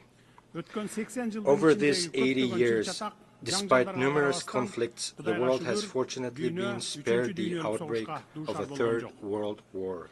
The United Nations has undoubtedly played a key role in this achievement. The organization has become not only an international platform for dialogue, but also played a special role in preventing global conflicts. Today, the trend of regionalism in world politics is strengthening. We are witnessing continued price hikes, a shortage of liquidity, and a war of sanctions in the global economy. The threat of terrorism and extremism has spread across all countries. Despite criticism, the UN remains the only truly universal organization endowed with both moral authority and institutional capacity. Today, Kyrgyzstan takes pride in the political stability it has achieved and in the ongoing social and economic transformation. These achievements did not come easily to us. For us, the price of attaining freedom and independence was very high. But I can state one thing with confidence. We have been able to establish Kyrgyzstan as a state. This achievement allows us to set ambitious goals for the future. International organizations, including the UN, recognize Kyrgyzstan as one of the freest and most stable states on the Eurasian continent with a strong civil society. A large-scale and irreversible fight against corruption and crime is considered a priority area of state policy in Kyrgyzstan. Today, our task is to pursue political modernization and economic development in line with the demands of tomorrow. We are committed to improving the investment climate, building an information society, and establishing fair and transparent public governance. Ladies and gentlemen, every year in New York, leaders of all world's nations gather to once again remind themselves and each other of the great mission for which UN was created. I too have come to New York with this mission. Today, my diplomatic staff have prepared a polite text that takes into account the international diplomatic situation. However, this year, standing at this high podium, I decided not to speak as a diplomat. This year, from this podium, I wish to speak not only as the head of state, but as an ordinary person and a citizen of my country, openly expressing my true thoughts and reflections on the international events happening in the world. This year marks the 4th time I am delivering a speech at the UN General Assembly. For 3 consecutive years, I came here and delivered pleasant, beautiful words. But today, I have decided to speak openly and directly about the problems that trouble the hearts of millions of people. In different parts of the world, in Europe, the Middle East, Africa, and Asia, new armed conflicts and wars are erupting. Millions of people losing their homes are forced to abandon their native lands, and millions become victims. Who suffers the most? First and foremost, ordinary people. We cannot turn a blind eye to the suffering of many peoples. Palestine, Ukraine, Sudan, Syria, and others where hostilities continue. Civilians are dying and human rights are being violated. The world community, applying double standards, prioritizes these conflicts as more or less important, depending on its own geopolitical interests. The conflict in Ukraine has lasted nearly 4 years, with people continuing to die and flee their country.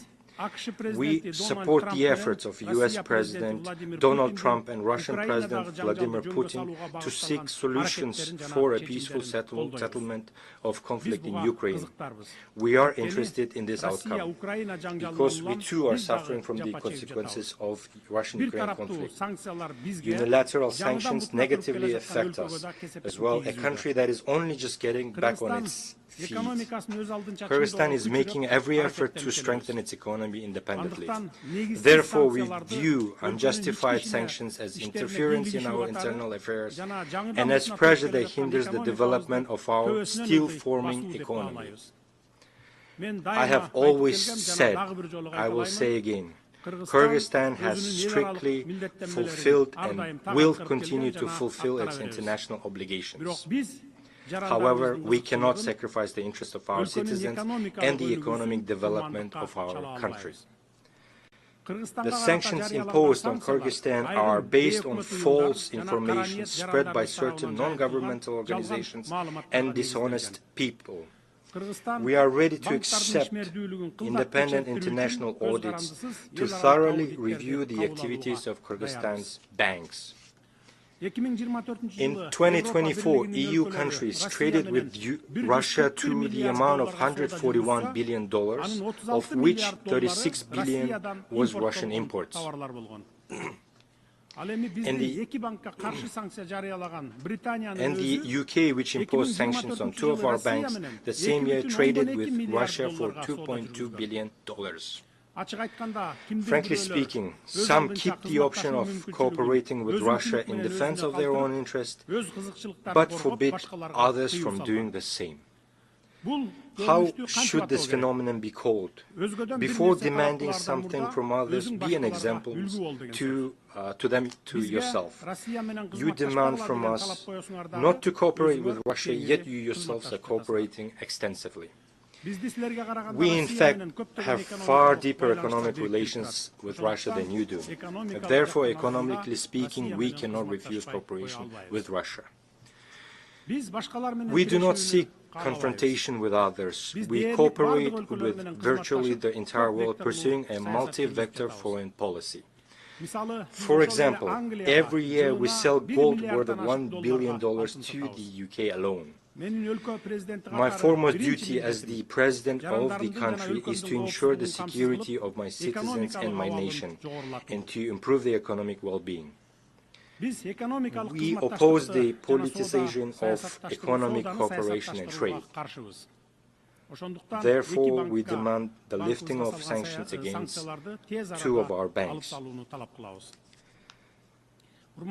Distinguished ladies and gentlemen, the UN Secretary General has already described the Gaza Strip as a graveyard of thousands of children. One more is needed to stop the war and the horrific events in Gaza. We must empathize with Palestinian people who have suffered enormous losses as a result of inhuman conflict in the Gaza Strip. We must not remain indifferent to the human tragedy unfolding before the whole world. We demand an end to genocide against the Palestinians and the commencement of international judicial investigation by the UN International Court of Justice. My country has always firmly condemned violence and terrorism in all their forms, including the terrorist attacks on Israel on the 7th of October, 2023. Such terrorists must be punished harshly. However, the fight against terrorism and the methods used to eliminate terrorists have their own rules and procedures.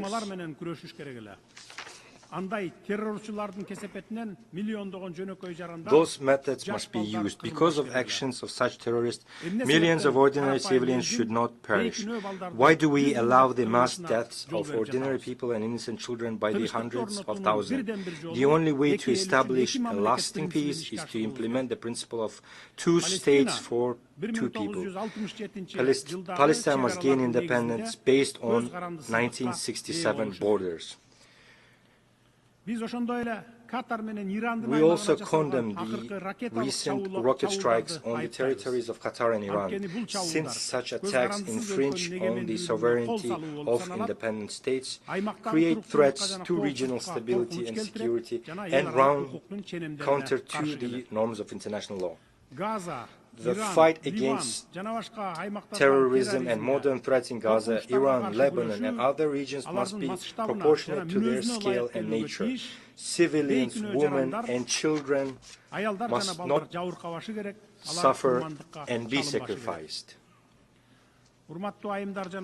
Distinguished ladies and gentlemen, as a neighboring country, Kyrgyzstan considers it important, especially in these difficult times, to provide comprehensive support to the Afghan people by integrating Afghanistan's economy into the regional and global economic processes. To isolate Afghanistan at the international level and deprive it of foreign assistance is wrong. It is unjust. We believe that the use of financial instruments for geopolitical and ideological gain, thereby deepening the humanitarian crisis, is an act of injustice and inhumanity. Therefore, we are convinced that the assets of Afghanistan frozen by Western countries in the amount of $9 billion must be returned to the Afghan people as soon as possible. These funds could contribute to the restoration of infrastructure, expansion of access to credit through local banks, the development of agriculture, and the creation of new opportunities for millions of people living in poverty. Бул акчаларды ушул тапта өзүңөр колдонуп пайдасын көрүп жатасыңар. Эмне деген уятсыздык. According to the UN data, in 2025, 15 million people in Afghanistan faced hunger and 24 million required humanitarian assistance. As we all know, at the beginning of September, more than 2,000 of our Afghan brothers lost their lives as a result of an earthquake.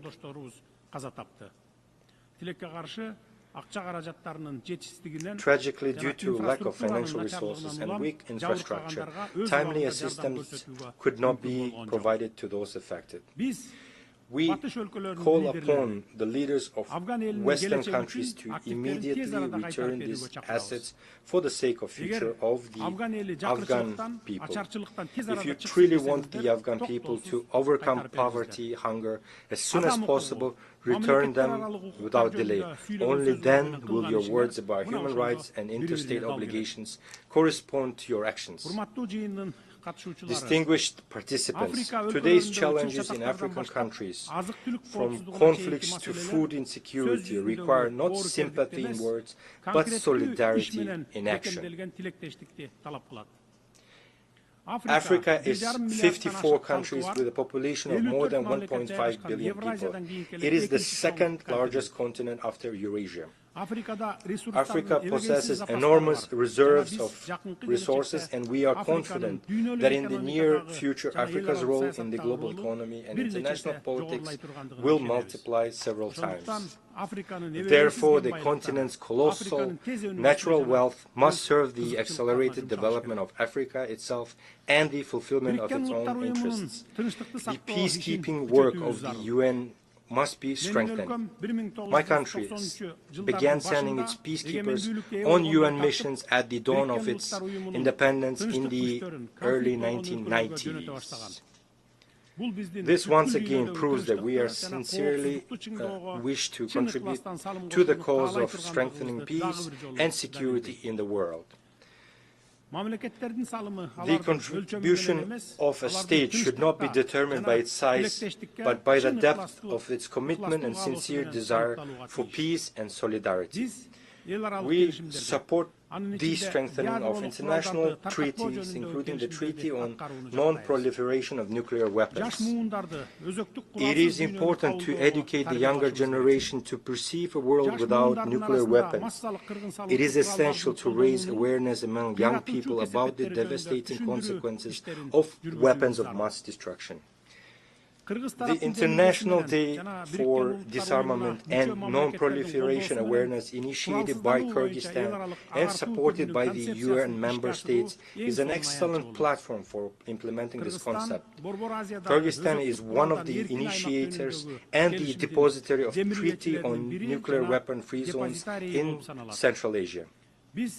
We have acceded to all fundamental international instruments on disarmament and non-proliferation, including the Treaty on Non-Proliferation of Nuclear Weapons and the Comprehensive Nuclear Test Ban Treaty.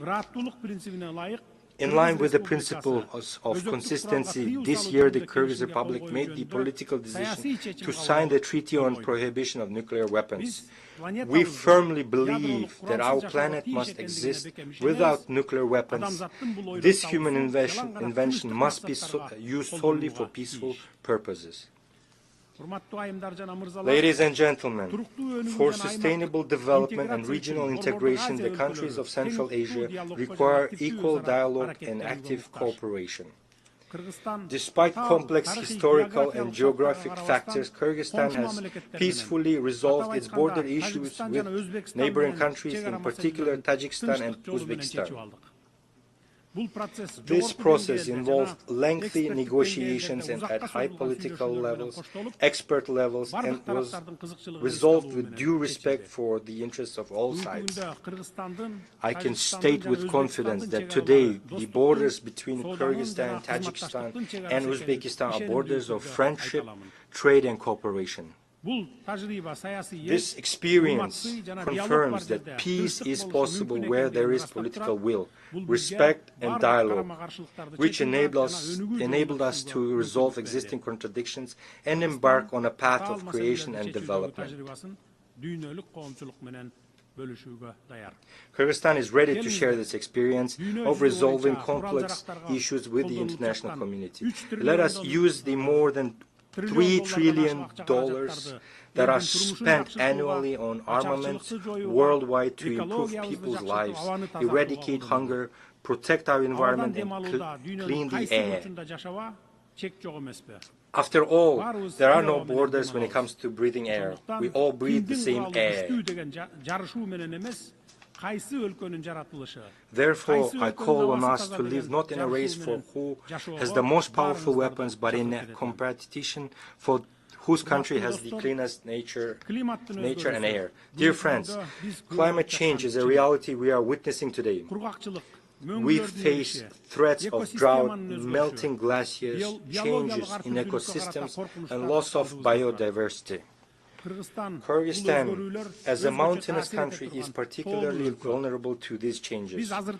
We are already experiencing the threat of declining water resources and risks to agriculture and biodiversity. Although Kyrgyzstan is landlocked, it actively participates in international environmental initiatives and can play a significant role in supporting agreements aimed at protecting global ecosystems. The Kyrgyz Republic consistently advocates for recognition of the interconnection of natural systems from mountains to oceans, which are two poles of a single system. The future of the oceans begin on the mountaintops. In this context, we ratified the agreement on conservation and sustainable use of marine biological diversity and became among the first 60+ countries to join the agreement. Rivers that sustain marine and coastal ecosystems originate in mountains. Thus, the protection of mountain ecosystems and the sustainable management of the oceans are interconnected. At present, the country is preparing the second Bishkek +25 summit, scheduled for 2027, as a central platform for states, international organizations, and experts on sustainable development of mountain regions. We invite all of you to take an active part in this event. Dear friends, as former UN General Secretary Dag Hammarskjöld once aptly said, the UN was not created to lead humanity to heaven, but to save humanity from hell. Today, these words are more relevant than ever. The organization was born from the horrors of war, but lives and on thanks to faith in cooperation, dialogue, and respect. Now, more than ever, it is important to preserve and strengthen the system of multilateralism as a shield against anarchy and unilateral decisions. There is an urgent need to develop fundamentally new international mechanisms that adequately respond to contemporary challenges and threats. Our organization needs to change. This is no longer a choice, but a requirement of time and today's realities. In this context, we support the effort of the Secretary General to reform the UN under the initiative UNAT.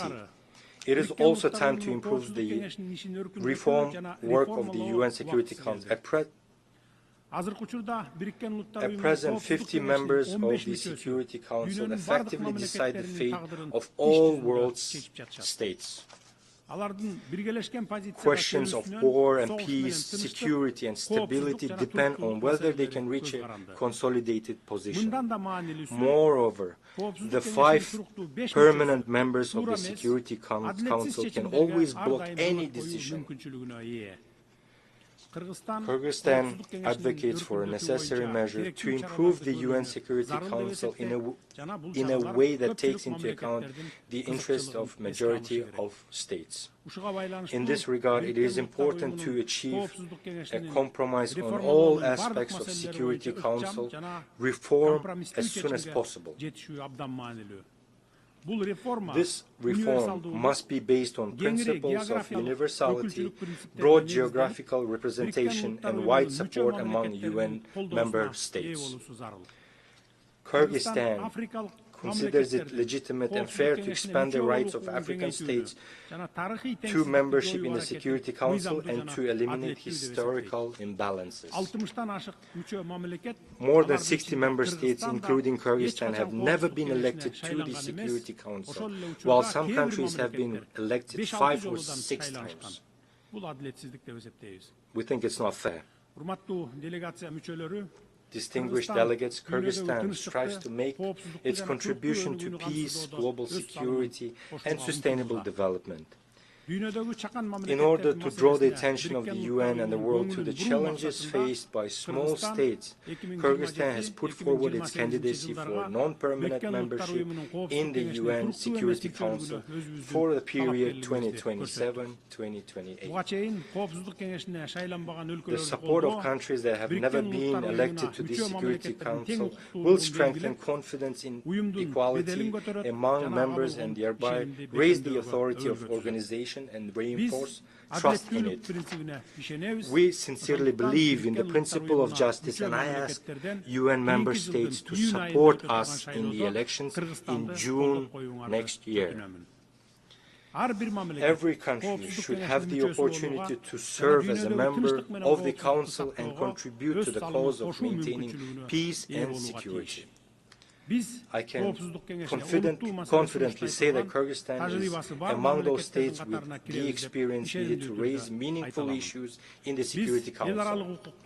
We will firmly uphold international law, justice, the protection of human rights, and support the multilateral system based on mutual respect, balance of interest, and responsibility to future generations.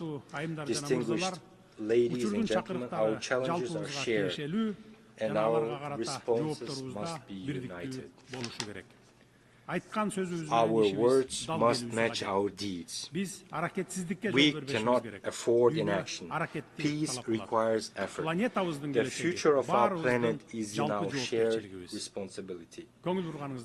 Thank you very much for your attention.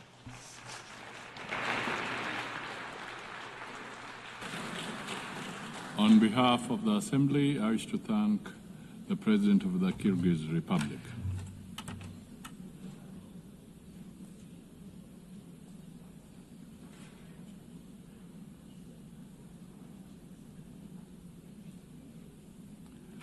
The Assembly will hear an address by His Excellency Gustavo Petro Urrego, President of the Republic of Colombia. I request protocol to escort His Excellency and invite him to address the Assembly.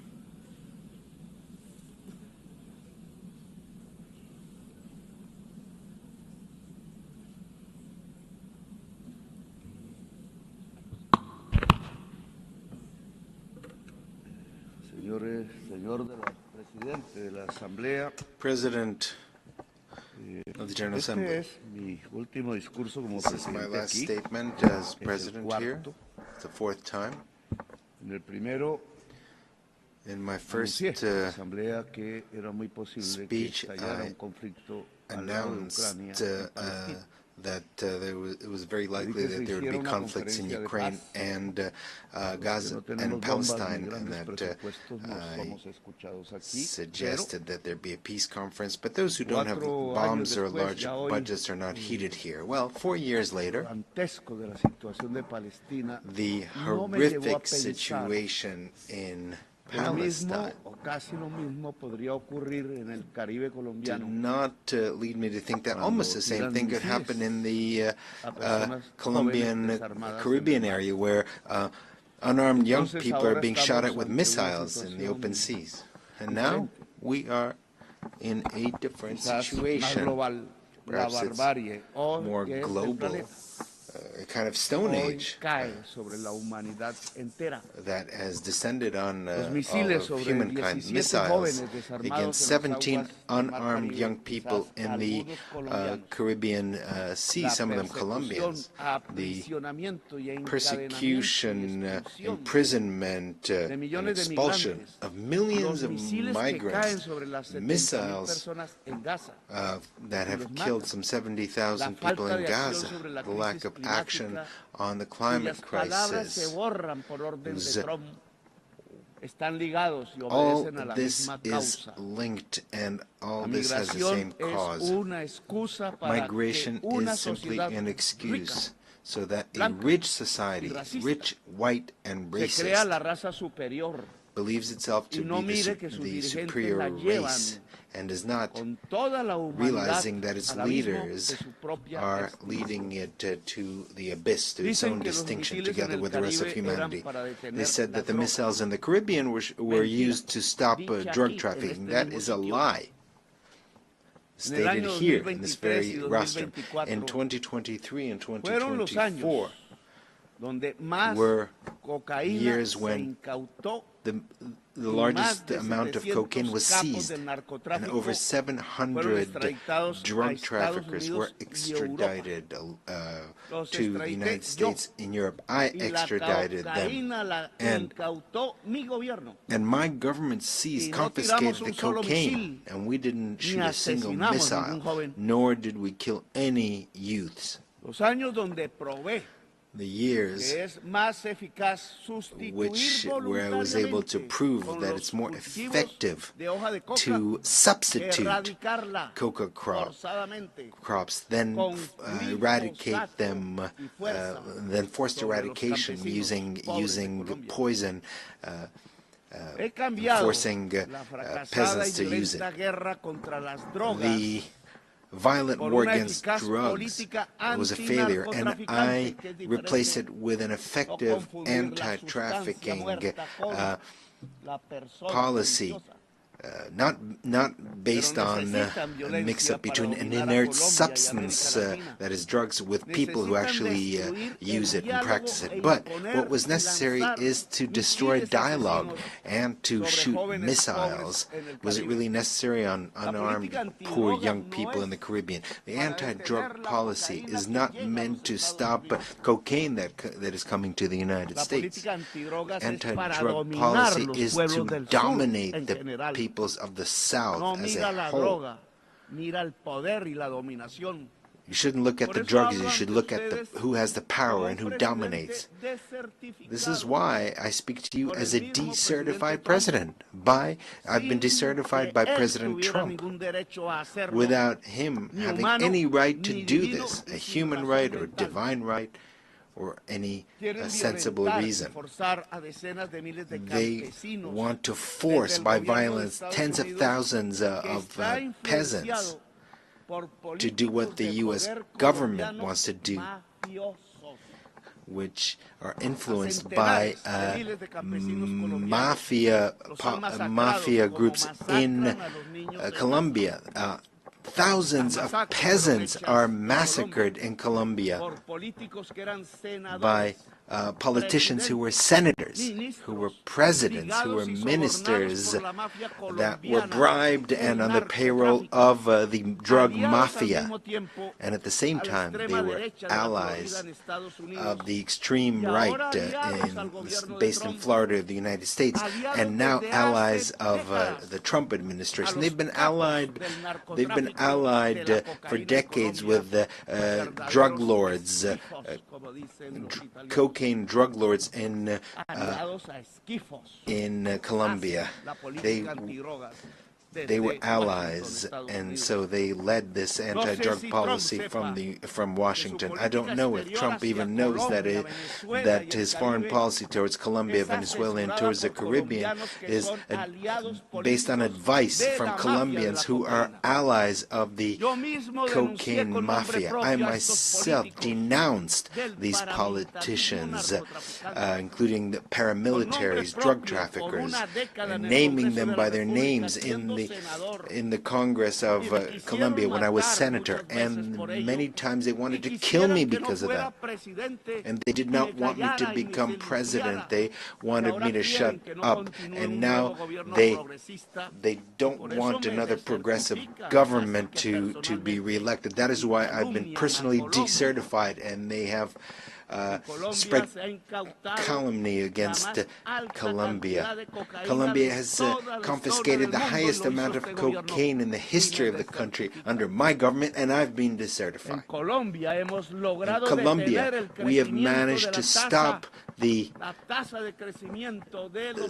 increase in the rate of expansion of coca crops that was 43% under the government of Duque, and has dropped to 3%. And Duque was not decertified. He was who had someone who financed his campaign who was a drug trafficker, and instead they've decertified me. So the anti-drug policy is not aimed at the public health of a society, but rather to prop up a policy of domination. They don't want to give the power to the people. The young people that were killed using missiles in the Caribbean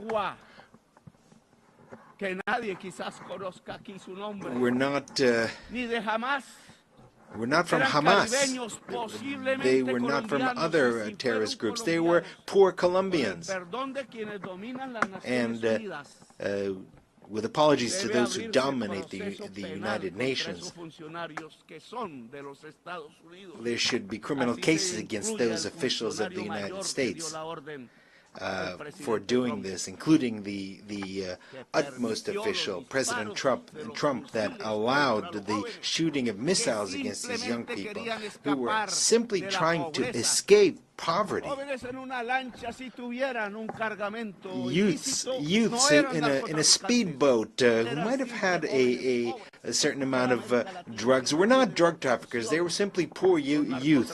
But the real drug traffickers live somewhere else, not in America, not in Latin America. So it's easy to shoot missiles against the speedboats with migrants and accusing them of terrorism and drug trafficking when they don't have a single weapon to defend themselves, when the real drug traffickers live in New York, here, just a few blocks from here, in Miami. And they reach agreements with the DEA. And they're allowed to traffic in Africa, in Russia, in China, but not in the United States. A country that has not managed to reduce its consumption of cocaine because it's drug addicts, or rather they did manage to reduce the consumption of cocaine simply because their addicts switched to another type of drug, fentanyl, which is much deadlier. This fentanyl is produced in the industrial heartland of the United States, here, not far from here. And the consumers are here as well. It's produced and consumed in the United States. That is the worst. They're addicted to fentanyl and to gasoline, the two main poisons of life in the world. And gasoline is even worse than fentanyl. Only the black-skinned people here, those who are ancestral here, that were thousands of years have been here, or young people, or women who don't want to see their children die of any color of their skin.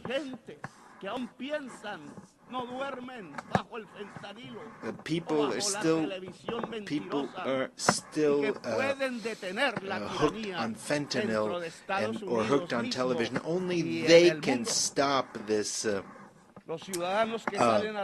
domination by the United States. The people who have taken to the streets in California, in New York, in Philadelphia, where the Liberty Bell stands, in spite of the National Guard that Trump sends out against its own people to shut them up, to the states that are free. These states are no longer uniting their efforts in the face of tyranny. The President of the United States does not know that 1 million Latin Americans have died. The largest share of them from Colombia, and another 1 million will die in North America in 10 years because of fentanyl. Cocaine killed 3,000 people a year to date. And fentanyl kills 130 per year, 30 times more. That is the outcome of 30 years by the United States of a policy that is absurd, and that is leading its society to the horrific death due to drugs that kill the brain. In this situation, Trump not only allows missiles to be fired at young people in the Caribbean, does not only imprison migrants, but also allows missiles to be killed against children, women, and old people in Gaza. He is an accomplice to genocide. It is a genocide, and we need to prevent it. This forum is a mute witness to a genocide in a world where we thought that this was something only a legacy of Hitler. Here they don't speak of life, of the climate crisis. What is happening is the death of thousands of children. Meanwhile, we in Colombia have not increased the rate of killings. We have the lowest unemployment rate in the country this century. We have the lowest unemployment rates. We have developed our agriculture by 10% and our industry by 5%. We have more tourists than ever who have come to see the beauties of our country, our cultural and natural beauties. And we are seeking peace by negotiating with drug traffickers and with rebels. I will always be ready to discuss, to negotiate, to save lives. and to eradicate coca crops, but based on their own voluntary decision by Colombian peasants. Let us not be bribed by the drug traffickers, as was the case in previous governments in Colombia. And 25,000 hectares have already been eradicated voluntarily. We have been successful in this new policy. It's not an anti-drug policy, but an anti-drug traffickers policy. That is something different. And we're grateful to the countries that have helped us,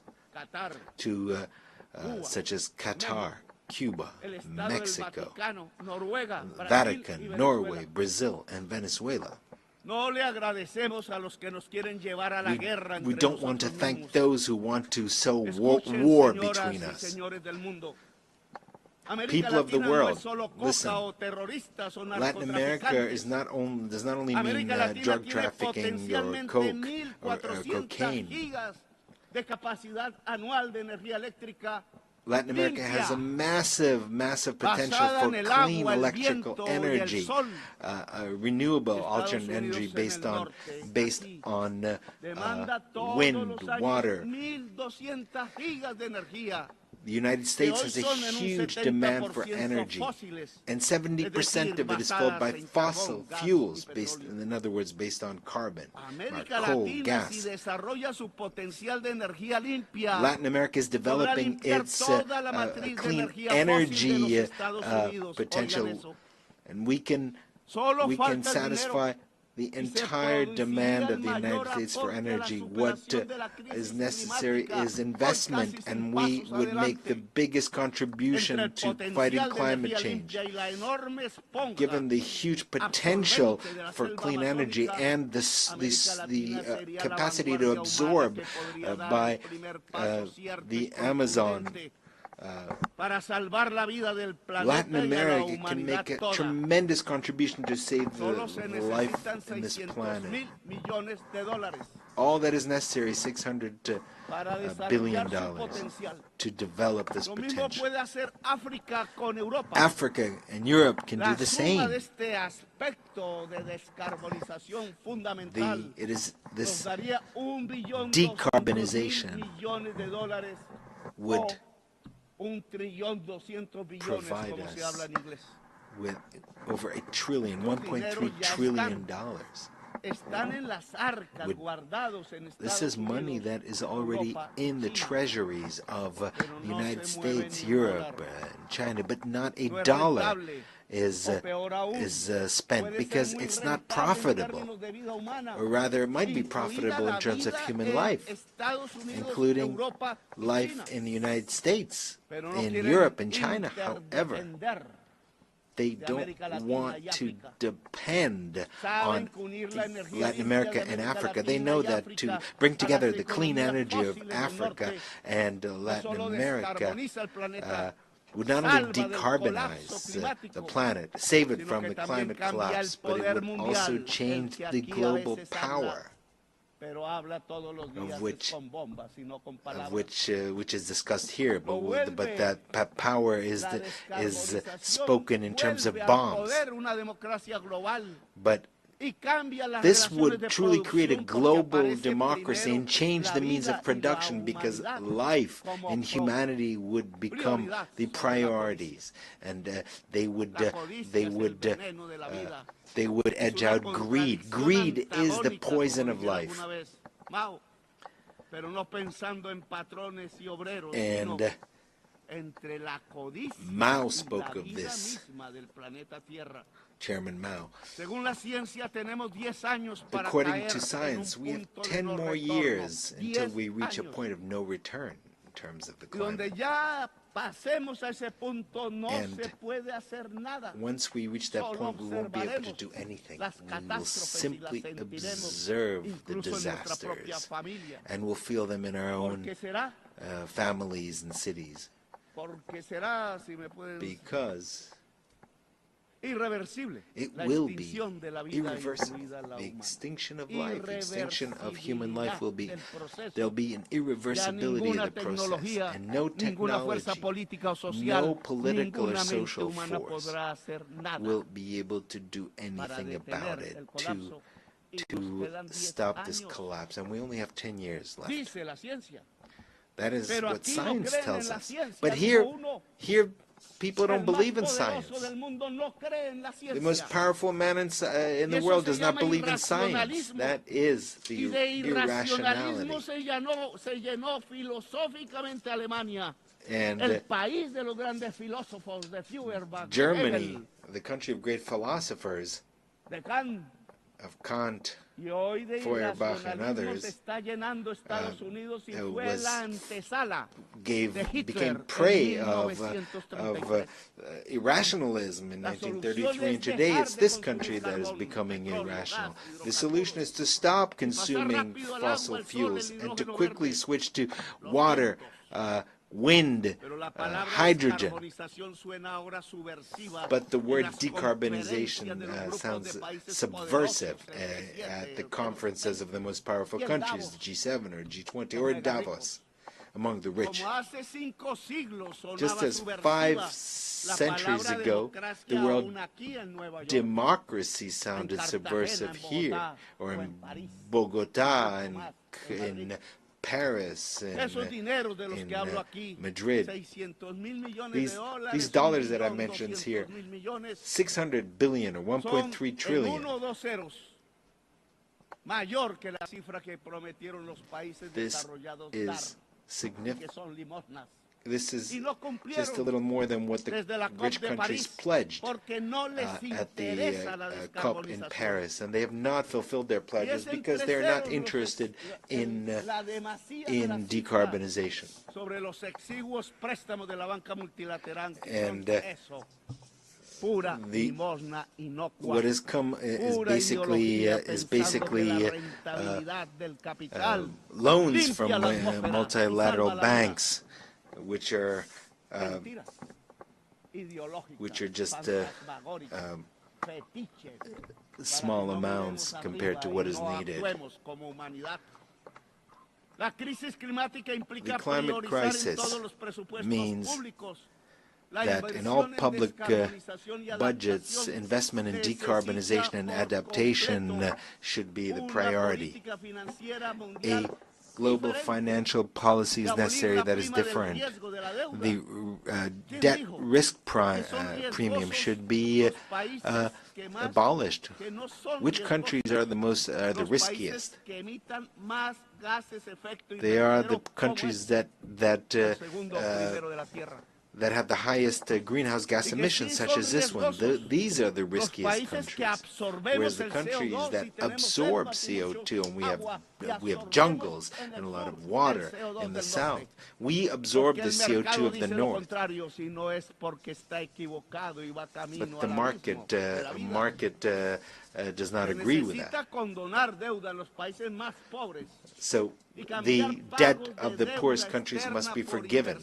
There should be swaps, debt swaps for adaptation and mitigation and investment in the climate crisis. So people from the United States and those from Wall Street, from London, you want to collect the interest payments from the debt of our countries. What you will find eventually is cemeteries, because we'll all be dead. The money will be useless in the midst of all the cemeteries.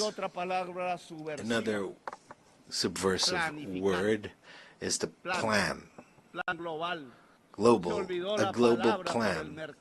The word plan has been forgotten because it was not necessary to plan, because the plan is anathema.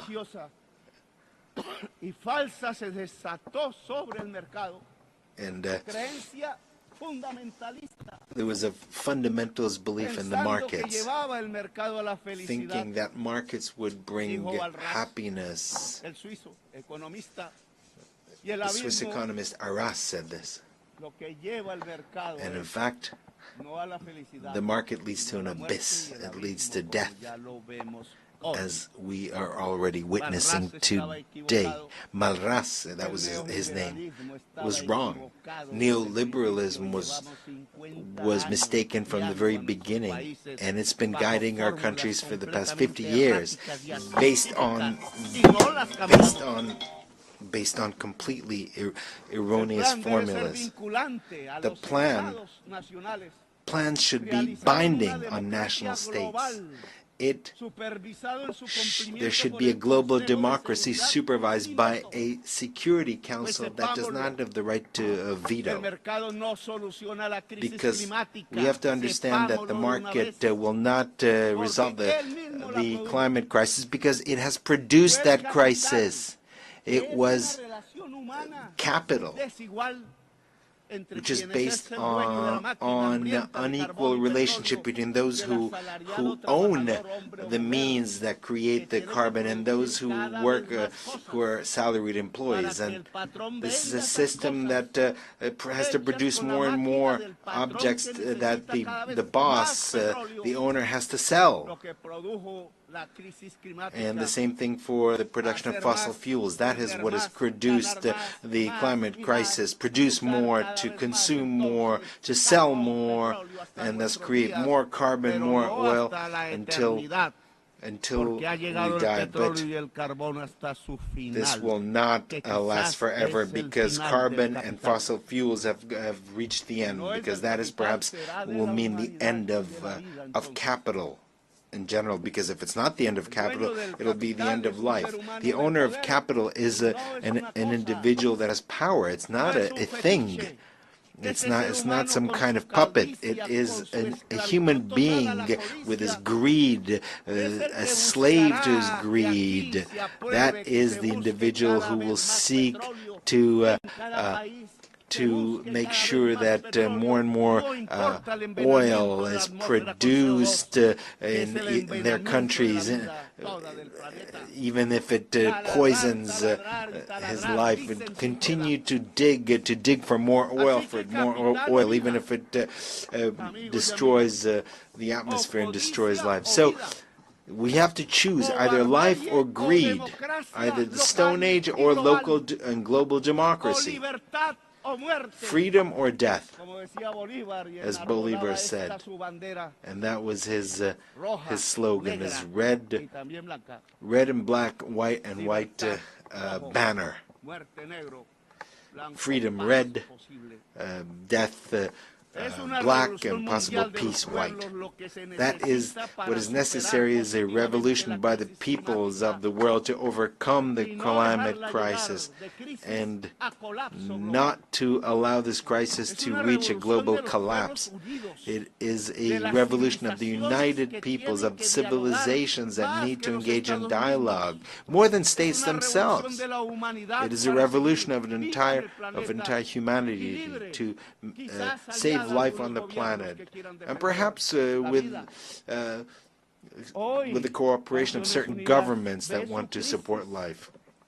Today, the United Nations is experiencing a crisis, and there's a need to transform it. Today, we have nation-states gathered here who no longer have power, and that no matter how much they vote, they are ignored, because the nation-state has also reached its decadence, its ultimate fall. Because capital has become global. It's not contained in a state. Socialism was supposed to be global. Stalin, in fact, in Yalta condemned a global revolution that was occurring in Spain and in Greece, and it might have occurred in Latin America and other places. So humanity is a new political subject that is emerging rather than the nation state. And so the United Nations has to become a united humanity, even though a diverse but united humanity, a new subject is appearing in human history. And this is very important. I think that this is wonderful, because we have to overcome the idea of a nation-state to convert, to become a humanity, but that humanity must be united. For that, there needs to be democracy around the world. There needs to be permanent dialogue in the midst of diversity. It is our differences that compels us to coordinate our action at the global level. Dialogue, yes. Humanity, yes. Humanity, profoundly democratic, yes. Hopefully, a humanity based on leaders who are free, rather than a humanity that is basically slaves, just to beasts of burden. A humanity that shoots missiles against young people that are defenseless armed people, or shoots missiles in a place of the world near where Jesus was born.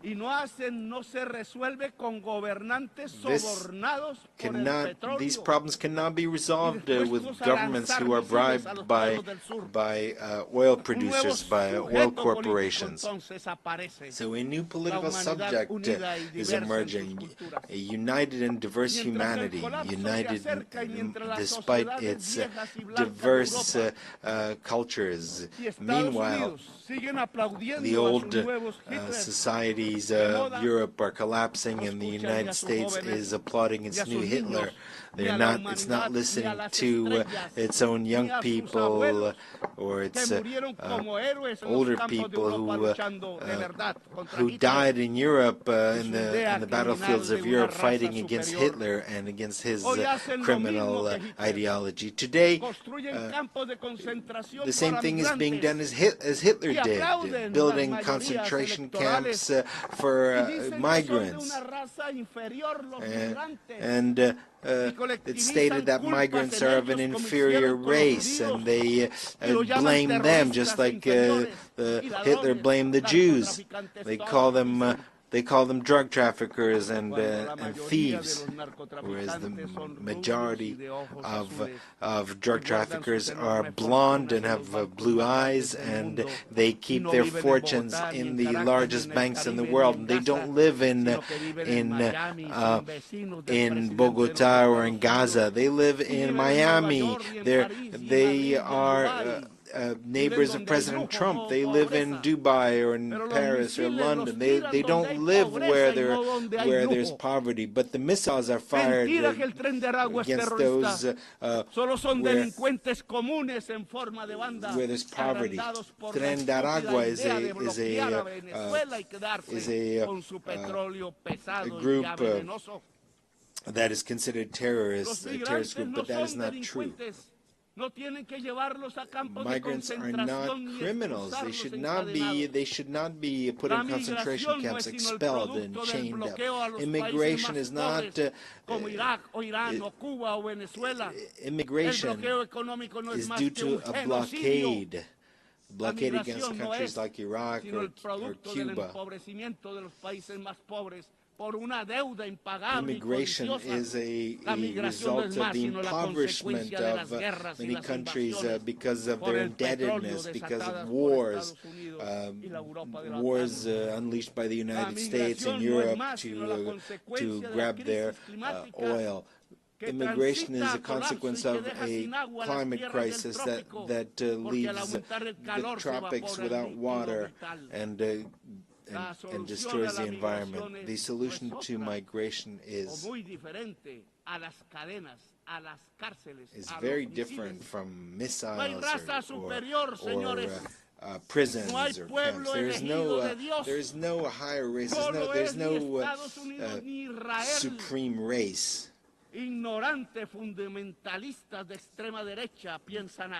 Only ignorant extremists think like that. All of humanity is made in God's image. They use immigration as a scapegoat to do nothing against the climate crisis, which will put an end to life. They use immigration to get the votes of the whites, but what is necessary is to put an end to the consumption of CO2 and oil, and stop drilling and drilling and drilling for oil.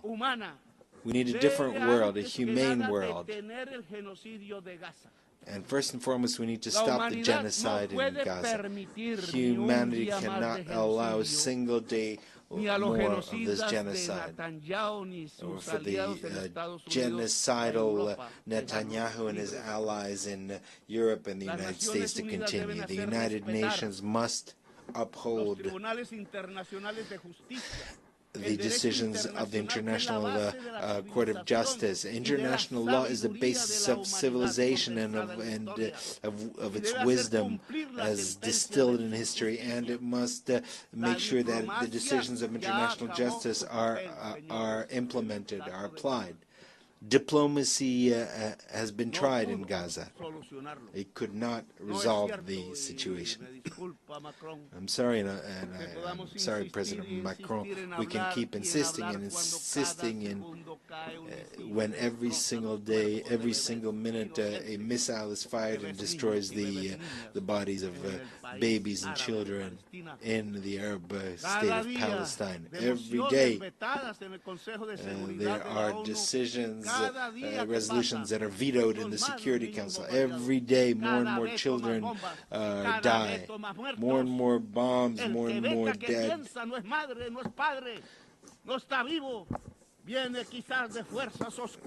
Perhaps those who do this, who shoot this, are robots. Maybe they don't have their own children. They're not human.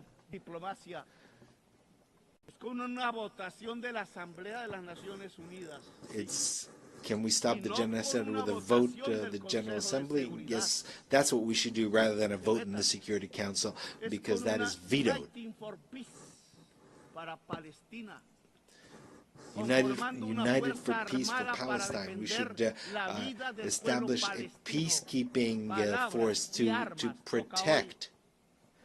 What's necessary today are words, not blue helmets that are often lack training, and they're not ready to do this. No, what we need is a powerful army of countries that do not accept genocide. That is why I invite nations of the world and their peoples, most importantly, as an integral part of humanity, to bring together weapons and armies and to defend Palestine. I invite the armies of Asia and the brave people, the brave Slavic people who defeated Hitler, and the Latin American people of Bolivar, of Garibaldi and others. I think there's enough. We've had enough words. Today, the time has come to use the slogan of Bolivar, freedom or death, because Washington and NATO are killing democracy, and they are spreading totalitarianism at the global level. We need to raise the red and black banner flag,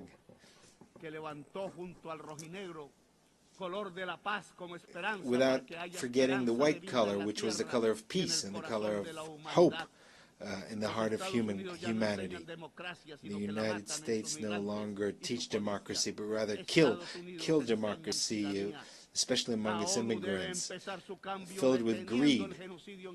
The UN should begin its change by stopping the genocide in Gaza with an army of liberation and salvation, and there should be a decision here taken in the General Assembly without any veto. After Gaza, we can start working on decarbonization so that we can found a truly global democracy and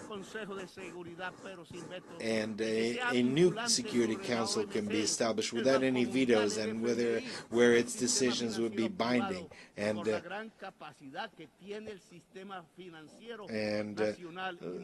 the global and national financial system should be based on decentralized capital. That is the way that humankind can regulate capital, to subordinate capital to life, to regulate it to people. That is the path by which the United Nations will move from an alliance of states to an alliance of cultures and peoples. If we overcome the climate crisis and if we unite as humanity, we will manage to make the United Nations an assembly of peoples which seeks to make sure that every individual is free, making sure that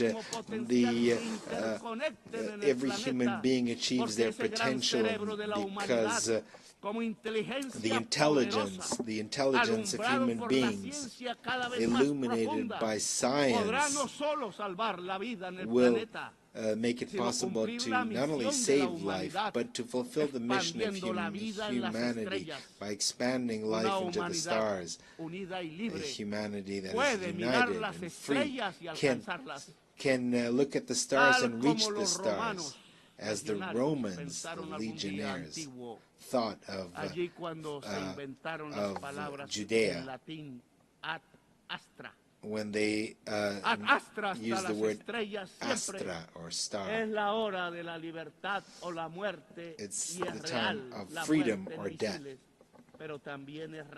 Real death from missiles, but freedom is also real in the heart of human beings and its capacity to rebel and to resist. Thank you very much.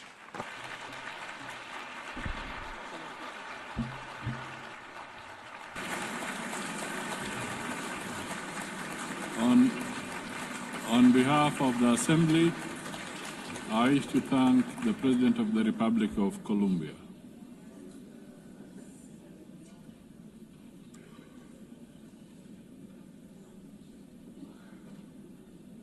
The Assembly will now hear an address by His Excellency Karol Nawrocki, President of the Republic of Poland. I request protocol to escort His Excellency and invite him to address the Assembly.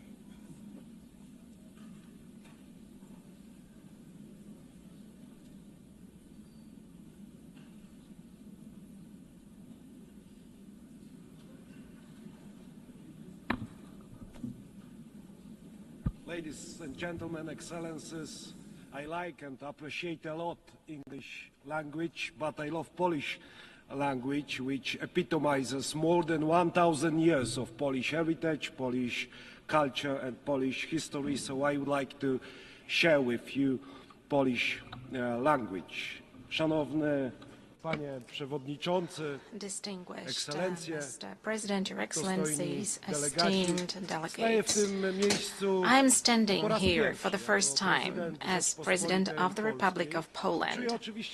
And of course, I feel great proud because of this, but at the same time, I'm aware of what serious challenges we are facing today as an international community. This is indeed so, for the world has changed completely over the last couple of years since the start of the Russian invasion of Ukraine.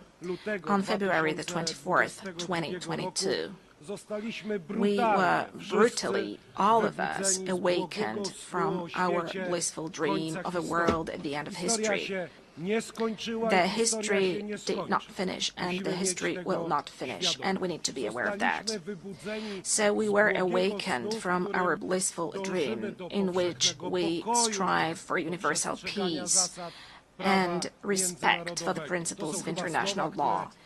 I believe these are the words which are repeated more frequently in this community. This dream, ladies and gentlemen, does no longer exist, and we often repeat the words which do not reflect reality which surrounds us, both in Central Europe, in Eastern Europe, and in many other regions of the world from which you have come. State borders have ceased to be untouchable, as a matter of fact, and international law, which has so far been considered the compass of the world order, began to be treated more as a suggestion rather than a rule. Let me remind you that shortly after the outbreak of the war and the attack of the Russian Federation on Ukraine, Polish men and women demonstrated incredible solidarity with the fighting Ukrainian nation. We opened our hearts, our borders, we opened up our homes. We provided material, financial, and military assistance, as well as diplomatic one.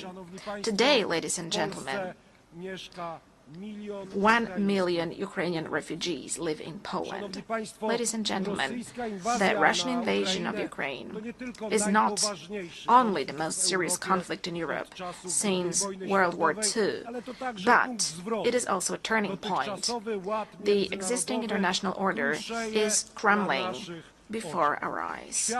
The world has entered a new and dangerous era of rivalry between great powers, breaking rules and testing how far one can go before someone says a clear enough stop. The principle of sovereignty. You can ask this question. It is increasingly trampled upon. The prohibition of aggression reduced to a dead letter. Instead of law, an attempt to use naked and brutal force. We are at a turning point in history, a time when the decisions made today will have consequences for decades to come. And all of us need to be aware of this. And all of us are taking responsibility for this. That is why now, as a community of democratic states, or those aspiring to be democratic states, we must view the current situation as a battlefield for principles whose observance may determine the future of our civilization. Ladies and gentlemen, I think this is the last moment to take concrete action. Ladies and gentlemen, Russia's aggression against Ukraine is not just a regional conflict. It is a test of whether the principles on which the UN is based will stand the test of time, or whether they will succumb to the weight of the imperial and colonial ambitions of a state which considers itself above the law and which has repeatedly ignored the resolutions of the assembly, of this assembly, of other assemblies, and to a certain extent all of us take responsibility for that. Further repeating the words about peace and security, which have to be spoken out loud, but which should be followed by concrete action. Moscow speaks of the need to address, and I quote, the root causes of the conflict. I share this view, but I believe that the root causes of Russian aggression are primarily ideological. Russia refers to an imperial vision that treats entire nations as a colonial property. It denies them subjectivity on a regular basis, claiming that they are artificial constructs, and it justifies the invasion as a historical correction.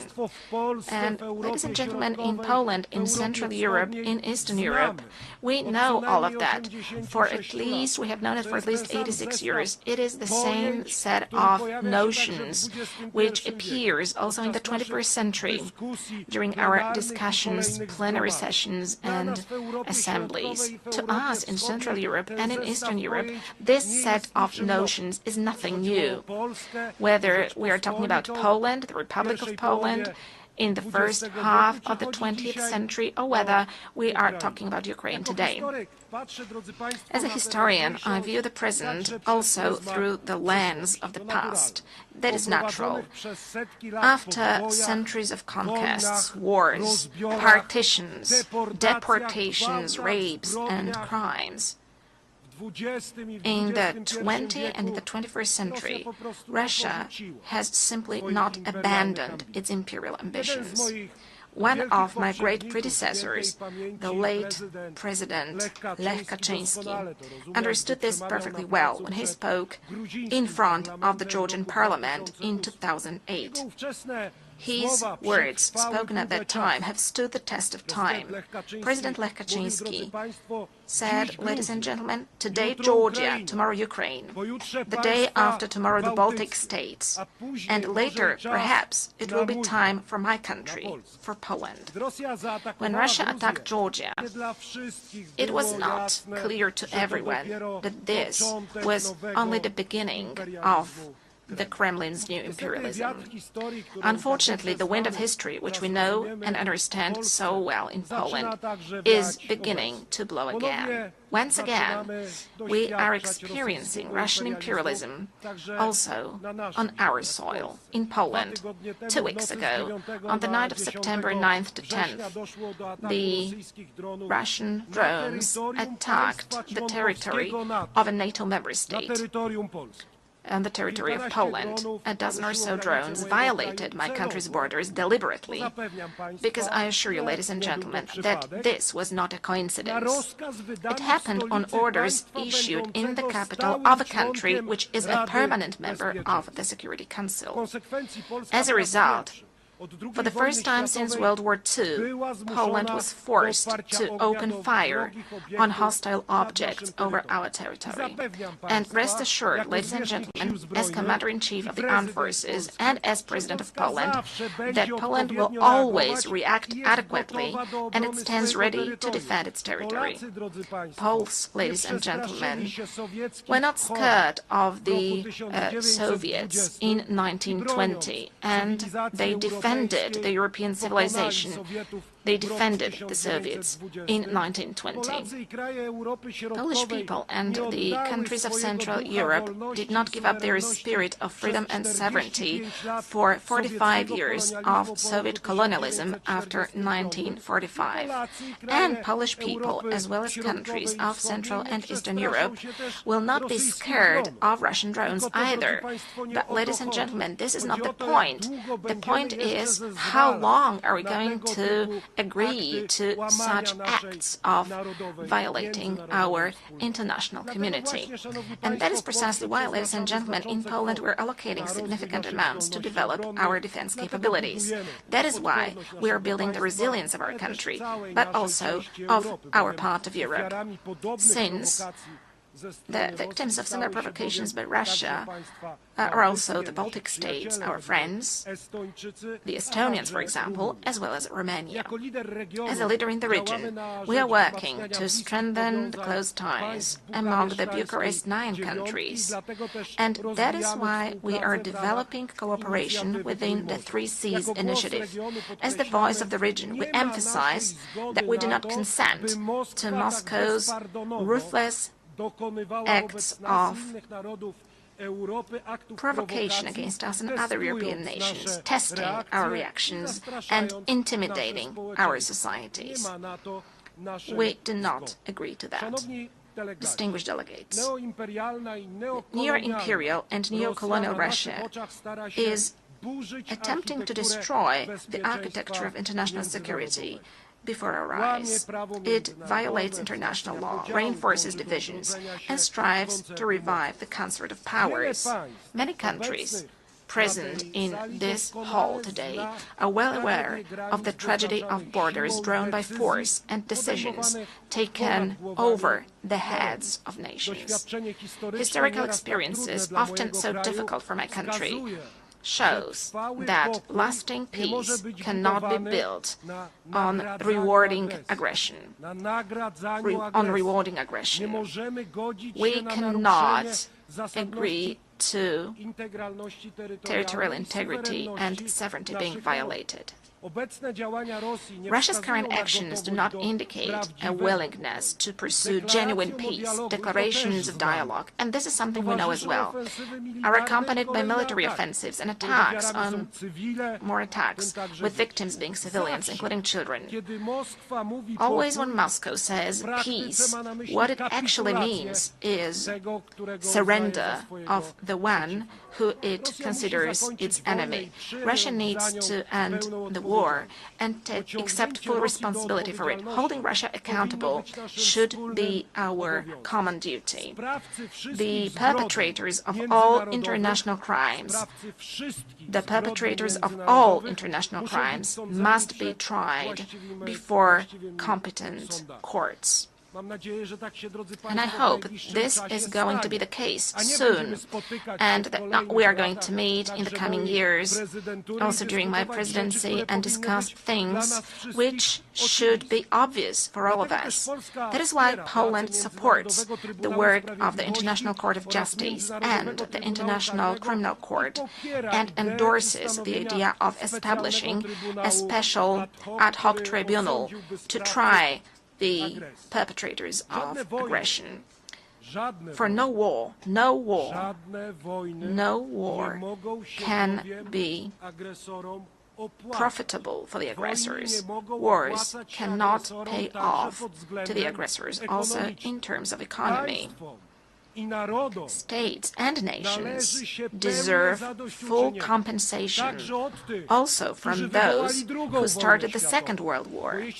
Because if we want to build a community of states, of democratic states, a common European Union, then we have to agree together that war must not pay off in terms of economy to any aggressor. Ladies and gentlemen, as I mentioned, we are currently facing a whole range of global and local challenges. The eyes of the world, and ours too, are currently looking at the Middle East. Poland, like many other countries in the world, is following with concern the situation in this region, in the Middle East, where, as a result of the brutal attacks by Hamas on October the 7th, 2023, the conflict has escalated. Israel, like any other country, has the right to self-defense. Actions undertaken by Israel, however, must comply with international law, including international humanitarian law. Poland continues to advocate for a two-state solution to the conflict in the Middle East, in such a way as to give both the Palestinians and the Israelis the right to live in peace and security. Poland consistently supports international efforts to improve the situation in the Middle East and calls on the UN to take action. Ladies and gentlemen, Poland has no colonial past, which is why we are a reliable and trustworthy partner for Asian and African countries.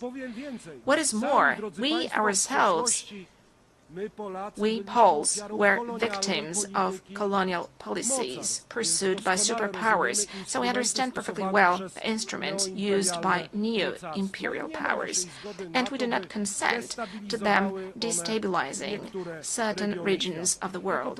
As President of the Republic of Poland, I will pay particular attention to developing our cooperation with various regions of the world. I'm referring to the African continent.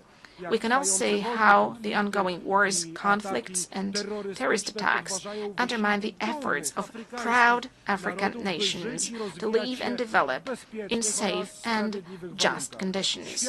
The world must stand with all those affected by insecurity and help them restore peace. We do not consent to neo-imperial powers destabilizing, for instance, the Sahel, in order to arbitrarily manage global migration flows or apply migratory pressure. Nor do we consent to international criminal groups profiting from human trafficking and slave labor.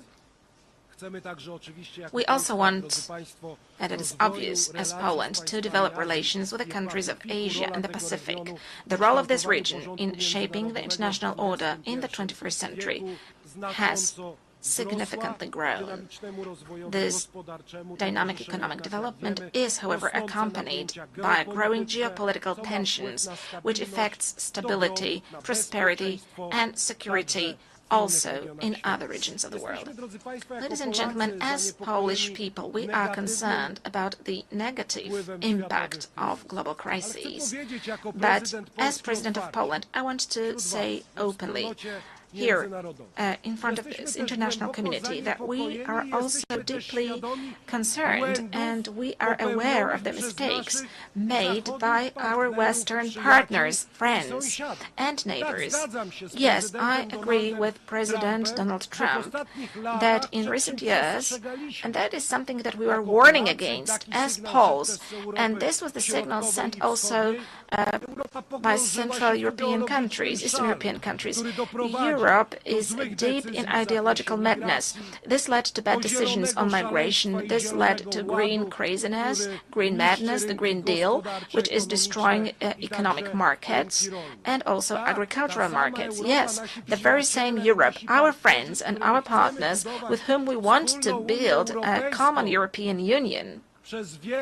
For many years, we're subsidizing the Russian Federation buying Russian cheap gas. Ladies and gentlemen, in Poland as well as in Central Europe, we know all of that, and we are glad whenever the leaders of the European countries, Western European countries, draw conclusions and when they listen to our voice. Ladies and gentlemen, development and humanitarian aid are an integral part of our country's foreign policy in terms of building global peace, security, and development. We see it as a joint investment in our future, security, stability, and prosperity. We are present with our support in many areas in Africa, in Eastern Europe, and in the Middle East. Distinguished delegates, Poland, a co-founder of the United Nations, is the world's 20th largest economy and a country which has successfully transformed itself over the past 30 years from a developing country into a developed country and from a centrally planned economy into a market economy. This unique experience allows us to make a significant contribution to UN discussions on development, combining the perspectives of the global East and the global West, as well as North and South. Given our potential and experience, we consistently seek to participate in the works of the G20, a format that serves as a bridge in these turbulent times. We also hope that the invitation to cooperate and to participate in the next summit of the group issued by the United States of America, for which I'm grateful to President Donald Trump, will translate into Poland's permanent presence in this community. Ladies and gentlemen, human rights are one of the three main pillars on which the United Nations system is based. We cannot talk about true peace if we do not protect human rights of everyone, of every person without exception. Peace is not only an absence of armed conflicts, it is also justice, equality, and respect for human dignity. Therefore, the protection of human rights must be a priority in any process of building peace and security. We can clearly see dramatic consequences of the Russian aggression, also in terms of human rights and humanitarian issues. Our priority, the priority of Poland, of Polish people, is also the situation of human rights in Belarus. We must firmly defend human rights also in the most fundamental dimension. I'm speaking about the right to life of the defenseless, from conception to natural death. We are protecting our families as the place of happiness, love, and bringing up children. We are speaking up as Poland in a loud voice for one of the most persecuted groups in the world, Christians. We consider the Human Rights Council to be the main human rights body within the United Nations system, playing a key role in ensuring compliance with human rights standards. That is why Poland has submitted its candidacy for membership of the Human Rights Council for the period 2029-2031. Our candidacy reflects our commitment to promoting and protecting human rights around the world. Distinguished Mr. President, Your Excellencies, esteemed delegates, the United Nations was established 80 years ago. This anniversary shows how far we have come, but also how many challenges still lie ahead. Today we know that international cooperation is not an option, it is a necessity for all of us. It is unacceptable that aggressors begin to march with impunity through other people's territories and perpetrators of war crimes sleep peacefully without accountability every day. Let me remind you that after World War II, there was no room for relativizing crimes, at least in case of the most important commanders who gave orders. There was Nuremberg, there was a court, there was a name and a family name, there was a charge and a sentence, because it was not just about revenge, it was about principles. And today it's also about principles to make sure that crime is not rewarded and that the law is never replaced by force. Today we must return to that spirit. We must build an international system of accountability that will not hesitate to call evil by its name, regardless of the flag it bears on its shoulder. We must make it clear there are borders, there are human rights, there is international law, and anyone who violates it should face severe consequences. But it is not going to happen by itself, ladies and gentlemen, for the world order is not given once and for all. It depends precisely on us, on the governments, institutions, but most importantly, on societies. As one of the Nobel Peace Prize laureates once said, neutrality helps the oppressor always, never the victim. Silence encourages the tormentor, never the tormented. Let these words be not just a warning, but also a call to action. To action, here and now. Thank you for your attention.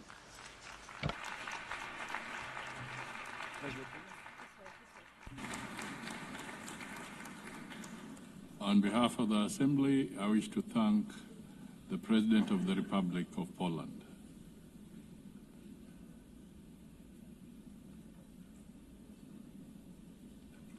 The Assembly will now hear an address by His Excellency Daniel Francisco Chapo,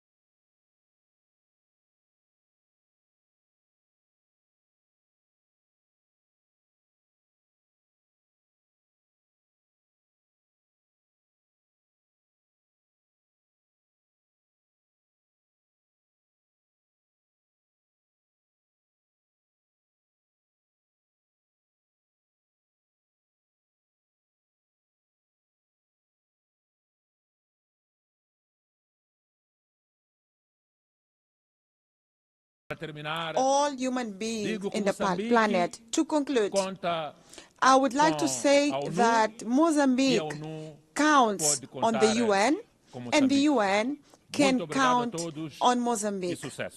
Thank you so much, everyone, and wish you success. Thank you. On behalf of the Assembly, I wish to thank the President of the Republic of Mozambique. The Assembly will hear an address by His Excellency Luong Kong, State President of the Socialist Republic of Vietnam. I request protocol to escort His Excellency and invite him to address the Assembly.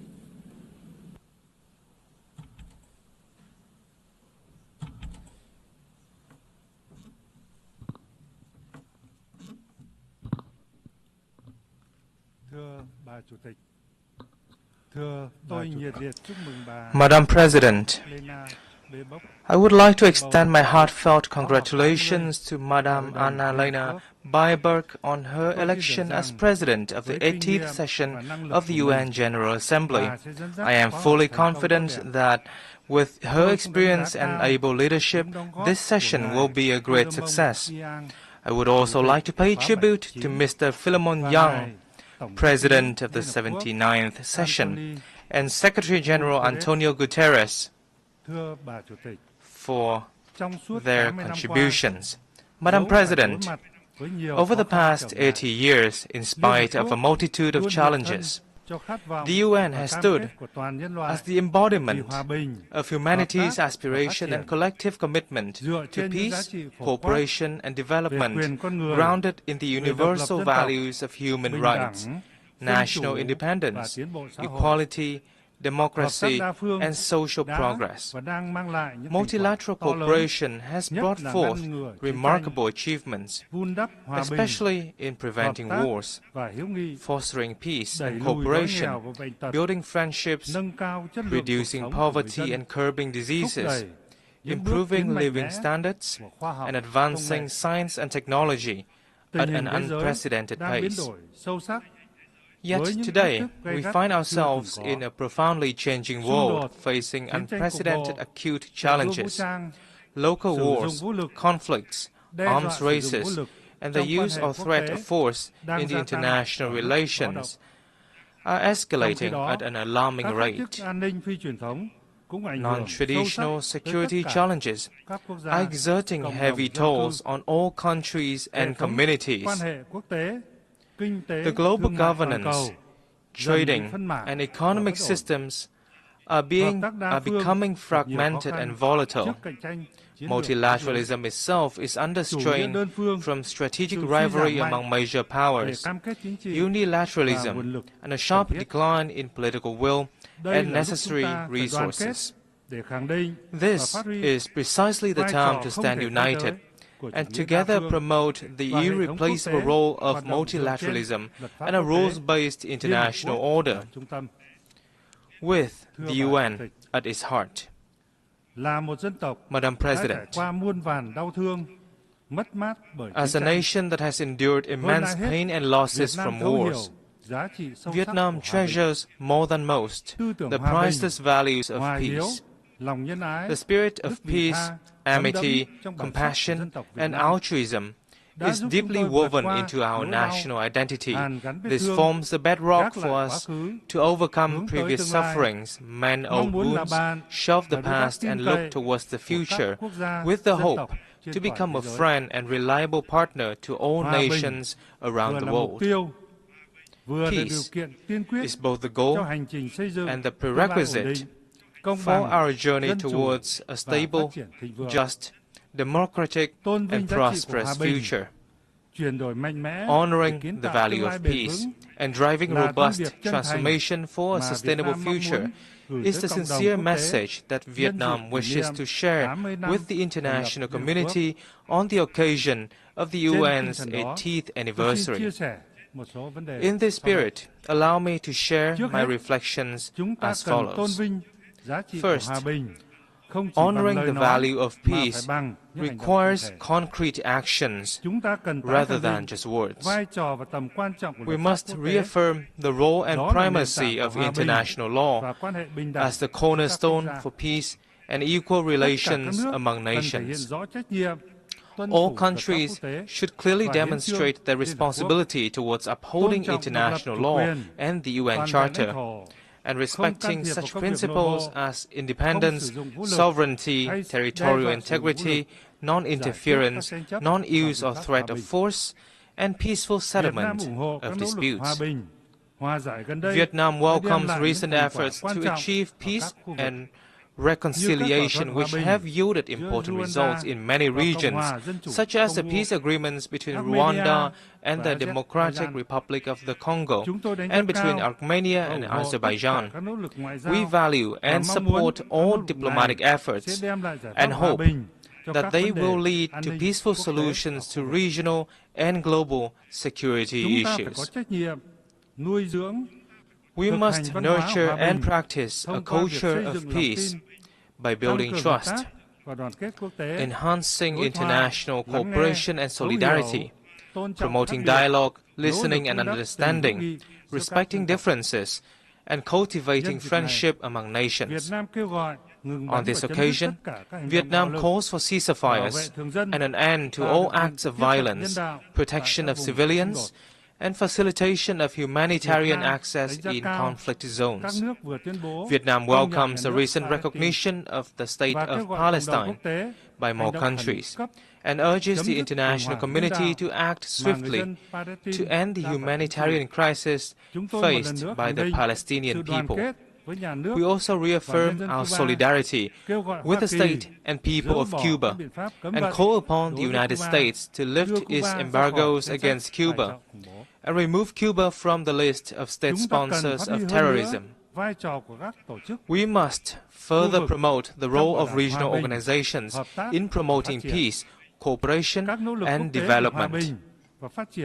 International efforts for peace and development will be truly effective when driven by regional organizations in line with the particularities of each region and countries. As an active ASEAN member state, Vietnam is proud of ASEAN's growing strength and its centrality in the Asia-Pacific's security and development architecture. Most recently, ASEAN contributed to the ceasefire agreement between Cambodia and Thailand, and we are committed to upholding ASEAN's core values of solidarity, consensus, and unity in diversity, building a resilient, inclusive, and sustainable ASEAN community, and effectively implementing the 5-point consensus on Myanmar. We shall also strive to maintain peace, stability, security, safety, and freedom of navigation in the South China Sea in accordance with international law, particularly the UNCLOS 1982. While fully implementing the Declaration on the Conduct of Parties and working to finalize the Code of Conduct in the area. Second, in a world at a historic crossroads, we must transform boldly to shape a sustainable future. Global governance institutions, particularly the UN and international monetary and financial bodies, must undergo vigorous reforms to become more adaptive, ensure equitability, transparency, coherence, and efficiency in their operations, and better respond to the needs of all countries and peoples. Vietnam welcomes and supports efforts to reform the UN, including the UN APT initiative, to build an UN 2.0 that is leaner, more coherent, effective, and efficient. This initiative must follow a holistic and integrated approach being driven by member states. Vietnam stands ready to share its experience in successfully implementing the Delivering as One initiative of UN organizations in the country. We must build sustainable development models based on digital transformation and green transition, two mutually reinforcing drivers that can spark a sweeping revolution as they stand for convergence of scientific and technological advancements and environmental sustainability.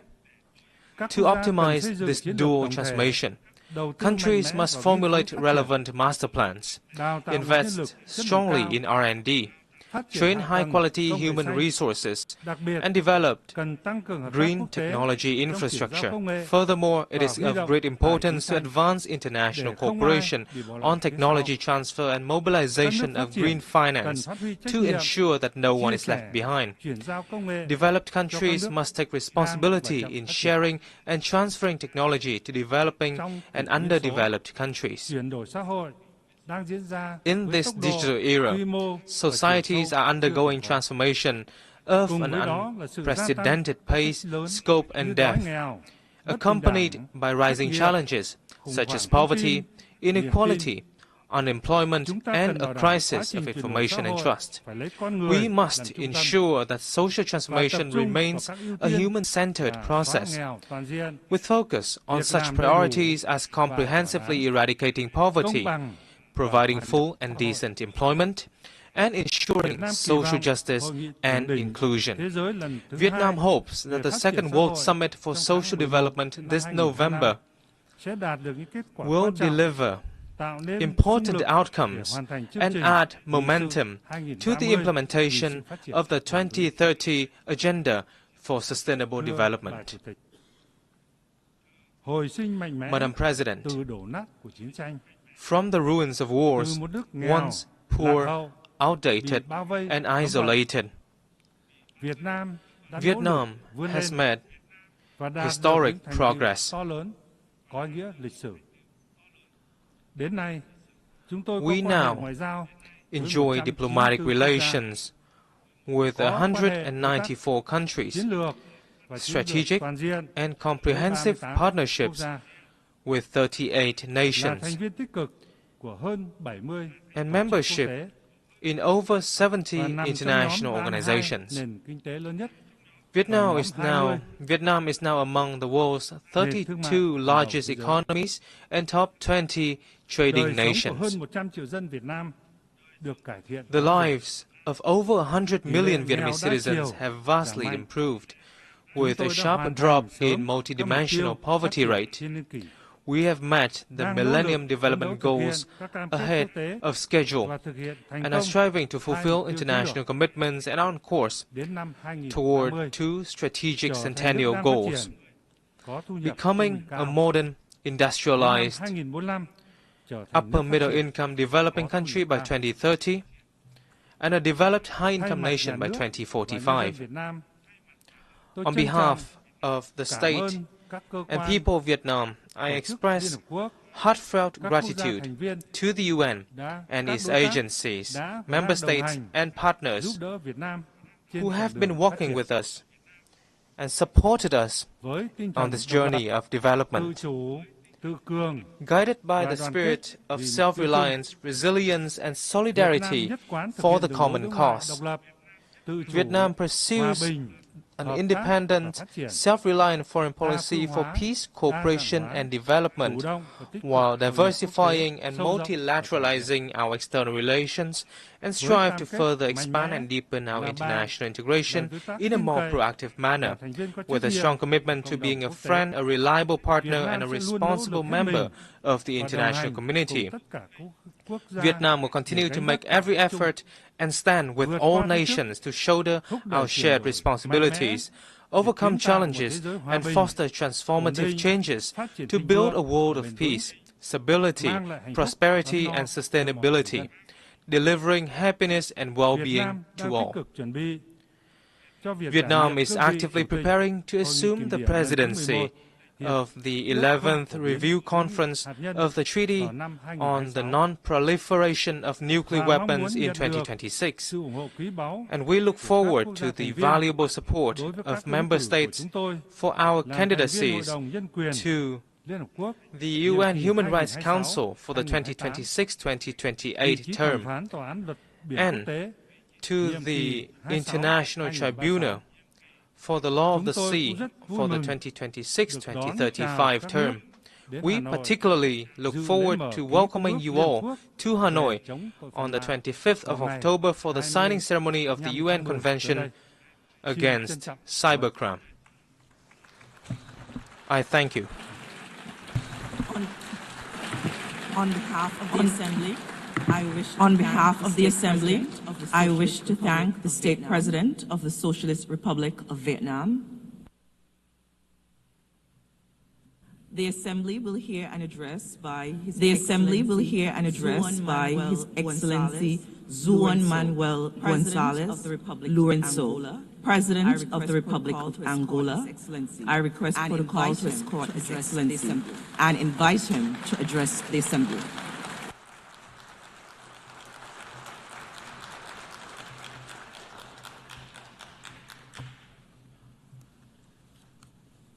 Sua Excelência, Presidente, Your Excellency, Assembleia Geral, Suas Excelências, Chefes de Estado President of the General Assembly, Your Excellencies, Heads of State and Government, Excellencies, Heads of Delegations, Ladies and Gentlemen,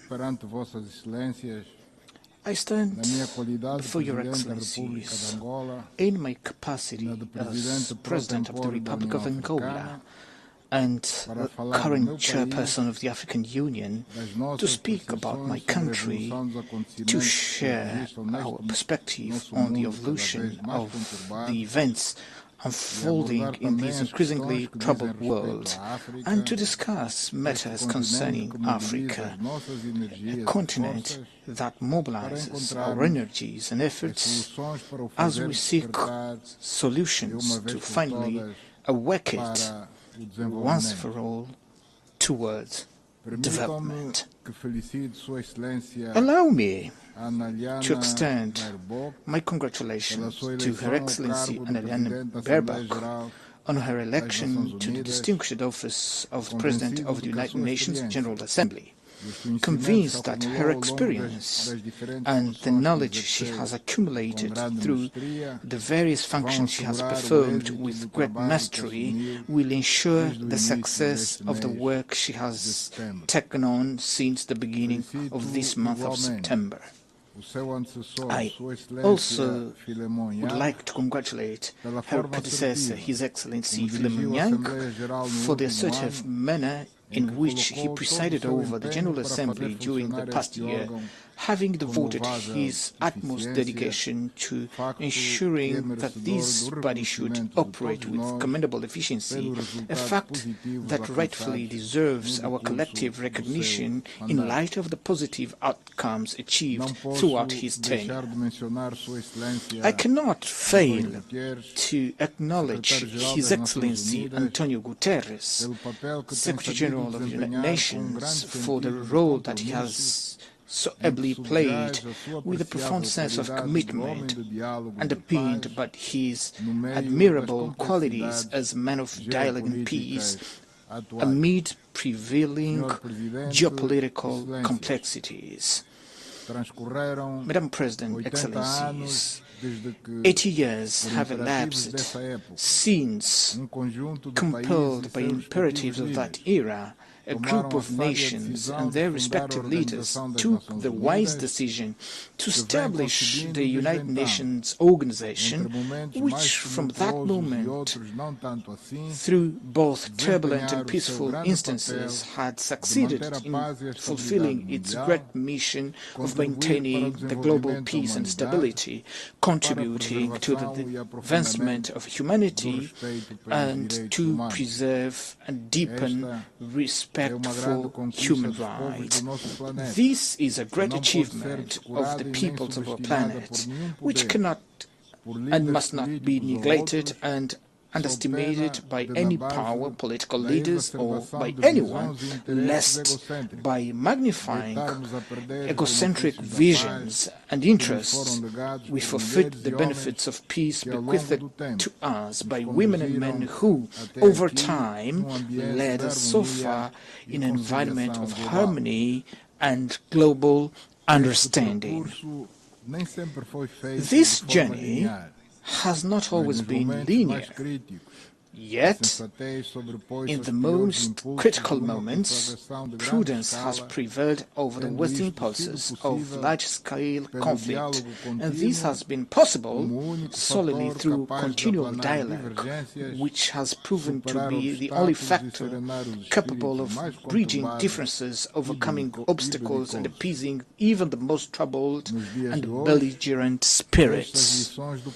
Today, these lessons from the past are of great value and must serve as our sole references that guide us toward solution to the conflicts in Africa, Europe, the Middle East, Latin America, in Asia, and wherever they may arise.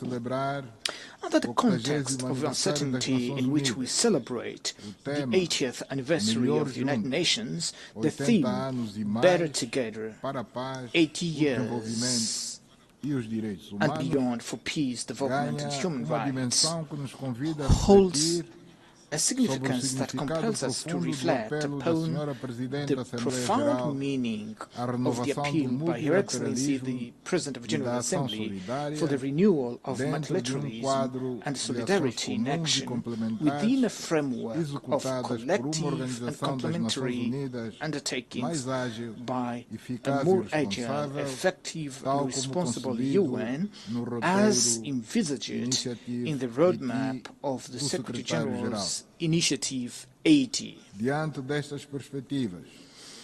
In light of these perspectives, it is urgent that we revitalize the United Nations and lift it from the complex situation in which it finds itself currently, in order to restore the active role that he has always played, a strongly valuable role that, during the Cold War, gave us assurance of never feeling as close to a global conflict as we do at this moment, amid the profound dissonance prevailing in international relations. The main world powers appear to be turning their backs on one another, distancing themselves from even the most basic points of convergence that would allow them to remain committed to, above all, to the dialogue and concerted action. Today's challenges confront us with a choice, either to do everything in our power to preserve peace or to face war with all its consequences, thus jeopardizing the future of humanity. Those world powers that in the past played a crucial role in the liberation of Europe and its people from the clutches of Nazism and fascism, as well as in the liberation of Africa and its people from the apartheid regime in South Africa, cannot today act differently by aggressing other countries, invading and annexing foreign territories, nor by financing or organizing upheavals that could cause the overthrow of legitimate governments as we currently witness in our own continent. With this dangerous precedent, no regional, continental or global institution will henceforth have the moral authority to call any state to reason when it breaches the principles that govern the UN Charter and international law. We Africans from countries that endured centuries of colonization perhaps understand better than anyone else the importance of peace, for we have had to face daily struggles to provide our people with food, clean water, health care, education and other fundamental necessities. This experience engenders heightened sensitivity to the harmful impact that insecurity and instability have on the attainment of our goals and developmental projects. This reality is further exacerbated by numerous conflicts and wars afflicting countries and regions across the globe, from which we had hoped to find cooperation and fruitful exchanges, so that together we might overcome our difficulties and contribute with our immense resources and capabilities to global prosperity.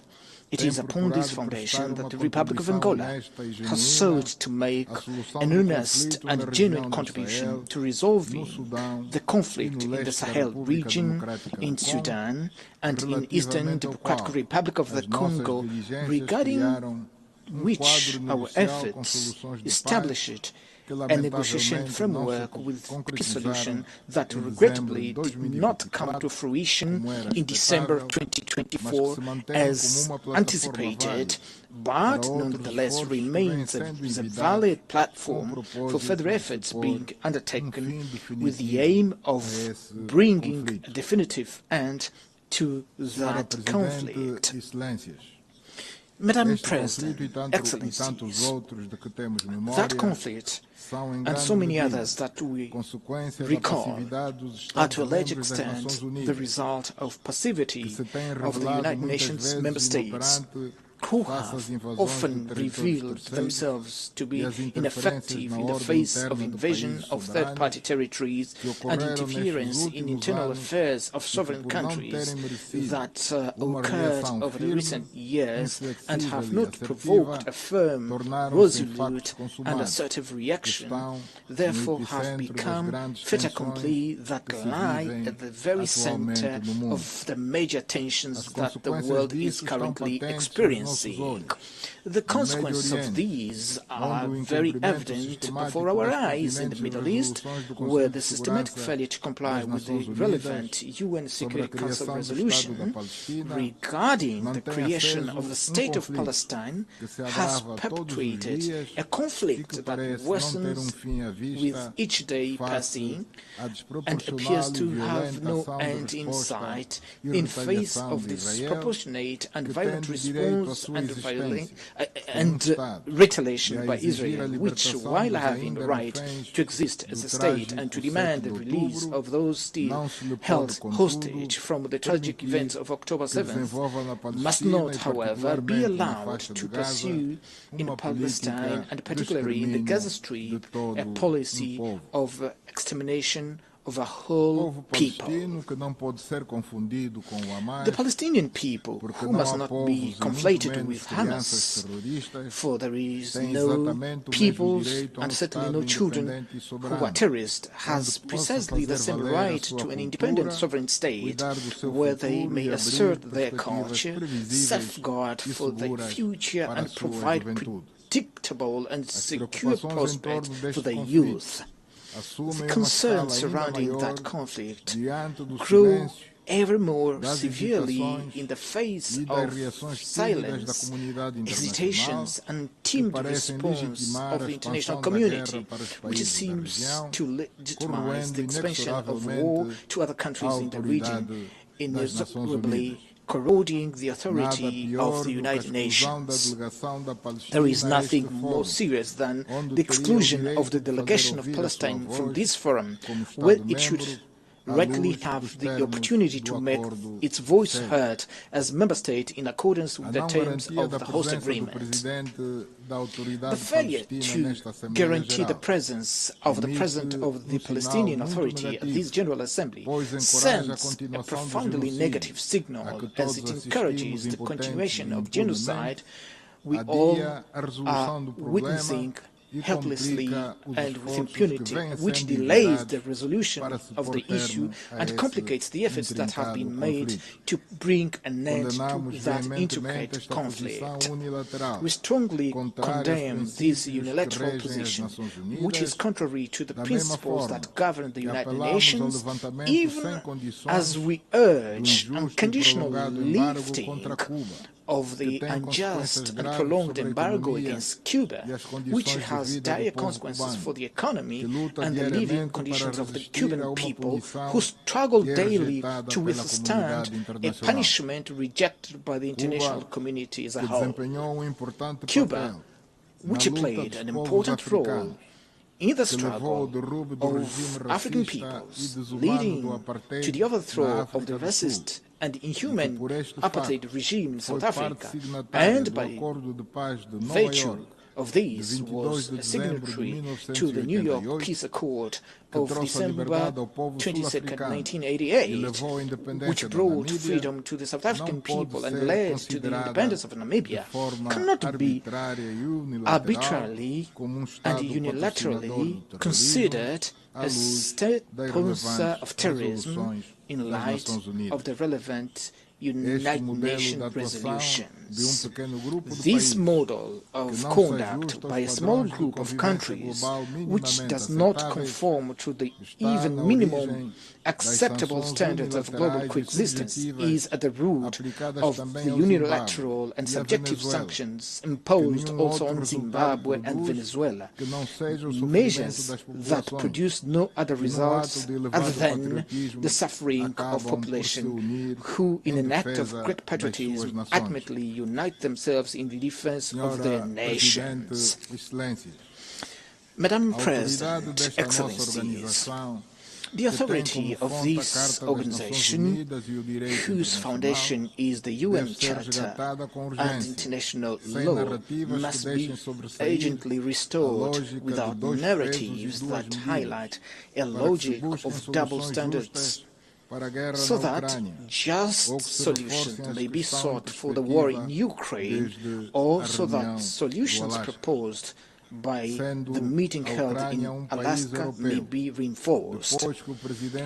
Ukraine, being a European country, after President Trump met with President Putin on a pragmatic manner, and without prejudice to the need for direct negotiation between Russia and Ukraine, one would expect that European leaders, in the interest of Europe's peace and security, would likewise seek direct dialogue not only with President Zelensky, but also with President Putin.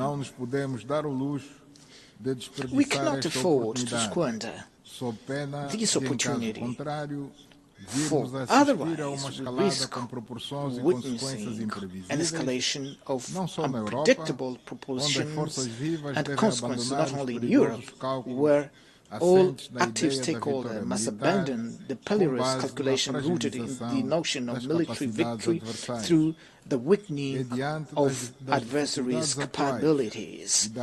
It is in the light of face of the present challenges and the ongoing global crisis that the United Nations must re-emerge and become more proactive, lest its role as the main entity for global governance be diminished and be transformed into an institution incapable of ensuring world peace. Therefore, it is our responsibility as states and sovereign nations not to allow the UN to succumb. The United Nations, in its present form, is the sole organization with capacity to act on behalf of all of us in the quest for worldwide consensus in favor of peace, with the legitimacy to call to reason those member states who undermine its foundational principles in their conduct on the international stage. For this reason, we must preserve it at all costs and adapt it to the realities of the contemporary world through the urgently required reforms. In this most particular regard, I advocate for the reform of the Security Council in line with common African positions set forth in the Esalen Consensus and in the CERT Declaration adopted 20 years ago, which called for 2 permanent seats and 5 non-permanent seats for the African continent in an expanded Security Council that is more representative and consistent with the contemporary geopolitical realities. Without this indispensable step, which has already experienced an unjustified delay, we will not be able to ensure the realization of the Pact for the Future adopted last year, which recognized the urgent need to endow the United Nations with a more democratic and balanced Security Council. This pact represents a significant opportunity to revitalize multilateralism, rendering it more inclusive and capable of serving as a broader foundation for discussion on critical issues facing today's world. Amongst these, I wish to underscore, alongside many other relevant issues, the issue of financing for development and climate challenge. With regard to matters concerning support for development, there remains much to be discussed, but also it's appropriate to recognize the recent progress achieved with the adoption of the Seville commitment reached at the fourth conference on financing for development, which advocates the urgent reform of international financial institutions so as to render them more representative, inclusive and equipped to address the pressing needs of the developing countries, especially those of Africa. I am convinced that this instrument, combined with the Pact for the Future, the United Nations Fiscal Convention and the United Nations Debt Convention, still under discussion, will together serve as a political, financial and normative platform that will provide significant momentum to the achievement of the Sustainable Development Goals. Madam President, Excellencies, it is essential that we confront the climate crisis as the greatest existential threat of our time, which can only be overcome through joint, coordinated and united action. In view of the ongoing increase of global warming and increasingly violent, frequent natural disasters, it has become imperative that the nations which derived the greatest benefits from industrial and economic development in the past fully assume today the historical responsibility, ensuring as an act of climate justice, adequate financing, technology transfer and support for adaptation and mitigation for the developing countries. The countries with only residual share in greenhouse gas emissions are those that disproportionately and virtually alone face the impact of climate change, global warming and their devastating effects on agriculture, food security and public health.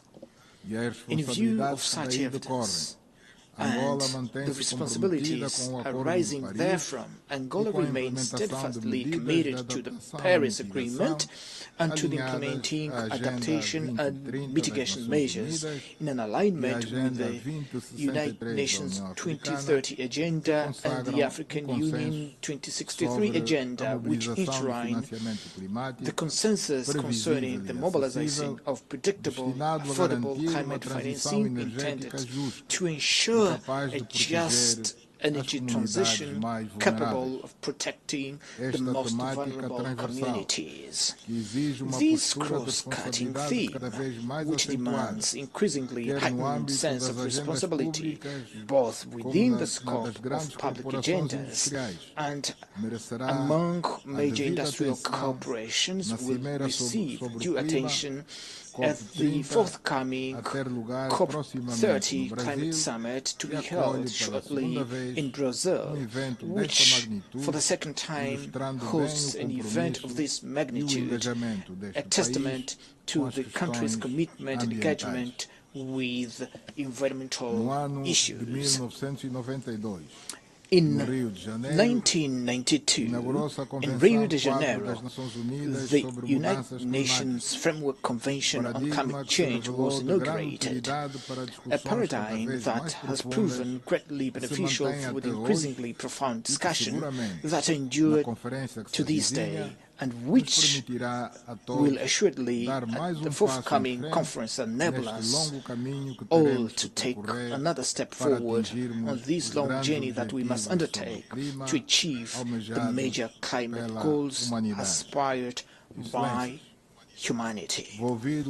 Excellencies, 80 years after the founding of the United Nations, and following the end of the Cold War, our expectation was that we would be living in a world without present uncertainties, not as perilous as that which we now witness.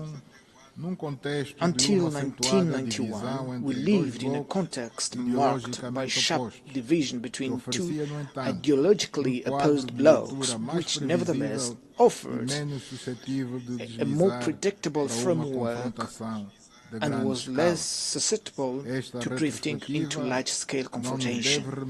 This flashback should not lead us to the conclusion that the global stability is only possible within a framework of rigid divisions of any kind. Rather, it should inspire us to build a system based on balanced interest and shared concern on matters pertaining to global security that fosters complementarity and all forms of convergence within an environment of multilateralism which remains the sole pathway capable of preserving us from a true catastrophe. With these few words, I thank you for your kind attention. On behalf of the Assembly, I wish to thank the President of the Republic of Angola. The Assembly will hear an address by His Excellency Joseph Numa Boakai, President of the Republic of Liberia. I request protocol to escort His Excellency and invite him to address the Assembly.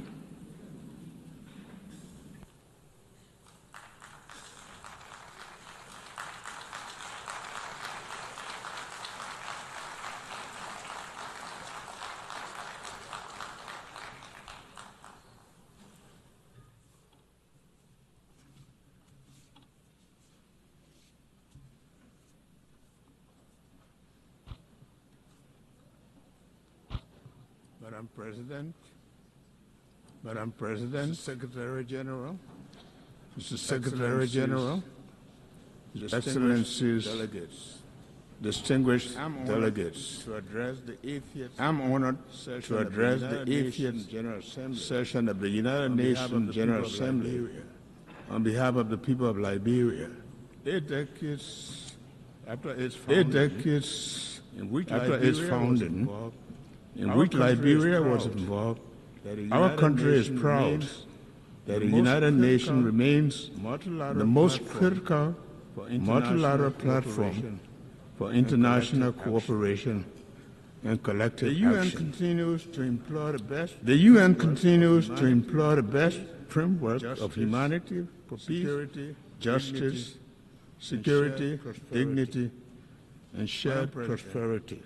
Please accept, Madam President, the congratulations from the delegation of Liberia on your assumption of the esteemed office of President of the 80th session of the General Assembly. In your leadership, we trust in your leadership to guide the affairs of this august body. We also extend our commendation to your predecessor for his stewardship on the 79th session, and I am grateful to the Secretary General for his leadership. Excellencies, distinguished delegates, please accept the gratitude of the Liberian government and the people, the overwhelming trust demonstrated by the General Assembly, members in electing Liberia to serve on the non-permanent seat of the United Nations Security Council for the 2026-2027 This marks Liberia's first full term on the UN Security Council, 80 years after the country signed the Charter in Herbst Theater Auditorium in San Francisco. Why the nameplate during this two-year term will read Liberia? The seat, however, belongs to Africa. We are committed to ensuring that Liberia's contribution to the Security Council's discussions and the decisions are shaped by hard-earned experiences in conflict resolution, as well as our successes in peace-building, democratic reform, political transition, and governance. Additionally, the collective experience of the continent will be taken into consideration. Liberia looks forward to advocating for Africa's fair representation on the UN Security Council, which can only be achieved through permanent representation as a key part of the UN Security Council reform agenda. When the UN was founded in 1945, nations came together in the belief that peace will only be secured through cooperation. After two world wars, it became a widely held conviction that nations are stronger when united than when divided. 80 years later, that conviction is being tested like never before. From wars and displacement to terrorism, threats to technological advances, climate change, and widening inequalities, today our world faces challenges that no country can solve alone. At the same time, and paradoxically, when the world needs to strengthen multilateralism, its credibility and efficacy have been questioned. As one of the 4 African countries to sign the Charter of the United Nations, Liberia feels morally obligated to call for renewal rather than reversal of multilateralism. Reversal of multilateralism is not an option for a just and peaceful world. We call for greater inclusion, effectiveness, and respect for international law, recognizing that the credibility of the United Nations depends on our ability to act together in the service of humanity, rather than apart in the pursuit of narrow interests. Madam President, wars in Europe and Middle East and Africa remind us that peace is often fragile and must be constantly defended. Therefore, as in 1945, Liberia once again reaffirms its commitment to the dialogue, diplomacy, and the peaceful resolution of disputes.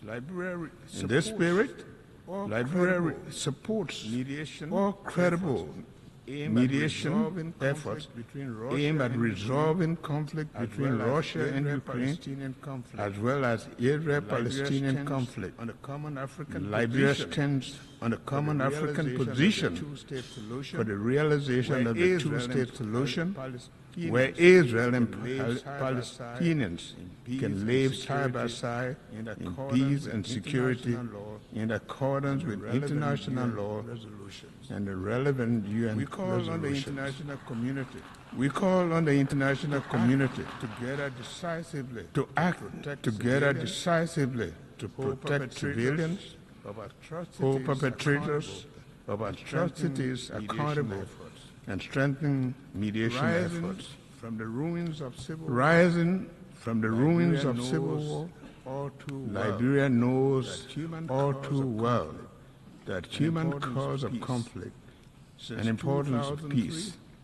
Since 2003, Liberia has experienced 3 peaceful and orderly democratic transitions, each marked by a smooth transfer of power, making our nation safer, more stable, and more secure.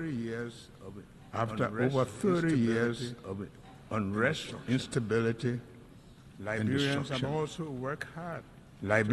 also worked hard to achieve this through multilateral cooperation with support from ECOWAS, the African Union, and the United Nations. Excellency, distinguished ladies and gentlemen, for Liberia, climate change is not a distant threat, but a present reality. Rising seas, eroding our coast, wildstorms and heavy rain devastate communities, threaten lives and livelihoods, and exacerbate food insecurity. Yet, we are carrying our coastal defense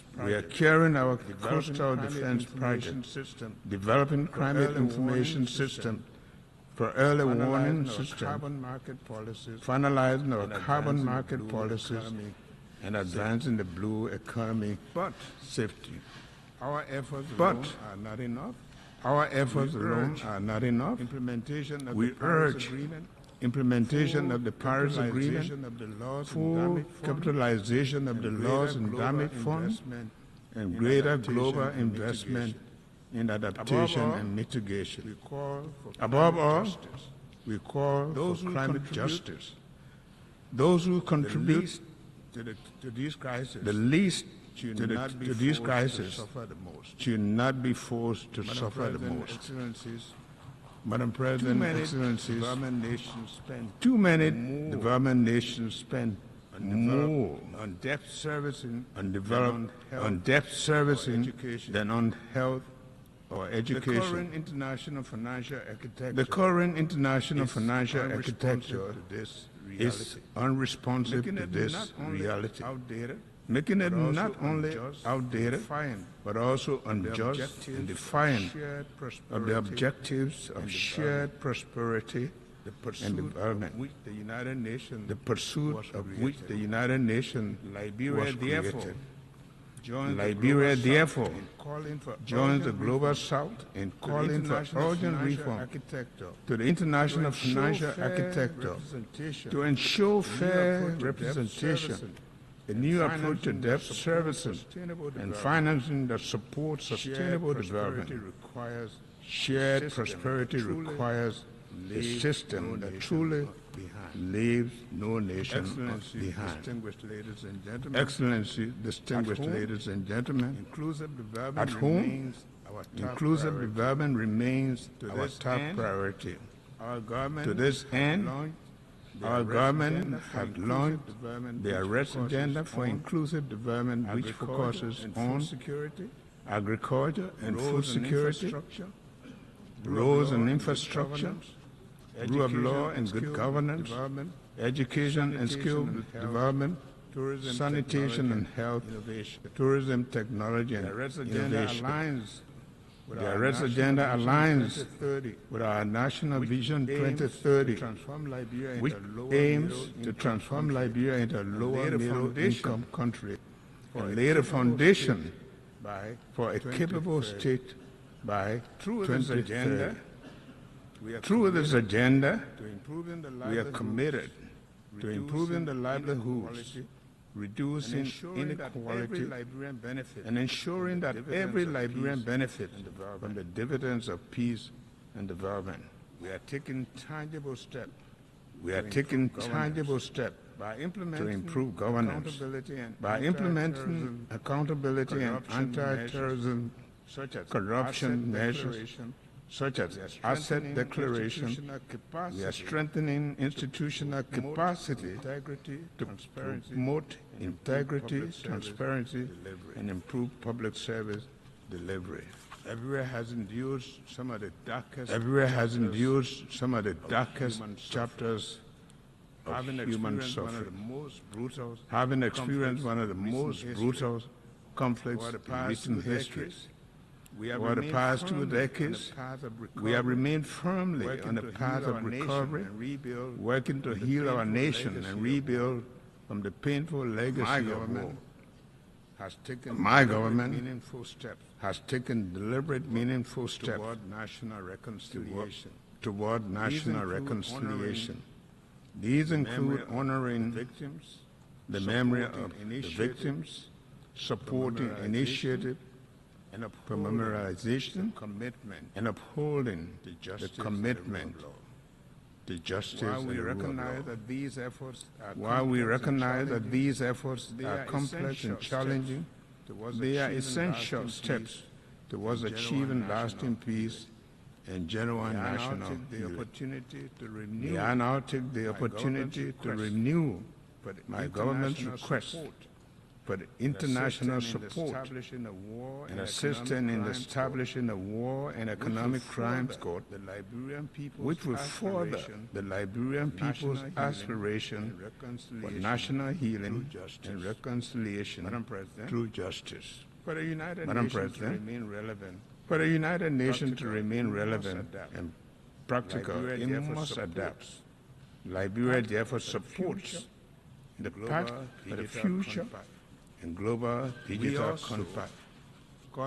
We also call on the UN that more responsive and reflective of today's world, using outdated 1945 solutions to tackle 2025 challenges is neither reasonable nor realistic.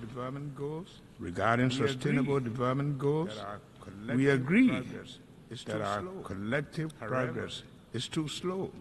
However, reaching the SDG targets remains a vital effort as ever.